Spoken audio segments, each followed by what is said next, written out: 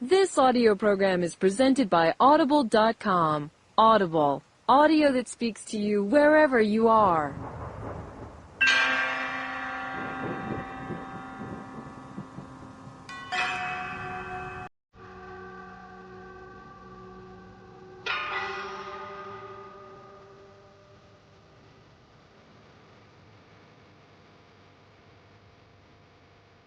Ashet Audio presents 9 Dragons, written by Michael Connelly, read by Len Carrier.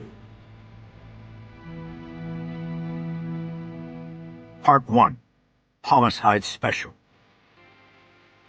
Chapter 1.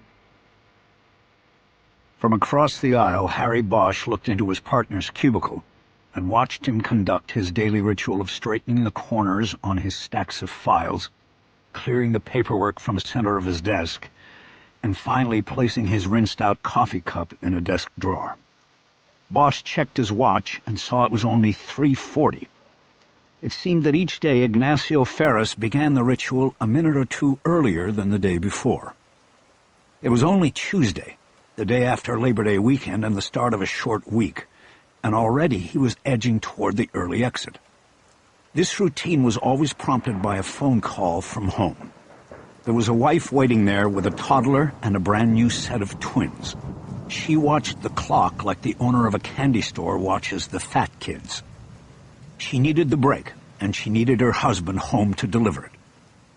Even across the aisle from his partner, and with the 4-foot sound walls separating workspaces in the new squad room, Bosch could usually hear both sides of the call. It always began with, "When are you coming home?" Everything in final order at his workstation, Ferris looked over at Bosch. "Harry, I'm going to take off," he said. "Beat some of the traffic. I have a lot of calls out, but they have my cell. No need waiting around for that." Ferris had rubbed his left shoulder as he spoke. This was also part of the routine. It was his unspoken way of reminding Bosch that he had taken a bullet a couple of years before and had earned the early exit. Bosch just nodded. The issue wasn't really about whether his partner left the job early or what he had earned. It was about his commitment to the mission of homicide work and whether it would be there when they finally got the next call out. Ferris had gone through 9 months of physical therapy and rehab before reporting back to the squad room. But in the years since, he had worked cases with a reluctance that was wearing Bosch thin. He wasn't committed, and Bosch was tired of waiting on him. He was also tired of waiting for a fresh kill. It had been 4 weeks since they'd drawn a case, and they were well into the late summer heat. As certain as the Santa Ana winds blowing down out of the mountain passes, Bosch knew a fresh kill was coming. Ferris stood up and locked his desk. He was taking his jacket off the back of the chair when Bosch saw Larry Gandil step out of his office on the far side of the squad room and head toward them. As the senior man in the partnership, Bosch had been given the first choice of cubicles a month earlier when Robbery Homicide Division moved over from the decrepit Parker Center to the new police administration building. Most Detective Threes took the cubicles facing the windows that looked out on City Hall. Bosch had chosen the opposite. He had given his partner the view and took the cube that let him watch what was happening in the squad room. Now he saw the approaching lieutenant, and he instinctively knew that his partner wasn't going home early. Gandil was holding a piece of paper torn from a notepad and had an extra hop in his step. That told Bosch the wait was over. The call-out was here. The fresh kill. Bosch started to rise. "Bosch and Ferris, you're up," Gandil said when he got to them. "Need you to take a case for South Bureau." Bosch saw his partner's shoulders slump. He ignored it and reached out for the paper Gandil was holding. He looked at the address written on it, South Normandy. He'd been there before. "It's a liquor store," Gandil said. "One man down behind the counter. Patrol is holding a witness. That's all I got. You two good to go?" "We're good," Bosch said before his partner could complain. But that didn't work. "Lieutenant, this is Homicide Special," Ferris said, turning and pointing to the boar's head mounted over the squad room door. "Why are we taking a rob job at a liquor store? You know it was a banger, and the South guys could wrap it up, or at least put a name on the shooter, before midnight." Ferris had a point. Homicide Special was for the difficult and complex cases. It was an elite squad that went after the tough cases with the relentless skill of a boar rooting in the mud for a truffle. A liquor store holdup in gang territory hardly qualified. Gandil, whose balding pate and dour expression made him a perfect administrator, spread his hands in a gesture offering a complete lack of sympathy. I told everybody in the staff meeting last week. We've got Souths back this week. They've got a scouting crew on while everybody else is in homicide school until the 14th. They caught 3 cases over the weekend and 1 this morning. So there goes the scouting crew. You guys are up and the Rob job is yours. That's it. Any other questions? Patrol is waiting down there with a witness. We're good, boss, Bosch said, ending the discussion. I'll wait to hear from you then. Gandil headed back to his office. Bosch pulled his coat off the back of his chair, put it on, and then opened the middle drawer of his desk. He took the leather notebook out of his back pocket and replaced the pad of lined paper in it with a new one. A fresh kill always got a fresh pad. That was his routine. He looked at the detective's shield embossed on the notebook flap and then returned it to his back pocket. The truth was, he didn't care what kind of case it was, he just wanted a case. It was like anything else. You fall out of practice, and you lose your edge. Bosch didn't want that. Ferris stood with his hands on his hips, looking up at the clock on the wall over the bulletin boards. Shit, Ferris said. Every time. What do you mean, every time? Bosch said. We haven't caught a case in a month. Yeah, well, I was getting used to that. Well, if you don't want to work murders, there's always a 9 to 5 table, like auto theft. Yeah, right. Then let's go. Bosch stepped out of the cubicle into the aisle and headed toward the door. Ferris followed, pulling his phone out so he could call his wife and give her the bad news. On the way out of the squad room, both men reached up and patted the boar on its flat nose for good luck. Chapter 2. Bosch didn't need to lecture Ferris on the way to South L.A. His driving in silence was his lecture. His young partner seemed to wither under the pressure of what was not said, and finally opened up. This is driving me crazy, he said. What is? Bosch asked. The twins. There's so much work, so much crying. It's a domino effect. One wakes up and that starts the other one up. Neither of us is getting any sleep, and my wife is... What? I don't know, going crazy. Calling me all the time, asking when I'm coming home. So I come home, and then it's my turn. I get the boys, and I get no break. It's work, kids, work, kids, work, kids, every day. What about a nanny? We can't afford a nanny. Not with the way things are, and we don't even get overtime anymore. Bosch didn't know what to say. His daughter Madeline was a month past her 13th birthday and almost 10,000 miles away from him. He had never been directly involved in raising her.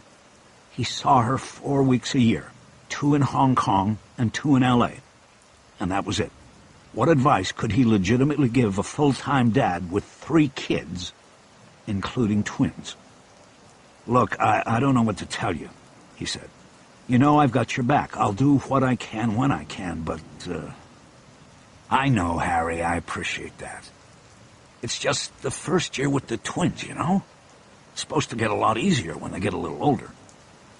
Yeah, but what I'm trying to say here is that maybe it's more than just the twins. Maybe it's you, Ignacio. Me?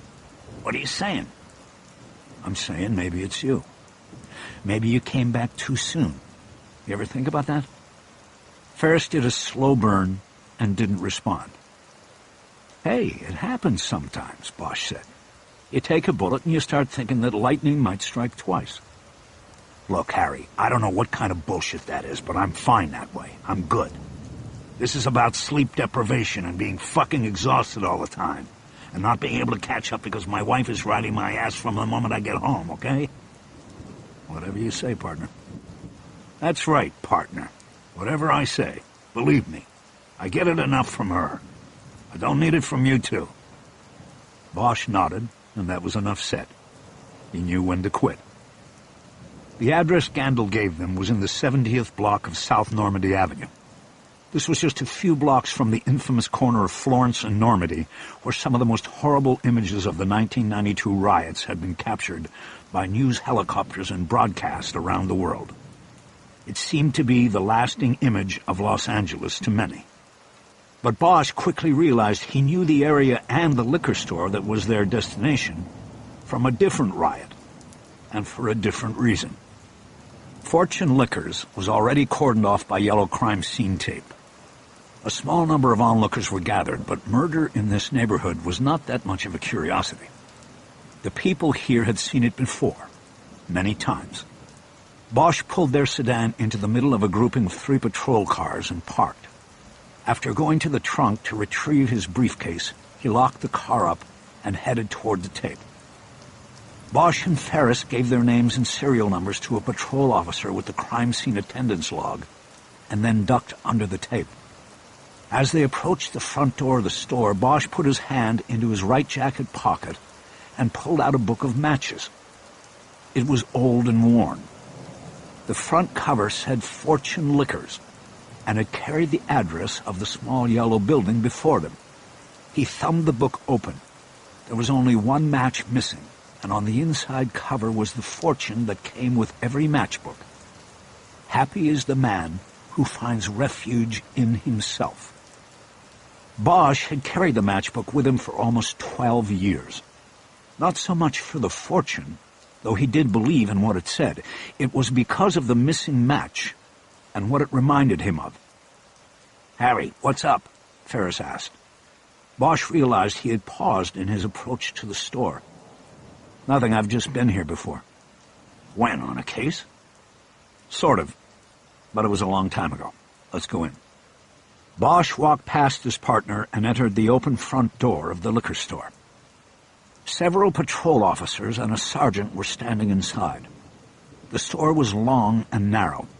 It was a shotgun design and essentially 3 aisles wide. Bosch could see down the center aisle to a rear hallway and an open back door leading to a parking area behind the store.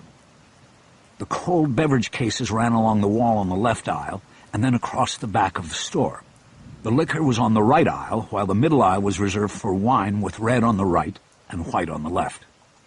Bosch saw 2 more patrol officers in the rear hallway, and he guessed they were holding the witness in what was probably a rear storage room or office. He put his briefcase down on the floor by the door. From the pocket of his suit coat, he pulled 2 pairs of latex gloves. He gave a set to Ferris, and they put them on. The sergeant noticed the arrival of the 2 detectives and broke away from his men.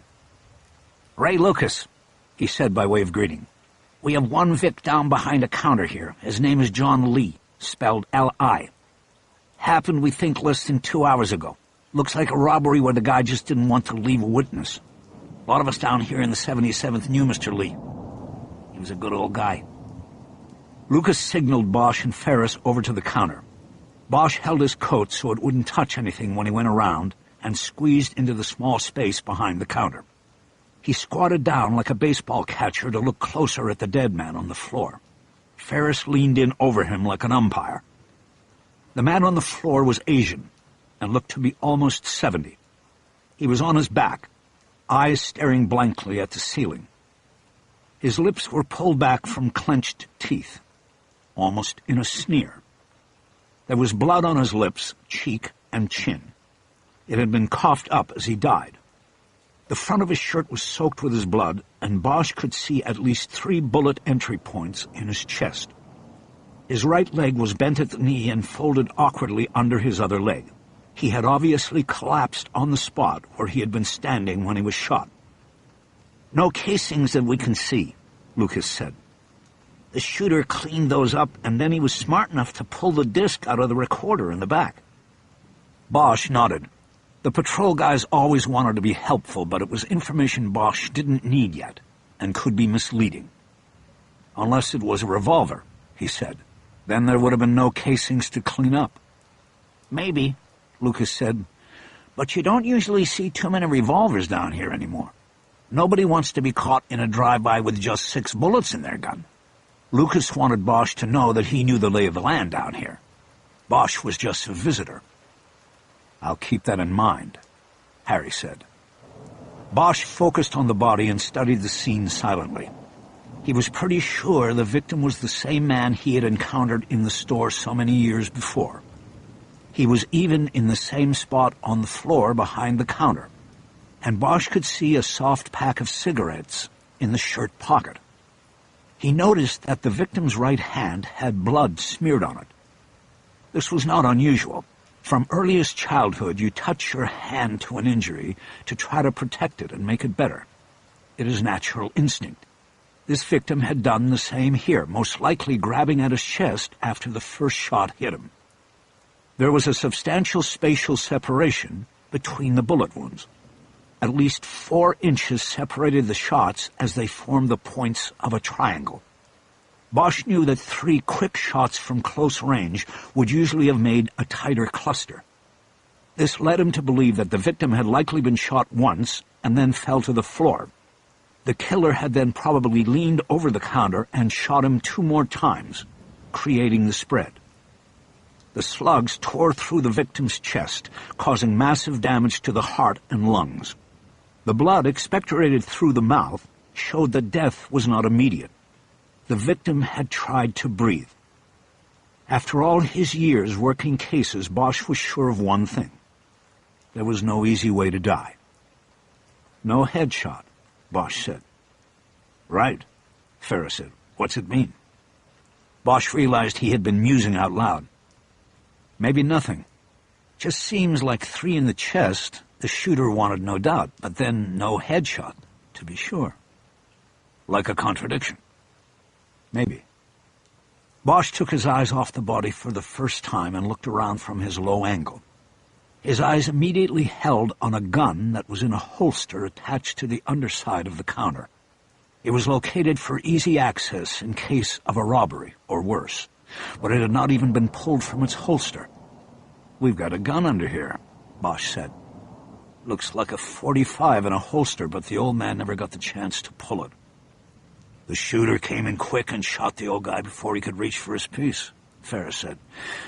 "Maybe it was known in the neighborhood that the old man had the gun under the counter." Lucas made a noise with his mouth as if he was disagreeing. "What is it, Sergeant?" Bosch asked. "The gun's gotta be new," Lucas said. "The guy's been robbed at least 6 times in the last 5 years since I've been here.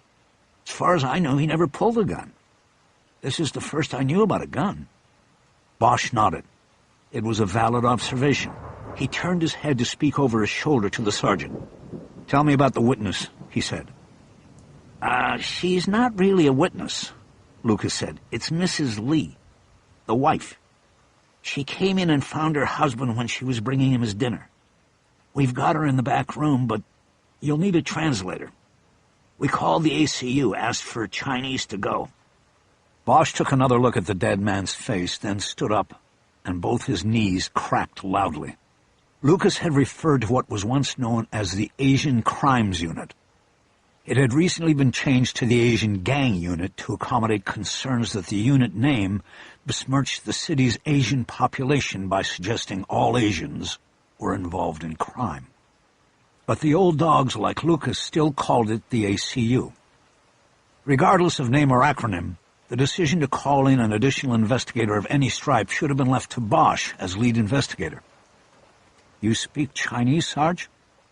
"No, that's why I called ACU." "Then how did you know to ask for Chinese and not Korean? Or maybe even Vietnamese?" "I've been on the job 26 years, Detective, and you know Chinese when you see it." "No. What I'm saying is, I have a hard time making it through a shift these days without a little jolt, you know? So once a day I stop by here to pick up one of those energy drinks, you know? 5-hour boost it gives you. Anyway, I got to know Mr. Lee a little bit from coming in. He told me he and his wife came from China. And that's how I knew." Bosch nodded and was embarrassed at his effort to embarrass Lucas. "I guess I'll have to try one of those boosts," he said. "Did Mrs. Lee call 911? "No, like I said, she doesn't have much English. From what I got from dispatch, Mrs. Lee called her son, and he's the one who called 911. Bosch stepped out and around the counter. Ferris lingered behind it, squatting to get the same view of the body and the gun that Bosch had just had. "Where's the son?" Bosch asked. "He's coming, but he works up in the valley," Lucas said. "Should be here any time now." Bosch pointed to the counter. "When he gets here, you and your people keep him away from this." "Got it. And we're going to have to try to keep this place as clear as possible now." Lucas got the message and took his officers out of the store. Finished behind the counter, Ferris joined Bosch near the front door, where he was looking up at the camera mounted on the ceiling at the center of the store. "Why don't you check out the back?" Bosch said. "See if the guy really pulled the disc, and look in on our witness." "Got it." "Oh, and find the thermostat and cool it down in here. It's too warm. I don't want that body to turn." Ferris headed down the center aisle. Bosch looked back to take the scene in as a whole. The counter was about 12 feet long. The cash register was set up at center with an open space for customers to put down their purchases. On one side of this were racks of gum and candy. On the other side of the register were other point-of-purchase products like energy drinks, a plastic case containing cheap cigars, and a lotto display case. Overhead was a wire mesh storage box for cigarette cartons. Behind the counter were shelves where high-end liquors were stored, and which had to be asked for by customers. Bosch saw 6 rows of Hennessy. He knew the expensive cognac was favored by high-rolling gang members. He was pretty sure the location of Fortune Liquors would put it into the territory of the Hoover Street Criminals, a street gang that once was a Crip set, but then became so powerful its leaders chose to forge their own name and reputation. Bosch noticed 2 things and then stepped closer to the counter. The cash register had been turned askew on the counter, revealing a square of grit and dust on the formica where it had been located. Bosch reasoned that the killer had pulled it toward him while he took the money from the drawer. This was a significant assumption because it meant that Mr. Lee had not opened the drawer and given the robber the money. This likely meant he had already been shot. Ferris's theory that the killer had come in shooting could be correct, and this could be significant in an eventual prosecution in proving intent to kill. More importantly, it gave Bosch a better idea of what had happened in the store and what kind of person they were looking for. Harry reached into his pocket and pulled out the glasses he wore for close-in work. He put them on and, without touching anything, leaned over the counter to study the cash register's keyboard. He saw no button that said open, or any other obvious indication of how to open the cash drawer. Bosch was unsure how to open the register. He wondered how the killer knew. He straightened back up and looked at the shelves of bottles on the wall behind the counter. The Hennessy was front and center, with easy access for Mr. Lee when members of Hoover Street came in. But the rows were flush. No bottle was missing. Again, Bosch leaned forward across the counter. This time he tried to reach across to one of the bottles of Hennessy. He realized that if he put his hand down on the counter for balance, he would be able to reach the row and take one of the bottles easily. "Harry?" Bosch straightened back up and turned to his partner. "The sergeant was right," Ferris said. "The camera system records to disk. There's no disk in the machine. It was either pulled or he wasn't recording to disk and the camera was just for show." "Are there any backup disks?" "There's a couple back there on the counter, but it's a 1-disc system. It just records over and over on the same disk. I worked robbery way back when, and we saw a lot of these. They last about a day, and then it records over it. You pull the disk if you want to check something, but you have to do it in the same day." "Okay. Make sure we get those extra disks." Lucas came back in through the front door. "ACU is here," he said. "Should I send him in?" Bosch looked at Lucas for a long moment before answering. "It's AGU," he finally said. "But don't send him in. I'll be right out." Chapter 3. Bosch stepped out of the store into the sunlight. It was still warm, though getting late in the day. The dry Santa Ana winds were passing through the city. Fires in the hills had put a pallor of smoke in the air. Bosch could feel the sweat drying on the back of his neck. He was almost immediately met outside the door by a plain-clothes detective. "Detective Bosch?" That's me. Detective David Chu, AGU. Patrol called me down. How can I be of help? Chu was short and slightly built. There was no trace of an accent in his voice. Bosch signaled him to follow as he ducked back under the tape and headed to his car. He took off his suit jacket as he went. He took the matchbook out and put it in his pants pocket, then folded the jacket inside out and put it in a clean cardboard box he kept in the trunk of his work car. "Hot in there," he told Chu. Bosch opened the middle button of his shirt and stuck his tie inside. He now planned to get fully involved in the crime scene investigation and didn't want it to get in the way. "Hot out here, too," Chu said. "The patrol sergeant told me to wait until you came out." "Yeah, sorry about that." "Okay, what we've got is the old man who has run this store for a number of years is dead behind the counter, shot at least 3 times in what looks like a robbery. His wife, who does not speak English, came in the store and found him. She called their son, who then called it in. We obviously need to interview her, and that's where you come in. We may also need help with the son when he gets here. That's about all I know at the moment." "And we're sure they're Chinese?" "Pretty sure. The patrol sergeant who made the call knew the victim, Mr. Lee." "Do you know which dialect Mrs. Lee speaks?" They headed back to the tape. "Nope. Is that going to be a problem?" "I am familiar with the 5 main Chinese dialects and proficient in Cantonese and Mandarin. These are the 2 we most often encounter here in L.A. This time Bosch held the tape up for Chu so he could go back under. "Which are you?" "I was born here, Detective, but my family is from Hong Kong and I was raised speaking Mandarin at home." "Yeah? I have a kid who lives in Hong Kong with her mother.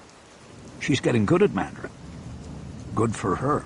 I hope it will be useful to her." They entered the store and Bosch gave Chu a quick view of the body behind the counter and then walked him to the rear of the store. They were met by Ferris, and then Chu was used to make introductions to Mrs. Lee. The newly widowed woman appeared to be in shock. Bosch saw no indication that she had shed a single tear for her husband so far. She seemed to be in a dissociated state that Bosch had seen before. Her husband was lying dead in the front of the store. She was surrounded by strangers who spoke a different language. Bosch guessed she was waiting for her son to arrive, and then the tears would fall. Chu was gentle with her and conversational at first. Bosch believed that they were speaking Mandarin. His daughter had told him that Mandarin was more sing-song and less guttural than Cantonese and some of the other dialects. After a few minutes, Chu broke away to report to Bosch and Ferris. Her husband was alone in the store while she went home to prepare their supper. When she came back, she thought the store was empty. Then she found him behind the counter. She saw no one in the store when she came in.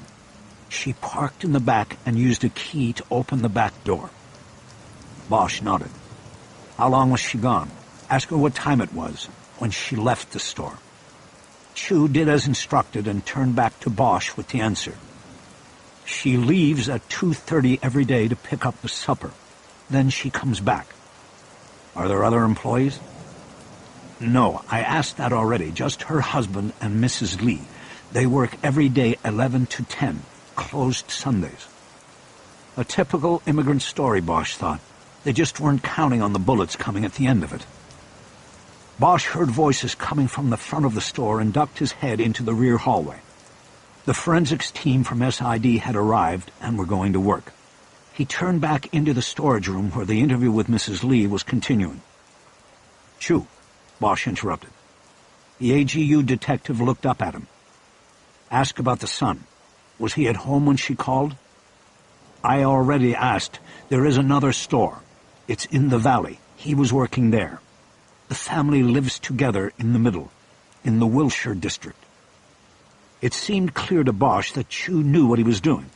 He didn't need Bosch to prompt him with questions. "Okay, we're going back up front. You deal with her, and after her son arrives, it might be better to take everybody downtown. You okay with that?" "I'm fine with it," Chu said. "Good. Tell me if you need anything."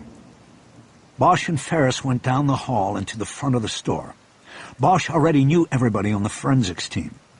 A team from the medical examiner's office had also arrived to document the death scene and collect the body. Bosch and Ferris decided to split up at that point. Bosch would stay on scene. As lead detective, he would monitor the collection of forensic evidence and the removal of the body. Ferris would leave the store and go knock on doors. The liquor store was located in a commercial area of small businesses. He would go door to door in an effort to find someone who had heard or seen something related to the killing. Both investigators knew this would likely be a fruitless effort, but it was one that needed to be made. A description of a car or a suspicious person could be the piece of the puzzle that would eventually break the case. It was basic homicide work. "All right if I take one of the patrol guys?" Ferris asked. "They know the lay of the land." "Sure." Bosch thought that knowing the lay of the land was not Ferris's true reason for taking a patrol officer with him. His partner thought he needed backup to knock on doors and visit stores in the neighborhood.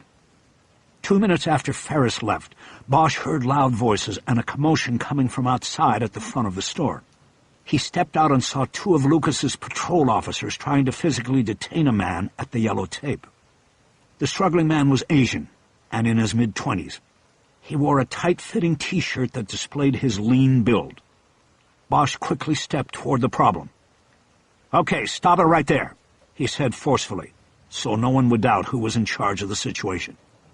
"Let him go," he added. "I want to see my father," the young man said. "Well, that's not the way to go about doing it." Bosch stepped closer and nodded to the 2 patrolmen. "I'll take care of Mr. Lee now." They left Bosch and the victim's son alone. "What is your full name, Mr. Lee?" "Robert Lee. I want to see my father." "I understand that. I'm going to let you see your father if you really want to. But you can't until it's clear. I'm the detective in charge of this whole thing, and I can't even see your father yet. So I need you to calm down. The only way you will get what you want is if you calm down." The young man looked down at the ground and nodded. Bosch reached out and touched him on the shoulder. "Okay, good," Bosch said. "Where's my mother?" "She's inside in the back room being interviewed by another detective." "Can I at least see her?" "Yes, you can. I'll walk you around back in a minute. I just need to ask you a few questions first. Is that okay?" "Fine, go ahead." "First of all, my name is Harry Bosch. I'm the lead detective on this investigation. I'm going to find whoever killed your father. I promise you that." "Don't make promises you don't intend to keep. You didn't even know him. You don't care. He's just another..." "Never mind." "Another what?" "I said never mind." Bosch stared at him for a moment before responding. "How old are you, Robert?" "I'm 26, and I would like to see my mother now." He made a move to turn and head toward the back of the store, but Bosch grabbed him on the arm. The younger man was strong, but Bosch had a strength in his grip that was surprising. The young man stopped and looked down at the hand on his arm. "Let me show you something, and then I'll take you to your mother." He let go of Lee's arm and then pulled the matchbook from his pocket. He handed it over. Lee looked at it with no surprise. "What about it? We used to give these away until the economy went bad and we couldn't afford the extras." Bosch took the matchbook back and nodded. "I got it in your father's store 12 years ago," he said. "I guess you were about 14 years old then. We almost had a riot in this city. Happened right here, this intersection." "I remember. They looted the store and beat up my father. He should have never reopened here. My mother and me, we told him to open a store up in the valley, but he wouldn't listen to us. He wasn't going to let anybody drive him out. And now look what happened." He gestured helplessly toward the front of the store. "Yeah, well, I was here that night too," Bosch said, 12 years ago. "A riot started, but it ended pretty quick. Right here, one casualty. A cop. I know, they pulled him right out of his car. I was in that car with him, but they didn't get to me. And when I got to this spot, I was safe. I needed a smoke, and I went into your father's store. He was there behind the counter, but the looters had taken every last pack of cigarettes in the place." Bosch held up the book of matches. I found plenty of matches, but no cigarettes. And then your father reached into his pocket and pulled out his own. He had one last smoke left, and he gave it to me." Bosch nodded. That was the story. That was it. "I didn't know your father, Robert, but I'm going to find the person who killed him. That's a promise I'll keep." Robert Lee nodded and looked down at the ground. "Okay," Bosch said. "Let's go see your mother now." Chapter 4. The detectives didn't clear the crime scene and get back to the squad room until almost midnight. By then, Bosch had decided not to bring the victim's family to PAB for formal interviews. After appointments were made for them to come in Wednesday morning, he let them go home to grieve. Shortly after getting back to the squad, Bosch also sent Ferris home so he could attempt to repair damages with his own family. Harry stayed behind alone to organize the evidence inventory and to contemplate things about the case for the first time without interruption. He knew that Wednesday was shaping up as a busy day, with appointments with the family in the morning and results of some of the forensic and lab work coming in, as well as the possible scheduling of the autopsy. While the canvass of the nearby businesses by Ferris had proved fruitless, as expected, the evening's work had produced one possible suspect. On Saturday afternoon, 3 days before his murder, Mr. Lee had confronted a young man he believed had been routinely shoplifting from the store. According to Mrs. Lee, and as translated by Detective Chu, the teenager had angrily denied ever stealing anything and drew the race card, claiming Mr. Lee had only accused him because he was black. This seemed laughable, since 99% of the store's business came from neighborhood residents who were black. But Lee did not call the police. He simply banished the teenager from the store, telling him never to return. Mrs. Lee told Chu that the teen's parting shot at the door was to tell her husband that the next time he came back, it would be to blow the shopkeeper's head off. Lee, in turn, had pulled his weapon from beneath the counter and pointed it at the youth, assuring him that he would be ready for his return. This meant the teenager was aware of the weapon Lee had beneath the counter. If he were to make good on his threat, he would have to enter the store and act swiftly, shooting Lee before he could get to his gun.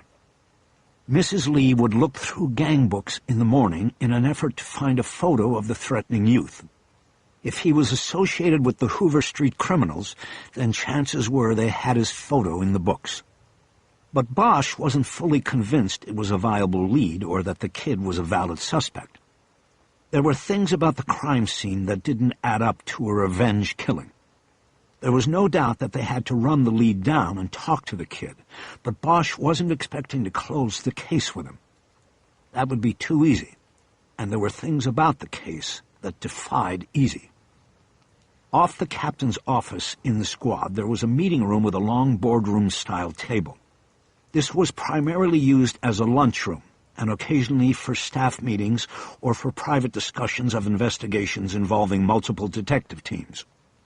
With the squad empty, Bosch had commandeered the room and had spread several crime scene photographs, fresh from forensics, across the table. He had laid the photos out in a disjointed mosaic of overlapping images that in whole created the entire crime scene. It was much like the photo work of the English artist David Hockney, who lived in Los Angeles for a while and created several photo collages as art pieces that documented scenes in Southern California. Bosch became familiar with the photo mosaics and the artist because Hockney had been his neighbor for a time in the hills above the Cahuenga Pass. Though Bosch had never met Hockney, he drew a connection to the artist because it had always been Harry's habit to spread crime scene photos out in a mosaic that allowed him to look for new details and angles. Hockney did the same with his work.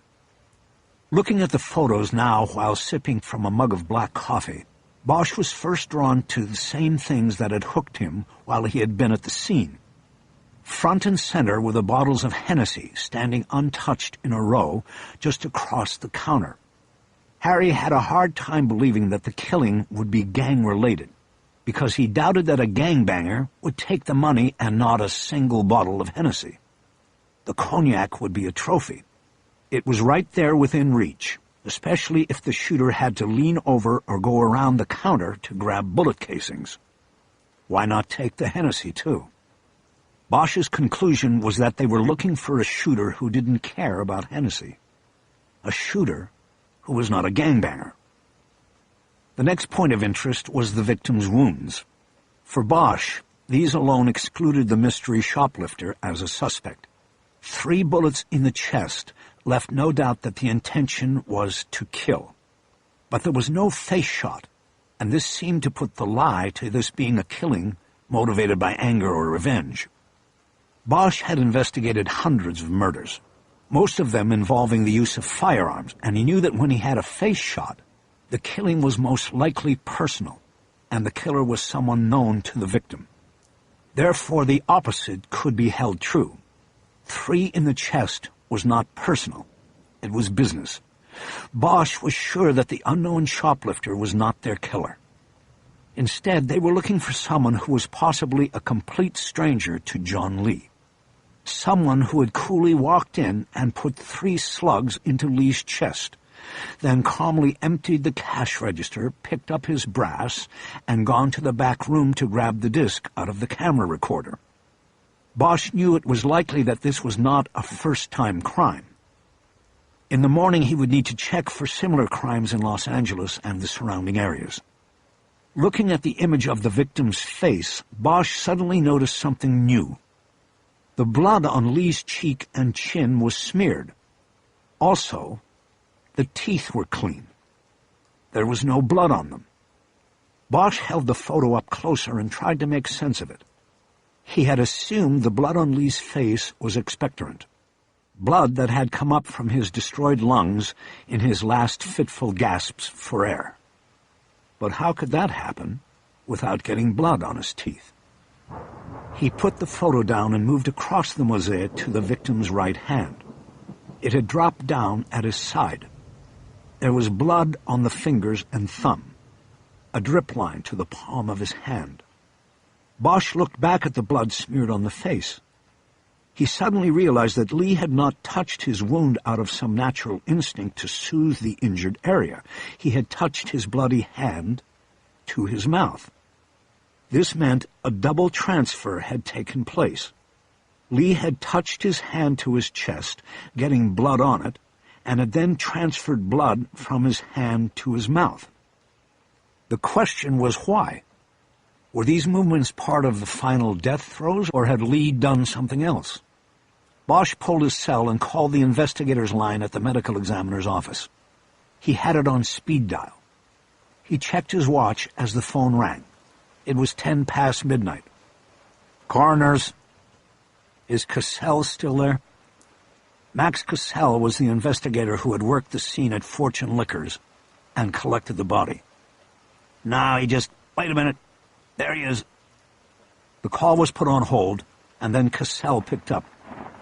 I don't care who you are, I'm out the door. I just came back in because I forgot my coffee warmer. Bosch knew Cassell lived at least an hour's commute out in Palmdale.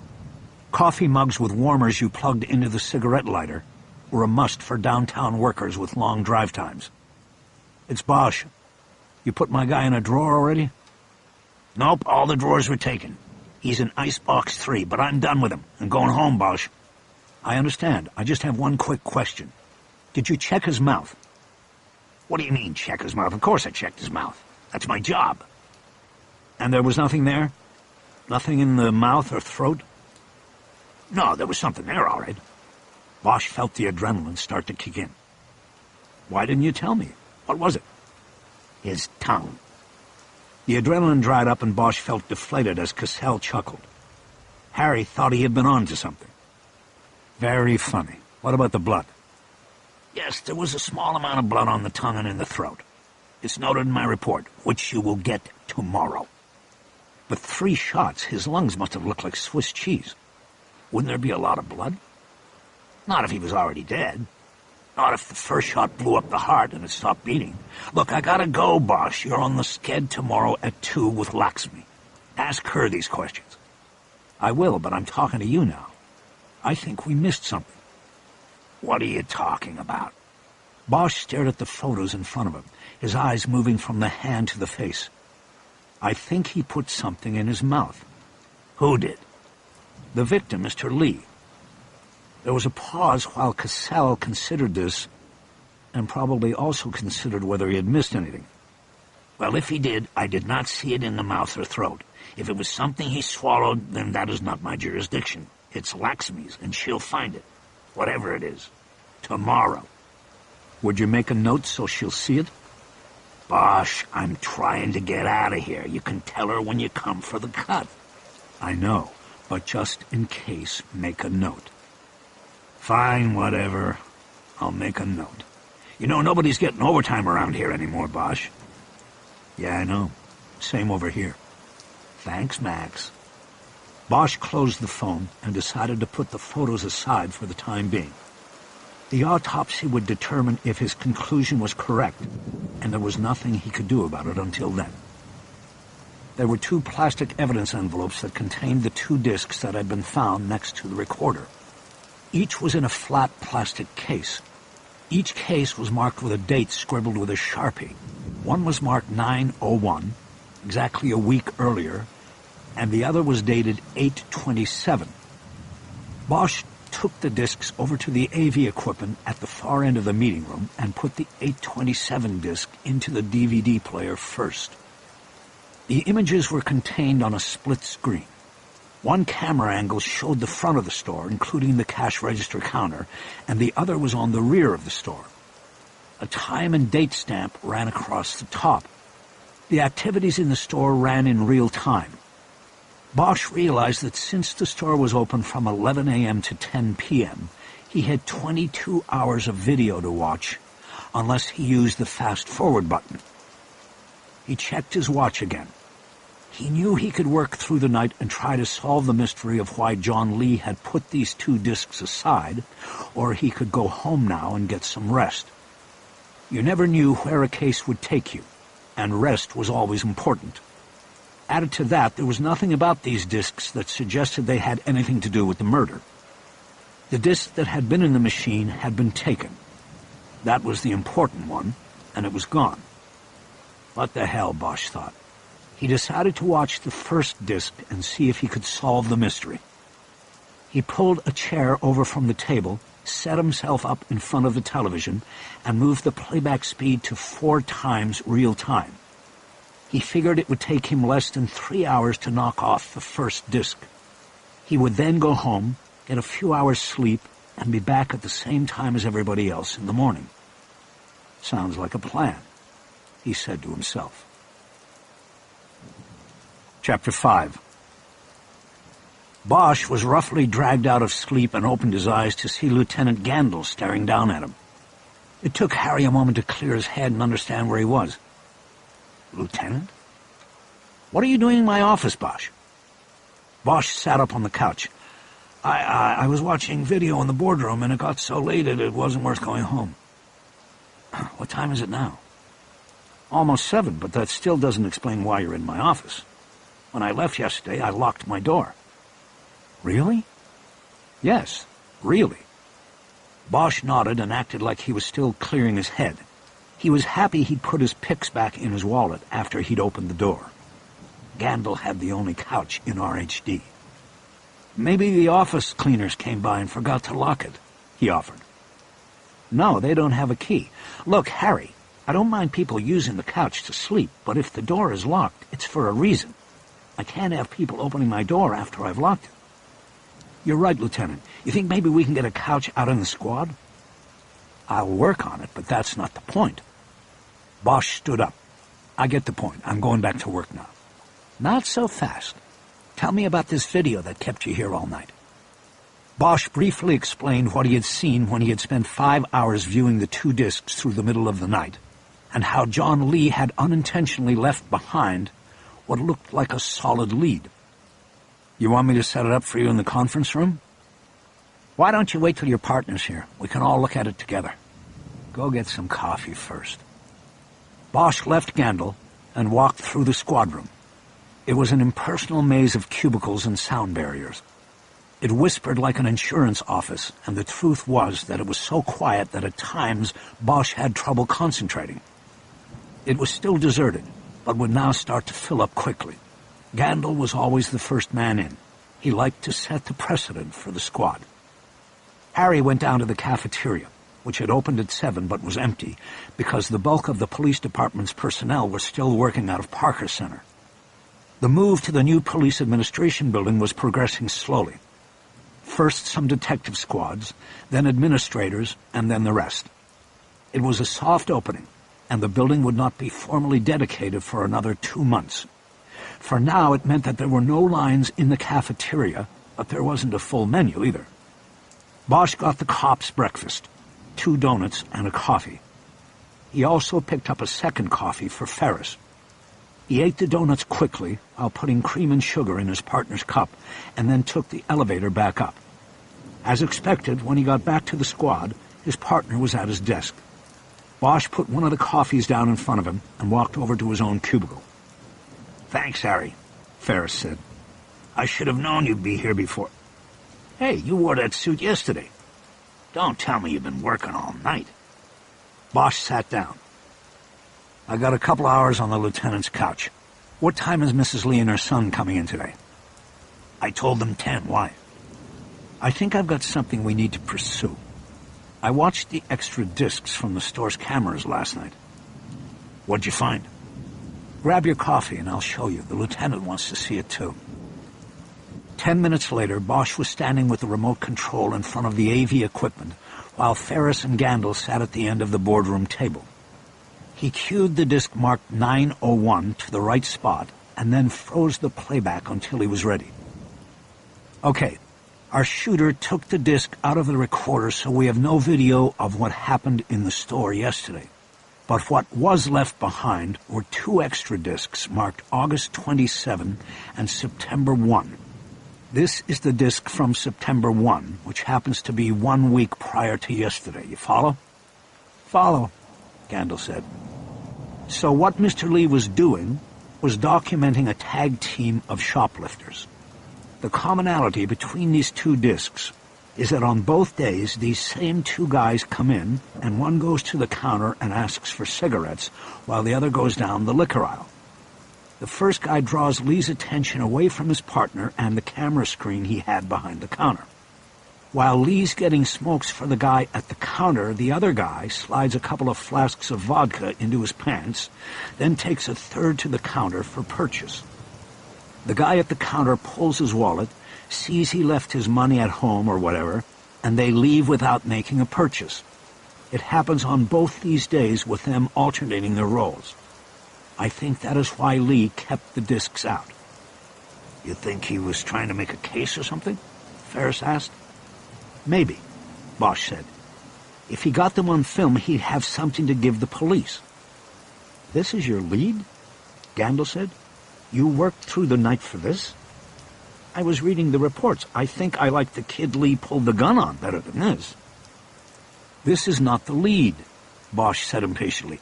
"I'm only telling you the reason for the discs. Lee pulled the discs out of the camera because he must have known those 2 guys were up to something, and he wanted to preserve the record of it. Inadvertently, he also preserved this on the September 1st tape." Bosch hit the playback, and the image started to move. On the split screen, both camera angles showed the store was empty except for Lee behind the counter. The time stamp at the top showed that it was 3:03 p.m. on Tuesday, September 1. The front door of the store opened and a customer entered. He waved casually to Lee at the counter and proceeded to the rear of the store. The image was grainy, but it was clear enough for the 3 viewers to tell the customer was an Asian man in his early 30s. He was picked up on the second camera as he went to one of the cold cases at the rear of the store and selected a single can of beer. He took it forward to the counter. "What's he doing?" Gandil asked. "Just watch," Bosch said. At the counter, the customer said something to Lee, and the store owner reached up to the overhead storage rack and pulled down a carton of Camel cigarettes. He put them on the counter and then put the can of beer into a small brown bag. The customer had an imposing build. Though short and squat, he had thick arms and heavy shoulders. He dropped a single bill on the counter, and Lee took it and opened the cash register. He put the bill in the last slot of the drawer, and then counted several bills out as change, and handed the money across the counter.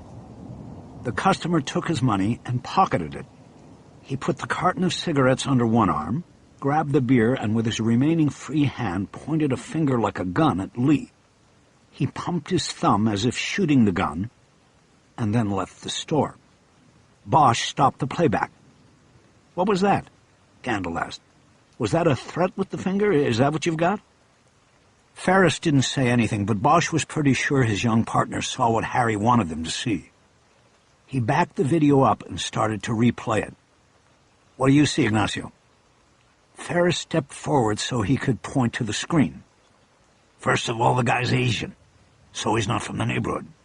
Bosch nodded. "I watched 22 hours of video," he said. "This was the only Asian who came into the store besides Lee and his wife." "What else, Ignacio?" "Watch the money," Ferris said. "He gets back more than he gives." On the screen, Lee was taking bills out of the cash register. "Look, he puts the guy's money in the drawer, and then he starts giving him money back, including what the guy gave him in the first place. So he gets the beer and the smokes for free, and then all the money." Bosch nodded. Ferris was good. "How much does he get?" Gandil asked. It was a good question because the video image was too grainy to make out the denominations on the currency being exchanged. "There are 4 slots in the drawer," Bosch said. "So you've got 1s, 5s, 10s, and 20s. I slowed this down last night." He puts the customer's bill in the 4th slot. A carton of smokes and a beer. We assume that is the slot for 20s. If that is the case, he gives him a 1, a 5, a 10, and then 11 20s. 10 20s if you don't count the one the customer put in first. "It's a payoff," Ferris said. $236? Gandil asked. "Seems like an odd payoff. And you can see there's still money in the drawer, so it was like a set amount." "Actually," Ferris said, $216 if you subtract the 20 the customer gives in the first place." "Right," Bosch said. The 3 of them stared at the frozen screen for a few minutes without speaking. "So, Harry," Gandil finally said, "you got to sleep on this for a couple of hours. What's it mean?" Bosch pointed to the timestamp on the top of the screen. This payoff was made exactly 1 week before the murder, 3 o'clock on Tuesday a week ago. This Tuesday at about 3, Mr. Lee gets shot. Maybe this week he decided not to pay. Or he didn't have the money to pay, Ferris offered. "The Sun told us yesterday that business has been way down, and opening the store in the valley has nearly bankrupted them." "So the old man says no one gets popped," Gandil said. "Isn't that a bit extreme? You kill the guy, and as they say in high finance, you've lost your funding stream."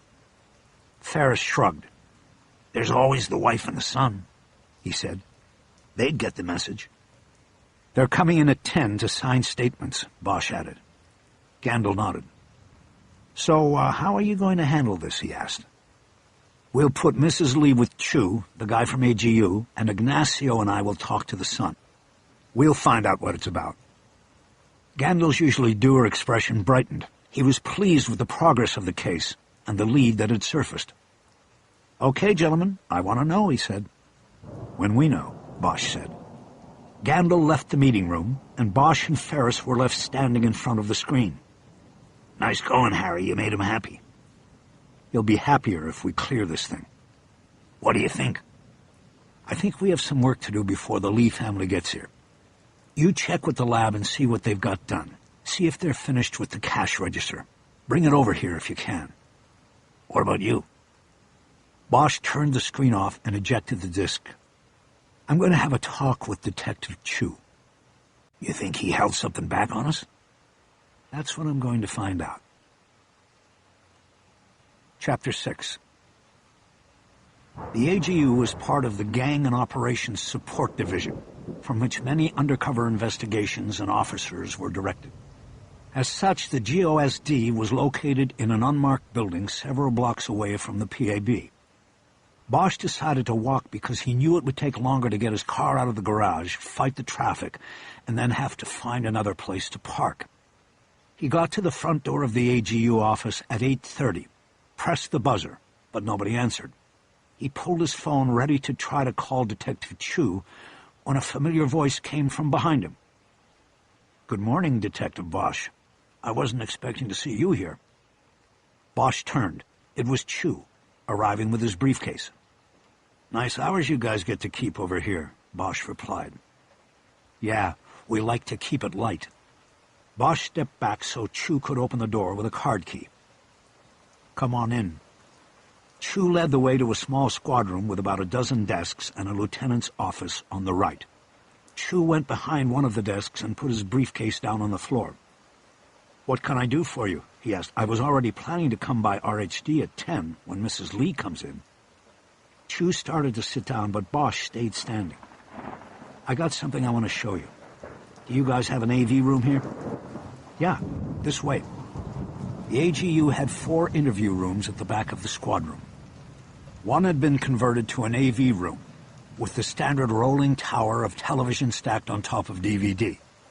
But Bosch saw that the stack also had an image printer, and that was something they didn't have yet in the new RHD squad room. Bosch handed Chu the DVD from Fortune Liquors, and he set it up. Bosch took the remote and fast-forwarded the playback to 3 p.m. on the timestamp. "I wanted you to take a look at this guy who comes in," he said. Chu watched silently as the Asian man entered the store, bought a beer and a carton of cigarettes, and got the big return on his investment. "Is that it?" he asked after the customer left the store. "That's it. Can we play it again?" "Sure." Bosch replayed the 2-minute episode, then froze the playback as the customer turned from the counter to leave. He then played with it, making slight advances on the playback, until he froze it on the best possible view of the man's face as he turned from the counter. "Know him?" Bosch asked. "No, of course not. What did you see there?" "Obviously a payoff of some kind. He got much more back than he gave." "Yeah, 216 on top of his own 20. We counted it." Bosch saw Chu's eyebrows rise. "What's it mean?" Bosch asked. "Well, it probably means he's triad," Chu said matter-of-factly. Bosch nodded. He had never investigated a triad murder before, but he was aware that the so-called secret societies of China had long ago jumped the Pacific and now operated in most large American cities. Los Angeles, with its large Chinese population, was one of the strongholds along with San Francisco, New York, and Houston. "What makes you say he's a triad guy?" "You said the payoff was $216, correct?" "That's right. Lee gave the guy his own money back. He also gave him 10 20s, a 10, a 5, and a 1. "What's it mean?" "The triad extortion business relies on weekly payments from small shop owners seeking protection. The payment is usually $108. Of course, $216 is a multiple of that, a double payment." "Why 108? They charge tax on top of the tax? They send the extra $8 to the state or something?" Chu did not register the sarcasm in Bosch's voice and answered as if lecturing a child. "No, Detective, the number has nothing to do with that at all. Let me give you a brief history lesson that hopefully will give you some understanding." "By all means," Bosch said. "The creation of the triads goes back to the 17th century in China. There were 113 monks in the Shaolin Monastery, Buddhist monks.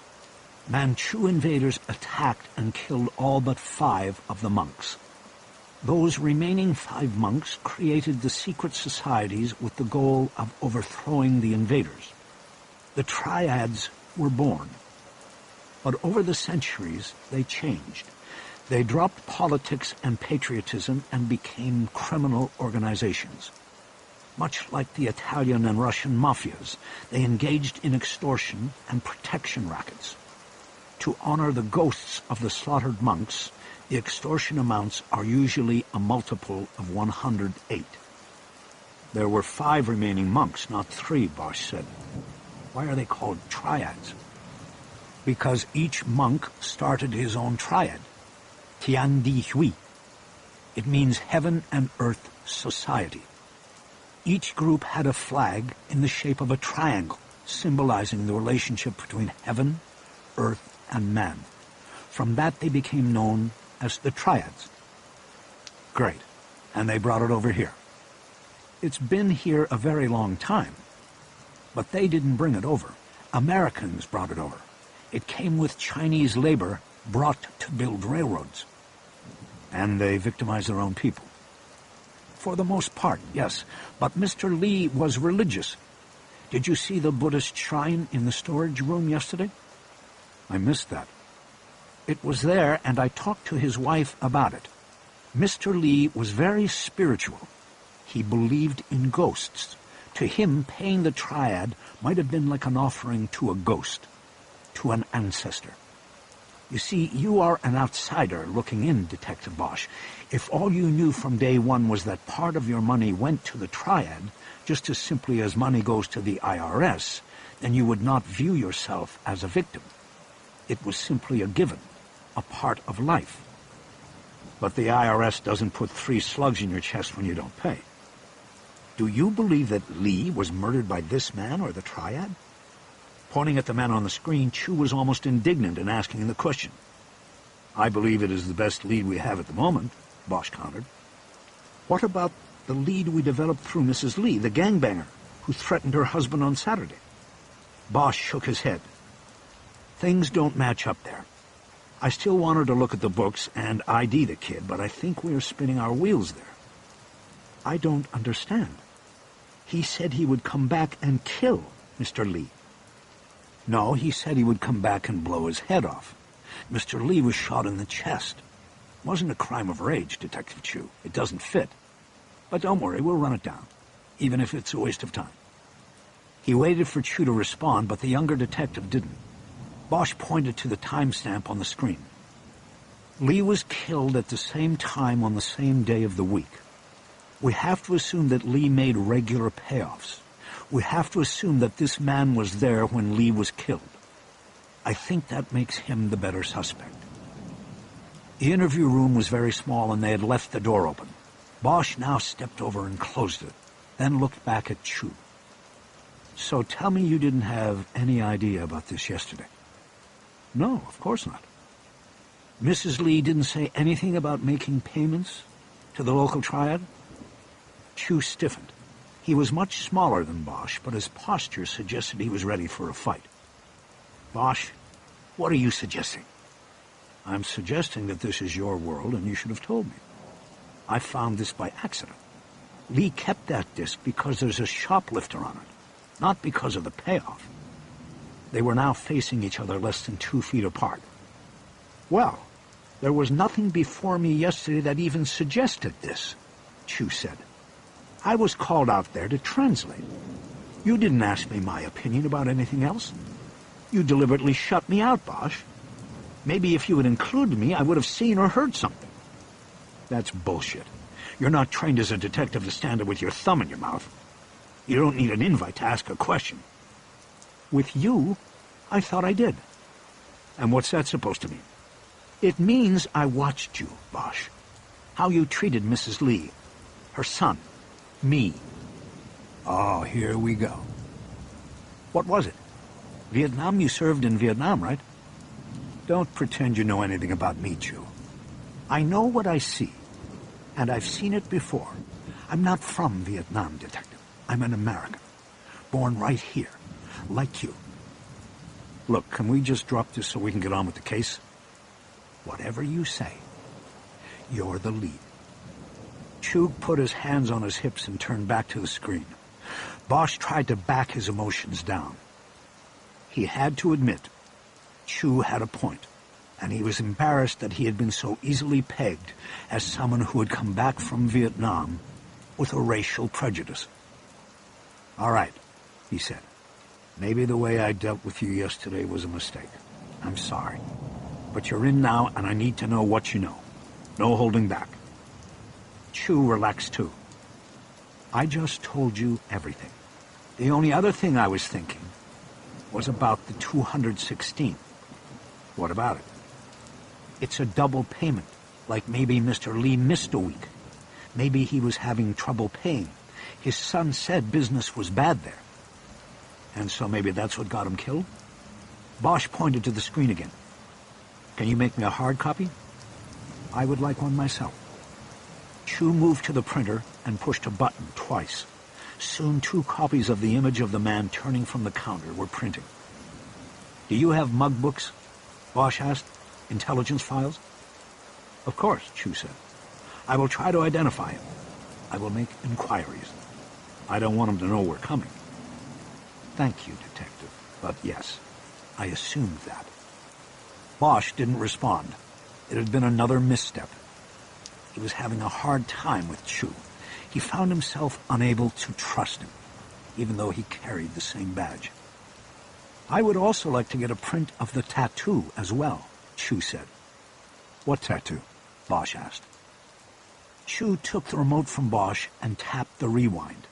He eventually froze the picture at the moment the man was reaching his left hand out to take the cash from Mr. Lee. Chu used his finger to trace a barely visible outline on the inside of the man's arm. Chu was right. It was a tattoo, but the marking was so light on the grainy image that Bosch had completely missed it. What is that? He asked.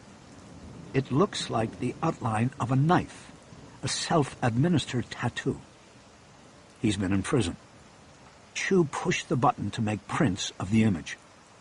No, usually these are done on the boat, on the way across the ocean. What does it mean to you? Knife is Kim. There are at least 3 triads that have a presence here in Southern California. Yi Kim, Sai Kim, and Young Kim. These mean righteous knife, Western knife, and brave knife. They are offshoots of a Hong Kong triad called 14K. Very strong and powerful. Over here or there. Both places. 14K, like 14 karat gold? No. 14 is a bad luck number. It sounds like the Chinese word for death. K is for kill. Bosch knew from his daughter and his frequent visits to Hong Kong that any permutation of the number 4 was considered bad luck. His daughter lived with his ex-wife in a condominium tower where there were no floors marked with the numeral 4. The 4th floor was marked P for parking, and the 14th was skipped in the way the 13th floor was skipped in most Western buildings. The floors in the building that were actually the 14th and 24th contained the residences of English speakers who did not hold the same superstitions as the Han, the Chinese people. Bosch gestured to the screen. So you think this guy could be in one of the 14K spin-offs? He asked. Perhaps, yes, Chu said. I will begin to make inquiries just as soon as you leave. Bosch looked at Chu and tried to read him again. He believed he understood the message. Chu wanted Bosch out of there so he could go to work. Harry stepped over to the DVD player, ejected the disc, and took it. Stay in touch, Chu, he said. I will, Chu responded curtly. As soon as you get something, you give it to me. I understand, Detective. Perfectly. Good. And I'll see you at 10 with Mrs. Lee and her son. Bosch opened the door and left the tiny room. Chapter 7.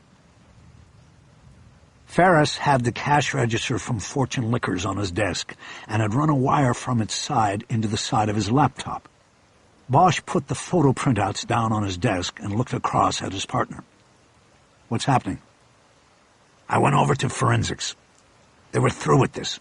No prints other than the victims. I'm just getting into the memory now. I can tell you the take for the day up until the murder was under $200. The victim would have had a hard time making a payment of $216 if that's what you think happened. Well, I've got some stuff on that to tell you. Anything else from forensics? Not much. They're still processing every... Oh, the GSR on the widow came back negative. But I guess we were expecting that. Bosch nodded. Since Mrs. Lee had discovered her husband's body, it was routine to test her hands and arms for gunshot residue to determine if she had recently discharged a firearm. As expected, the test came back negative for GSR. Bosch was pretty sure she could now be scratched from the list of potential suspects, even though she was barely on it in the first place. "How deep is the memory on that thing?" Bosch asked. "It looks like it goes back a whole year. I ran some averages. The gross income on that place was slightly less than $3,000 a week. You figure in overhead and cost of goods, insurance and stuff like that, and this guy was lucky if he was clearing $50 a year for himself. That ain't no way to make a living. Probably more dangerous down there doing what he did than being a cop on those streets." Yesterday, the Sun said business was down lately. Looking at this, I don't see where it was ever up. It's a cash business. He could have pulled money out of it in other ways. Probably, and then there was the guy he was paying off.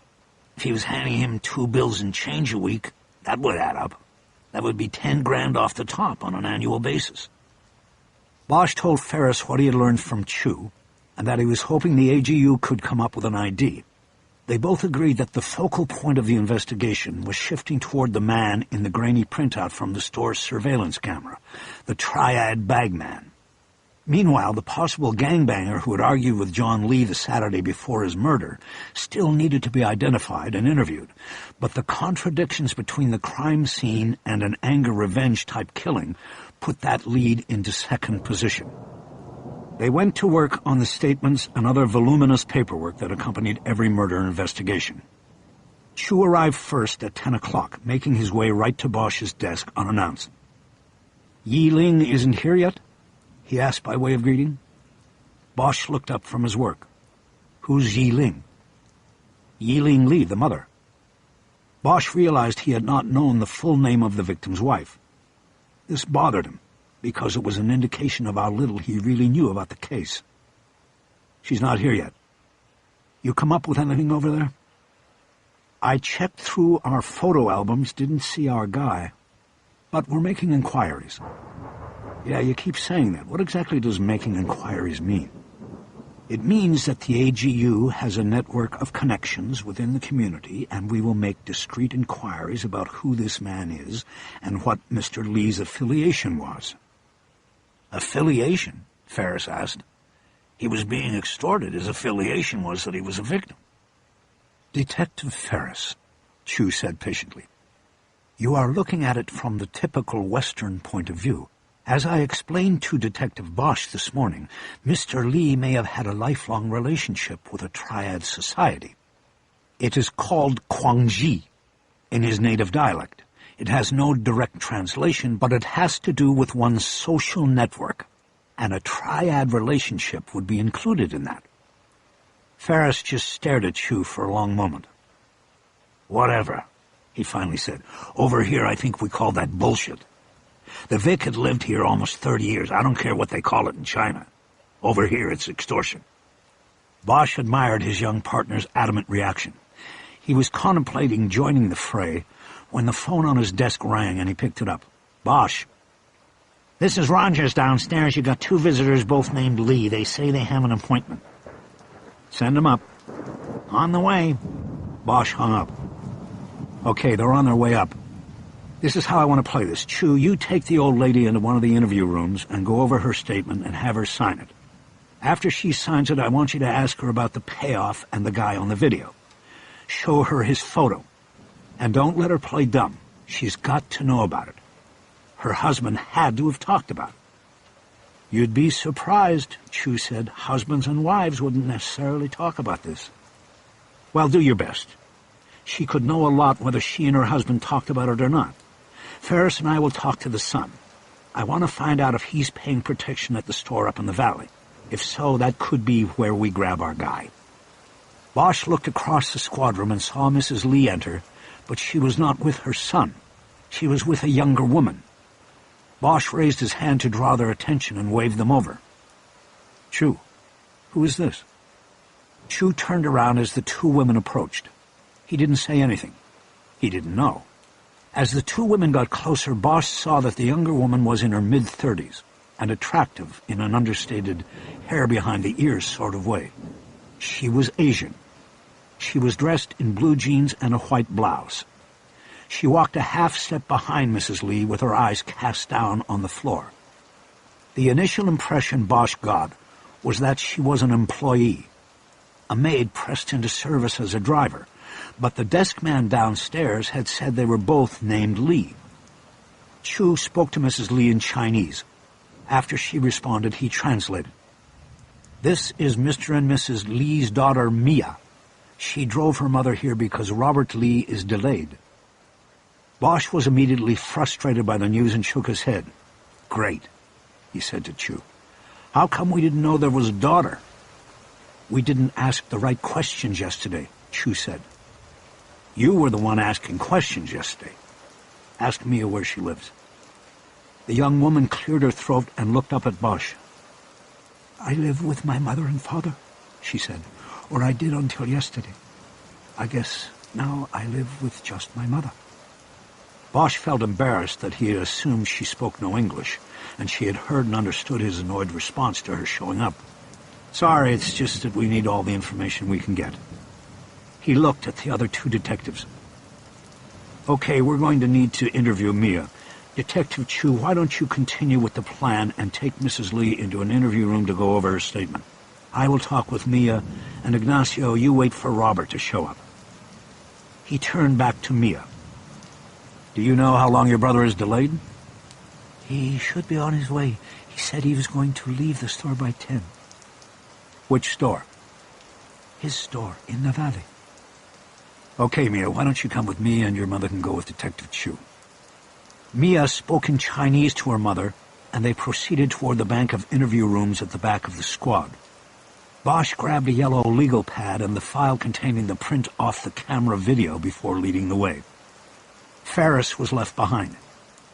"Harry, you want me to start with the son when he gets here?" he asked. "No," Bosch said. "Come and get me. I'll be in room 2. Bosch led the victim's daughter to a small, windowless room with a table in the middle. They sat down on either side of it, and Bosch tried to put a pleasant expression on his face. It was hard. The morning was starting off with a surprise, and he didn't like surprises coming up in his murder investigations. "Okay, Mia," Bosch said. "Let's start over. I am Detective Bosch. I am assigned as lead investigator on the case involving the murder of your father. I am very sorry for your loss." "Thank you." She had her eyes cast down to the tabletop. "Can you tell me your full name?" "Mia Ling Lee." Her name had been westernized with her given name first and the family name last, but she had not taken a wholly Western name like her father and brother. Bosch wondered if this was because the men were expected to integrate into Western society, while the women were held back from it. "When is your birthday?" "February 14th, 1980. "Valentine's Day?"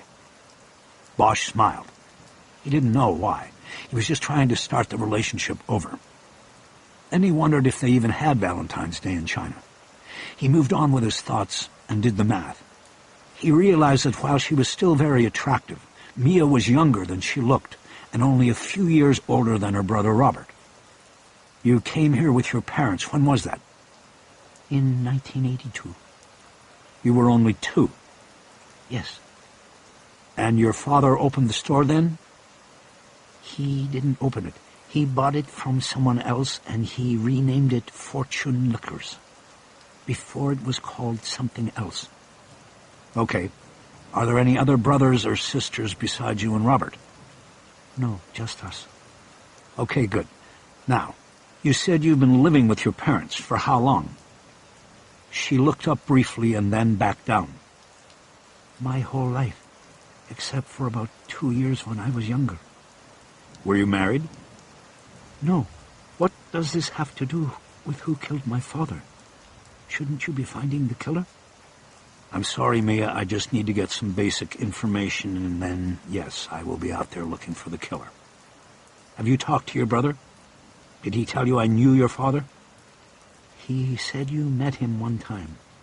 You didn't even really meet him. That's not knowing him." Bosch nodded. You're right, that was an exaggeration. I didn't know him, but because of the situation we were in when I met him, I feel like I sort of knew him. I want to find his killer, Mia, and I will. I just need you and your family to help me wherever you can. I understand. Don't hold anything back because you never know what might help us. I won't. Okay, what do you do for a living? I take care of my parents. You mean at home? You stay home and take care of your parents? Now she looked up and right into his eyes. Her pupils were so dark it was hard to read anything in them. Yes. Bosch realized he may have crossed into a cultural custom and standard he knew nothing about. Mia seemed to read him. It is tradition in my family for the daughter to care for her parents. Did you go to school? Yes, I went to university for 2 years. But then I came home. I cook and clean and keep the house. For my brother, too. Though he wants to move to his own place. But as of yesterday, everybody was living together. Yes. When was the last time you saw your father alive? When he left for work yesterday morning. He leaves about 9:30. I made him his breakfast. And your mother left then, too? Yes, they always go together. And then your mother came back in the afternoon? Yes, I make the supper and she comes for it every day. What time did she come home? She came home at 3 o'clock. She always does. Bosch knew that the family home was in the Larchmont area of the Wilshire district, and at least a half-hour drive from the store. The direct route would have been on surface streets the whole way. How long before she took the supper and went back to the store yesterday? She stayed about a half hour, and then she left. Bosch nodded. Everything was jibing with the mother's story and the timing and everything else they knew. Mia, did your father talk about anybody at work he was afraid of? Like a customer or anybody else? No. My father was very quiet. He didn't talk about work at home. Did he like living here in Los Angeles? No, I don't think so. Why? He wanted to go home to China, but he couldn't. Why not? Because when you leave, you do not come back. They left because Robert was coming. You mean your family left because of Robert? In our province, you could only have one child. They already had me, and my mother would not put me in the orphanage. My father wanted a son, and when my mother became pregnant, we came to America. Bosch did not know the specifics of China's one-child policies, but he was aware of them. It was a population containment plan that resulted in a higher value being placed on male births. Newborn females were often abandoned in orphanages or worse. Rather than giving up Mia, the Lee family had left the country for the USA. So your father wished all along he could have stayed and kept his family in China. Yes. Bosch decided that he had gathered enough information in this regard. He opened the file and removed the printout of the image from the store camera. He placed it in front of Mia. Who is that, Mia? Her eyes narrowed as she studied the grainy image. I don't know him. Did he kill my father? I don't know. You sure you don't know who he is? I'm sure. Who is he? We don't know yet, but we'll find out. Did your father ever talk about the triads? The triads? About having to pay them? She seemed very nervous about the question. I don't know about this. We didn't talk about it. You speak Chinese, right? Yes. Did you ever hear your parents talking about it? No, they didn't. I don't know about this. Okay, Mia. Then I think we can stop now. Can I take my mother home? As soon as she's finished talking to Detective Chu. What do you think will happen with the store now? Will your mother and brother run it? She shook her head. I think it will be closed. My mother will work in my brother's store now. What about you, Mia? Will anything change for you now? She took a long moment to consider this, as if she had not thought about it before Bosch had asked. I don't know. she finally said. Perhaps. Chapter 8. Back in the squad room, Mrs. Lee had already finished her interview with Chu and was waiting for her daughter. There was still no sign of Robert Lee, and Ferris explained that he called and said he could not get away from his store because his assistant manager had called in sick. After escorting the two women out to the elevator alcove, Bosch checked his watch and decided there was still time to get out to the valley and speak to the victim's son, and then get back downtown for the scheduled 2 p.m. autopsy. Besides that, he didn't need to be at the medical examiner's office for the preliminary procedures. He could roll in late. It was decided that Ferris would stay behind to work with forensics on the return of evidence gathered the day before. Bosch and Chu would go out to the valley to talk to Robert Lee. Bosch drove his Crown Vic with 220,000 miles on the odometer. The air conditioner worked, but just barely. As they got closer to the valley, the temperature started rising, and Bosch wished he had taken his suit jacket off before getting in the car. Along the way, Chu spoke first and reported that Mrs. Lee signed her statement and had nothing new to add to it. She had not recognized the man from the store video and claimed to know nothing about paying off the triad. Bosch then relayed what little information he had gleaned from Mia Ling Lee and asked Chu what he knew of the tradition of keeping an adult daughter home to care for her parents. She's a Cinderella, Chu said. Stays home and does the cooking and cleaning, stuff like that. Almost like a servant to her parents. They don't want them to get married and leave the house? No, man, it's free labor. Why would they want her to get married? Then they'd have to hire a maid and a chef and a driver. This way they get them all and don't have to pay. Bosch drove silently for a while after that, thinking about the life Mia Ling Lee lived. He doubted anything would change with the death of her father. There was still her mother to care for. He remembered something relating to the case and spoke again. She said the family would probably close the store now and just keep the one in the valley. It wasn't making any money anyway, Chu said. They might be able to sell it to somebody in the community and make a little bit. Not much for almost 30 years there. The Chinese immigrant story is not always a happy one, Chu said. What about you, Chu? You're a success. I'm not an immigrant. My parents were. Were? My mother died young. My father was a fisherman. One time his boat went out and it never came back. Bosch was silenced by the matter-of-fact way Chu had told his family tragedy. He concentrated on the drive. Traffic was rough, and it took them 45 minutes to get to Sherman Oaks. Fortune Fine Foods and Liquor was on Sepulveda, just a block south of Ventura Boulevard. This put it in an upscale neighborhood of apartments and condominiums below the even more upscale hillside residences. It was in a good location, but there didn't seem to be enough parking. Bosch found a spot on the street in front of a fire hydrant. He flipped down the visor, which had a card clipped to it showing a city vehicle identification code, and got out. Bosch and Chu had worked out a plan during the long ride up. They believed that if anyone knew about the triad payoffs besides the victim, it would be the son and fellow shop manager Robert. Why he would not have told the detectives about this the day before was the big question. Fortune Fine Foods and Liquor was something completely different from its counterpart in South L.A. This store was at least 5 times bigger, and it was brimming with the high-end touches that befit its neighborhood. There was a do-it-yourself coffee bar. The wine aisles had overhead signs displaying varietals and world regions of wine, and there were no gallon jugs stacked at the end.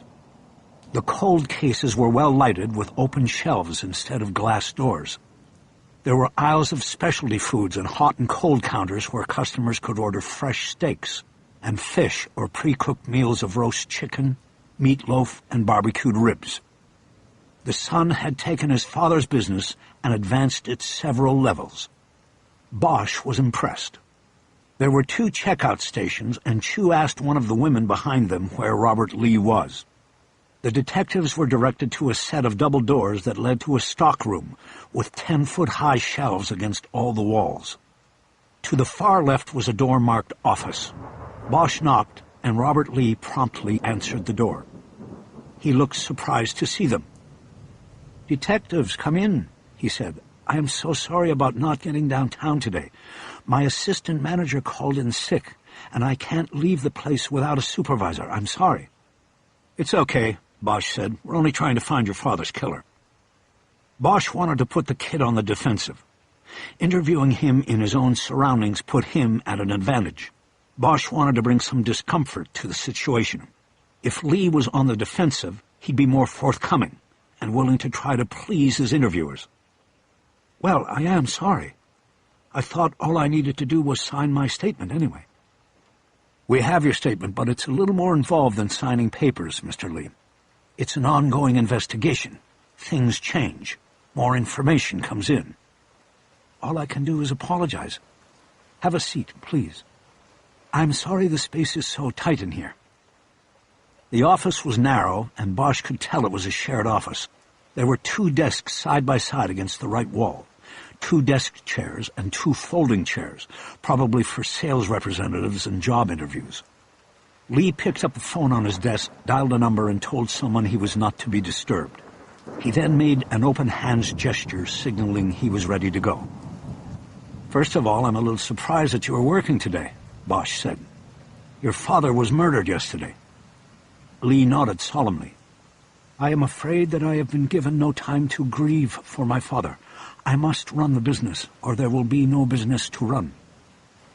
Bosch nodded and signaled to Chu to take over. He had typed up Lee's statement. As he went over it with Lee, Bosch looked around the office.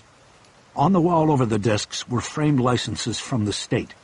Lee's 2004 diploma from the business school at the University of Southern California, and an honorable mention certificate for Best New Store of 2007 from the American Grocers Association.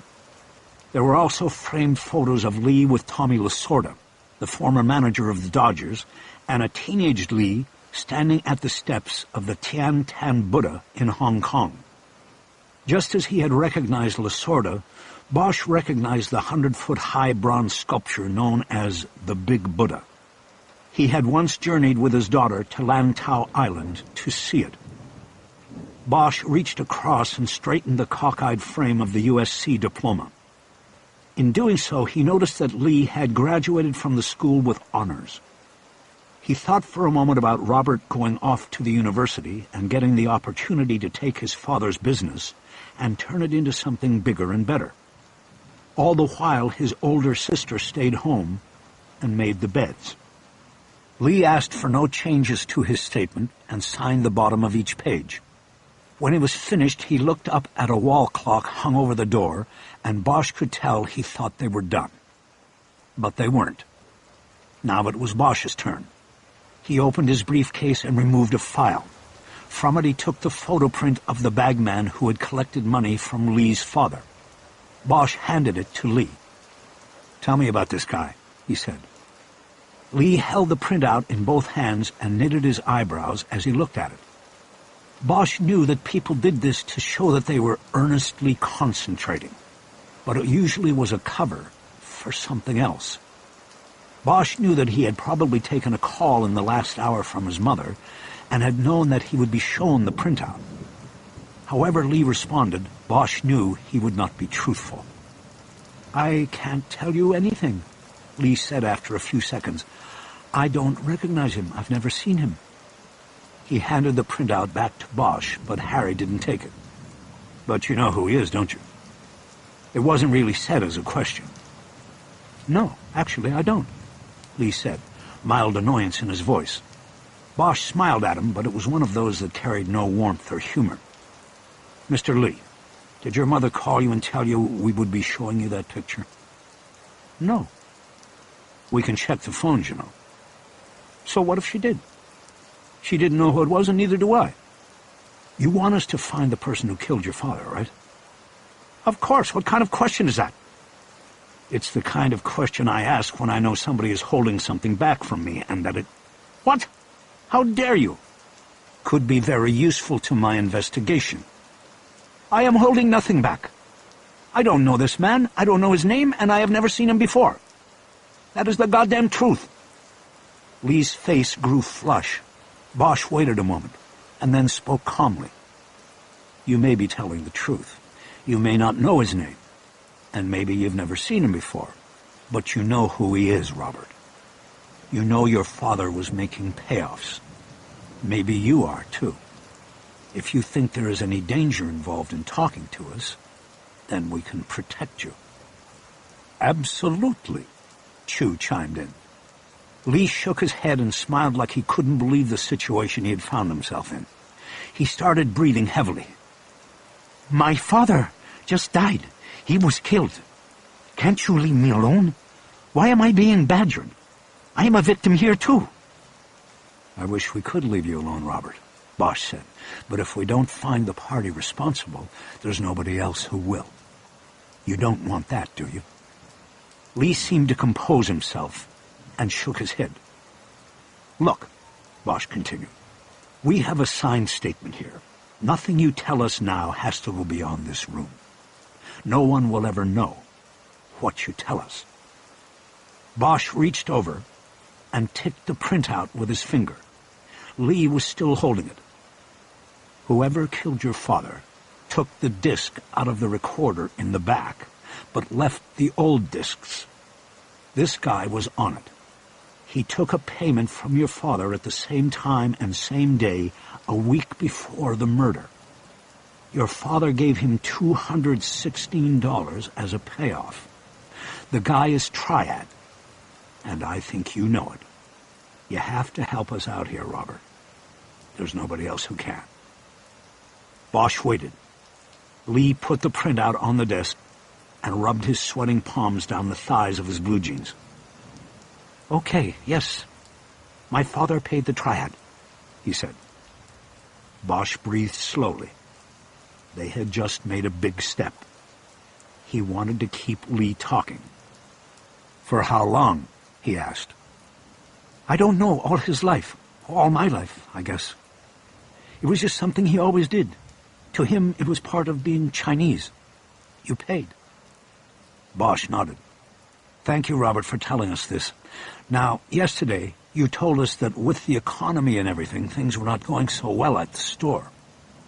Do you know, was your father behind on his payments? I don't know. Maybe. He didn't tell me. We didn't see eye to eye on that. What do you mean? I didn't think he should pay. I told him 1,000,000 times, this is America, Pop. You don't have to pay them. But he still paid. Yeah, every week. He was just old school. So you don't pay here. Lee shook his head, but his eyes darted to the side a moment. An easy giveaway. You do pay, don't you? No. Robert, I don't pay, because he paid for me. Now I don't know what will happen. Bosch leaned closer to him. You mean your father paid for both stores? Yes. Lee's eyes were cast down. He rubbed his palms on his pants again. The double payment, 108 times 2, was to cover both stores.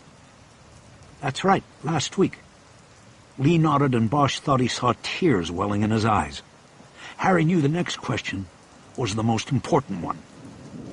What happened this week? I don't know. But you have an idea, right, Robert? He nodded again. Both stores are losing money.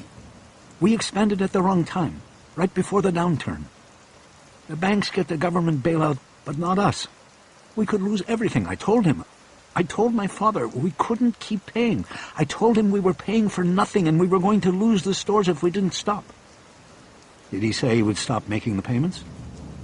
He didn't say that. He didn't say anything. I thought that meant he was going to keep on paying until we were out of business. It was adding up. $800 a month is a lot in a business like this. My old man, he thought if he found other ways... His voice trailed off. Other ways of what, Robert? Other ways of saving money. He became obsessed with catching shoplifters. He thought if he stopped the losses, he'd make a difference. He was from a different time. He didn't get it. Bosch leaned back in his chair and looked over at Chu. They had broken through and gotten Lee to open up. It would now be Chu's turn to move in with specific questions relating to the triad. "Robert, you have been very helpful," Chu said. "I want to ask you a few questions in regard to the man in the photo." "I was telling the truth. I don't know who he is. I never saw him before in my life."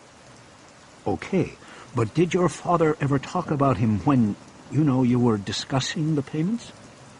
"He never used his name. He just said he would be upset if we stopped the payments."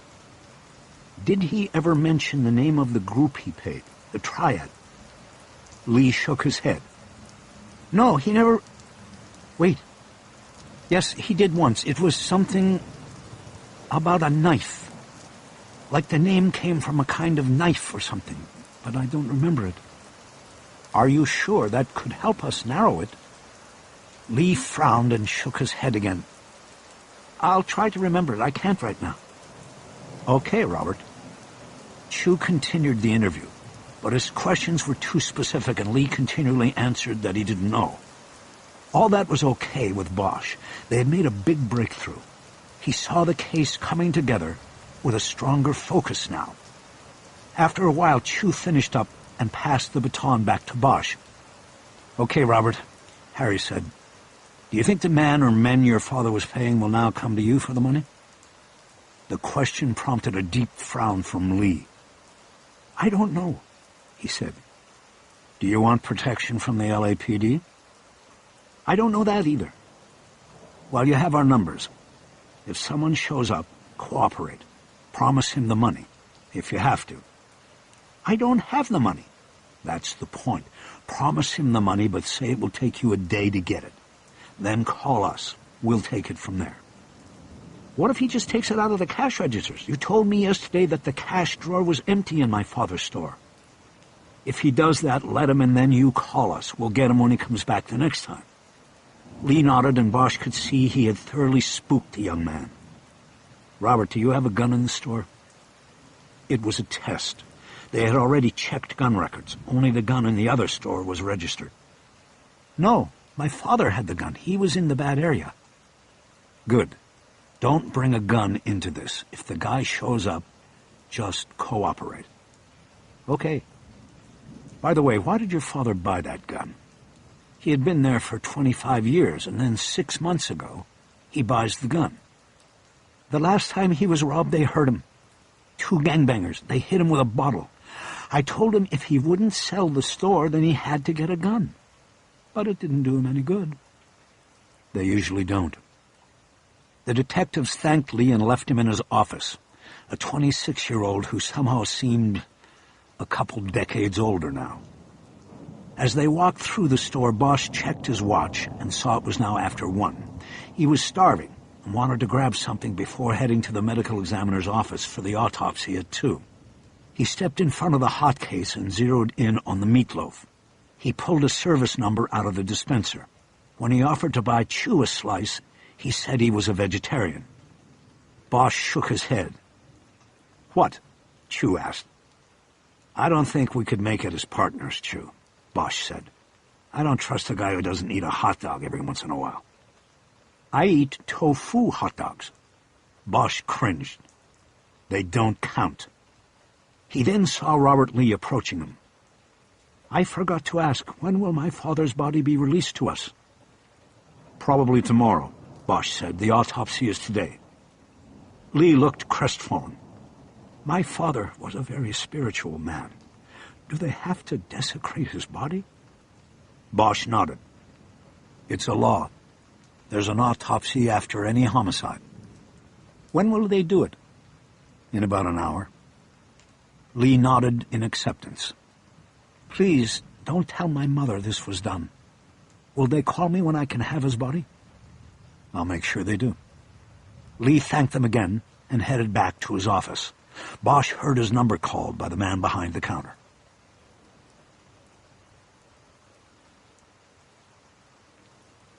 Chapter 9. On the way back downtown, Chu informed Bosch that after 14 years on the job, he had yet to witness an autopsy and didn't care to change course.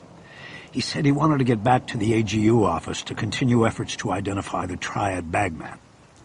Bosch dropped him off and then headed over to the county coroner's office on Mission Road. By the time he checked in, gowned up and got into Suite 3, the autopsy of John Lee was well underway. The coroner's office performs 6,000 autopsies a year. The autopsy suites were tightly scheduled and managed, and the medical examiners didn't wait for late-arriving cops. A good one could knock off a surgical autopsy in an hour. All of this was fine with Bosch. He was interested in the findings of the autopsy, not the process. John Lee's body was lying naked and violated on the cold stainless steel autopsy table. The chest had been opened and the vital organs removed. Dr. Sharon Laxmi was working at a nearby table where she was putting tissue samples on slides. "Afternoon, Doctor," Bosch said. Laxmi turned from her work and glanced back at him. Because of the mask and the hair cap Bosch was wearing, she could not readily identify him. Long gone were the days that the detectives could just walk in and watch. County health regs required the full protection package. "Bosch or Ferris?" "Bosch." "You're late. I started without you." Laxmi was small and dark. What was most noticeable about her was that her eyes were heavily made up behind the plastic shield of her mask. It was as if she realized that her eyes were the only feature people saw behind all the safety garb she wore most of the time. She spoke with a slight accent. But who didn't in L.A.? Even the chief of police sounded like he was from South Boston. "Yes, sorry, I was with the victim's son, and it ran kind of long." He didn't mention the meatloaf sandwich that had cost him some time as well. "Here's what you're probably looking for." She tapped the blade of her scalpel on one of 4 steel specimen cups, lined up to her left on the counter. Bosch stepped over and looked down into them. Each held one piece of evidence extracted from the body. He saw 3 deformed bullets and a single bullet casing. "You found a casing? Was it on the body?" "In it, actually." "In the body?" "That's right. Lodged in the esophagus." Bosch thought of what he had discovered while looking at the crime scene pictures. Blood on the victim's fingers, chin, and lips, but not his teeth. He had been right about his hunch. "It appears you're looking for a very sadistic killer, Detective Bosch." "Why do you say that?" "Because either he shoved a bullet casing down your victim's throat, or the ejected casing somehow landed in his mouth. Since the latter would be a 1,000,000 to 1 shot, I would go with the former." Bosch nodded, not because he subscribed to what she was saying, but because he was thinking of a scenario Dr. Laxmi hadn't considered. He thought he now had a bead on what had happened behind the counter at Fortune Liquors. One of the ejected casings from the shooter's gun had landed on or near John Lee as he lay dying on the floor behind the counter. Either he saw the shooter collecting the casings or knew they might be valuable evidence in the investigation of his own murder. With his last moment, Lee had grabbed the casing and tried to swallow it, to keep it from the shooter. John Lee's final act was to attempt to provide Bosch with an important clue. "Did you clean the casing, Doctor?" he asked. "Yes, blood had backed up into the throat, and the casing acted like a dam, keeping most of it out of the mouth. I had to clean it to see what it was." "Right." Bosch knew that the possibility of there being fingerprints on the casings were negligible anyway. The explosion of gases when a bullet fired almost always vaporized fingerprints on the casing. Still, the casing could be useful in determining a match to a weapon if the recovered slugs were too damaged. Bosch looked down into the evidence cups containing the slugs. He immediately determined they had been hollow points. They had mushroomed upon impact and were badly deformed. He could not tell if any of them would be useful for comparison purposes, but the casing was most likely a good, solid piece of evidence. The marks made by the weapon's extractor, firing pin, and ejector could be useful in identifying and matching the gun if it were ever found. The casing would link the victim to the gun. "You want to hear my summary and be on your way?" Laxmi asked. Sure, Doctor, run it down. While Laxmi gave a preliminary report on her findings, Bosch grabbed clear plastic evidence envelopes off a shelf over the table and bagged the slugs and casing separately. The casing looked like it had come from a 9mm round, but he would wait for confirmation from ballistics on that. He marked each envelope with his name as well as Laxmi's and the case number, and then lifted his splatter gown and put them in his coat pocket. The first shot was to the upper left chest, the projectile piercing the right ventricle of the heart and impacting the upper vertebrae, severing the spinal cord. The victim would have immediately dropped to the floor. The next two shots were to the right and left lower sternum. It is impossible to place an order on these two shots. Right and left lobes of the lungs were pierced, and the projectiles lodged in the back musculature. The result of the three shots was instant loss of cardiopulmonary function and subsequent death. I'd say he lasted no more than 30 seconds. The report on the spinal cord damage seemingly put Bosch's working theory of the victim intentionally swallowing the bullet casing in jeopardy. With the spinal cord damage, could he have had any hand and arm movement? Not for very long. Death was almost instantaneous. But he wasn't paralyzed, right? In those last 30 seconds, could he have picked up the casing and put it in his mouth? Laxmi considered the new scenario for a few moments before answering. I believe he would have indeed been paralyzed, but the projectile lodged in the fourth thoracic vertebra, cutting the cord there. This would have certainly caused paralysis, but it would begin at that point. The arms could still function. It would be a matter of time. As I said, his body would have ceased function inside a minute. Bosch nodded. His theory still worked. Lee could have quickly grabbed the casing with his last strength and put it in his mouth. Bosch wondered if the shooter knew this. He most likely had to move around the counter to look for the casings. In that time, Lee could have grabbed one of them. Blood found underneath Lee's body indicated that it had been moved. Bosch realized that it most likely occurred during the search for the missing shell. Bosch felt a growing excitement. The casing was a significant evidence find, but the idea that the shooter had made a mistake was even greater. He wanted to get the evidence over to tool marks and ballistics as soon as possible. Okay, Doctor, what else is there? There's something you might want to look at now rather than wait for the photos. Help me turn him. They moved to the autopsy table and carefully rolled the body over. Rigor mortis had come and gone, and the procedure was easy. Laxmi pointed to the ankles. Bosch moved down and saw that there were small Chinese symbols tattooed at the back of Lee's feet. It looked like either 2 or 3 symbols on each foot, located on either side of the Achilles tendon. You photographed these? Yes, they'll be in the report. Anybody around here who can translate these? I don't think so. Dr. Ming might be able to, but he is on a vacay this week. Okay, can we slide him down a bit so I can hook the feet over the edge and take a picture? She helped him move the body down the table. The feet went over the edge, and Bosch positioned the ankles right next to each other so the Chinese symbols were in line across. He reached under his gown and pulled out his cell phone. He switched it to camera mode and took 2 photos of the tattoos. Okay. Bosch put the phone down, and they turned the body back over and moved it back up into place on the table. Bosch took off his gloves and threw them into the medical waste receptacle, then picked his phone back up and called Chu. What's your email? I want to send you a photo. Of what? Chinese symbols that were tattooed on Mr. Lee's ankles. I want to know what they mean. Okay. Chu gave him his department email. Bosch checked his camera work and sent the clearest photo to him, then put the phone away. Dr. Laxmi, is there anything else I need to know here? I think you got it all, Detective. Except there's one thing that maybe the family will want to know. What's that? She gestured to one of the organ bowls she had spread across the work counter. The bullets only brought about the inevitable. Mr. Lee was dying of cancer. Bosch stepped over and looked into the tray.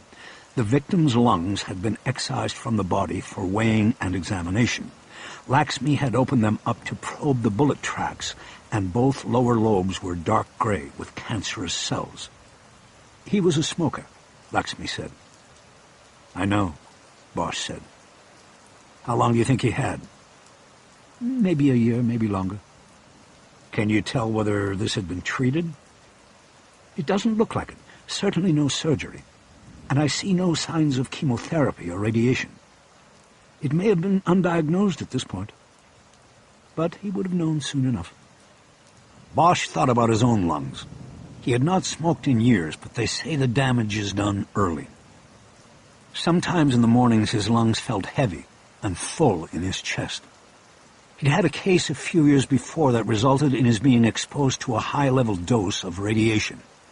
He'd cleared medical on it, but always sort of thought or hoped that the blast had knocked down anything that might be growing in his chest. Bosch took out his cell phone again and once more put it on camera function. He leaned over the bowl and shot a photo of the ravaged organs. What are you doing? Lakshmi asked. I want to send it to somebody. He checked the photo, and it was clear enough. He then sent it off in an email. Who? Not the family, I hope. No, my daughter. Your daughter?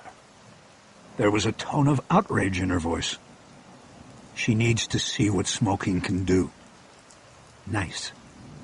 She said nothing else.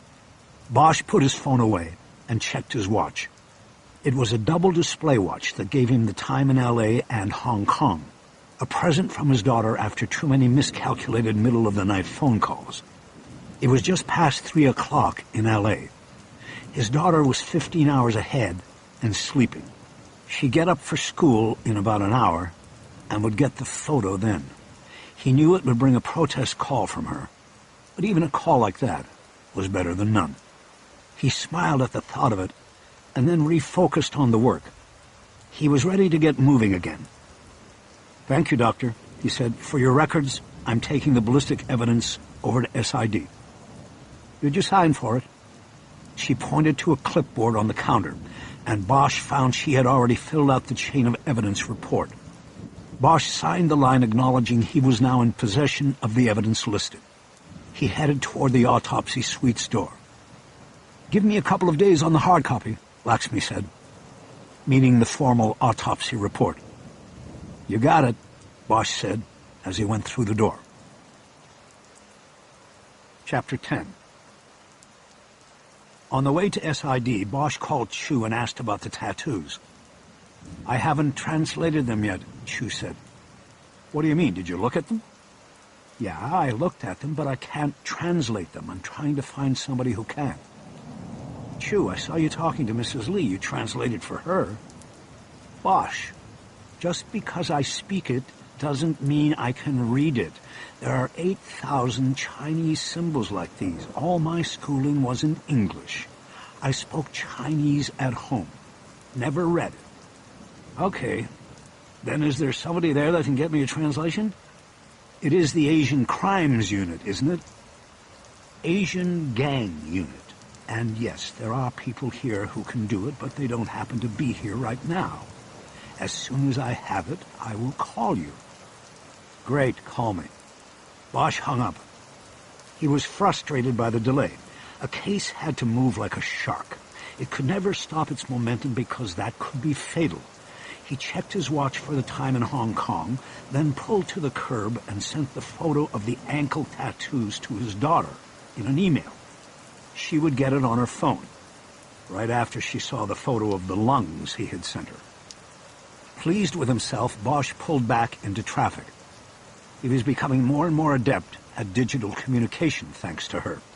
She had insisted that they communicate on all modern levels, email, text, video. She had even tried unsuccessfully to get him onto something called Twitter. He insisted in return that they also communicate the old-fashioned way, verbal conversation. He made sure their phones were covered by international call plans. He made it back to the PAB a few minutes later and went straight to the tool marks and ballistics unit on the 4th floor. He took his 4 plastic evidence bags to a technician named Ross Malone. His job was to take bullet slugs and casings and use them to attempt to identify the make and model of the firearm they came from. Later, in the event that a gun was recovered, he would be able to match the bullets to it through ballistic testing and analysis. Malone began with the bullet casing, using a set of tweezers to take it from its packaging, and then hold it under a high-powered magnifying glass with a lighted rim. He studied it for a long moment before speaking. "Corbon 9mm, he said, "and you're probably looking for a Glock." Bosch was expecting him to confirm the size of the round and identify the brand, but not to name the make of weapon that had fired the bullet. "How do you know that?" "Take a look." Malone was on a stool in front of the magnifying glass, which was attached to an adjustable arm anchored to the work table. He moved it over slightly so Bosch could look over his shoulder. He was holding the back end of the casing into the light and magnification. Bosch could read the words Corbon stamped into the outer edge of the cap. At center was a depression made when the gun's firing pin had struck the primer, firing the bullet. "You see how the impression is elongated, almost rectangular?" Malone asked. "Yeah, I see it." "That's Glock. Only Glocks have the rectangle because the firing pin is rectangular. So you are looking for a 9mm Glock. They have several different models that would apply." "Okay, that helps. Anything else?" Malone pulled the glass back over in front of him and turned the bullet casing underneath it. "You have clear extractor and ejector marks here. You bring me the gun, and I think I'll be able to match it."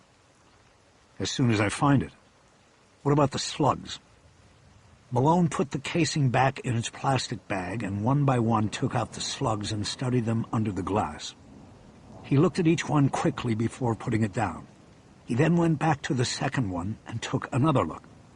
Then he shook his head. "These aren't much use. They're not in good shape. The casing is going to be your best bet for comparison. Like I said, you bring me the weapon, I'll match it up." Bosch realized that John Lee's last act was growing in importance. He wondered if the old man could have known what he was doing, or if it had just been the last desperate act of a man who knew he was dead. Bosch's quiet contemplation prompted Malone to speak up. "Did you touch this casing, Harry?" "No, but Dr. Laxmi at the ME sprayed blood off it with water. It was found inside the victim." "Inside? That's impossible. There's no way a casing could—" "I don't mean he was shot with it. He tried to swallow it. It was in his throat." "Oh, that's different." "Yeah." "And Laxmi would have been gloved up when she found it." "Right. What's up, Ross?" "Well, I was thinking, we got a flyer about a month ago from Layton's. It said they were getting ready to start using some new state-of-the-art electro-something or other method of raising prints on brass casings, and they were looking for test cases. You know, to get it into court." Bosch stared at Malone.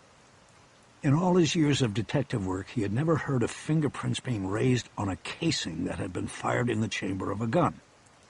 Fingerprints were made of oils from the skin. They burned up in the millisecond of explosion in the chamber. "Ross, you sure you're talking about spent casings?" "Yeah, that's what it said. Terry Sopp is the tech over there handling it. Why don't you go see her?" "Give me back the casing and I will." 15 minutes later, Bosch was with Terry Sopp in the SID's Layton Fingerprints lab. Sopp was a senior examiner and had been around nearly as long as Harry. They had an easy comfort with each other, but Bosch still felt he had to finesse the meeting and lead Sopp to the water. "Harry, what's the story?" It was how she always greeted Bosch. "The story is I caught a case yesterday down south, and today we recovered a single bullet casing from the shooter's gun." Bosch raised his hand, holding out the evidence bag with the casing in it. Sopp took it, held it up, and squinted as she studied it through the plastic. "Fired?" "Yep. I know it's a long shot, but I was hoping maybe there'd be a print on it. I don't have much else going on the case at the moment." "Well, let's see. Normally you'd have to wait your turn, but seeing how we go back about 5 police chiefs..." "That's why I came to you, Terry." Sopp sat down at an examination table and, like Malone, used a pair of tweezers to pull the casing from the evidence bag. She first fumed it with cyanoacrylate and then held it under an ultraviolet light. Bosch was watching over her shoulder and had the answer before Sopp voiced it. "You have a smear here. Looks like somebody handled it after it was fired, but that's all." Shit. Bosch guessed that the smear had most likely been left on the casing when John Lee grabbed it and put it in his mouth. "Sorry, Harry." Bosch's shoulders sagged. He knew it was a long shot, or maybe a no shot, but he was hoping to convey to Sopp how much he had counted on getting a print. Sopp started to put the casing back into the evidence envelope. "Tool marks look at this yet?" "Yeah, I just came from there." She nodded. Bosch could tell she was thinking about something. "Harry, tell me about the case. Give me the parameters." Bosch summarized the case, but left out the detail about the suspect they had pulled out of the surveillance video. It made it sound like the investigation was almost hopeless. No evidence, no suspect, no motive other than common robbery. Zip. Nada. Nothing. "Well, there's one thing we might be able to do," Sopp said. "What's that?" "We'll be putting a bulletin out by the end of the month on this. We're gearing up for electrostatic enhancement. This might be a good first case for us." "What the hell is electrostatic enhancement?" Sopp smiled like the kid who still had candy after you were all out. "It's a process that was developed in England with the Northamptonshire Police, by which fingerprints can be raised on brass surfaces such as bullet casings by using electricity." Bosch looked around, saw an empty stool at one of the other workstations and dragged it over. He sat down. "How's it work?" "Okay, here's the deal. When you load bullets into a revolver or a magazine for an automatic, it is a precise process. You hold each bullet between your fingers and you push it in. You apply pressure. It would seem like a perfect setup for leaving prints, right?" "Well, until the gun is fired." "Exactly. A latent print is essentially a deposit of the sweat that builds between the grooves of your fingerprint. The problem is, when a gun is fired and the casing is ejected, the latent print usually disappears in the explosion. It's rare that you pull a print off a spent shell, unless it belongs to the person who picked it up off the ground after." "All this I know," Bosch said. "Tell me something I don't know." Okay. "Well, this process works best if the gun is not immediately fired. In other words, for this process to be successful, you need a situation where maybe the bullet was loaded into the gun, but then allowed to sit in there for at least a few days. The longer the better, because if it's sitting in there, the sweat that forms the latents is reacting with the brass. You understand?" "You mean there's a chemical reaction?" "Exactly, a microscopic chemical reaction. Your sweat is made up of a lot of different things, but mostly sodium chloride, salt. It reacts with the brass, corrodes it, and leaves its mark. But we just can't see it." "And the electricity lets you see it?" "Exactly. We run a 2500-volt charge through the casing, dust it with carbon, and then we see it. We've run several experiments so far. I've seen it work.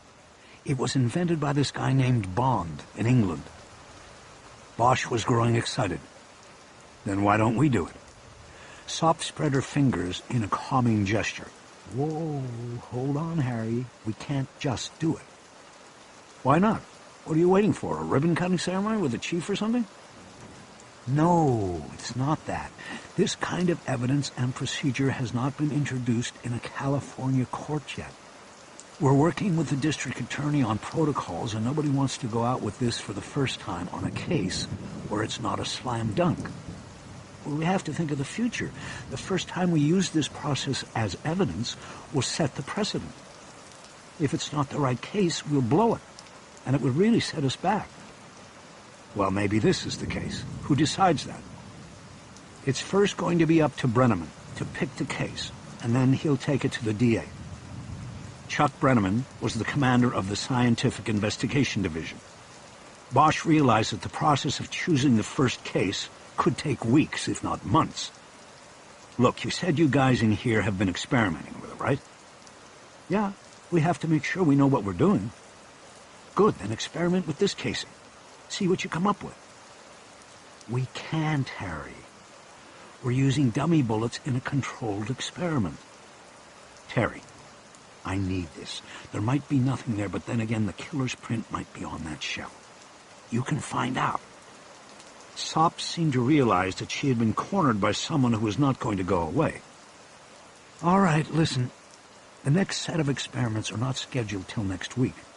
I can't promise anything, but I'll see what I can do. Thanks, Terry. Bosch filled the chain of evidence form out and left the lab. He was excited about the possibility of using the new science to possibly get the killer's print. It almost felt to him as if John Lee had known about electrostatic enhancement all along. The thought sent a different kind of electricity down Bosch's spine. As he stepped out of the elevator on the 5th floor, he checked his watch and saw that it was time to call his daughter. She would be walking down Stubbs Road to the Happy Valley Academy. If he didn't get her now, he would have to wait until after school was out. He stopped in the hallway outside the squad room, pulled his phone, and hit the speed dial. The Trans-Pacific call took 30 seconds to connect. Dad, what's with the picture of a dead person? He smiled. Hello to you, too. How do you know he's dead? Let's see. My dad investigates murders, and he sends me bare feet on a steel table. And what is this other picture? The guy's lungs? That is so gross. He was a smoker. I thought you should see that. There was a moment of silence, and then she spoke very calmly. There was no little girl in her voice now. Dad, I don't smoke. Yeah, well, your mother told me you smell like smoke when you come home from hanging out with your friends at the mall. Yeah, that might be true, but it's not true that I smoke with them. Then who do you smoke with? Dad, I don't. My friend's older brother hangs out sometimes to watch over her. I don't smoke, and neither does he. He? I thought you said your friend was a her. She said the name again, this time putting a heavy Chinese accent on it. It sounded like Hiya. Hiya is a her. Hiya is her name. It means river. Then why don't you call her River? Because she's Chinese, and so I call her by her Chinese name. Must get like Abbott and Costello calling a she he. Like who? Bosch laughed. Never mind. Forget the lungs, Matty. If you tell me you don't smoke, I believe you.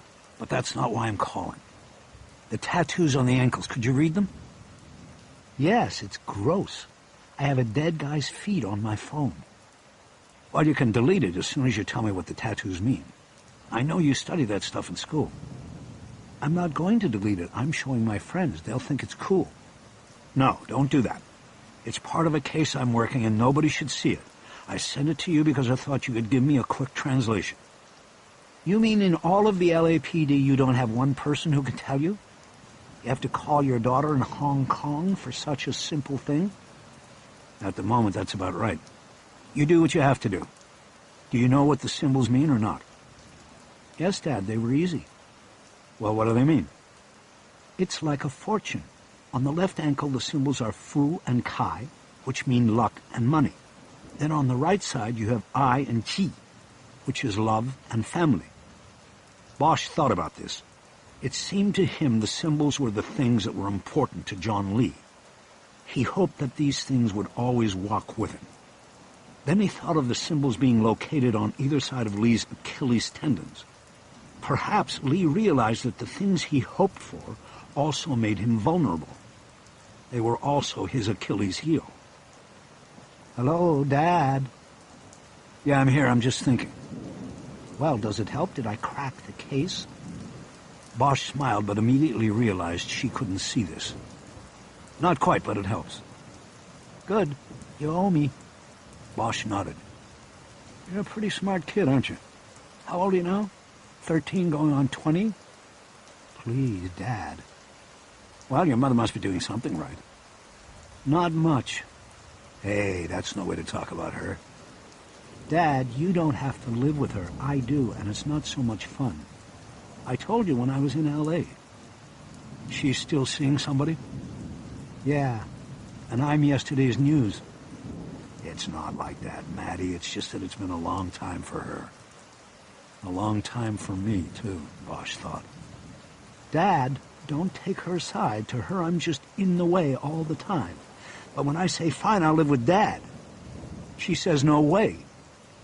You should be with your mother. She's raised you. Look, in a month, I'll be coming over for a week. We can talk about all of this then. With your mother. Whatever. I gotta go. I'm here at school. All right, say hello to he. The she, for me. Funny, Dad. Just don't send me any more pictures of lungs, okay? Next time, it will be a liver. Or maybe a spleen. Spleen's photograph real nice. Dad. He closed the phone and let her go. He thought about what had been said during the conversation.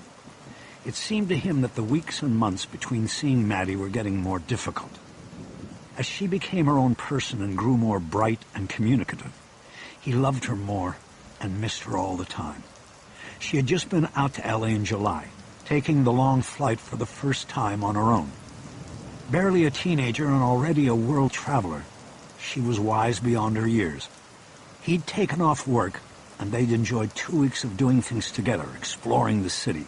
It had been a wonderful time for him, and at the end it was the first time she had ever mentioned wanting to live in Los Angeles. With him. Bosch was smart enough to realize that these sentiments were expressed after 2 weeks of full-time attention from a father who began each day by asking what she wanted to do. It was far different from the full-time commitment of her mother, who raised her day by day while making a living for them. Still, the toughest day Bosch had ever had as a part-time father was the day he took his daughter back to the airport and put her on the plane to fly home alone. He half expected her to bolt and run, but she got on, under protest, and then was gone. He'd felt a hollowness inside ever since. Now, his next vacation and trip to Hong Kong wasn't scheduled for 2 months, and he knew it was going to be a long, tough wait until then. Harry, what are you doing out here? Bosch turned. His partner Ferris was standing there, having come out of the squadron, probably to use the restroom. I was talking to my daughter. I wanted some privacy. She all right? She's fine. I'll meet you back in the squad. Bosch headed toward the door, putting his phone back in his pocket. Chapter 11. Bosch got home at 8 that night, coming through the door with a to-go bag from the In-N-Out down on Cahuenga. Honey, I'm home, he called out as he struggled with the key, the bag, and his briefcase. He smiled to himself and went directly into the kitchen. He put his briefcase down on the counter, grabbed a bottle of beer out of the refrigerator, and went out to the deck. Along the way, he turned on his CD player, leaving the sliding door open so the music could mingle on the deck with the sound of the 101 freeway down in the pass. The deck was positioned with a northeasterly view stretching across Universal City, Burbank, and onto the San Gabriel Mountains. Harry ate his 2 hamburgers, holding them over the open bag to catch drippings, and watched the dying sun change the colors of the mountain slopes. He listened to 7 Steps to Heaven off Ron Carter's Dear Miles album. Carter was one of the most important bassists of the last 5 decades. He had played with everybody, and Bosch often wondered about the stories he could tell, the sessions he'd sat in on, and the musicians he knew. Whether on his own recordings or on somebody else's, Carter's work always stood out. Harry believed this was because, as a bassist, he could never really be a sideman. He was always the anchor. He always drove the beat, even if it was behind Miles Davis's horn. The song now playing had an undeniable momentum to it, like a car chase. It made Bosch think about his own chase and the advances that had been made through the day. He was satisfied with his own momentum, but uncomfortable with the realization that he had moved the case to a point where he was now reliant on the work of others. He had to wait on others to identify the triad bagman, He had to wait on others to decide whether to use the bullet casing as a test case for their new fingerprint technology. He had to wait on somebody to call. Bosch was most at home in a case when he was pushing the action himself, setting the track for others to follow. He wasn't a sideman. He had to drive the beat, and at this juncture, he had pushed it just about as far as he could. He started thinking about his next moves, and the options were few. He could start hitting Chinese-owned businesses in South LA with the photo of the triad bagman, but he knew it would likely be an exercise in futility. The cultural divide was wide. No one would willingly identify a triad member to the police. Nevertheless, he was prepared to go that route if nothing else broke soon. It would at least keep him moving. Momentum was momentum, whether you found it in music or on the street or in the beat of your own heart. As the lights started to disappear from the sky, Bosch reached into his pocket and pulled out the book of matches he always carried. He thumbed it open and studied the fortune. Since the night he first read it, he had taken it seriously. He believed that he was a man who had found refuge in himself. Over time, at least. His cell rang as he was chewing his last bite. He pulled the phone and checked the screen. The ID was blocked, but he answered anyway. Bosch. Harry, David Chu. You sound like you're eating. Where are you? His voice was tight with excitement. I'm at home. Where are you? Monterey Park. We got him. Bosch paused for a moment. Monterey Park was a city in the East County where nearly 3/4 of the population was Chinese. 15 minutes from downtown, it was like a foreign country with impenetrable language and culture. Who have you got? He finally asked. Our guy, the suspect. You mean you got an ID? We got more than an ID. We got him. We're looking right at him. There were several things about what Chu was saying that immediately bothered Bosch. First of all, who is we? I'm with the MPPD. They ID'd our guy off the video and then took me right to him. Bosch could feel the pulse pounding in his temple. No doubt getting the ID of the triad bagman, if it was legit, was a big step in the investigation. But everything else he was hearing wasn't. Bringing another police department into the case and moving in on the suspect were potentially fatal mistakes and should have never been even considered without the lead investigator's knowledge and approval. But Bosch knew he couldn't go off on Chu. Not yet. He had to stay calm and do his best to contain a bad situation. Detective Chu, listen closely to me. Did you make contact with the suspect? Contact? No, not yet. We were waiting for the right moment. He's not alone right now. Thank God for that, Bosch thought, but didn't say. Has the suspect seen you? No, Harry, we're across the street. Bosch let out some more air. He was beginning to think that the situation might be salvageable. Okay, I want you to hold where you are and tell me what moves you've made and where exactly we're at. How did you get to Monterey Park? The AGU has a strong relationship with Monterey Park's gang detail. Tonight after work, I took the photo of our guy by to see if anybody recognized him. I got a positive ID from the third guy I showed it to. The third guy?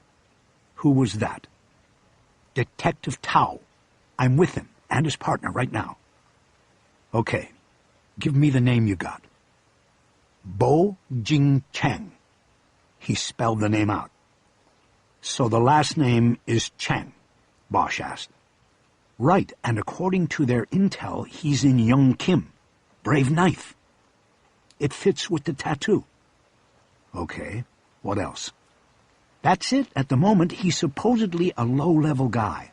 All these guys have real jobs. He works at a used car lot here in MP. He has been here since '95 and has dual citizenship.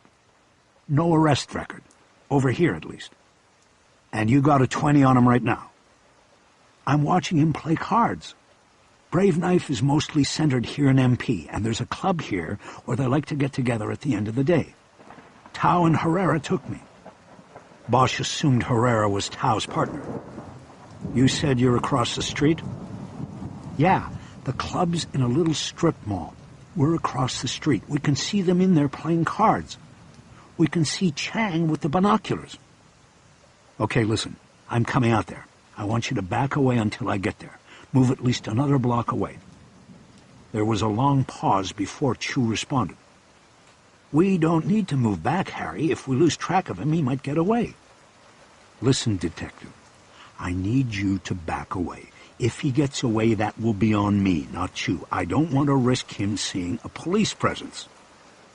We're across the street, Chu protested. 4 lanes. Chu, you're not listening. If you can see him, then he can see you. Back the fuck away. I want you to move at least a block down the street and wait for me. I'll be there in less than 30 minutes. This is going to be embarrassing, Chu said in a near whisper.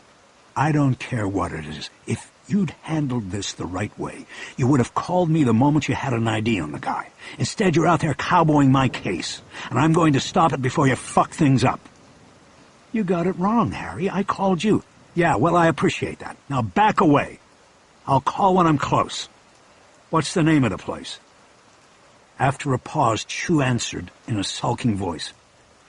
It's called Club 88. It's on Garvey, about 4 blocks west of Garfield. Take the 10 out to... I know how to get there. I'm on my way. He closed the phone to end any further dispute and debate. Chu was on notice. If he didn't back off or control the 2 Monterey Park officers, then his ass would belong to Bosch in an internal complaint process.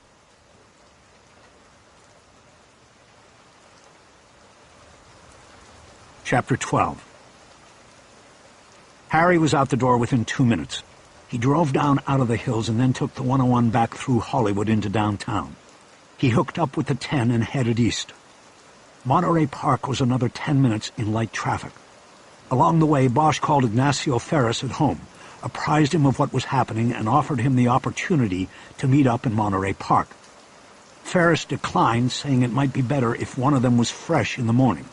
Besides, he was knee-deep in the forensic analysis of the financial aspects of the case, trying to determine how bad business had gotten for John Lee and how deeply he might have been entrenched with the triad. Bosch agreed and closed the phone. He had expected his partner to decline the invitation. His fear of the streets was becoming more and more evident, and Bosch was just about out of time waiting for him to come around. But Ferris seemed to go out of his way to find work that could be done inside the squad room. Paperwork, computer runs, and financial backgrounding had become his specialties. Oftentimes, Bosch had to recruit other detectives to go outside the building with him, even for simple assignments like interviewing witnesses.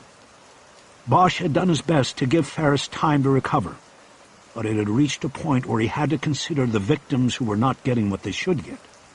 It was hard to conduct a relentless investigation when your partner was tethered to a desk chair. Garfield was a main north-south corridor, and he got a full view of the city's commercial district as he headed south. Monterey Park could easily pass for a ground-level district neighborhood in Hong Kong. The neon, the colors, the shops, and the language on the signs were geared toward a Chinese-speaking populace. The only thing missing were the towers rising high above. Hong Kong was a vertical city. Monterey Park was not. He turned left on Garvey and pulled his phone to call Chu. Okay, I'm on Garvey. Where are you? Come down and you'll see the big supermarket on the south side. We're in the lot. You'll pass the club on the north side before you get here. Got it. He closed the phone and kept driving, his eyes scanning the neon on the left side. Soon he saw the red 88 glowing above the door of a small club with no other demarcation on it. Seeing the numeral, rather than hearing the spoken number from Chu, prompted a realization. It was not the address of the place. It was a benediction. Bosch knew from his daughter and his many visits to Hong Kong that 8 was a lucky number in Chinese culture. The numeral symbolized infinity, the infinity of luck or love or money or whatever it was you wanted in life. Apparently the members of Brave Knife were hoping for double infinity by putting 88 over their door. As he drove by, he could see light behind the front plate glass window. The slotted blinds were turned open slightly, and Bosch could see about 10 men either sitting or standing around a table. Harry kept going, and 3 blocks later pulled into the parking lot of the Big Lao supermarket. He saw a government-model Crown Victoria at the far end of the lot. It looked too new to be LAPD, and he figured Chu was riding with the MPPD. He pulled into the space next to it. Everybody put their windows down, and Chu made introductions from the back seat. Herrera was behind the wheel and Tao was riding shotgun. Neither of the Monterey Park officers was close to 30 years old, but that was to be expected. The small cop shops in the outlying cities around Los Angeles acted as feeder departments for the LAPD. They signed up young, got a few years' experience, and then applied to the LAPD or the LA County Sheriff's Department, where carrying the badge was seen as more glamorous and fun, and the added experience gave them an inside edge. "You ID'd Chang?" Bosch asked Tao. "That's right," Tao said. "I pulled him over on an FI stop 6 months ago. When Davy came around with the photo, I remembered him." "Where was this?" While Tao spoke, his partner kept his eyes on Club 88 up the street. Occasionally, he raised a pair of binoculars to check out people going or coming more closely. "I ran across him in the warehouse district down at the end of Garvey. It was late, and he was driving a panel van. Looked like he was lost. He let us look, and the van was empty, but I figured he was going to make a pickup or something. A lot of counterfeit goods go through those warehouses. It's easy to lose your way in there, because there's so many of them and they all look the same. Anyway, the van wasn't his. It was registered to Vincent Singh. He lives in South Pasadena, but he's pretty well known to us as a member of Brave Knife. He's a familiar face. He has a car lot here in MP, and Chang works for him." Bosch understood the procedure. Tao had pulled the van over, but with no probable cause to search it or to arrest Chang, he was reliant on Chang's volunteerism. They filled out a field interview card with information he provided and checked the back of the van after being given permission. "And what, he just volunteered that he was in Brave Knife Triad?" "No," Tao said indignantly. "We noted his tattoo and the ownership of the vehicle. We put 2 and 2 together, Detective." "That's good. Did he have a DL?" "He did, but we already checked that address tonight. It's no good. He moved." Bosch glanced back at Chu in the back seat. This meant that if the address on Chang's driver's license had been correct, they probably would have already encountered the suspect without Bosch. Chu looked away from Bosch's stare. Bosch checked himself and tried to stay cool. If he blew up on them, he would lose all cooperation, and the case would suffer for it. He didn't want that. "You have the shake card with you?" he asked Tao. Tao handed a 3x5 card out the window and across to Bosch. Harry put the overhead light on and read the information handwritten on the card. Since field interviews had been challenged repeatedly over the years by civil rights groups as unwarranted shakedowns, the information forms filled out by officers were universally referred to as shake cards. Bosch studied the information on Bo-Jing Chang. Most of it had already been relayed to him. But Tao had conducted a very thorough field interview. There was a cell phone number written on the card. It was a watershed moment. "This number is good?" "I don't know about now. These guys dump phones all the time." "But it was good then. I called it right on the spot to make sure he wasn't fucking with me. So all I can tell you is that it was good back then." "Okay, we have to confirm it. You're just going to call the guy up and say, 'How you doing?'" "No, you are. Block your ID and call the number in 5 minutes. If he answers, tell him you've got the wrong number. Let me borrow the binocs. And Davy, you come with me." "Wait a minute," Tao said. "What are we doing fucking with the phones?" "If the number's still good, we can go for a wire. Give me the glasses. You call while I'm watching and we confirm. Get it?" "Sure." Bosch handed the shake card back to Tao and took the binoculars in return. Chu got out of their car, came around to Bosch's ride, and got in. Bosch pulled out onto Garvey and headed toward Club 88. He scanned the parking lots, looking for a place to get close. "Where were you parked before?" "Up there, on the left." He pointed to a lot, and Bosch pulled in, circled around, and killed the lights as he pulled into a space that was facing Club 88 across the street. "Take the glasses and see if he answers his phone," he told Chu. As Chu zeroed in on Chang, Bosch studied the entire view of the club, looking for anyone who might be looking out the window in their direction. "Which one is Chang?" he asked. "He's at the left end next to the guy in the hat." Bosch picked him out, but he was too far away for Harry to make any confirmation of Chang as the man in the video from Fortune Liquors. "You think it's him, or are you just going with Tao's ID?" he asked. "No, it's a good ID," Chu said. "It's him." Bosch checked his watch. Herrera should have made the call. He was growing impatient. "What are we doing, anyway?" Chu said. "We're building a case, Detective. We confirm that number, then we get a warrant for a wire. We start listening to him, and we find things out, who he talks to, what he's up to. Maybe we hear him talk about Lee. Maybe we don't, and we spook him, and we see who he calls. We start closing in. The point is, we take our time and do it right. We don't ride in on horses, shooting up the town." Chu didn't respond. He kept the binoculars locked on his eyes. "Tell me something," Bosch said. "Do you trust those two guys, Tao and Herrera?" Chu didn't hesitate. "I trust them. You don't?" "I don't know them, so I can't trust them.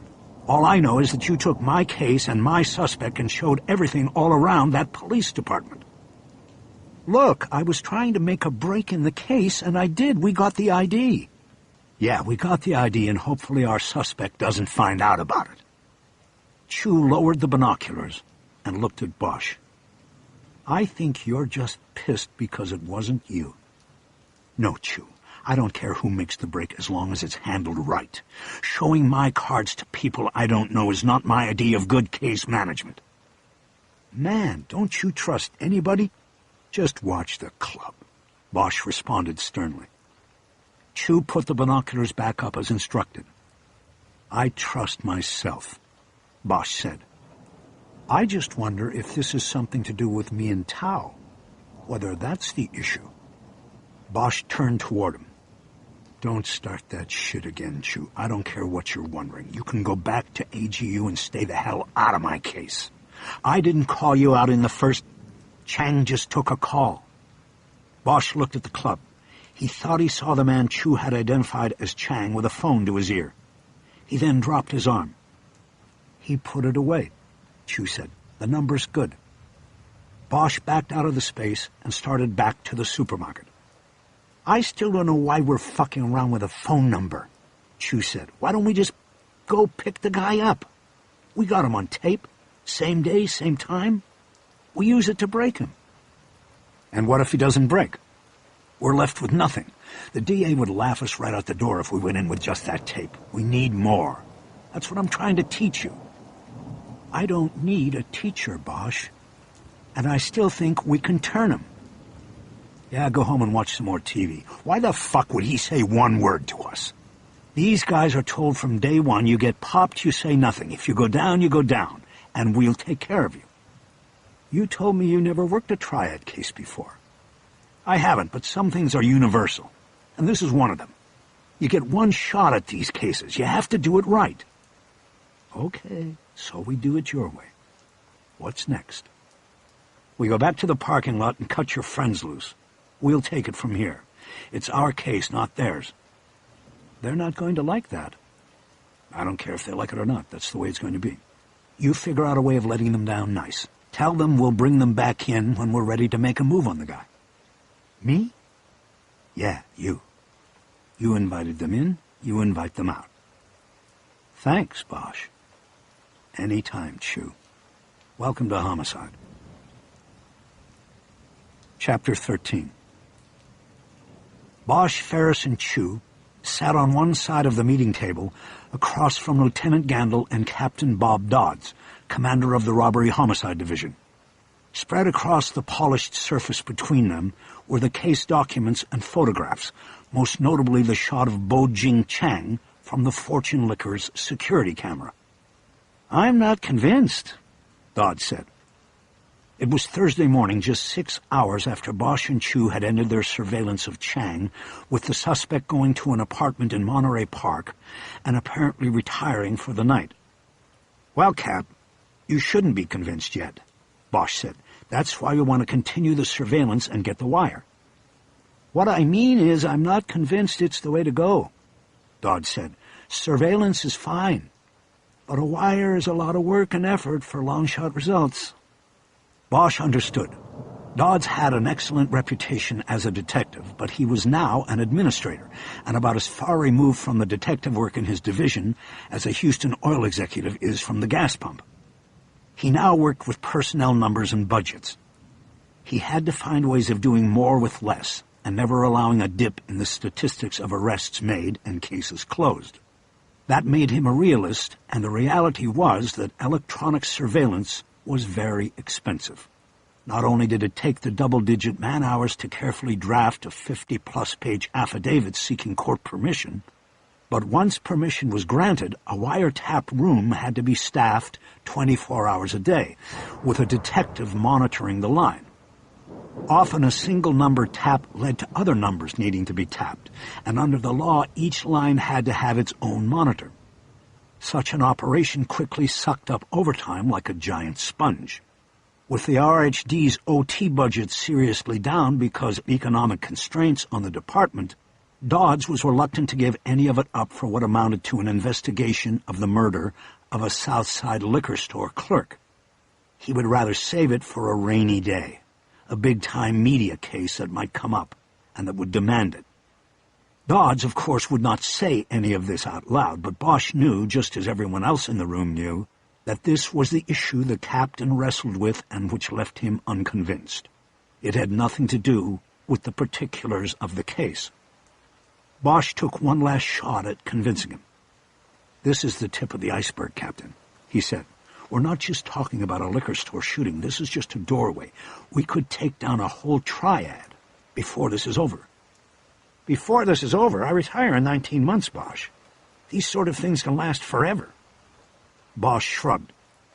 "We could call in the Bureau, go partners. They're always up for an international case, and they've got money to spend on wiretaps and surveillance."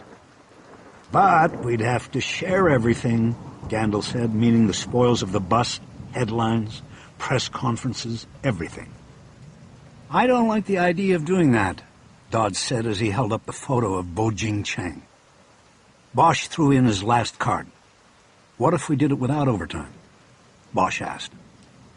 The captain was holding a pen in his hand. It probably reminded him of his authority. He was the one who signed off on things. He twiddled it now as he considered Bosch's unexpected question, but quickly shook his head. "You know I can't ask you to do that," he said. "I can't even know about that." It was true. The department had been sued so many times for unfair labor practices that no one in administration would ever even give tacit approval to detectives working off the clock. Bosch's frustration with budgets and bureaucracy finally got the best of him. "And what do we do? Bring Chang in? We all know he's not going to say a word to us, and the case will die right there." The captain wiggled his pen. "Bosch, you know what the alternative is. You work the case until something breaks. You work the witnesses, you work the evidence. There's always a link. I spent 15 years doing what you're doing, and you know there is always something. Find it. A wiretap is a long shot, and you know it. Legwork is always the better bet. Now, is there anything else?" Harry felt his face growing red. The captain was dismissing him. What burned was that deep down Bosch knew Dodds was right. "Thanks, Captain," he said curtly and stood up. The detectives left the captain and the lieutenant in the conference room and convened in Bosch's cubicle. Bosch threw a pen he was carrying down on his desk. "Guy's an ass," Chu said.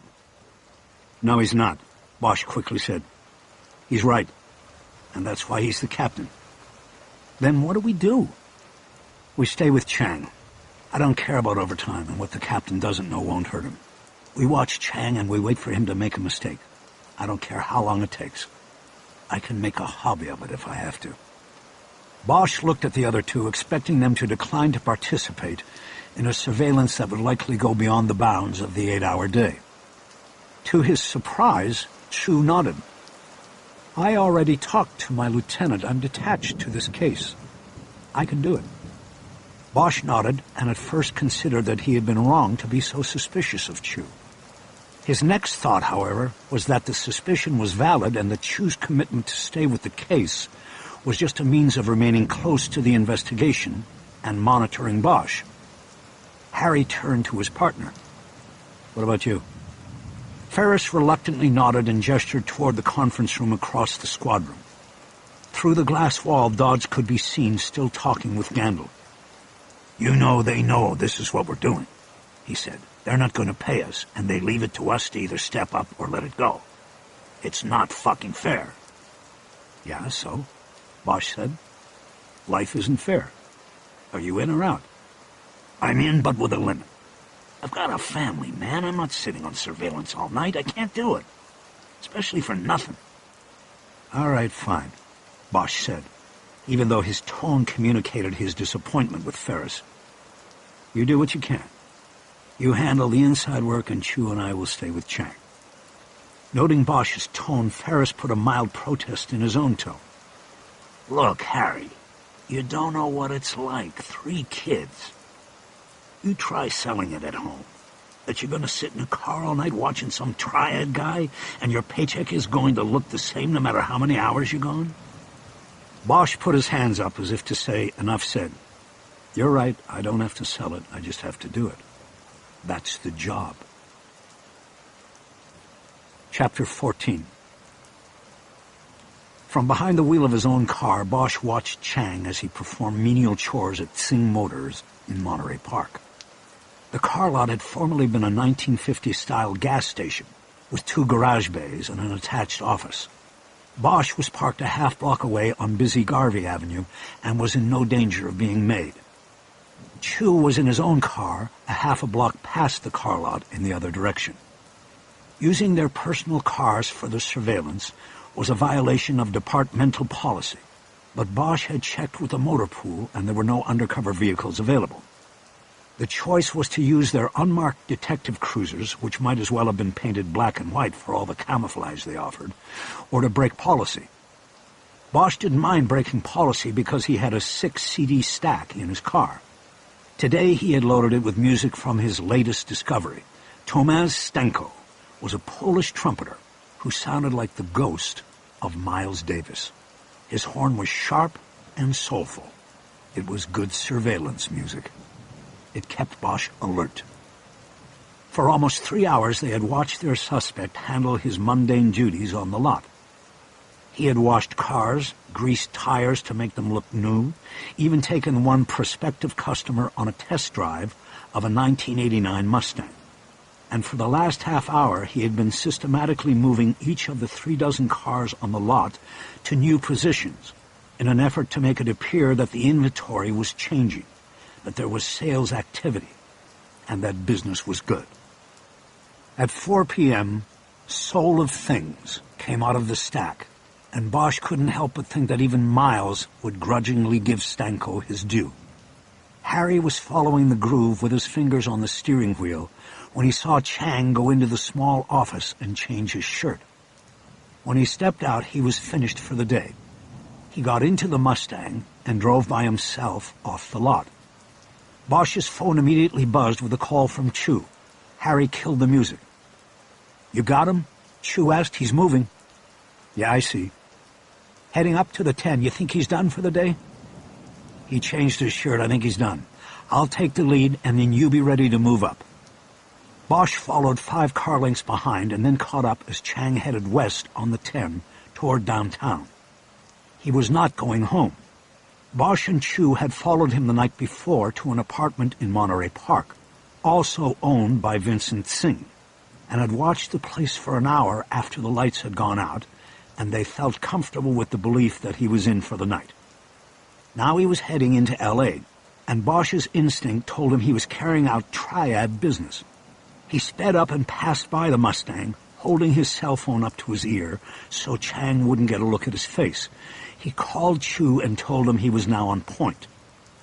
Bosch and Chu continued to trade off the point while Chang connected to the 101 freeway and headed north through Hollywood toward the valley. Traffic bogged down in the rush hour crunch, and following the suspect was easy. It took Chang nearly an hour to get up to Sherman Oaks, where he finally exited on the Sepulveda Boulevard ramp. Bosch called Chu. "I think he's going to the other store," he told his surveillance partner. "I think you're right. Should we call Robert Lee and warn him?" Bosch paused. It was a good question. He had to decide whether Robert Lee was in danger. If so, he should be warned. But if he was not in danger, a warning could blow the whole operation. No, not yet. Let's see what happens. If Chang goes in the store, we go in with him, and we'll step in if things go wrong. You sure, Harry? No, but that's how we'll play it. Make sure you make the light. They held the connection. The light at the bottom of the ramp had just turned green. Bosch was 4 cars behind Chang, but Chu was at least 8. Traffic moved slowly, and Bosch crept along, watching the light. It turned yellow just as he hit the intersection. He made it, but Chu wouldn't. "Okay, I got him," he said into the phone. "No worries." "Good, I'll be there in 3 minutes." Bosch closed the phone. Just then he heard a siren from directly behind him and saw flashing blues in the rear view. Shit! He looked ahead and saw Chang proceeding south on Sepulveda. He was 4 blocks from Fortune Fine Foods and Liquor. Bosch quickly pulled to the curb and hit the brake. He opened his door and quickly got out. He was holding his badge up as he approached the officer on the motorcycle who had pulled him over. "I'm on a surveillance. I can't stop." "Talking on a cell phone is illegal." "Then write it up and send it to the chief. I'm not blowing a surveillance for this." He turned around and went back to his car. He bowled his way back into the traffic and looked ahead for Chang's Mustang. It was gone. The next traffic signal turned red, and he was stopped again. He banged the heel of his hand off the steering wheel and started wondering if he should call Robert Lee. His phone buzzed. It was Chu. "I'm making the turn. Where are you?" "I'm only a block ahead of you. I got pulled over by a motor cop for talking on a cell phone." "That's just great. Where's Chang?" "Somewhere up ahead. I'm moving now." Traffic was slowly moving through the intersection. Bosch wasn't panicked, because the road was so glutted with vehicles that he knew Chang could not have gotten too far ahead. He stayed in his lane, knowing that he might draw attention in Chang's mirrors if he started jockeying between lanes and cars to move up. In another 2 minutes, he got to the major intersection of Sepulveda and Ventura Boulevard. He could see the lights of Fortune Fine Foods and Liquor a block further down Sepulveda at the next intersection. He did not see Chang's Mustang anywhere in front of him. He buzzed Chu. "I'm at the light at Ventura and don't see him. He might already be there." "I'm 1 light back. What do we do?"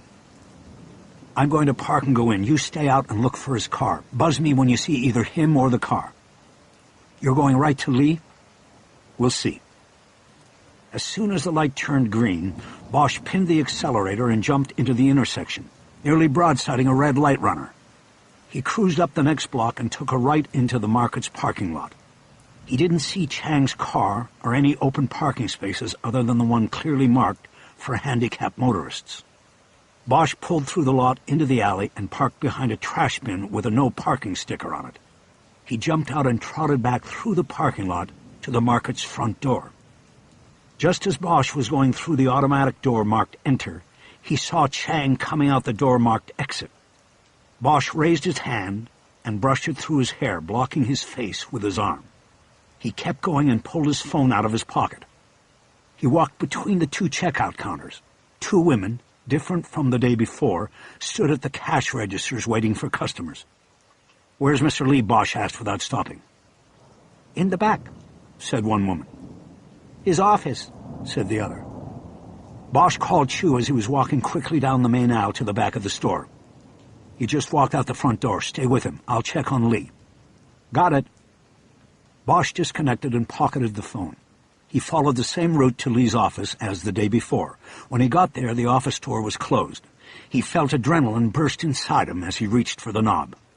Bosch pushed the door open without knocking and found Lee and another Asian man sitting at the 2 desks. They were in a conversation that abruptly stopped when the door came open. Lee jumped up, and Bosch saw immediately that he was physically unharmed. "Detective!" Lee exclaimed. "I was just about to call you. He was here. That man you showed me was here. I know, I was following him. Are you all right? Just scared, that's all. What happened? Lee hesitated for a moment to gather his words. Sit down and calm down, Bosch said. Then you can tell me. Who are you? Bosch pointed at the man seated at the other desk. This is Eugene, my assistant manager. The man stood up and offered his hand to Bosch. Eugene Lamb, detective. Bosch shook his hand. You were here when Chang came in? He asked. Chang? Lee responded. That's his name, the man in the photograph I showed you.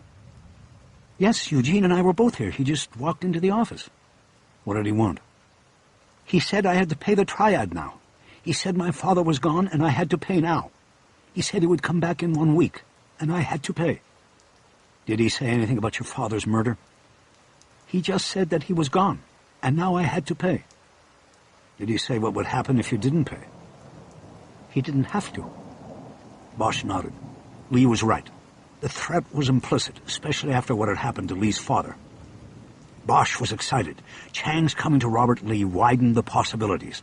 He was attempting to extort Lee, and that could lead to an arrest that could ultimately lead to a murder charge. Harry turned to Lamb. And you witnessed this, everything that was said? Lamb was clearly hesitant, but then nodded. Bosch thought that maybe he was reluctant to be involved. You did or you didn't, Eugene? You just told me you were here. Lamb nodded again before responding. Yes, I saw the man, but I don't speak Chinese. I understand a little bit, but not that much. Bosch turned to Lee. He spoke to you in Chinese? Lee nodded. Yes. But you understood him, and it was clear he was telling you that you had to start making weekly payments now that your father is gone. Yes, that was clear, but... But what? Are you going to arrest this man? Will I have to appear in court? He was clearly scared of the possibility. Look, it's too early to tell whether this ever even leaves this room. We don't want the guy for extortion. If he killed your father, that's what we want him for. And I am sure you will do what you need to do to help us put your father's killer away. Lee nodded, but Bosch could still see the hesitation. Considering what had happened to his father, Robert clearly didn't want to cross Chang or the triad. I need to make a quick call to my partner, Bosch said. I'm going to step out and make it, and then I'll be back in here. Bosch left the office and closed the door. He called Chu. You got him? Yes, he's heading back to the freeway. What happened? He told Lee he had to start making the payments his father had been making, to the triad. Holy shit, we've got our case.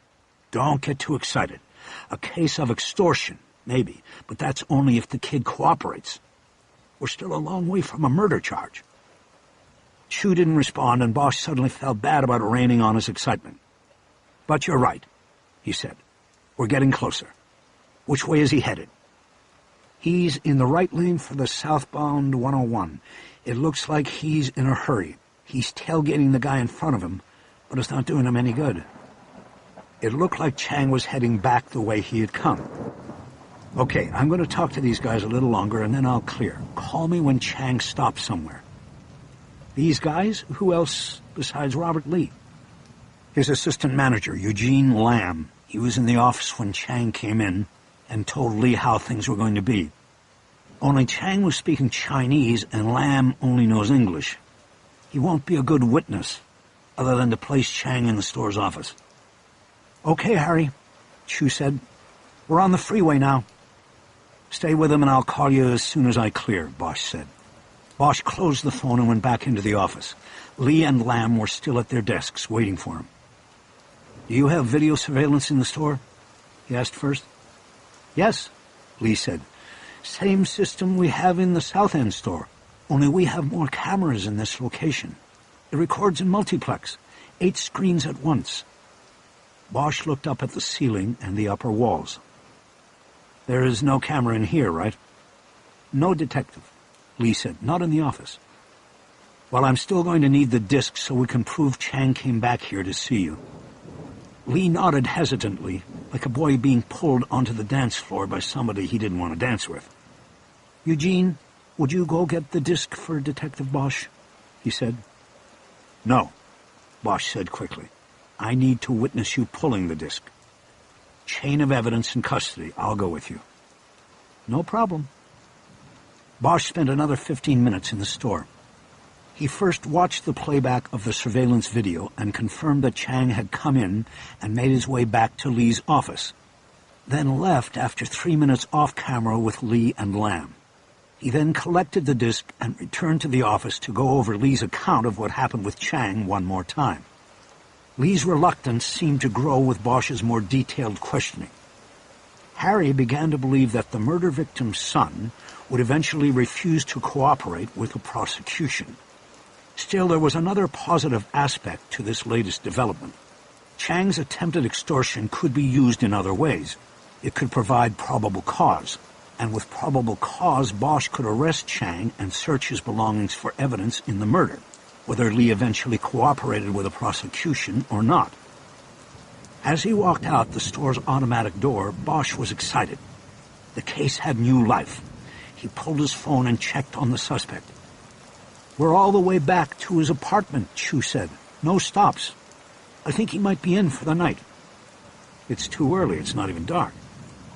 "Well, all I can tell you is that he booked it home. He pulled the curtains closed, too."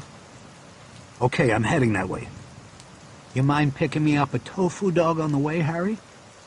"No, you're on your own there, Chu." Chu laughed. "Figures," he said. Bosch closed the phone. Chu had obviously caught the case excitement, too. Chapter 15. Chang didn't come out of his apartment until 9 Friday morning, and when he did, he was carrying something that immediately put Bosch on high alert. A large suitcase. Bosch immediately phoned Chu to make sure he was awake. They had split the overnight surveillance into 4-hour shifts, each man taking a sleeping stint in his car. Chu had the 4 to 8 sleep shift, but Bosch hadn't heard from him yet. "You awake? Chang's making a move." Chu still had sleep in his voice. "Yeah, what move? You were supposed to call me at 8. "He put a suitcase in his car. He's running. I think he was tipped." "To us?" "No, to buying shares of Microsoft. Don't play stupid." "Harry, who would tip him?" Chang got into the car and started backing out of his space in the apartment complex parking lot. "That's a good goddamn question," Bosch said. "But if anybody has the answer, it's you." "Are you suggesting I tipped off the subject of a major investigation?" Chu's voice carried the requisite outrage of the accused. "I don't know what you did," Bosch said, "but you put our business out all over Monterey Park, so now it's who knows who could have tipped this guy. All I know right now is that it looks like he's splitting town." "All over Monterey Park? Are you just making this shit up?" Bosch followed the Mustang north out of the parking lot, staying a block back. "You told me the other night that the third guy you showed Chang's photo to over there made the ID. Okay, so that's 3 guys, and they all have partners, and they all have roll calls, and they all talk. Well, maybe this wouldn't have happened if we didn't tell Tao and Herrera to back off. Like we didn't trust them." Bosch checked his mirror for Chu. He was trying not to let his anger distract him from the tale. They couldn't lose Chang now. "Move up. We're heading to the 10. After he gets on, I want you to switch off with me and take the lead." "Got it." Chu's voice still held anger. Bosch didn't care. If Chang had been tipped to the investigation, then Harry would find who made the call, and he would burn them to the ground, even if it were Chu. Chang got on the westbound 10 freeway, and soon Chu passed Bosch to take the lead. Bosch glanced over and saw Chu flip him the bird. Bosch moved over a lane, dropped back, and made a call to Lieutenant Gandil. "Harry, what's up?" "We've got problems." "Tell me."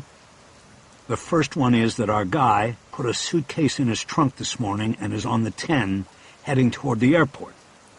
"Shit, what else?" "It looks to me like he was tipped. Maybe told to get out of town. Or maybe he was told all along to split after he clipped Lee. Don't go off the deep end on that, Harry. Not until you know something for sure." It annoyed Bosch that his own lieutenant wasn't backing him, but he could deal with it. If Chang had been tipped and somewhere along the line the cancer of corruption was in the investigation, Harry would find it. He was sure of that. He let it go for now and concentrated on the choices that involved Chang. "Do we take Chang down?" he asked. "You sure he's flying? Maybe he's making a delivery or something. How big's the suitcase?" "Big. The kind you pack when you're not coming back. Gandil sighed as he put another dilemma and decision to be made on his plate. Okay, let me talk to some people and I'll get back to you. Bosch assumed that would be Captain Dodds and possibly someone in the district attorney's office. There is some good news, Lieutenant, he said. Holy shit, imagine that, Gandil exclaimed. What good news? Last night we tailed Chang to the other store, the one our victim's son runs in the valley. He extorted him, told the kid he had to start paying now that his old man was gone. What? This is great. Why didn't you tell me this? I just did. That gives us probable cause to arrest. To arrest, but probably not prosecute. The kid is a reluctant witness. He would have to come in to make the case. And I don't know if he'll hold up. And either way, it's not a murder charge. That's what we want. Well, at the very least, we could stop this guy from getting on a plane. Bosch nodded as the beginning of a plan started to form. It's Friday. If we hold on to him and book him late in the day, he wouldn't get a hearing till Monday afternoon. That would give us at least 72 hours to pull a case together. With the extortion being the fallback position. Right. Bosch was getting another call beeping in his ear, and he assumed it was Chu. He asked Gandil to get back to him as soon as he had run the scenario by the powers that be. Bosch took the other call without looking at the screen. Yeah? Harry? It was a woman. He recognized the voice but couldn't place it. Yeah, who's this? Terry Sopp. Oh, hi, I thought it was my partner calling. What's up? I just wanted you to know I convinced them to use the casing you gave me yesterday in the testing program for electrostatic enhancement. We'll see if we can raise a print of it. Terry, you're my hero. Will that be today? No, not today. We're not going back to that till next week. Probably Tuesday. Bosch hated to ask a favor when he had just been given a favor, but he felt he had no choice. Terry, is there any way it can be done Monday morning? Monday? I don't think we'll get to the actual application on... The reason is, we may have our suspect in jail before the end of the day. We think he's trying to leave the country, and we might need to arrest him. That will give us till Monday to make the case, Terry. We're going to need everything we can get. There was a hesitation before she responded. I'll see what we can do. Meantime, if you arrest him, bring me down a print card so I can make the comparison as soon as I have something on this end. If I have something. You got it, Terry. Thanks a million. Bosch closed his phone and searched the freeway in front of him. He saw neither Chu's car, a red Mazda Miata, or Chang's silver Mustang. He realized he had fallen far behind. He hit Chu on speed dial. Chu, where are you? South 405. He's going to the airport. Bosch was still on the 10 freeway and saw the 405 interchange up ahead. Okay, I'll catch up. What's happening? I've got Gandil making the call on whether we take Chang down or not. We can't let him go. That's what I say. We'll see what they say. You want me to get my boss involved? Bosch almost responded by saying he didn't want to bring another boss into the mix, with the possibility that there was a leak in the pipe somewhere. Let's wait and see what Gandil says first, he said diplomatically instead. You got it. Bosch hung up and worked his way through traffic in an effort to catch up. When he was on the overpass that took him from the 10 to the 405, he was able to pick up both Chu's and Chang's vehicles a half a mile ahead. They were caught in the slowdown where lanes merged. Switching off lead 2 more times, they followed Chang to the LAX exit at Century Boulevard. It was now clear that Chang was leaving the city and they were going to have to stop him. He called Gandil back and was put on hold. Finally, after a long 2 minutes, Gandil picked up. Harry, what do you got? He's on Century Boulevard, 4 blocks from LAX. I haven't been able to talk to anybody yet. I say we take him down. We book him for murder, and worst case scenario is on Monday, we file on him for extortion. He'll get bail, but the judge will slap no travel on it, especially after him trying to leave today. Your call, Harry, and I'll back you. meaning it would still be Bosch who had made the wrong call if by Monday everything fell apart and Chang waltzed out of the jail a free man able to leave L.A. and never come back. Thanks, Lieutenant. I'll let you know. Moments after Bosch closed his phone, Chang turned right into a long-term parking lot that provided a shuttle service to all airport terminals. As expected, Chu called. This is it. What do we do? We take him. We wait till he parks and he has that suitcase out of the trunk. We take him down then and we'll get a look in the suitcase with a warrant. Where? I use this lot when I go to Hong Kong. There are endless rows and shuttle stations where they come pick you up. Let's get in there and park. We act like we're travelers and we get him at the shuttle station. Roger that. They hung up. Bosch was in the lead at the moment, and so he entered the lot directly behind Chang, taking a ticket out of an automatic feeder. The arm rose and he pulled through. He followed Chang down the main parkway, and when Chang turned right into a tributary road, Bosch kept going, thinking Chu would follow and take the right. Bosch parked in the first space he saw, then jumped out and doubled back on foot to where Chang and Chu had turned. He saw Chang one lane over, standing behind the Mustang and struggling to pull his big suitcase out of the trunk. Chu was 8 cars past him and parked. Apparently realizing he would look suspicious without luggage in a long-term lot, Chu started walking toward a nearby shuttle stop carrying a briefcase and a raincoat, like a man on a business trip. Bosch had no props to disguise himself with, so he moved down the center of the parking rows, using the vehicles as cover. Chang locked his car and lugged the heavy suitcase to the shuttle stop. It was an old piece of luggage without the wheels that are almost standard on all sizes these days. When he got to the shuttle stop, Chu was already standing there. Bosch cut behind a minivan and came out 2 cars away. This would give Chang little time to recognize that the approaching man should have luggage if he was in the long-term lot. "Bojing Chang?" Bosch said loudly on approach. The suspect jerked his body around to look at Bosch. Up close, Chang looked strong and wide, formidable. Bosch saw his muscles tense. "You're under arrest. Please place your hands behind your back." Chang's fight-or-flight response never had a chance to kick in. Chu stepped behind him and expertly clipped one cuff to his right wrist while grabbing hold of the left wrist. Chang struggled for a moment, more in response to the surprise than anything else, but Chu cuffed the other wrist, and the arrest was complete. "What is this?" Chang protested. "What I do?" He had a strong accent despite his many years in L.A. "We're going to talk about all of that, Mr. Chang, just as soon as we get you back to the police administration building." "I have flight." "Not today." Bosch showed him his badge and ID and then introduced Chu, making sure to mention that Chu was from the Asian gang unit. Bosch wanted to get that percolating in Chang's head. "Arrest for what?" the suspect asked. "The murder of John Lee."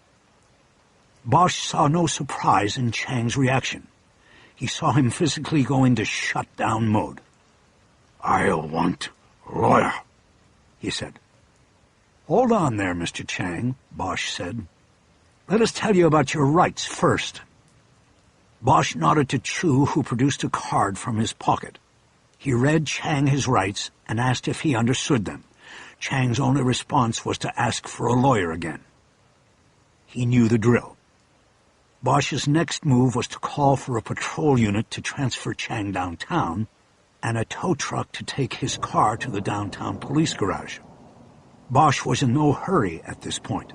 The longer it took to transport Chang downtown, the closer they were to 2 p.m., the cutoff time in felony arraignment court. If they delayed Chang from getting into court, he could be secured as a guest of the city jail through the weekend. After about 5 minutes of standing in silence while Chang sat on a bench in the shuttle stop shelter, Bosch turned and gestured to the suitcase and spoke to him conversationally as if the questions and answers didn't matter. "That thing looks like it weighs a ton," he said. "Where were you going?" Chang said nothing. There was no such thing as small talk when you were under arrest. He stared straight forward and did not acknowledge Bosch's question in any way. Chu translated the question and got the same non-response. Bosch shrugged his shoulders like it didn't matter much to him whether Chang answered or not. "Harry," Chu said. Bosch felt his phone vibrate twice, the signal that he had received a message. He signaled him a few yards away from the shelter so they could talk without Chang hearing. "What do you think?" Chu asked. "Well, it's clear he isn't going to talk to us, and he has asked for a lawyer. So that's that." "So what do we do?" "First of all, we slow things down. We take our time getting him downtown, and then we take our time booking him. He doesn't call his lawyer till he's been processed, and with any luck, that won't be till after 2. Meantime, we get warrants. His car, suitcase, and his cell phone, if he has it on him. After that, we hit his apartment and his place of work, wherever the judge lets us go. And we hope like hell we come up with something like the gun by noon Monday. Because if we don't, he's probably going to walk." "What about the extortion?" "It gives us PC, but it won't go anywhere if Robert Lee doesn't step up."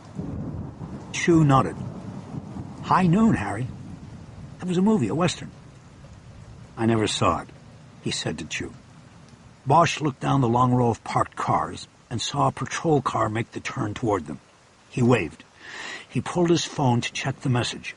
The screen said he had received a video from his daughter. He would have to check it later.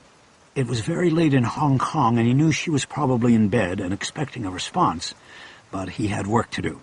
He put the phone away as the patrol car stopped in front of him.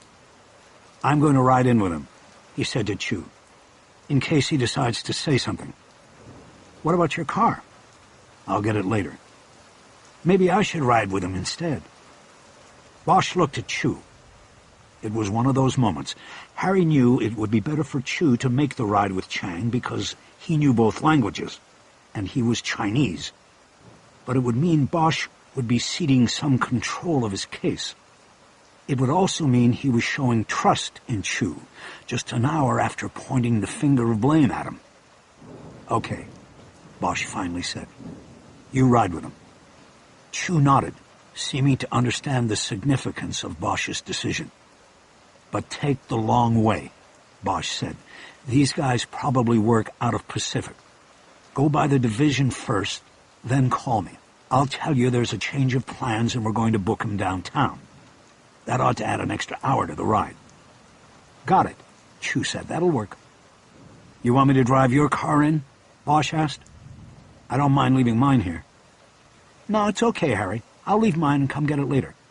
You wouldn't want to hear what I've got on the stereo anyway." "The musical equivalent of tofu hot dogs?" "To you, probably, yeah." "Okay, then I'll take mine." Bosch told the 2 patrol officers to put Chang in the back of the patrol car and then load the suitcase into the trunk. Harry then got serious with Chu. "I'm going to put Ferris to work on search warrants for Chang's property. Any admission from him will help with the PC.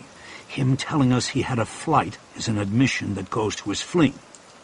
Try to make him slip up like that when you're riding in the back with him." "But he already said he wants a lawyer." "Make it conversational, not an interrogation. Try to find out where he was going. That'll help Ignacio. And remember, stretch everything out. Take the scenic route." "Got it. I know what to do." "Okay. I'm going to wait here for the tow truck. If you get to the PAB ahead of me, just put Chang in a room and let him stew. Make sure you turn the video on. Ignacio can show you. You never know. Sometimes these guys sit for an hour in a room by themselves and they start confessing to the walls." "Got it." "Good luck."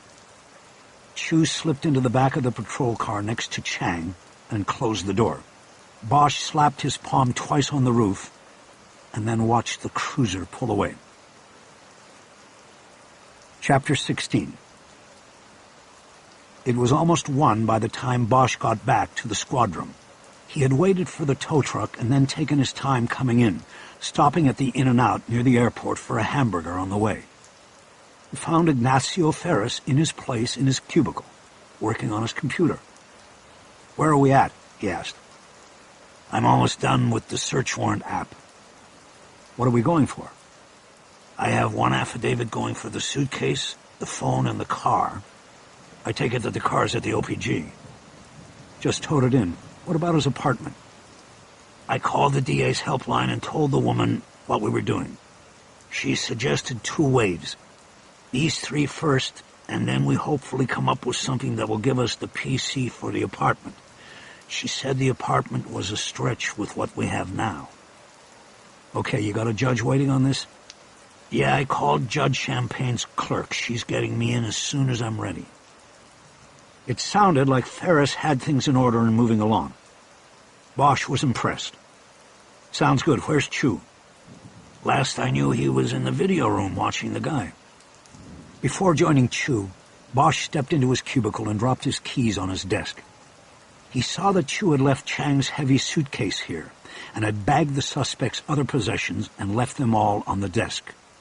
There were evidence bags holding Chang's wallet, passport, money clip, keys, cell phone, and airline boarding pass, which he had apparently printed at home. Bosch read the boarding pass through the plastic and saw that Chang had an Alaska Airlines ticket for a flight to Seattle. This gave Harry pause because he was expecting to learn that Chang had been headed to China. Flying to Seattle didn't exactly sell an allegation of attempting to flee the country to avoid prosecution.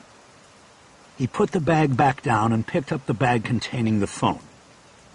It would have been easy for him to quickly open the phone and scan the call log for the numbers of Chang's associates. He might even find a call from a number belonging to a Monterey Park cop, or Chu, or whoever had tipped Chang off to the investigation surrounding him. Maybe the phone had email or texts on it that would help them build the murder case against Chang. But Bosch decided to play by the rules. It was a gray area, and the department and DA's office had both issued directives telling officers to seek court approval before viewing data contained in a suspect's phone. Unless, of course, permission was granted by the suspect. Opening the phone was treated the same as opening the trunk of a car on a traffic stop. You had to do it correctly, or whatever you found in that trunk might be taken out of the case by the courts. Bosch put the phone down. It might contain the key to the case, but he would wait for Judge Champagne's approval. Just as he did so, the phone on his desk buzzed. The caller ID display said XXXXX, meaning it was a call transferred over from Park Center. He picked up. "This is Bosch." There was no one there. "Hello, this is Detective Bosch. Can I help you?" "Bosch, you can help yourself." The voice was distinctly Asian. "Who is this?" "You do yourself the favor, and you back off, Bosch. Chang is not alone. We are many. You back the fuck off. If not, there will be consequences." "Listen to me, you..." The caller had hung up. Bosch dropped the phone into its cradle and stared at the empty ID screen. He knew he could go over to the communications center at Parker and pull up the number the call had come from, but he also knew that someone calling to threaten him would have blocked their number, used a payphone or a throwaway cell. They would not be so stupid as to use a traceable number. Instead of worrying about that, he concentrated on the timing of the call and its content. Somehow Chang's triad associates knew already that he had been picked up. Bosch rechecked the boarding pass and saw the flight was scheduled to take off at 11:20. That meant the plane was still in the air, and it couldn't be that someone waiting in Seattle for Chang would know he wasn't on the plane. Nevertheless, Chang's people somehow knew that he was in the hands of the police. They also knew Bosch by name. Once again, dark thoughts entered Bosch's brain. Unless Chang was meeting a fellow traveler at LAX or was being watched all the while Bosch was watching him, the evidence once more pointed to a leak inside the investigation. He left the cubicle and walked directly back to the video room.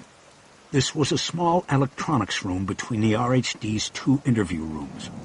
The interview rooms were wired for sight and sound, and the room in the middle was where suspects could be observed on the recording equipment. Bosch opened the door and found both Chu and Gandil in the room watching Chang on the monitor.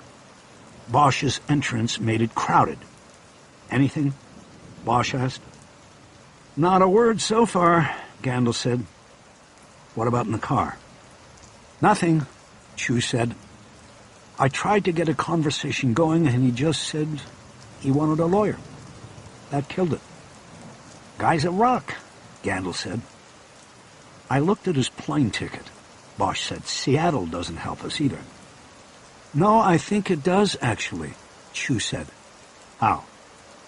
"I figured he was going to fly to Seattle and go across the border to Vancouver. I have a contact in the RCMP, and he was able to check passenger lists for me. Chang's booked on a flight tonight from Vancouver to Hong Kong.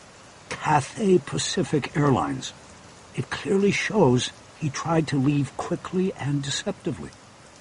Bosch nodded. "Royal Canadian Mounted Police. You get around, Chu. Nice work." "Thanks. Did you tell this to Ignacio? Chang's attempt to smoke his trail will help with the PC for the search warrant." "He knows. He put it in." "Good." Bosch looked at the monitor.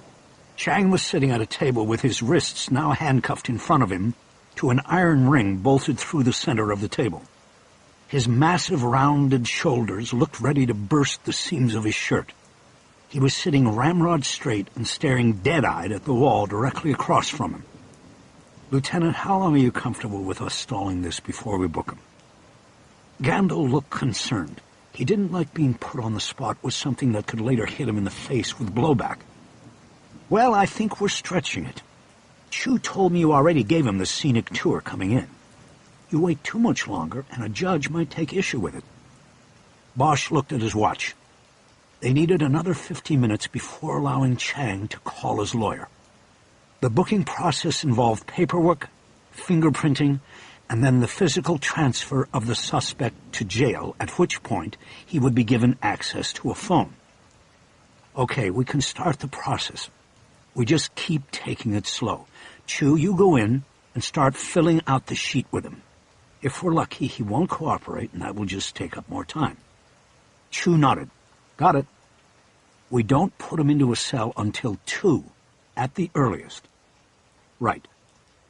Chu squeezed between the lieutenant and Bosch and left the room. Gandil started out after him, but Bosch tapped him on the shoulder and signaled him to stay. Bosch waited until the door was closed before speaking.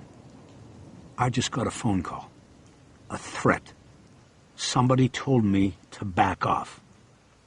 "Back off what?" "The case.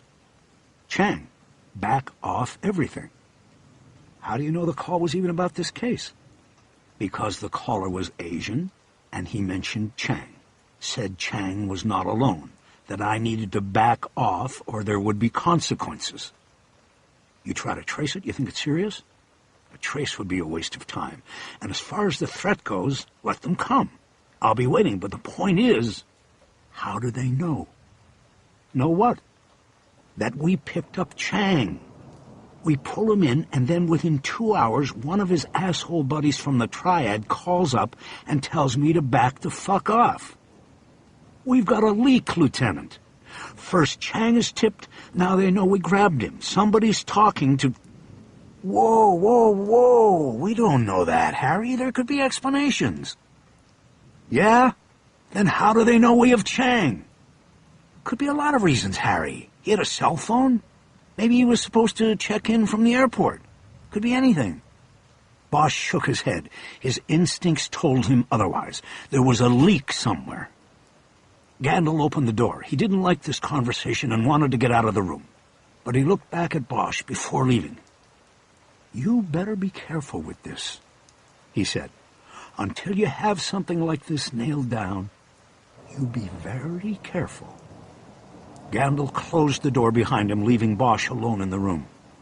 Harry turned to the video screen and saw that Chu had entered the interview room. He sat down across from Chang with a pen and clipboard, ready to fill out the arrest form. "Mr. Chang, I need to ask you some questions now." Chang did not answer. He showed no recognition in his eyes or body language that he had even heard the question. Chu followed this with a Chinese translation, but again Chang remained mute and motionless. This was no surprise to Bosch. He left the interview room and went back out to the squad, still feeling anxious and upset about the phone call threat and Gandel's seeming lack of concern about it, or the leak that had to have spawned it. Ferris's cubicle was empty now, and Bosch assumed he had already left with the search warrant application for his appointment with Judge Champagne. Everything was riding on the search warrant. They had Chang on the attempted extortion of Robert Lee, if Lee agreed to file a complaint and testify, but weren't even close on the murder. Bosch was left hoping for a daisy chain. The first search warrant would yield evidence that would support further search warrants, and they would lead to the grand prize, the murder weapon, hidden somewhere in Chang's apartment or workplace. He sat down at his desk and thought about calling Ferris to see if the judge had signed the warrant, but he knew it was too soon and that Ferris would call the minute he got the permission for the searches. He pushed the heels of his palms into his eyes. Everything about the case was on hold until the judge signed. All he could do was wait. But then he remembered he had gotten the video message from his daughter earlier and had not looked at it. He knew his daughter would be long asleep by now. It was almost 4 a.m. Saturday in Hong Kong. Unless she was at a sleepover with friends, then she might be up all night but wouldn't want her father calling in anyway. He pulled out his phone and opened it. He was still getting used to all the techno bells and whistles on it. On the last day of his daughter's most recent visit to L.A., they had gone to the phone store and she had selected his and her cells, choosing a model that would allow them to communicate on multiple levels. He didn't use it much for email, but he knew how to open and play the 30-second videos she liked to send. He saved them all and often played them over. Bojing Chang temporarily faded away. Concern about the leak receded. Bosch had a smile of anticipation on his face when he pushed the button and opened her latest video message. Chapter 17. Bosch stepped into the interview room and left the door open. Chu was in mid-question but stopped and looked up at the intrusion. "Is he not answering?" Bosch asked. "Won't say a word." "Let me give it a try." Sure, Harry." He stood up and Bosch moved to the side so he could leave the room. He handed Bosch the clipboard. "Good luck, Harry." "Thanks." Chu left, closing the door behind him. Bosch waited a moment until he was sure he was gone, then moved swiftly around behind Chang. He slammed the clipboard off his head and then grabbed him around the neck with his arms. His rage grew uncontrolled. He locked his arms tightly in the chokehold long outlawed by the department. He felt Chang tense as he realized his air intake had been cut. "Okay, motherfucker. The camera's off and we're in a soundproof room. Where is she? I will kill you right here." Chang reared up from his seat, pulling the anchor bolt off the cuffring right through the top of the table. He smashed Bosch back against the wall behind them, and together they fell to the floor. Bosch kept his grip and cinched it even tighter. Chang fought like an animal, using his feet against one of the anchored legs of the table as leverage, and he repeatedly smashed Bosch back into the corner of the room. "Where is she?" Bosch yelled. Chang was making grunting sounds, but showing no sign of losing power. His wrists were cuffed together, but he was still able to swing his arms together back over his head like a club. He was going for Bosch's face at the same time he was using his body to crush Harry into the corner. Bosch realized that the chokehold wasn't going to work and that he had to release and attack. He let go and caught Chang's wrist on one of his backward swings. He shifted his weight and turned the blow to the side. Chang's shoulders turned with the shift in momentum, and Bosch was able to get on top of him on the floor. Bosch raised his hands together and brought down a hammer blow on the back of Chang's neck. "I said, where is... Harry!" The voice came from behind him. It was Chu. "Hey!" Chu yelled into the squad room. "Help!" The distraction allowed Chang to rise up and get his knees under his body. He then pushed up and Bosch was thrown into the wall and then down to the floor. Chu jumped on Chang's back and was trying to wrestle him to the ground. There were running steps, and soon more men squeezed into the tiny room. They piled onto Chang, roughly pinning him to the floor with his face smashed into the corner. Bosch rolled away, trying to catch his breath. For a moment, everyone was silent, and the room filled with the sounds of all of the men gasping for breath. Lieutenant Gandil then appeared in the open doorway. What the hell happened? He leaned forward to look down through the hole in the top of the table.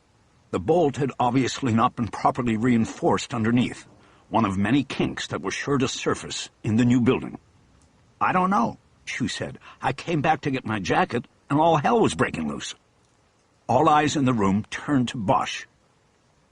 They've got my daughter, he said. Chapter 18. Bosch stood in Gandil's office. Not still. He couldn't stand still. He paced back and forth in front of the desk. The lieutenant had told him twice to sit down, but Bosch couldn't do it. Not with the terror growing inside his chest.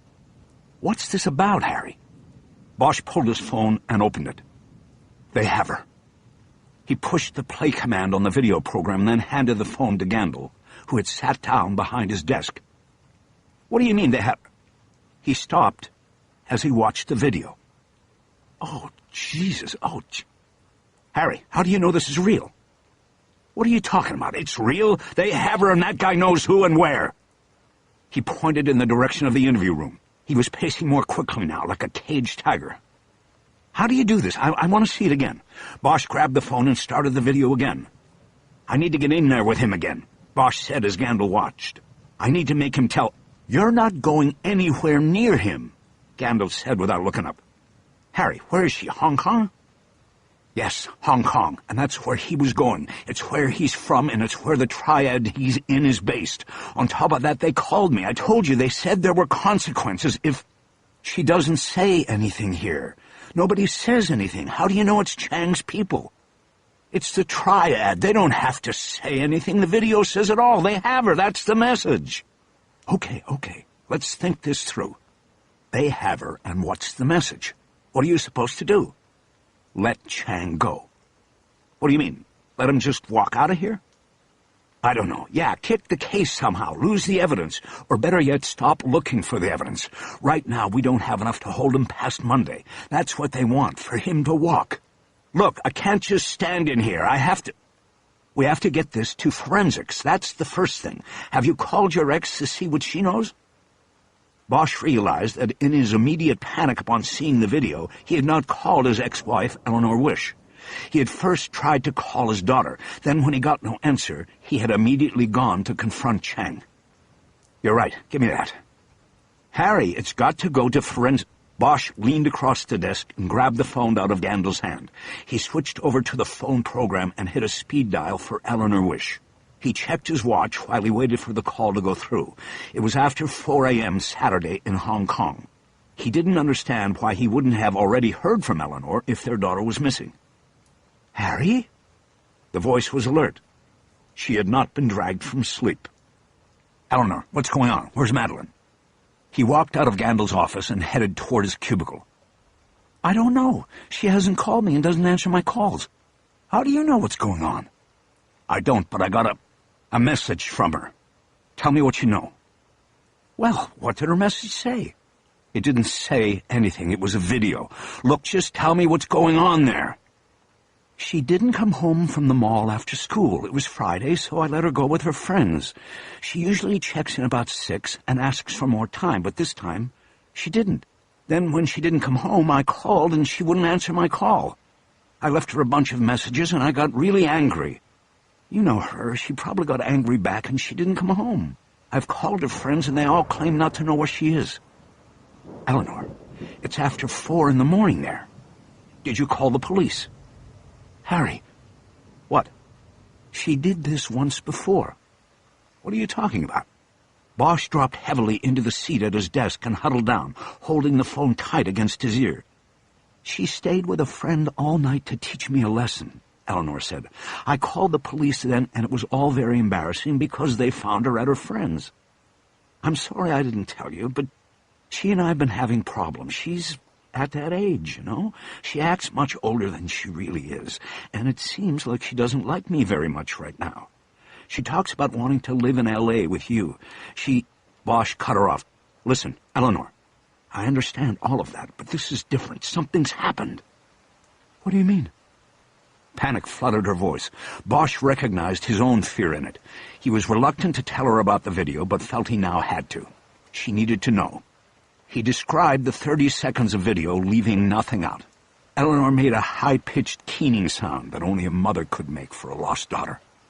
Oh, my God, oh, my God. I know, but we're going to get her back, Eleanor. Why did they send it to you and not me? He could tell she was starting to cry. She was losing it. He didn't answer her question because he knew it would only make it worse. Listen to me, Eleanor. We need to keep it together. You have to do this for her. You're there, I'm not. What do they want? Money? No. Then what? Bosch tried to speak calmly, hoping it would be contagious over the phone when the impact of his words came through. I think it's a message to me, Eleanor. They're not asking for money. They're just telling me that they have her. You? Why? What did they... Harry, what did you do? She said the last question in a tone of accusation. Bosch feared it was a question he might be impaled on for the rest of his life. I'm on a case involving a Chinese triad. I think... They took her to get to you? How do they even know about her? I don't know yet, Eleanor. I'm working on it. We have a suspect in custody. Again, she cut him off, this time with another wail. It was the sound of every parent's worst nightmare come to life. In that moment, Bosch realized what he was going to do. He lowered his voice further when he spoke. Eleanor, listen to me. I need you to pull yourself together. You need to start making calls.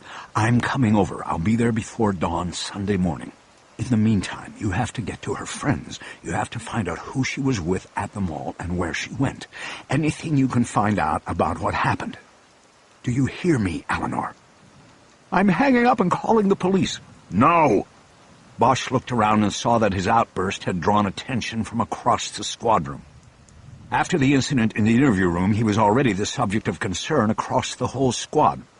He slid further down into his seat and crouched over his desk so no one could see him. What? Harry, we have to... Listen to me first, and then you do what you think you need to do. I don't think you should call the police. Not yet. We can't take the chance that the people who have her will know. We might never get her back then. She didn't respond. Bosch could hear her crying. Eleanor, listen to me. Do you want to get her back or not? Get your shit together. You were an FBI agent. You can do this. I need you to work it like an agent until I get there. I'm going to have the video analyzed. In the video, she kicked at the camera and it moved. I saw a window. They might be able to work with it. I'm taking a plane tonight and I will come directly to you when I land. You have all of that? There was a long moment before Eleanor responded. When she did, her voice was calm. She had gotten the message. I have it, Harry. I still think we have to call the Hong Kong police. If that's what you think, then fine. Do it.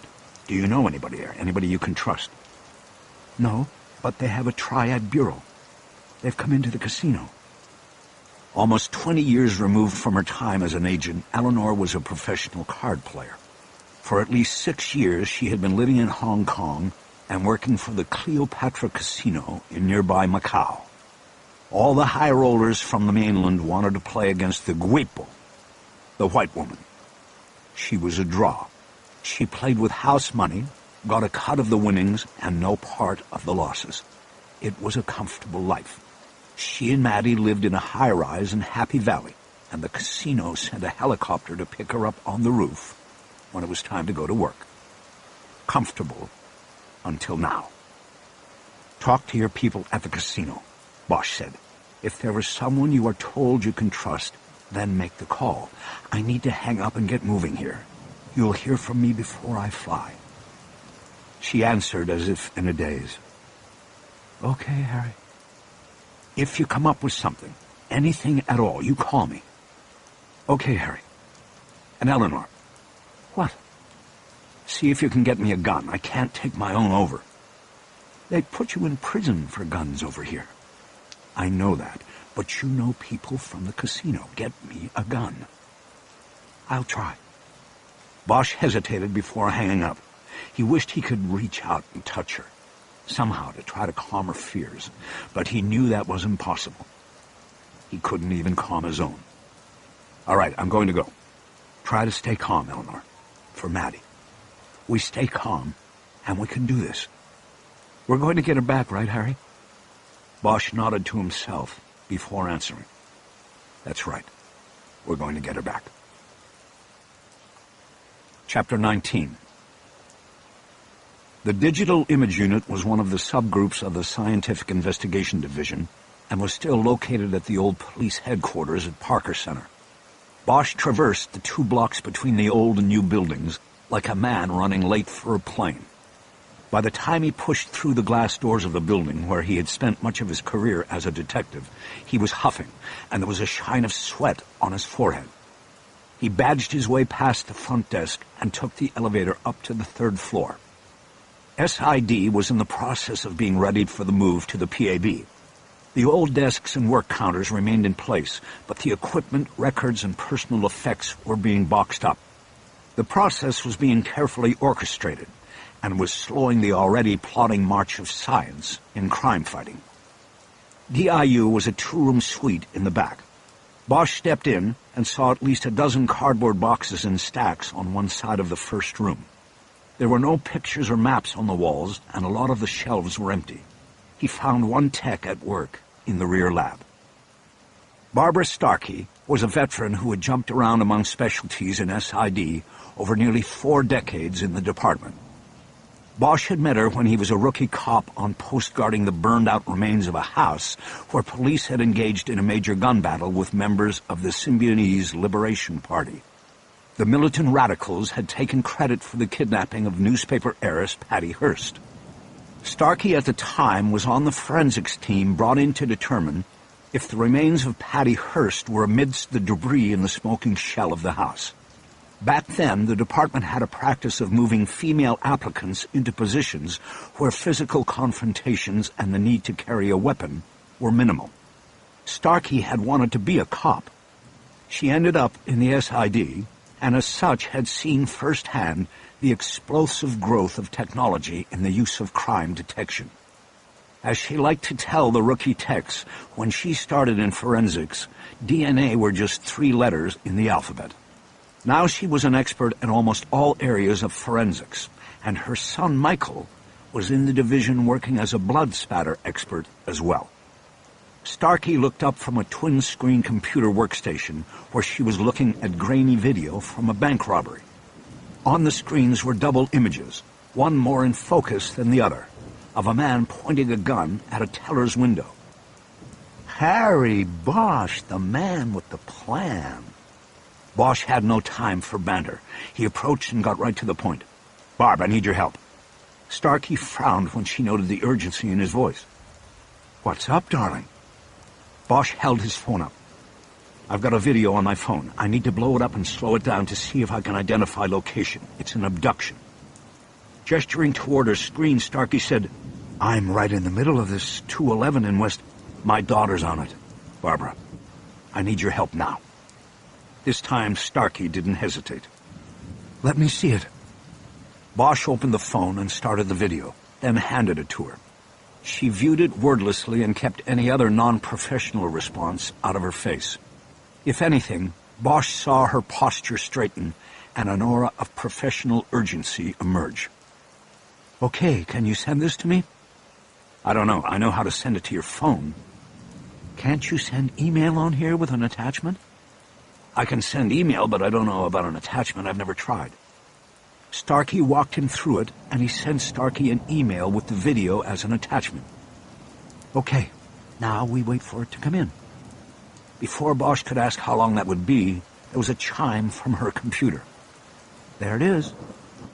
Starkey closed her work on the bank robbery, then opened her email and downloaded the video. Soon she had it playing on the left screen. In full-screen size, the image was blurred by the pixel spread. Starkey reduced it to half-screen size, and it became clearer. Much clearer and harsher than when Bosch had seen the images on his phone. Harry looked at his daughter and tried hard to stay focused. "I'm so sorry, Harry," Starkey said. "I know. Let's not talk about it." On the screen, Harry Bosch, 13 years old, sat tied to a chair. A gag made of bright red cloth cut tightly across her mouth. She wore her school uniform, a blue plaid skirt and white blouse with the school crest above the left breast. She looked at the camera, her own cell phone camera, with eyes that tore Bosch's heart out. Desperate and scared were only the first words of description that went through his mind. There was no sound, or rather no one said anything at first on the video. For 15 seconds the camera held on her, and that was enough. She was simply on display for him. The rage came back to Bosch, and the helplessness. Then the person behind the camera reached into the frame and pulled the gag temporarily loose from Maddie's mouth. "Dad!" The gag was immediately replaced, muffling what was yelled after that single word, and leaving Bosch unable to interpret it. The hand then dropped down in an attempt to fondle one of the girl's breasts.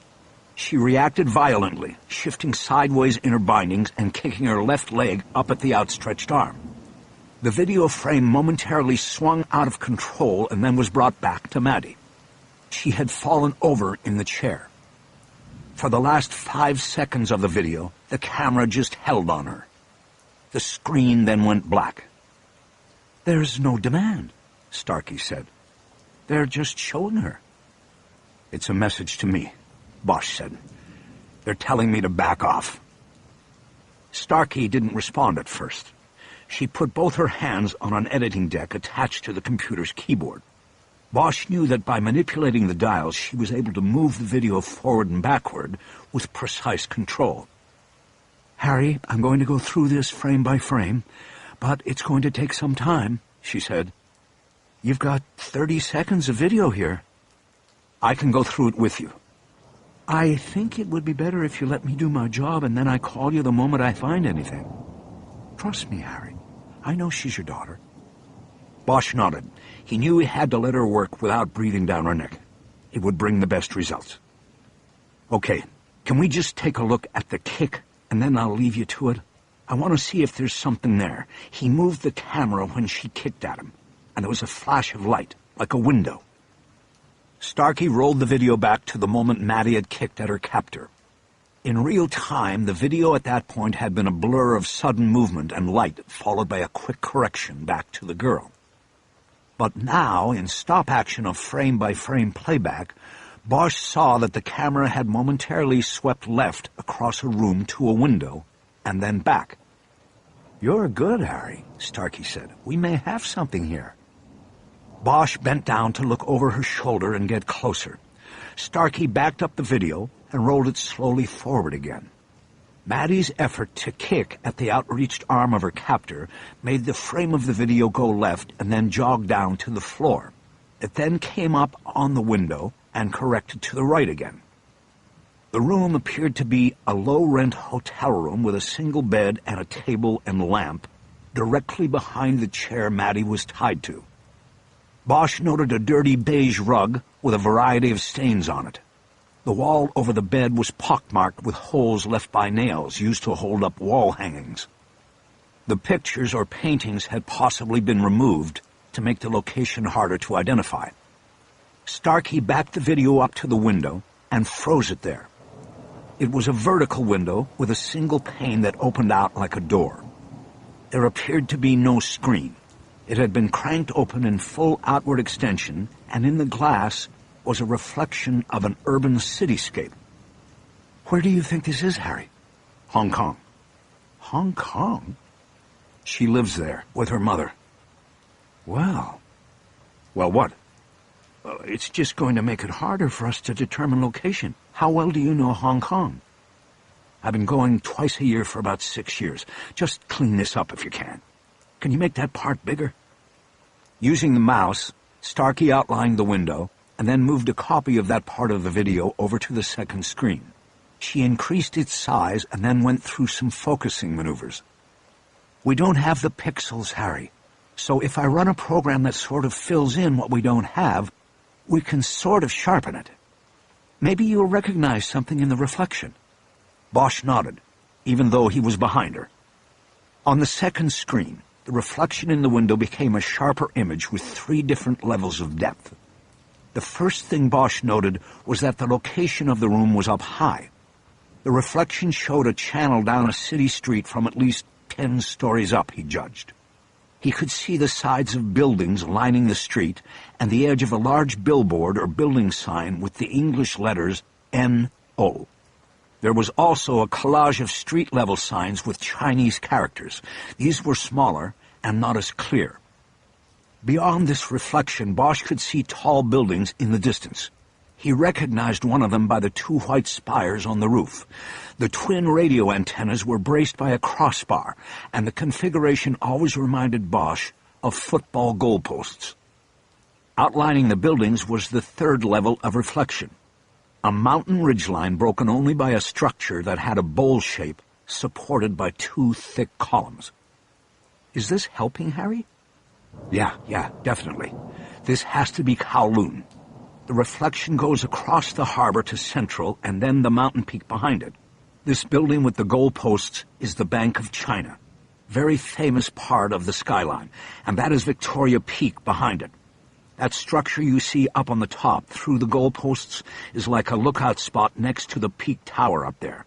So to reflect all of this, I'm pretty sure you'd have to be across the harbor in Kowloon. I've never been there, so none of this means anything to me. Central Hong Kong is actually an island, but there are other islands surrounding it, and across the harbor is Kowloon and an area called the New Territories. Sounds too complicated for me. But if any of this helps you, then it helps a lot. Can you print this? He pointed to the second screen with the isolated view of the window. Sure thing. There's one thing that's sort of weird, though. What's that? You see in the foreground this partial reflection of the sign? She used the cursor to put a box around the 2 letters N and O that were part of a larger sign and word in English. Yeah, what about it? You have to remember, this is a reflection in the window. It's like a mirror, so everything is reverse. You understand? Yeah. Okay, so all the signs should be backwards, but these letters aren't backwards. Of course, with the O, you can't tell. It's the same forward or backwards, but this N is not backwards, Harry. So when you remember this is a reverse reflection, then that means the sign is backwards? Yes, it would have to be in order for it to show up correctly in reflection. Bosch nodded. She was right. It was strange, but not something he had the time to dwell on at the moment. He knew it was time to get moving. He wanted to call Eleanor and tell her he thought their daughter was being held in Kowloon. Maybe it would connect with something on her end. It was a start, at least. Can I get that copy? I'm already printing it. It takes a couple minutes because it's a high-res printer. Got it. Bosch stared at the image on the screen, looking for any other details that would help. Most notable was a partial reflection of the building his daughter was held in. A line of air conditioning units protruded beneath the windows. That meant it was an older building, and that might help him draw a bead on the place. Kowloon? Starkey asked. Sounds sort of ominous. My daughter told me it means 9 dragons. See, I told you. Who would name their neighborhood 9 dragons? Unless they wanted to scare people away. It comes from a legend. During one of the old dynasties, the emperor was supposedly just a boy who got chased by the Mongols into the area that is now Hong Kong. He saw the 8 mountain peaks that surrounded it and wanted to call the place 8 Dragons. But one of the men who guarded him reminded him that the emperor was a dragon too. So they called it 9 Dragons, Kowloon. Your daughter told you this? Yes, she learned it in school. Silence followed. Bosch could hear the printer working somewhere behind him. Starkey got up and went behind a stack of boxes and pulled the printout of the window reflection out of the high-resolution graphics printer. She handed it to Bosch. It was a glossy reprint on photo paper. It was as clear as the image on the computer screen. Thanks, Barbara. I'm not done, Harry. Like I said, I'm going to look at every frame of that video, 30 per second, and if there's something else that will help, I'll find it. I'll also take the audio track apart. Bosch just nodded and looked down at the printout in his hand. You'll find her, Harry. I know you will. Yeah, me too. Chapter 20. Bosch called his ex-wife on the speed dial while on the way back to the PAB. She answered the call with an urgent question. Harry, anything? Not a lot, but we're working on it. I'm pretty sure the video I was sent was shot in Kowloon. Does that mean anything to you? No, Kowloon? Why there? I have no idea, but we may be able to find the place. You mean the police will? No, I mean you and me, Eleanor. I'm coming over. In fact, I still need to book my flight. I'll take the first one out tonight. Have you called anybody? What have you got? I don't have anything, she yelled, surprising Bosch. My daughter is somewhere out there and I don't have anything. The police don't even believe me. What are you talking about? You called them? Yes, I called them. I can't sit here and just wait for you to show up tomorrow. I called the Triad Bureau. Bosch felt his insides tighten. He couldn't bring himself to trust strangers, experts though they might be with his daughter's life. What did they say? They put my name into the computer and got a hit. The police have a file on me, who I am, who I work for, and they knew about the time before, when I thought she was kidnapped and she'd run to her friends. So they didn't believe me. They think she ran away again and her friends are lying to me. They said wait a day and call back if she doesn't show up. Did you tell them about the video? I told them, but they didn't care. They said if there was no ransom demand, then it was probably staged by her and her friends to get attention. They don't believe me. She started crying in frustration and fear, but Bosch considered the police reaction and thought it could work in their favor. Eleanor, listen to me. I think this is good. Good?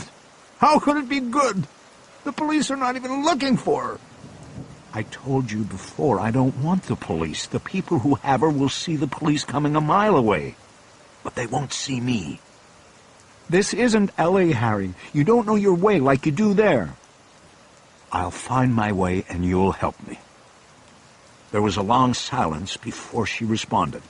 Bosch was almost back to the PAB. Harry, you have to promise me you'll get her back. I will, Eleanor. He responded without hesitation. I promise you, I'm going to get her back. He walked into the main lobby, holding his jacket open so the badge on his belt could be seen at the fancy new reception counter. I gotta go up an elevator now, he said. I'll probably lose the connection. Okay, Harry. But he stopped outside the elevator alcove. I just thought of something, he said. Was one of the friends you talked to named He? He? Yeah. H-E. Maddie said it means river. She told me that was the name of one of the friends she hangs out with in the mall. When was this? You mean when did she tell me? Just a few days ago. Must have been Thursday for you. Thursday morning when she was walking to school. I was talking to her and brought up the smoking you mentioned. Eleanor interrupted by making some kind of sound of disgust. What? Bosch asked. That was why she's treated me like shit all week, she said. You ratted me out. No, it wasn't like that. I sent her a photo I knew would bait her into calling me, and the smoking would come up. It worked. And when I told her that she better not be smoking, she mentioned He. She said sometimes at the mall, He's older brother hangs out to watch over her, and he's the one that smokes. I don't know any of her friends named He or her brother. I guess that shows how out of touch I am with my own daughter. Listen, Eleanor. At a time like this, we're both going to be second-guessing everything we ever did or said to her, but it's a distraction from what we need to be focusing on now. Okay? Don't get distracted by what you did or didn't do. Let's focus on getting her back. Okay. I'll go back to her friends that I do know. I'll find out about He and her brother. Find out if the brother's got any connection to a triad. I'll try. I've got to go. But one more thing. Did you find out about that other thing yet? Bosch nodded to a couple of other RHD detectives that walked by on the way to the elevator. They were from Open Unsolved, which had its own squad room and didn't appear to look at him like they knew what was going on. This was good, Bosch thought. Maybe Gandil was keeping it under wraps. "You mean the gun?" Eleanor asked. "Yeah, that." "Harry, it's not even dawn here. I'll get on that when I am not calling people in their beds." "Right, okay." "I will call people about he, though, right now." "Okay, good. Let's call each other if we get something." "Goodbye, Harry." Bosch closed his phone and went into the alcove. The other detectives were gone, and he caught the next elevator. On the way up alone, he looked at the phone in his hand and thought about it being the middle of the night in Hong Kong. It had been daylight on the video message that had been sent to him. That meant that his daughter could have been abducted as long as 12 hours ago. There had not been a second message. He pushed the speed dial for her, and once again the call went directly to the message. He ended the call and put the phone away.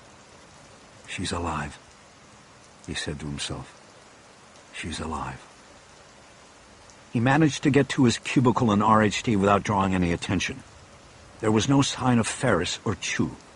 Bosch pulled an address book out of a drawer and opened it to a page where he listed airlines that flew LAX to Hong Kong. He knew there were choices in airlines, but not a lot of play on time. All the flights would leave between 11 p.m. and 1 a.m., and they would land early Sunday morning. Between the 14-plus hour flight and 15-hour time difference, all of Saturday would evaporate during the journey. Bosch first called Cathay Pacific and was able to book a window seat on the first flight out. It would land at 5:25 Sunday morning. "Harry?" Bosch swiveled in his seat and saw Gandil standing in the entrance to the cubicle.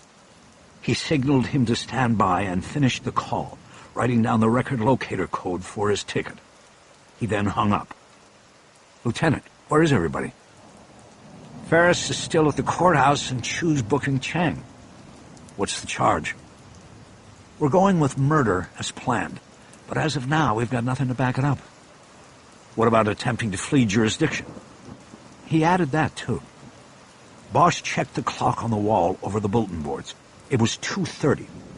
With a murder charge and the additional count of attempting to flee, bail would automatically be set at $2 million for Chang.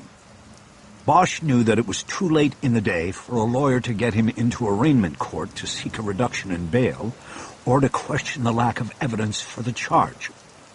With the court offices closed over the weekend, it was also unlikely Chang would be released without someone putting up the $2 million in cash. Collateral for a bond could not be verified until Monday. It all added up to meaning that they had until Monday morning to put together the evidence that would make the murder charge stick. "How'd Ferris do?" "I don't know. He's still over there and hasn't called in. The question is, how are you doing?" "Did forensics look at the video?" "Barbara Starkey is working on it right now. She already got this." Bosch pulled the printout of the window from his coat pocket and unfolded it. He explained to Gandil what he thought it meant and how it was the only lead so far. "It sounded like you were booking a flight. When do you go?" "Tonight. I get there early Sunday." "You lose a whole day?" "Yeah, but I gain it coming back. I have all of Sunday to find her. I then fly back Monday morning and get here Monday morning. We go to the DA and file on Chang. It will work, Lieutenant." "Look, Harry, don't worry about a day. Don't worry about the case. Just get over there and find her. We'll worry about the case." "Right. What about the police? Your ex call them in?" "She tried. They're not interested." "What? Did you send them that video?" "Not yet, but she told them. They took a pass." Gandil placed his hands on his hips. He did this when something bothered him, or he needed to show his authority in a situation. "Harry, what's going on?" "They think she's a runaway, and we should wait to see if she turns up. And that's fine with me, because I don't want the police involved. Not yet." "Look, they must have entire units dedicated to the triads. Your ex probably called some dipshit on a desk. You need to bring in some expertise, and they have it." Bosch nodded like he knew all of this already. "Boss, I'm sure they have their experts, But the triads have survived for more than 200 years. They flourished. You don't do that without having lines into the police department. If it was one of your daughters, would you call a bunch of people in you can't trust, or would you handle it yourself? He knew Gandil had 2 daughters. Both were older than Maddie. One was back east studying at Hopkins, and he worried about her all the time. I hear you, Harry. Bosch pointed at the printout. I just want Sunday. I've got a bead on that place, and I'm going to go over there and get her back.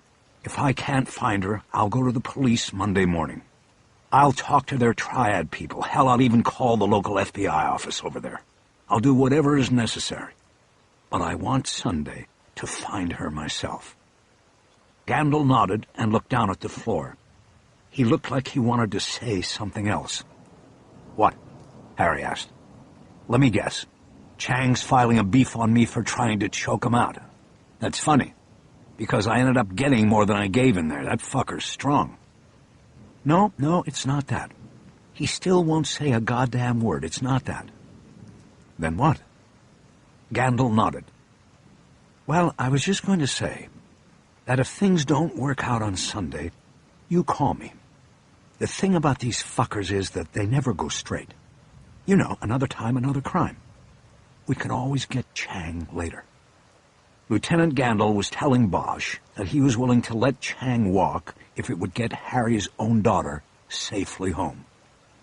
On Monday, the DA could be informed that evidence would not be presented in support of the murder charge, and Chang would be released. You're a good man, Lieutenant. And, of course, I didn't just say any of that. It's not going to come to that, but I appreciate what you didn't just say. Besides, the sad truth is, we may have to kick this guy loose Monday anyway, unless we come up with something over the weekend or on the searches. Gandil nodded and handed the printout back and told Bosch what he always told him, to keep him in the loop. Then he headed back to his office. Bosch put the printout on his desk and put on his reading glasses. He took a magnifying glass out of a drawer and began a study of every square inch of the image, looking for anything that might help and that he hadn't seen before. He was 10 minutes into it and finding nothing new when his cell rang. It was Ferris, and he knew nothing about Bosch's daughter being abducted. Harry, I got it. We got approval to search the phone, suitcase, and car. Ignacio, you're a hell of a writer. Still pitching a perfect game. It was true. So far, in the 3 years they had been partnered, Ferris had yet to write a search warrant application that had been turned down by a judge for insufficient cause. He might be intimidated by the streets, but he wasn't cowed by the courthouse. He seemed to know just what to put in each search application and what to leave out. Thanks, Harry. You finished over there now? Yeah, I'm coming back. Why don't you divert over to the OPG and handle that? I've got the phone and the suitcase right here. I'll dive in now. Chu is booking Chang. Ferris hesitated. Going to the official police garage to handle the search of Chang's car would stretch the psychological tether to the squad room. Harry, don't you think I should take the phone? I mean, you just got your first multifunction phone about a month ago. I think I can figure it out. You sure? Yeah, I'm sure. And I've got it right here. You head over to the garage. Make sure they check the door panels and the air filter. I had a Mustang once. You could fit a .45 in the filter. They referred to the staff at the OPG. They would be the ones who tore apart Chang's car while Ferris supervised the search. Will do, Ferris said. Good, Bosch said. Call me if you strike gold. Bosch closed the phone. He didn't see the need to tell Ferris about his daughter's plight yet. Ferris had 3 young kids of his own, and a reminder of how vulnerable he really was wouldn't be helpful at a time Bosch was counting on his best work. Harry pushed back from his desk and swiveled the chair to look at Chang's big suitcase on the floor against the cubicle's rear wall. Striking gold meant finding the murder weapon in your suspect's possession or possessions. Bosch knew Chang was heading to a plane. so there would be no gold in the suitcase.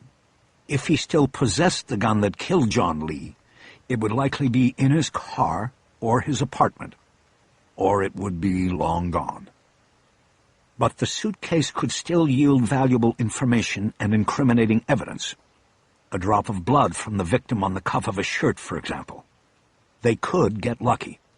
But Bosch turned back to the desk and decided to go with the cell phone first. He would go for gold of a different kind. Digital gold.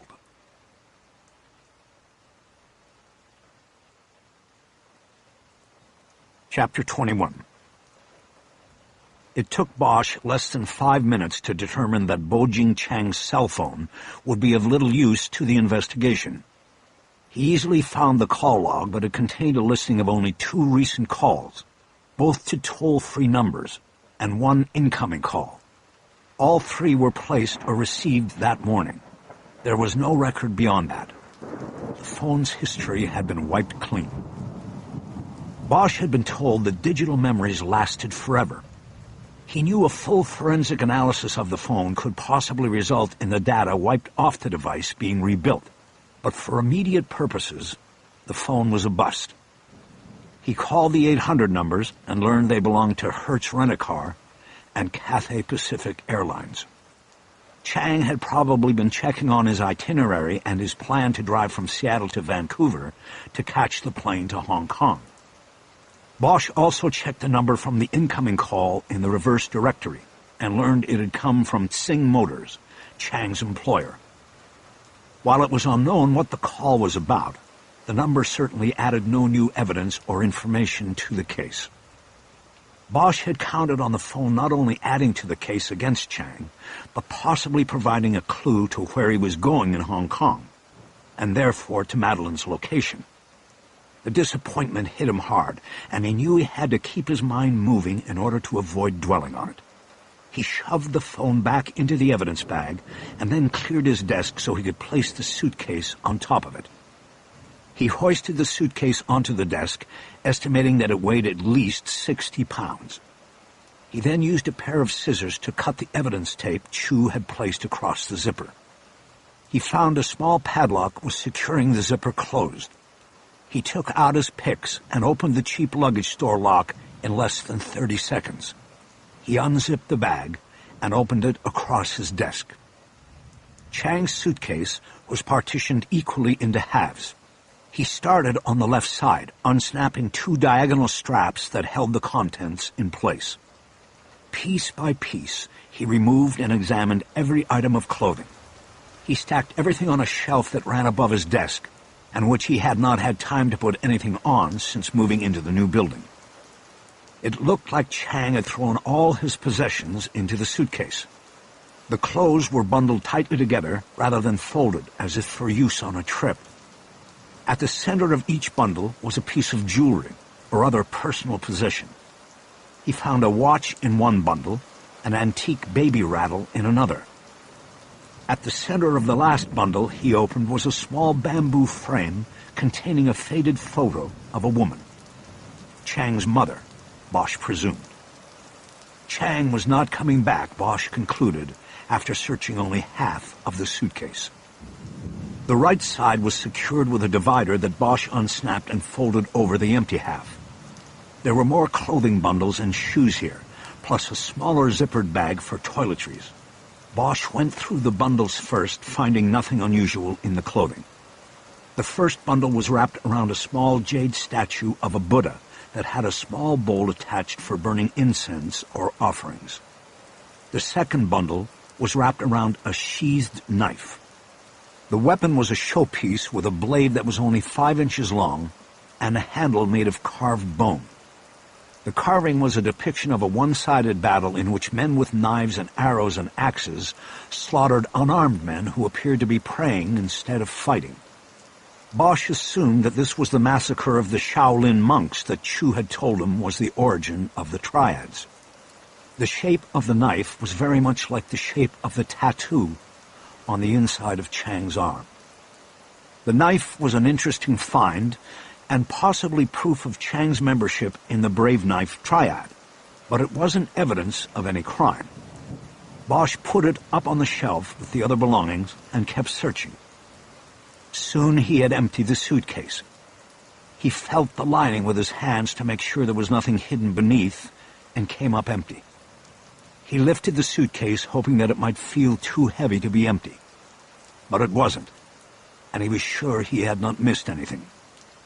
The last thing he looked at were the 2 pairs of shoes Chang had packed. He had given each shoe an initial look, but had then put it aside. He knew the only way to really search a shoe was to pull it apart.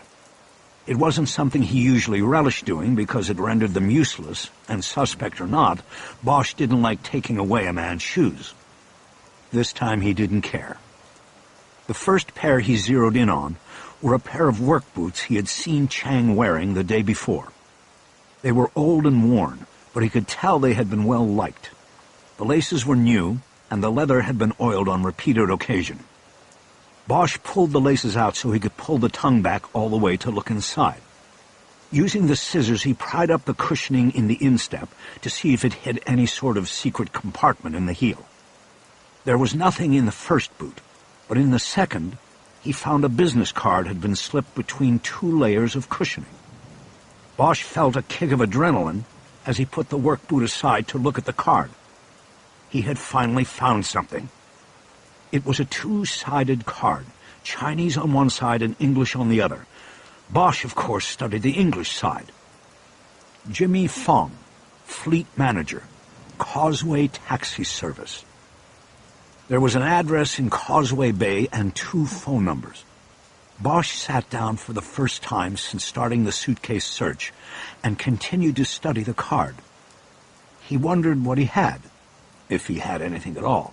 Causeway Bay was not far from Happy Valley, and the shopping mall from which his daughter was most likely abducted.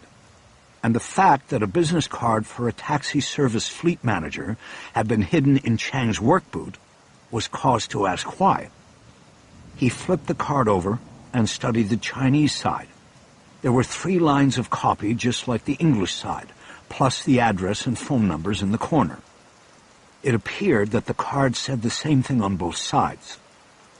Bosch put the card in an evidence envelope so that Chu could take a look at it, and moved on to the 2 other pairs of shoes. In another 20 minutes he was finished, and had found nothing else. He remained intrigued by the business card, but disappointed in the lack of returns from the search. He put all the belongings back in the suitcase in as close to the way he found it all as he could. He then closed it and pulled the zipper. After putting the suitcase back on the floor, he called his partner. He was anxious to know if the search of Chang's car had gone better than the search of his phone and suitcase.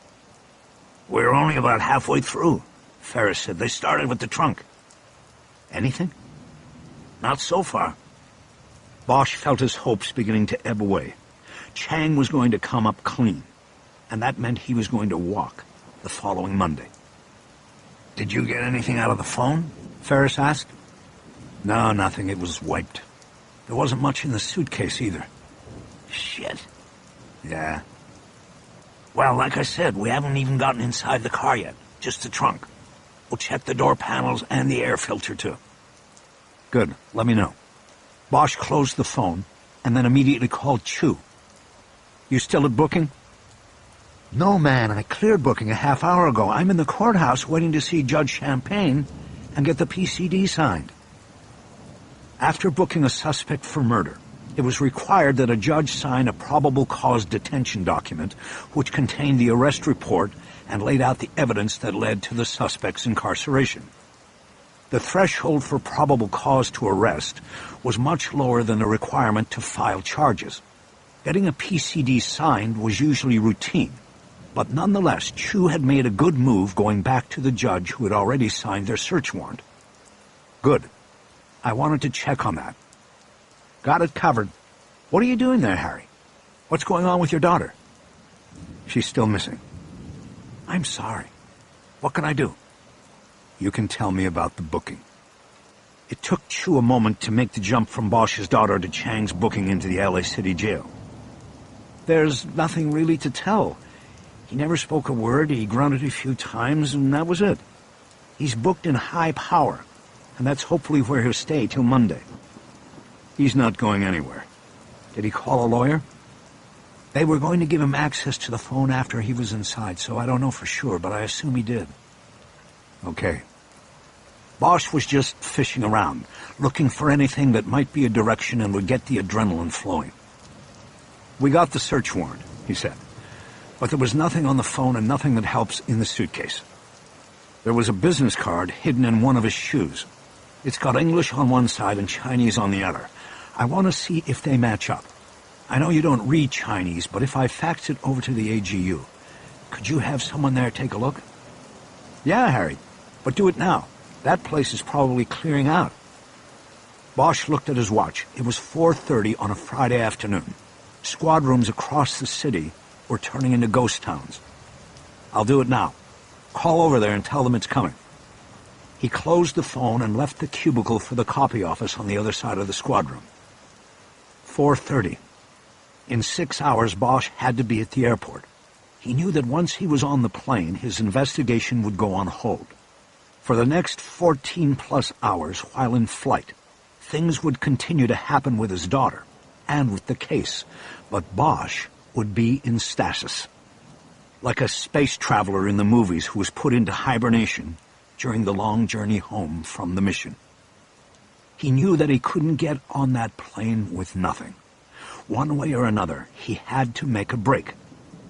After he copied the front and back of the business card onto the single sheet of paper, he faxed it over to the Asian gang unit and went back to his cubicle. He had left his phone on his desk, and he saw that he had missed a call from his ex-wife. There was no message, but he called her back. "You find something?" he asked. "I've had very long conversations with two of Maddie's friends.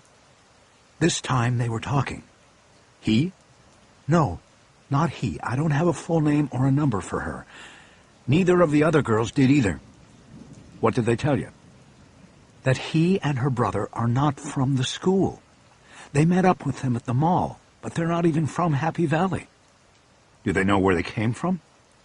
"No, but they knew they weren't local.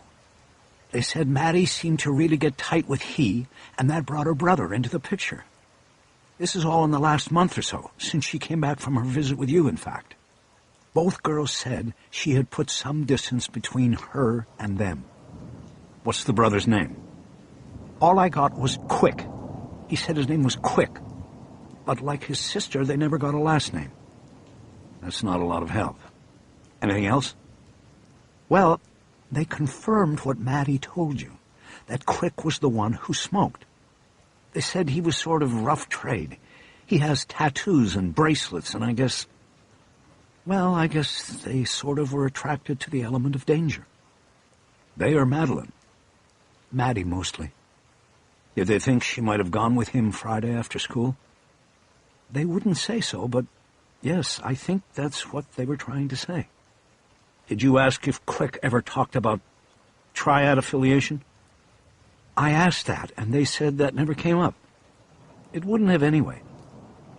"Why not?" "Because you don't talk about that here. The triads are anonymous. They're everywhere, but anonymous." "Okay." "You know, you haven't really told me what you think is going on. I'm not stupid. I know what you're doing. You're trying not to upset me with the facts, but I think I need to know the facts now, Harry." "Okay." Bosch knew she was right. If he wanted her best effort, then she had to know all he knew. "I'm working the murder of a Chinese man who owned a liquor store in the South End. He made regular protection payments to the triad. He was killed on the same day and during the same hour that the weekly payments were always made. That put us onto Bojing Chang, the triad bagman. The trouble is, that's all we've got. No evidence directly connecting him to the murder. Then today, we had to take Chang down because he was about to get on a plane and flee the country. We had no choice. So what it comes down to is we have the weekend to get enough evidence to support the charge, or we let him walk and he gets on a plane never to be seen again." "And how does this connect to our daughter?" "Eleanor, I'm dealing with people I don't know. The Asian gang unit in the LAPD and the Monterey Park Police. Somebody got the word to Chang directly, or to the triad, that we were onto him, and that's why he tried to bolt. They could have just as easily backgrounded me and zeroed in on Madeline as a way to get to me, to send the message that I need to stand down. I got a call. Somebody told me there would be consequences if I didn't back off Chang.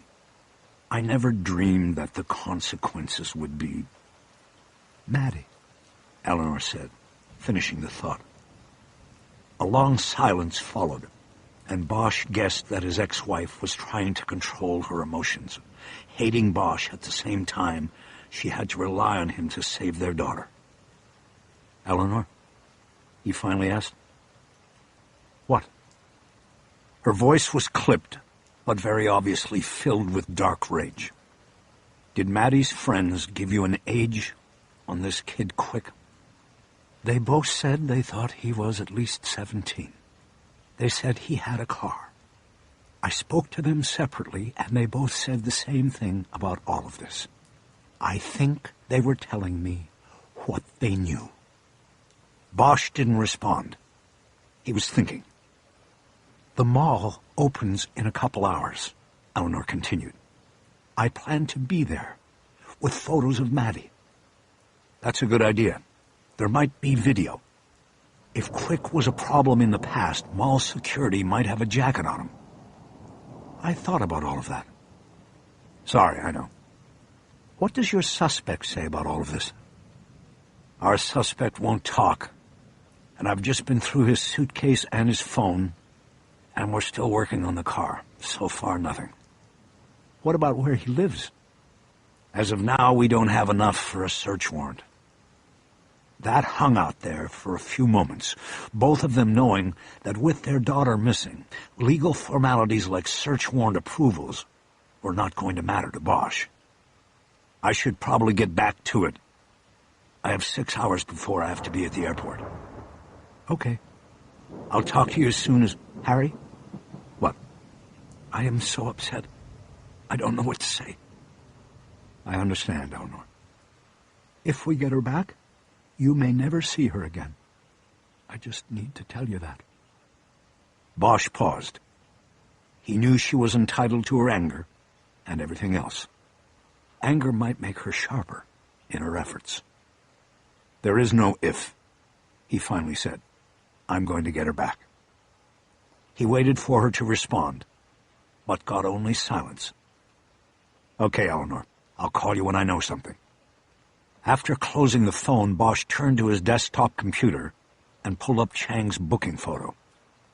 He then sent it over to the color printer. He wanted to have a copy of it with him in Hong Kong. Chu called back after that and said he had gotten the PCD signed and was leaving the courthouse. He said he had spoken to an officer at the AGU who had taken Bosch's facts and could confirm that both sides of the business card said the same thing. The card came from a manager of a taxi fleet based in Causeway Bay.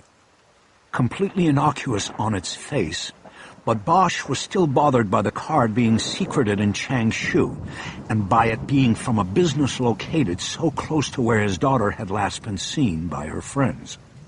Bosch had never been a believer in coincidence. He wasn't going to start now. Bosch thanked Chu and hung up, just as Lieutenant Gandil stopped by his cubicle on the way out. Harry, I feel like I'm leaving you in the lurch. What can I do for you? There's nothing that can be done that is not already being done. He updated Gandil on the searches and the lack of solid findings so far. He also reported that there was nothing new on his daughter's whereabouts or abductors. Gandil's face turned sour. We need a break, he said. We really need a break. We're working on it. When do you leave? In 6 hours. Okay, you have my numbers. Call me any time, day or night. If you need anything, I'll do whatever I can. Thanks, boss. You want me to stay here with you? No, I'm fine. I was about to head over to the OPG and let Ferris go home if he wants to. Okay, Harry. Let me know when you find something. Will do. You'll get her back. I know you will. I know it too. Gandil then awkwardly put his hand out, and Bosch shook it. It was probably the first time since they had met 3 years earlier that they shook. Gandil left then, and Bosch surveyed the squad room. It looked like he was the only one left. He turned and looked down at the suitcase. He knew he had to lug it to the elevator and get it down to evidence lockup. The phone had to be booked into evidence too. After that, he would leave the building as well. But not for a leisurely weekend at home with the family. Bosch was on a mission, and he would stop at nothing to see it through. Even under Eleanor's last threat. Even if it meant that saving his daughter might mean he'd never see her again. Chapter 22. Bosch waited until dark to break into Bojing Chang's home. It was a townhouse with a shared entry vestibule with the adjoining apartment. This offered him cover as he used his picks to turn the deadbolt and then the doorknob lock. As he worked, he felt no guilt or second thoughts about the line he was crossing. The searches of the car, suitcase, and phone had all been busts, and now Bosch was desperate. He wasn't searching for evidence to make a case against Chang. He was searching for anything that would help him locate his daughter. She was missing more than 12 hours now, and breaking and entering, putting his livelihood and career on the line, seemed like minimal risks compared to what he would face within himself if he didn't get her back safe. Once the final pin moved into place, he opened the door and moved quickly into the apartment, closing and relocking the door behind him. The search of the suitcase had told Bosch that Chang had packed for good, that he wasn't coming back. But he doubted Chang had fit everything into that one suitcase. He had to have left things behind. Things of less personal meaning to him, but possibly of value to Bosch. Chang had printed his boarding pass out at some point before heading to the airport. Since he had been under surveillance and had made no other stops, Bosch was sure there had to be a computer and printer in the apartment. Harry waited 30 seconds for his eyes to adjust to the darkness before moving from the door. Once he could reasonably see, he moved into the living room, banging into a chair and almost knocking over a lamp before managing to find the switch and turn it on. He then moved quickly to a pair of open drapes and pulled them closed across the front window. He turned from the window and surveyed the room. It was a small living room and dining room combination, with a pass-through window to a kitchen in the back. A stairwell on the right went up to a bedroom loft. On initial view, Bosch saw nothing of a personal nature left behind. No computer, no printer. It was just furniture. He quickly searched the room and then moved into the kitchen. Again, the place was barren of personal effects. The cabinets were empty, not even a cereal box left behind. Under the sink was a trash can, but it was empty and freshly lined with a plastic garbage bag. Bosch moved back into the living room and headed for the stairs. There was a light switch at the bottom of the staircase that had a dimmer and controlled a ceiling light in the loft. He turned it on low and then went back to the living room lamp and turned it off. The loft was sparely furnished with just a queen-size bed and a bureau. There was no desk and no computer. Bosch quickly moved to the bureau and opened and closed every drawer, finding them all empty. In the bathroom, the wastebasket was empty and medicine cabinet bare. He lifted the lid off the toilet tank, but found nothing hidden there either. The place had been cleared out. It must have been after Chang had left, drawing the surveillance away. Bosch thought about the call from Singh Motors that had been logged on the suspect's phone. Maybe he had given Vincent Singh the all-clear sign, and the apartment had been cleared out and cleaned. Disappointed and feeling that he had been expertly played, Bosch decided to locate the apartment complex's refuse bin and attempt to find the trash bags that had been taken from the apartment. Maybe they had slipped up and left Chang's trash behind. A thrown-away note or a scribbled phone number would be helpful. He was 3 steps down the stairs when he heard a key hit the front door lock. He quickly turned around and moved back up into the loft and hid behind a support column. Lights below were turned on, and the apartment immediately filled with Chinese voices. His back to the column, Bosch counted the voices of 2 men and 1 woman. One of the men was dominating the conversation, and when the other 2 would speak, they seemed to be asking questions. Bosch moved to the edge of the column and risked a look down. He saw the dominant male gesturing to the furnishings. He then opened a closet door beneath the staircase and made a sweeping hand movement. Bosch realized he was showing the place to the couple. It was already for rent. This told him that sooner or later the 3 people below would be coming up to the loft. He looked at the bed. It was a bare mattress on top of a thick box spring, sitting on a frame a foot off the ground. He decided it was the only place he could possibly hide and not be discovered. He quickly got down to the floor and shimmied under the bed, his chest scraping on the underside of the box spring. He moved to the center and waited, tracking the apartment tour by the voices. Finally, the entourage headed up the steps to the loft. Bosch held his breath as the couple moved around the room and both sides of the bed. He waited for someone to sit on the bed, but that never happened. Bosch suddenly felt a vibration in his pocket and realized that he had not muted his phone.